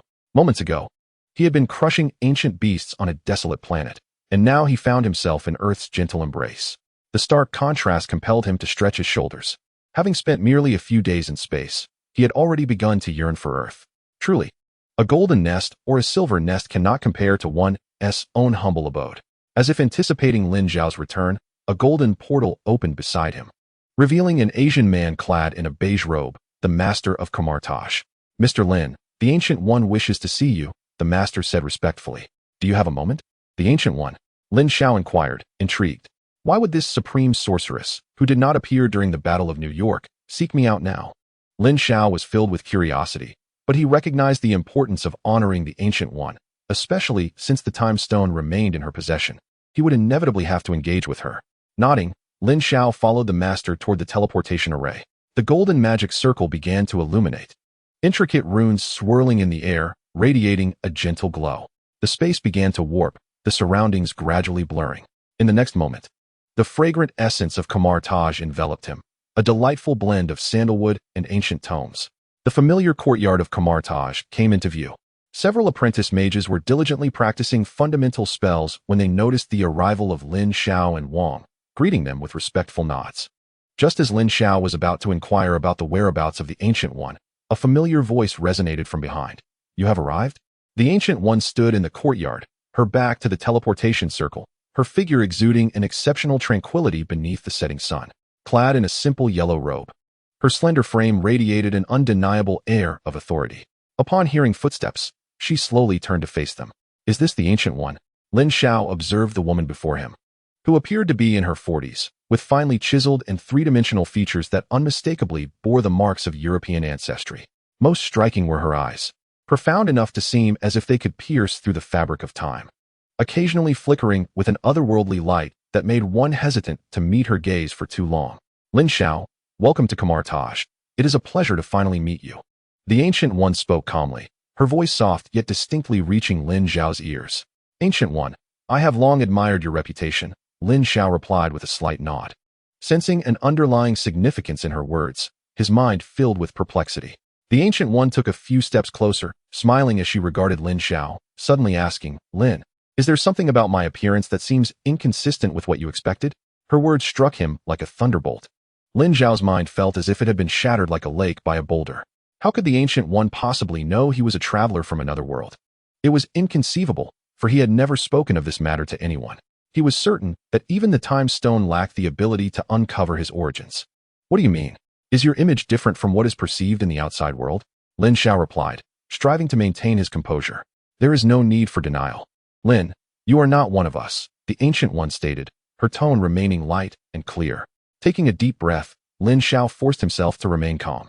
Since his secret had been unveiled, he saw no reason to persist in concealing it. You are the first person to know of this, he confessed. The corners of the Ancient One's mouth lifted slightly. I understand you have many questions. Rest assured, I will provide you with all the answers. In your world, what kind of person am I? She inquired. Lin Xiao pondered for a moment. A great mage who sacrifices herself to protect the earth. The Ancient One fell silent for a moment before breaking into a soft laugh. Interesting. Come, let us walk and talk. She turned and made her way deeper into the temple, with Lin Xiao following closely behind. Can you first enlighten me about what is happening? Lin Xiao could not contain his curiosity. The Ancient One did not look back. There is no rush. We have ample time. They traversed through an intricately carved archway and entered the main hall of the temple, which was far more spacious than Lin Xiao had imagined. Towering stone pillars supported the dome, and the walls were adorned with a myriad of arcane runes. What do these runes record? Lin Xiao asked casually. They are protective incantations. Time arrays and confinement arrays, the Ancient One replied. Confinement arrays? Lin Xiao queried, puzzled. The Ancient One continued walking. Glancing back at him, I recently inscribed them to counter a certain entity, deliberately enhancing their power. The Ancient One proceeded ahead, and Lin Xiao hurried to keep up as they arrived in a circular chamber, where a stone table sat at the center, adorned with tea implements. With a wave of her hand, the teapot tilted automatically, pouring amber-hued tea into 2 cups with precision. Please, sit, the Ancient One gestured. Taking a seat on one side of the stone table, Lin Xiao settled opposite her, lifting the teacup to take a sip. The tea was perfectly warm, infused with a delicate floral aroma. Now may we speak? Lin Xiao set down his cup, eager to understand the situation. Chapter 67. Revenge and Growth. Shortly thereafter, a mysterious and terrifying terrorist known as Mandarin began launching attacks on a global scale. On the television screen, a bearded Middle Eastern man sat in a dimly lit room, various national flags hanging behind him. Mr. President of the United States, do you truly believe that hiding in the White House ensures your safety? Mandarin's voice was low and menacing. I will make you understand what true fear is. Tony was in his workshop calibrating the Mark 25's thrusters when the ominous broadcast caught his attention, causing him to frown. Another madman seeking notoriety, he muttered, casually turning off the television and refocusing on his work. However, 3 days later, an explosion rocked a cinema in Los Angeles. Surveillance footage revealed a man suddenly radiating heat and light before detonating like a bomb. The aftermath was horrific. 13 lives lost and 42 injured. Sir, Happy is called. Jarvis interrupted Tony's thoughts.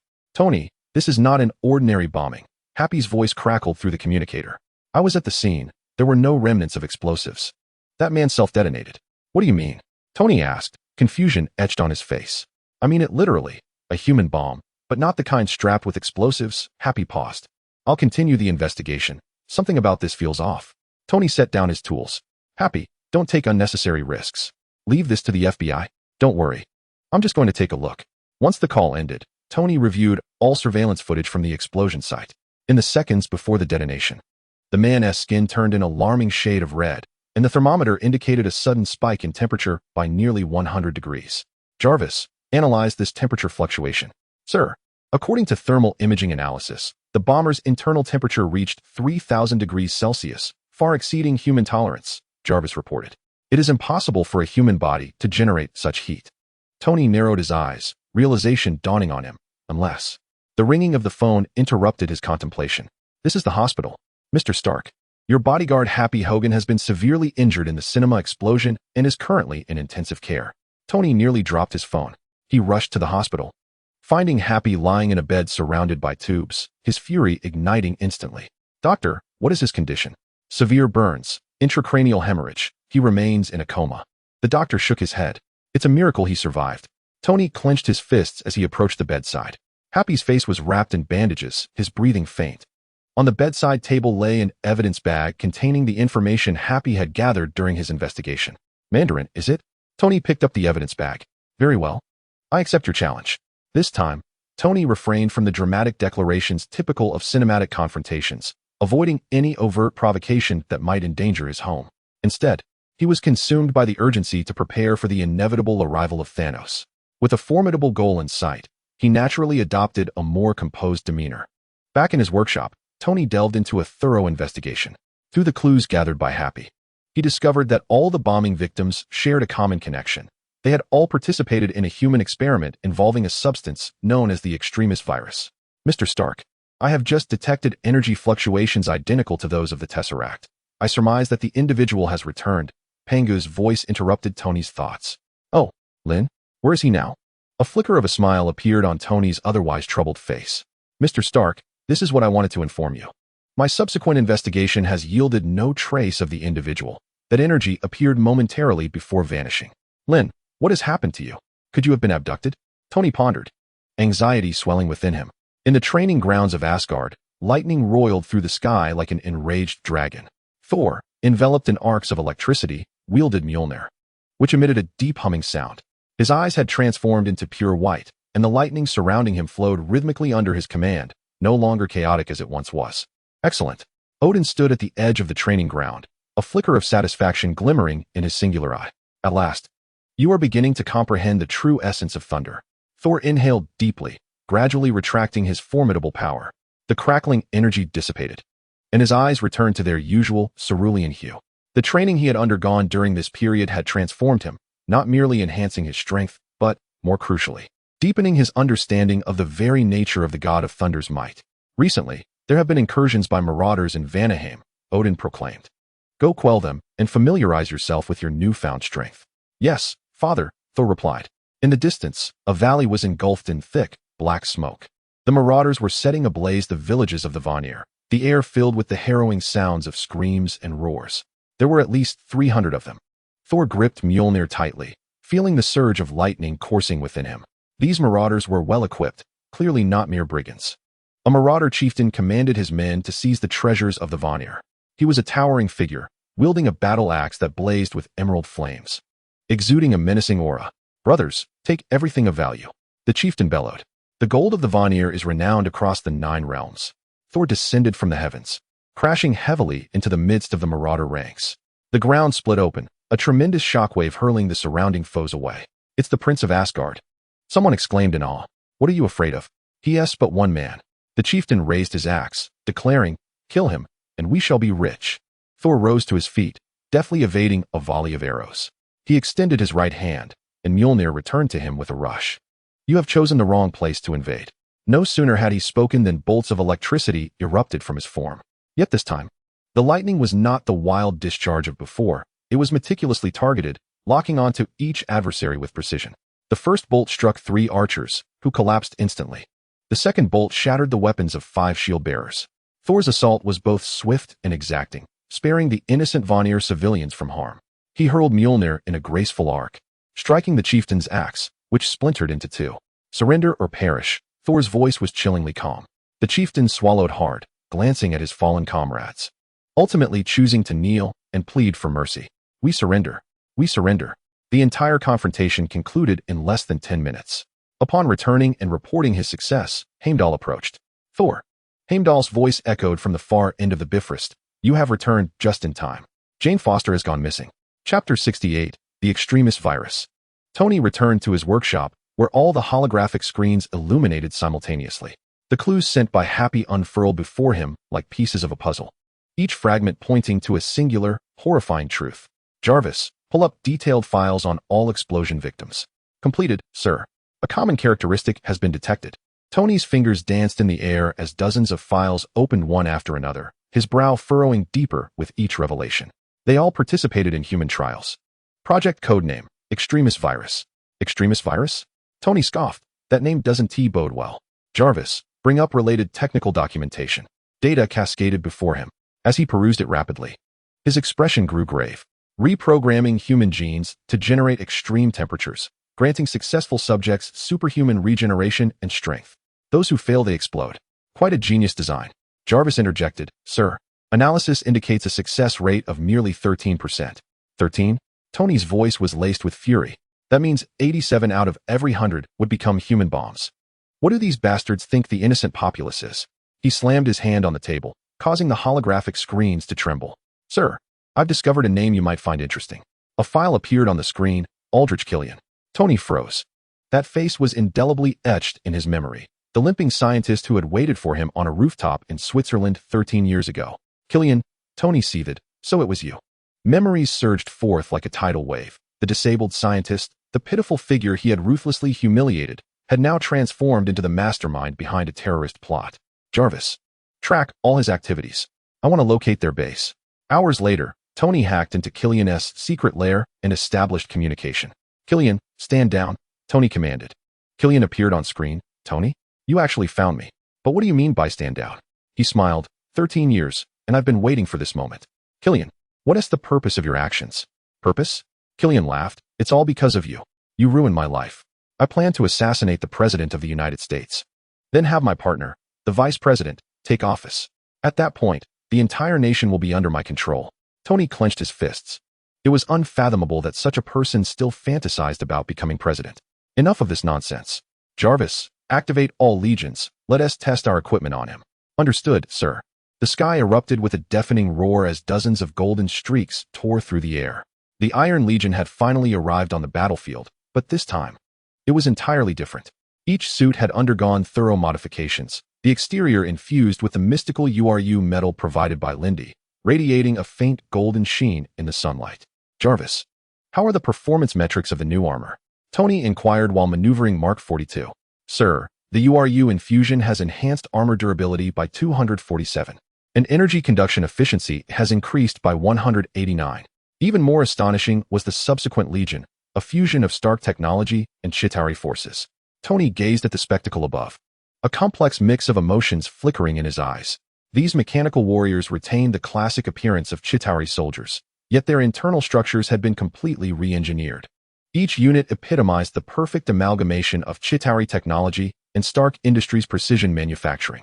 Sir, the mechanical Chitauri Legion is ready, Jarvis announced. Biological armor systems are operational, and AI cores are stable. The mechanical warriors donned silver-blue bioarmor, their surfaces pulsating with faint energy patterns. Their movements were fluid and natural, devoid of the stiffness typical of traditional robots. Each was equipped with an upgraded Chitauri weapon system, boasting threefold the power of the originals.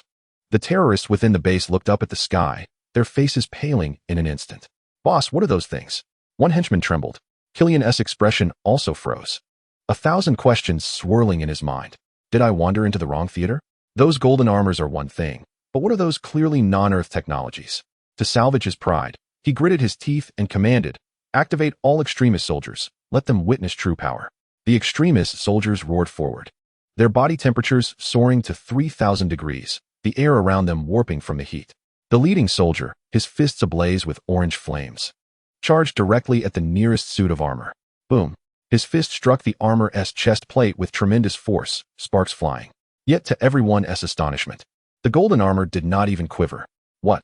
The extremist soldier's eyes widened. His fists could melt steel, yet they were utterly ineffective against this suit of armor. In the next moment, the armored behemoth struck with a sweeping palm, sending the soldier of despair soaring through the air for dozens of meters, crashing through 3 walls before finally coming to a halt. This is impossible. Killian roared into the communicator. The temperature of the despair virus could melt any metal. On the battlefield, the remaining despair soldiers encountered the same sense of hopelessness. Their once proud high-temperature attacks proved utterly ineffective against the divine armor, and every charge was effortlessly repelled. More terrifying was the mechanical Chitauri Legion hovering in the sky. Their energy weapons began to charge, emitting a low, ominous hum. Target locked. A unified mechanical voice intoned. Fire. Instantly, hundreds of blue energy beams rained down from above, striking every despair soldier with pinpoint accuracy. These enhanced Chitauri weapons possessed staggering power, and even the virus-enhanced bodies of the despair soldiers could not withstand them. Just as one soldier regained his footing, he was simultaneously struck by 3 energy beams. His body instantly perforated. He looked down at the gaping wound in his chest, disbelief washing over him as he fell. This is impossible. Killian stared at the screen, his face ashen. His meticulously trained legion of despair appeared as mere lambs awaiting slaughter before these enigmatic mechanical warriors. Is this all? Tony scoffed, a mere buffoon. The battle concluded far more swiftly than anticipated. Defeated in despair, Killian watched helplessly as his ambitions and plans for revenge crumbled to dust.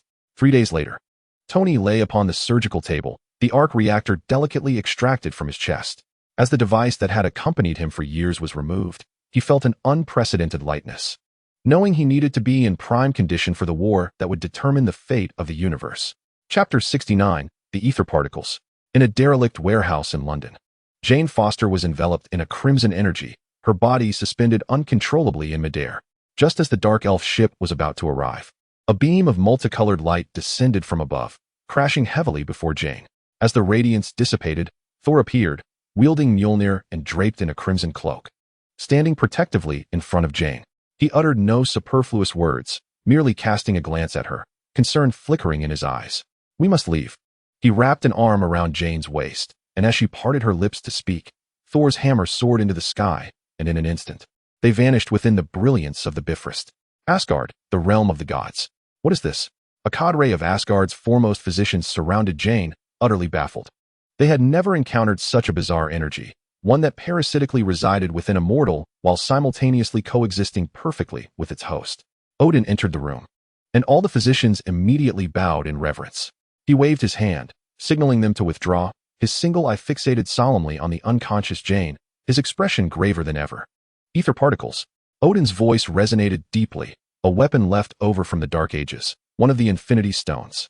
He extended his palm above Jane, a stream of golden divine power probing, only to be repelled instantaneously by the crimson energy. "Father," Thor stepped forward anxiously. "Should Malekith, the Dark Elf leader, extract the ether particles from her, this mortal will instantly perish." Odin retracted his hand, his tone resolute, "and the universe shall revert to darkness. Then we must strike first. Before he finds us, let us eliminate him." Thor tightened his grip on the hammer. "No," Odin firmly rejected. "Asgard shall only defend, not attack. It is a principle. We cannot place the entire realm in jeopardy for one mortal. She is not merely a mortal." Thor's voice rose in protest. "She is Jane. Moreover, this is not solely for her." He inhaled deeply, striving to quell his emotions, recalling Lin Xiao's earnest warning before her disappearance. "Father, Lin Xiao warned me that a madman named Thanos is collecting the 6 Infinity Stones, and the ether particles are one of them. By waiting, we grant Thanos an opportunity. Malekith is merely the beginning." Upon hearing Thanos' name, a flicker of barely perceptible disturbance crossed Odin's single eye. Thor continued, "Soon, the celestial convergence will occur, the realms interconnected, the spatial barriers at their weakest. At that time, we can harness this power to forcibly extract the ether particles from her without harming Jane." Odin fell silent, gazing at his son, once a reckless child, now capable of articulating such a meticulous plan. His experiences on Earth had shaped him into a true king. "Very well." After a long pause, Odin finally spoke. "I consent to your plan. You shall lead the charge, guiding Asgard's warriors to proactively confront and decisively end the threat posed by the Dark Elves." In the dark world of Svartalfheim, Malekith's army stood ready, poised to launch a full-scale assault on Asgard. Suddenly, the sky darkened ominously, thunder rumbling. A mighty bolt of lightning cleaved the heavens as if the axe of the gods had rent the fabric of reality, and Thor descended like a deity, landing heavily before the enemy ranks, the ground beneath him fracturing instantly. "Your dark agents here." His voice, though not loud, overshadowed the winds and thunder.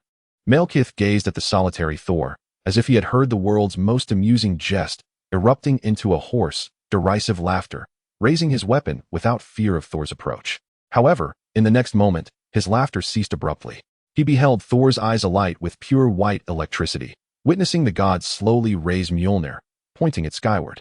In an instant, torrents of thunder cascaded down, yet unlike before, they did not rage uncontrollably. Each arc of lightning seemed to possess sentience, precisely penetrating the gaps in the armor of every Dark Elf soldier, unleashing cataclysmic force within them. The Dark Elves scarcely had time to emit a cry of despair. Their energy rifles still unraised, they collapsed convulsively, their armor glowing crimson from within, wisps of smoke curling upwards. There were no grand explosions, no excessive destruction. Only the fallen figures and the sizzle of scorched metal. In the blink of an eye, the entire army transformed into a silent graveyard of steel. Malekith stared in horror at this scene of divine retribution, a tempest of rage and fear contorting his features. He roared, drawing a dagger forged from dark energy, his form becoming a shadow as he lunged at Thor. Thor stood resolute, Mjolnir poised to meet the oncoming attack. With a resounding clang, lightning clashed violently with dark energy, the ensuing shockwave sweeping away the surrounding dust and remnants of armor. Malekith's assault was fierce and swift, his dagger carving lethal trajectories through the air, each strike potent enough to rend steel.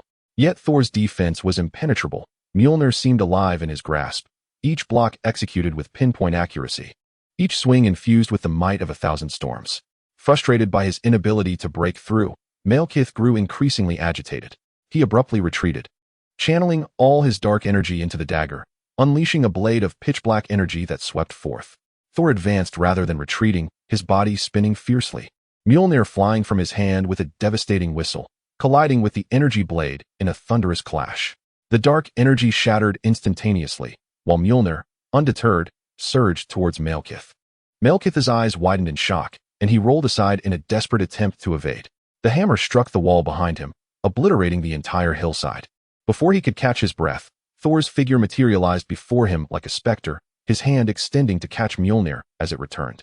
With the weight of 1,000 storms and boundless lightning, Mjolnir effortlessly shattered the dagger Malekith hastily raised in defense, slamming him forcefully into the ground.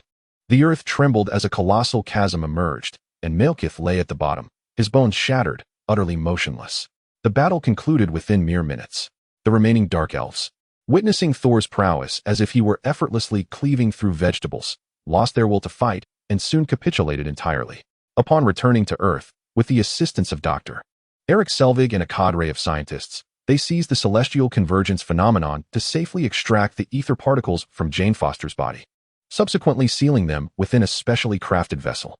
On the throne of the celestial palace, Odin beheld his triumphant son, his single eye brimming with pride and satisfaction. "You have matured, my child. You have proven yourself not merely as a warrior, but as a worthy king.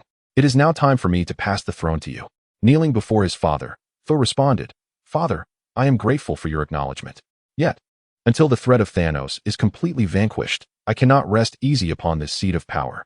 The universe still requires a guardian, not a king who languishes in a palace." Odin rose, having anticipated Thor's refusal, and took a newly forged battle axe from the hands of a guard. The axe, crafted entirely from URU metal, bore a handle formed from an unknown branch, while its blade shimmered with a starlit brilliance. "This is the Stormbreaker, a weapon fashioned by the Dwarven King specifically for you. It will significantly amplify your strength, and I have faith that you shall find it indispensable." Thor accepted the divine axe with both hands. Upon grasping it, an immense power resonated instantly with the godly might within him. If Mjolnir had been Odin's test to assess Thor's ability to wield his weapons, then this Stormbreaker was the instrument to elevate Thor to new heights after his awakening. With his newfound weapon, Stormbreaker in his left hand and Mjolnir in his right, Thor returned to Earth, carrying with him the ether particles. In Chapter 70, Ancient One and Dormamo, the Ancient One waved her hand, causing a teapot to tilt and amber-hued tea to pour perfectly into 2 cups. "Please, take a seat," she said as she settled down at one side of the stone table. Lin Xiao sat opposite her and took a sip from his cup, the tea's warmth complemented by a delicate floral aroma. "Now, may I inquire?" Lin Xiao placed his cup down, his fingers gently caressing the smooth surface. "What is the true nature of this situation?" The Ancient One's gaze remained tranquil as she noted Lin Xiao's directness and set her cup aside. "If you agree to one condition, I shall provide you with satisfactory answers to all your uncertainties regarding your origins, and you may also utilize the Time Stone." Lin Xiao's fingers paused. This offer exceeded his wildest expectations. He had anticipated a grueling negotiation or even a fierce confrontation, yet the other party was so readily accommodating. "What do you require?" he asked, his vigilance unwavering. "Assist me in thoroughly vanquishing Dormamo." The Ancient One's eyes deepened, revealing centuries of weariness and resolve. To eradicate him once and for all. Lin Xiao remained silent for a moment before replying, "Very well. If that is the case, let us commence at once."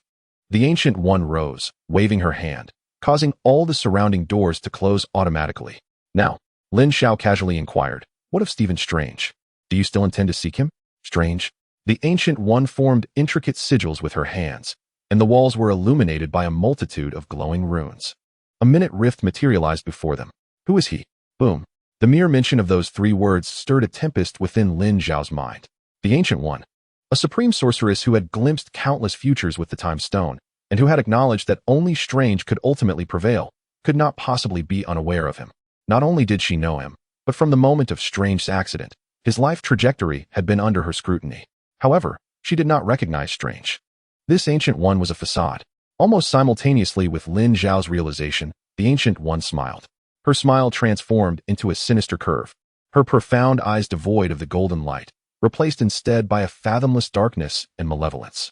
The Ancient One swiftly altered her sigils, and a pure, viscous darkness surged forth from her palms, instantly engulfing the entire room.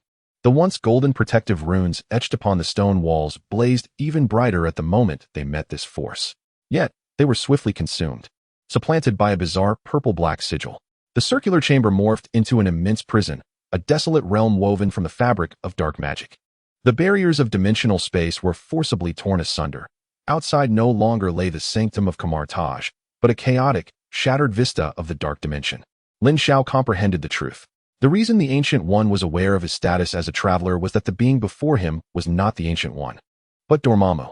His revelations could only be interpreted in one manner. Dormammu had exploited the Time Stone, repeatedly rewinding time. With each cycle, it conversed with him as the Ancient One, probing and extracting information, ultimately piecing together the puzzle of his identity. Among all entities, only Dormammu, existing within the dark dimension and transcending the concept of the timeline, could retain the memories of each cycle flawlessly during the Time Stone's regressions. As for Strange, Dormammu cared only for how to invade Earth and consume this dimension. He would never squander energy seeking an heir with the Time Stone. Thus he could not possibly be aware of Strange's existence. A perfect logical loop. You are indeed astute, Lin Xiao. A hoarse, overlapping voice, reminiscent of whispers from the abyss, emanated from the Ancient One, utterly shattering the facade. I have traversed through 970,000 iterations to craft a script that would flawlessly lead you here. However, it is too late for you to realize now. Dormammu's gaze swept over the swirling purple-black sigils, his voice laced with malice. This binding spell has been activated. Empowered by my dark laws, you shall not escape. My original plan was to utilize your strength to breach the dimensional barrier left by the Ancient One from within, allowing my complete descent. But now Dormammu's eyes fixated on Lin Xiao, filled with avarice. I shall slowly erode you with the dark laws, just as I did with the Ancient One, transforming you into a mere vessel. Then, I shall employ your hands to open the gateway to this world. Dark energy began to permeate the spell, imbued with a chilling aura and corrosive whispers, inexorably advancing towards Lin Xiao. Perhaps it is not as simple as you claim. His voice, though soft, clearly overpowered the hum of the spell. Dormammu paused momentarily. If this spell could truly grant you unfettered power, you would not need to draw me in. You possess the Time Stone. Without the Ancient One's obstruction, you could open a dimensional portal at will. I suspect this spell is a contingency left by the genuine Ancient One before her demise. Its primary purpose is to ensnare you, is it not? These runes restrict your freedom and suppress most of your powers, correct? A grotesque smile appeared on the Ancient One's face. Even if you have uncovered my ruse, it matters not. After all, time is on my side. Remain here and savor the gradual engulfment by darkness. Chapter 71, Cleansing Hydra. In the frigid metallic corridor, a piercing alarm shattered the profound silence. The red emergency light spun wildly against the walls, staining every corner with a sanguine hue. A bolt of explosive arrows descended from above, striking precisely at the junction of an automated defense turret. Boom! Flames erupted, and metallic shards scattered in all directions. Suspended from the steel beams of the ceiling, Hawkeye coolly retracted his longbow, knocking a new arrow with a flicker of eerie blue electricity at its tip. His gaze pierced through the chaos below, locking onto every moving point of firepower. Natasha, 3 o'clock, 2 heavy machine gunners. His voice resonated clearly through the tactical channel, reaching his teammates' ears. No sooner had he spoken than a shadowy figure darted from behind cover. Natasha Romanoff executed her movements with no superfluous gestures. Her body traced an incredible arc amidst the hail of bullets, her Glock handguns unleashing flames in a steady rhythm. Pop! Pop! The foreheads of 2 Hydra soldiers erupted in crimson blooms, their heavy bodies collapsing backward. Without a moment's pause, she rolled to evade a barrage of gunfire, smoothly sliding into the embrace of a Hydra soldier. He barely registered her face before feeling a jolt in his wrist, a searing pain, as his rifle was wrested from his grasp. In the next instant, the cold muzzle of a gun pressed against his temple. Bang! Natasha utilized the enemy's weapon to extinguish the enemy's life.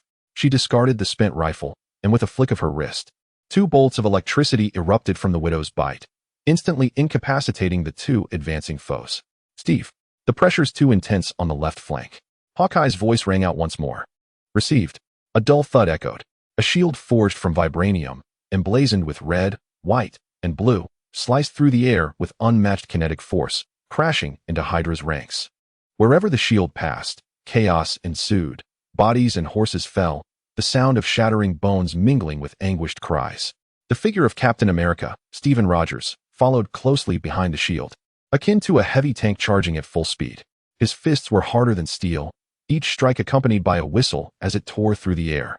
A Hydra agent attempting to ambush him with a tactical dagger found his arm seized, flipped over his shoulder, and brutally slammed onto the metallic floor, his chest caving in. Another soldier wielding an energy weapon was about to fire when Stephen closed the distance, delivering a powerful punch that sent both man and gun crashing against the wall. Lifelessly sliding down, the shield rebounded off the wall, tracing a perfect arc back into his hand. Clang! Stephen raised the shield before him as a barrage of bullets struck, sending up a shower of sparks, yet he did not budge an inch. Careful! Some troublesome foes are approaching. Natasha observed several soldiers clad in heavy exoskeleton armor emerging from the depths of the base. Their movements were stiff, their gazes vacant. Yet their strength and resilience far surpassed that of ordinary men. Clint! Stephen bellowed. Leave it to me. Hawkeye had already locked onto his targets. He withdrew 3 specially crafted arrows from his quiver, their tips thick and cylindrical. The bowstring was drawn taut. Buzz! The 3 arrows flew in a formation, not aimed at the exoskeleton soldiers, but rather at the ventilation ducts above them. The arrows embedded themselves into the ducts, instantly deploying grappling hooks that secured their hold. In the next moment, high-frequency sound waves erupted from the arrowheads. The piercing, invisible sonic waves engulfed the entire corridor. Ordinary soldiers experienced splitting headaches, while the control chips within the exoskeleton soldiers emitted tortured shrieks under the intense vibrations. Zzz. Electric sparks erupted from the seams of their armor. Several exoskeleton soldiers cradled their heads, collapsing to the ground in agony, completely incapacitated. Opportunity. Stephen surged forward like a tiger descending from the mountain, breaching the enemy's defenses in an instant. Natasha, like a wraith, flanked the enemy's side, her silhouette flickering in the strobe lights, and with each appearance, a Hydra soldier fell. The rhythm of battle was entirely under the control of these 3 Avengers. 30 minutes later, the last gunfire faded within the central control room. Stephen kicked open the heavy alloy door, with Natasha and Hawkeye closely following in a combat formation. The room was devoid of life, save for the enormous screen still flickering with the Hydra emblem. This is Black Widow, Natasha panted, pressing the communicator. Target neutralized. Repeat, Siberian base has been cleared. There was a long silence on the other end of the communicator. Moments later, Nick Fury's voice emerged slowly, tinged with a sense of relief. Well done. This was the last one. The last major Hydra stronghold we are aware of. Fury approached the control console, observing the list of S-H-I-E-L-D personnel scrolling on the screen, over a third of which had been marked with the vivid red Hydra insignia. His expression was profoundly complex. The origin of all this traced back to that general who arrogantly challenged Lin Xiao in the strategy conference room. Fury had exploited that general, following the thread to pry open a glimpse of Hydra's entire infiltration network. One point led to a line. A line unraveled a web. With a thunderous approach, Fury initiated an unprecedented purge within S-H-I-E-L-D. From the top office of the Triskelion in Washington to field stations around the globe, countless high-ranking agents, supervisors, and even council members were simultaneously brought under control. The Hydra influence within S-H-I-E-L-D was uprooted in this sudden storm, and the scattered remnants of Hydra bases and armed forces around the world were systematically eradicated under S-H-I-E-L-D's Iron Fist. S-H-I-E-L-D was now a solidified entity. Chapter 72, The Reality Gem. Avengers Tower, top-floor conference room. On the massive holographic projection screen, a dignified black man clad in traditional attire sat upright. Behind him loomed a throne room suffused with futuristic technology, 2 female guards wielding vibranium spears, standing immobile like sculptures. Prince T'Challa of Wakanda. Mr. Stark, your proposal, if I may be blunt, is rather fanciful. T'Challa's voice was steady, laced with a subtle detachment. Wakanda had adhered to a principle of non-interference for centuries. Our people live in peace and prosperity. Why should we involve ourselves in what you suggest could become an interstellar war? Tony Stark interlaced his fingers, resting them on the conference table. The bloodshot veins in his eyes had yet to fade completely, yet his focus was razor-sharp. Your Highness, I comprehend your concerns. Perhaps the term possible lacks sufficient persuasion. Tony turned slightly, and the screen behind him immediately switched to a series of images. The ruins of the New York battle, the Chitauri ships, the colossal Leviathan beasts, and that hauntingly deep wormhole. But these are not possibilities. They have already occurred. The heroes of that war were the Avengers, yet the devastation wrought was unprecedented. T'Challa's gaze was piercing. Frankly speaking, your very existence incessantly attracts troubles from the cosmos. Captain America, Steve Rogers, spoke up with his voice forever imbued with integrity and earnestness. We do not come to claim your vibranium, but rather to seek your collaboration in establishing a global defense system. This endeavor is not for America, nor for the Avengers, but for every soul residing on this planet. Chala fell silent, surveying Steve and then Tony. Collaboration? He slowly shook his head. You know nothing of Wakanda. Yet you demand we relinquish the very foundation of our nation. Tony met his gaze with unflinching resolve. There exists a purple-skinned madman traversing the universe, collecting 6 gems endowed with the power of creation. His objective is to eradicate half of all life in the cosmos. Madman's ravings, scoffed Okoye, the captain of Asgard. From behind him, is that so? A bitter smile crept across Tony's lips. The wormhole above New York was opened by the power of one such gem, and that madman is known as Thanos. At the mention of Thanos, Chalia's pupils imperceptibly contracted. Though Wakanda remained hidden, it was not isolated from the world.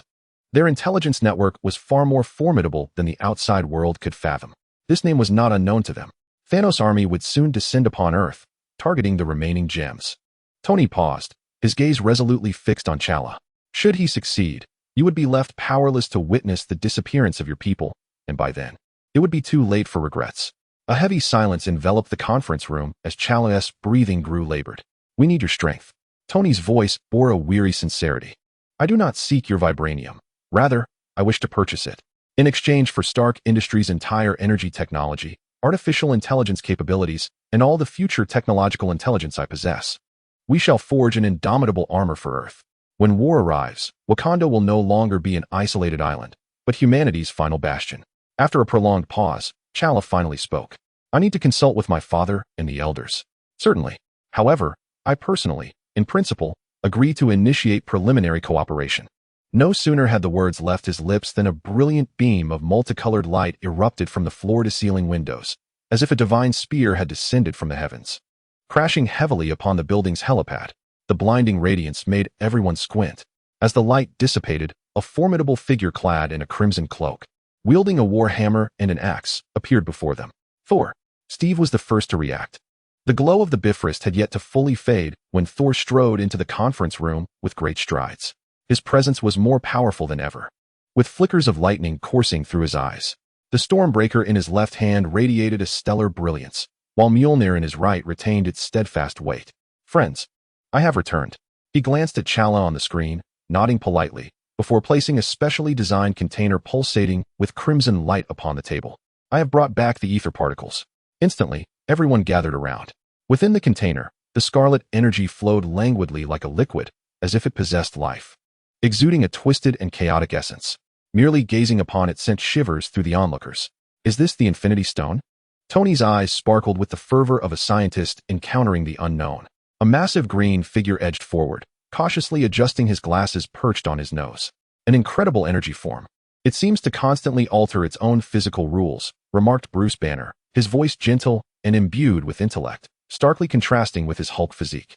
After extensive self-regulation and gamma-ray experimentation, he had successfully fused his intellect with Hulk strength, becoming a new entity, the Green Doctor. It is the Reality Stone. Thor's tone turned grave. It can turn all fantasies into reality, and it can also render all reality into nothingness. In the hands of Malekith, it nearly plunged the universe back into darkness. Can we use it against Thanos? Natasha inquired. For instance, to create a weapon specifically designed to counter him? Tony's mind began to race, or perhaps, to directly alter reality so that he simply does not exist? No, Thor categorically denied. The power of the Infinity Stones is beyond mortal control. To forcefully wield, it would only result in being consumed by its might. Not to mention the futility of attempting to use a single stone against Thanos, who would possess the others. The enthusiasm of the group was doused like a splash of cold water.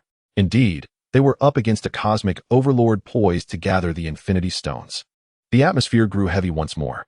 If only Lin Xiao were here, Clint Barton instinctively remarked. The statement rippled through the hearts of all present, reminiscent of a stone cast into still waters. They all recalled that mysterious and powerful man, who always appeared at critical moments to resolve issues through unimaginable means. But now, he was absent. Pengu, Tony whispered. I am here, Mr. Tony.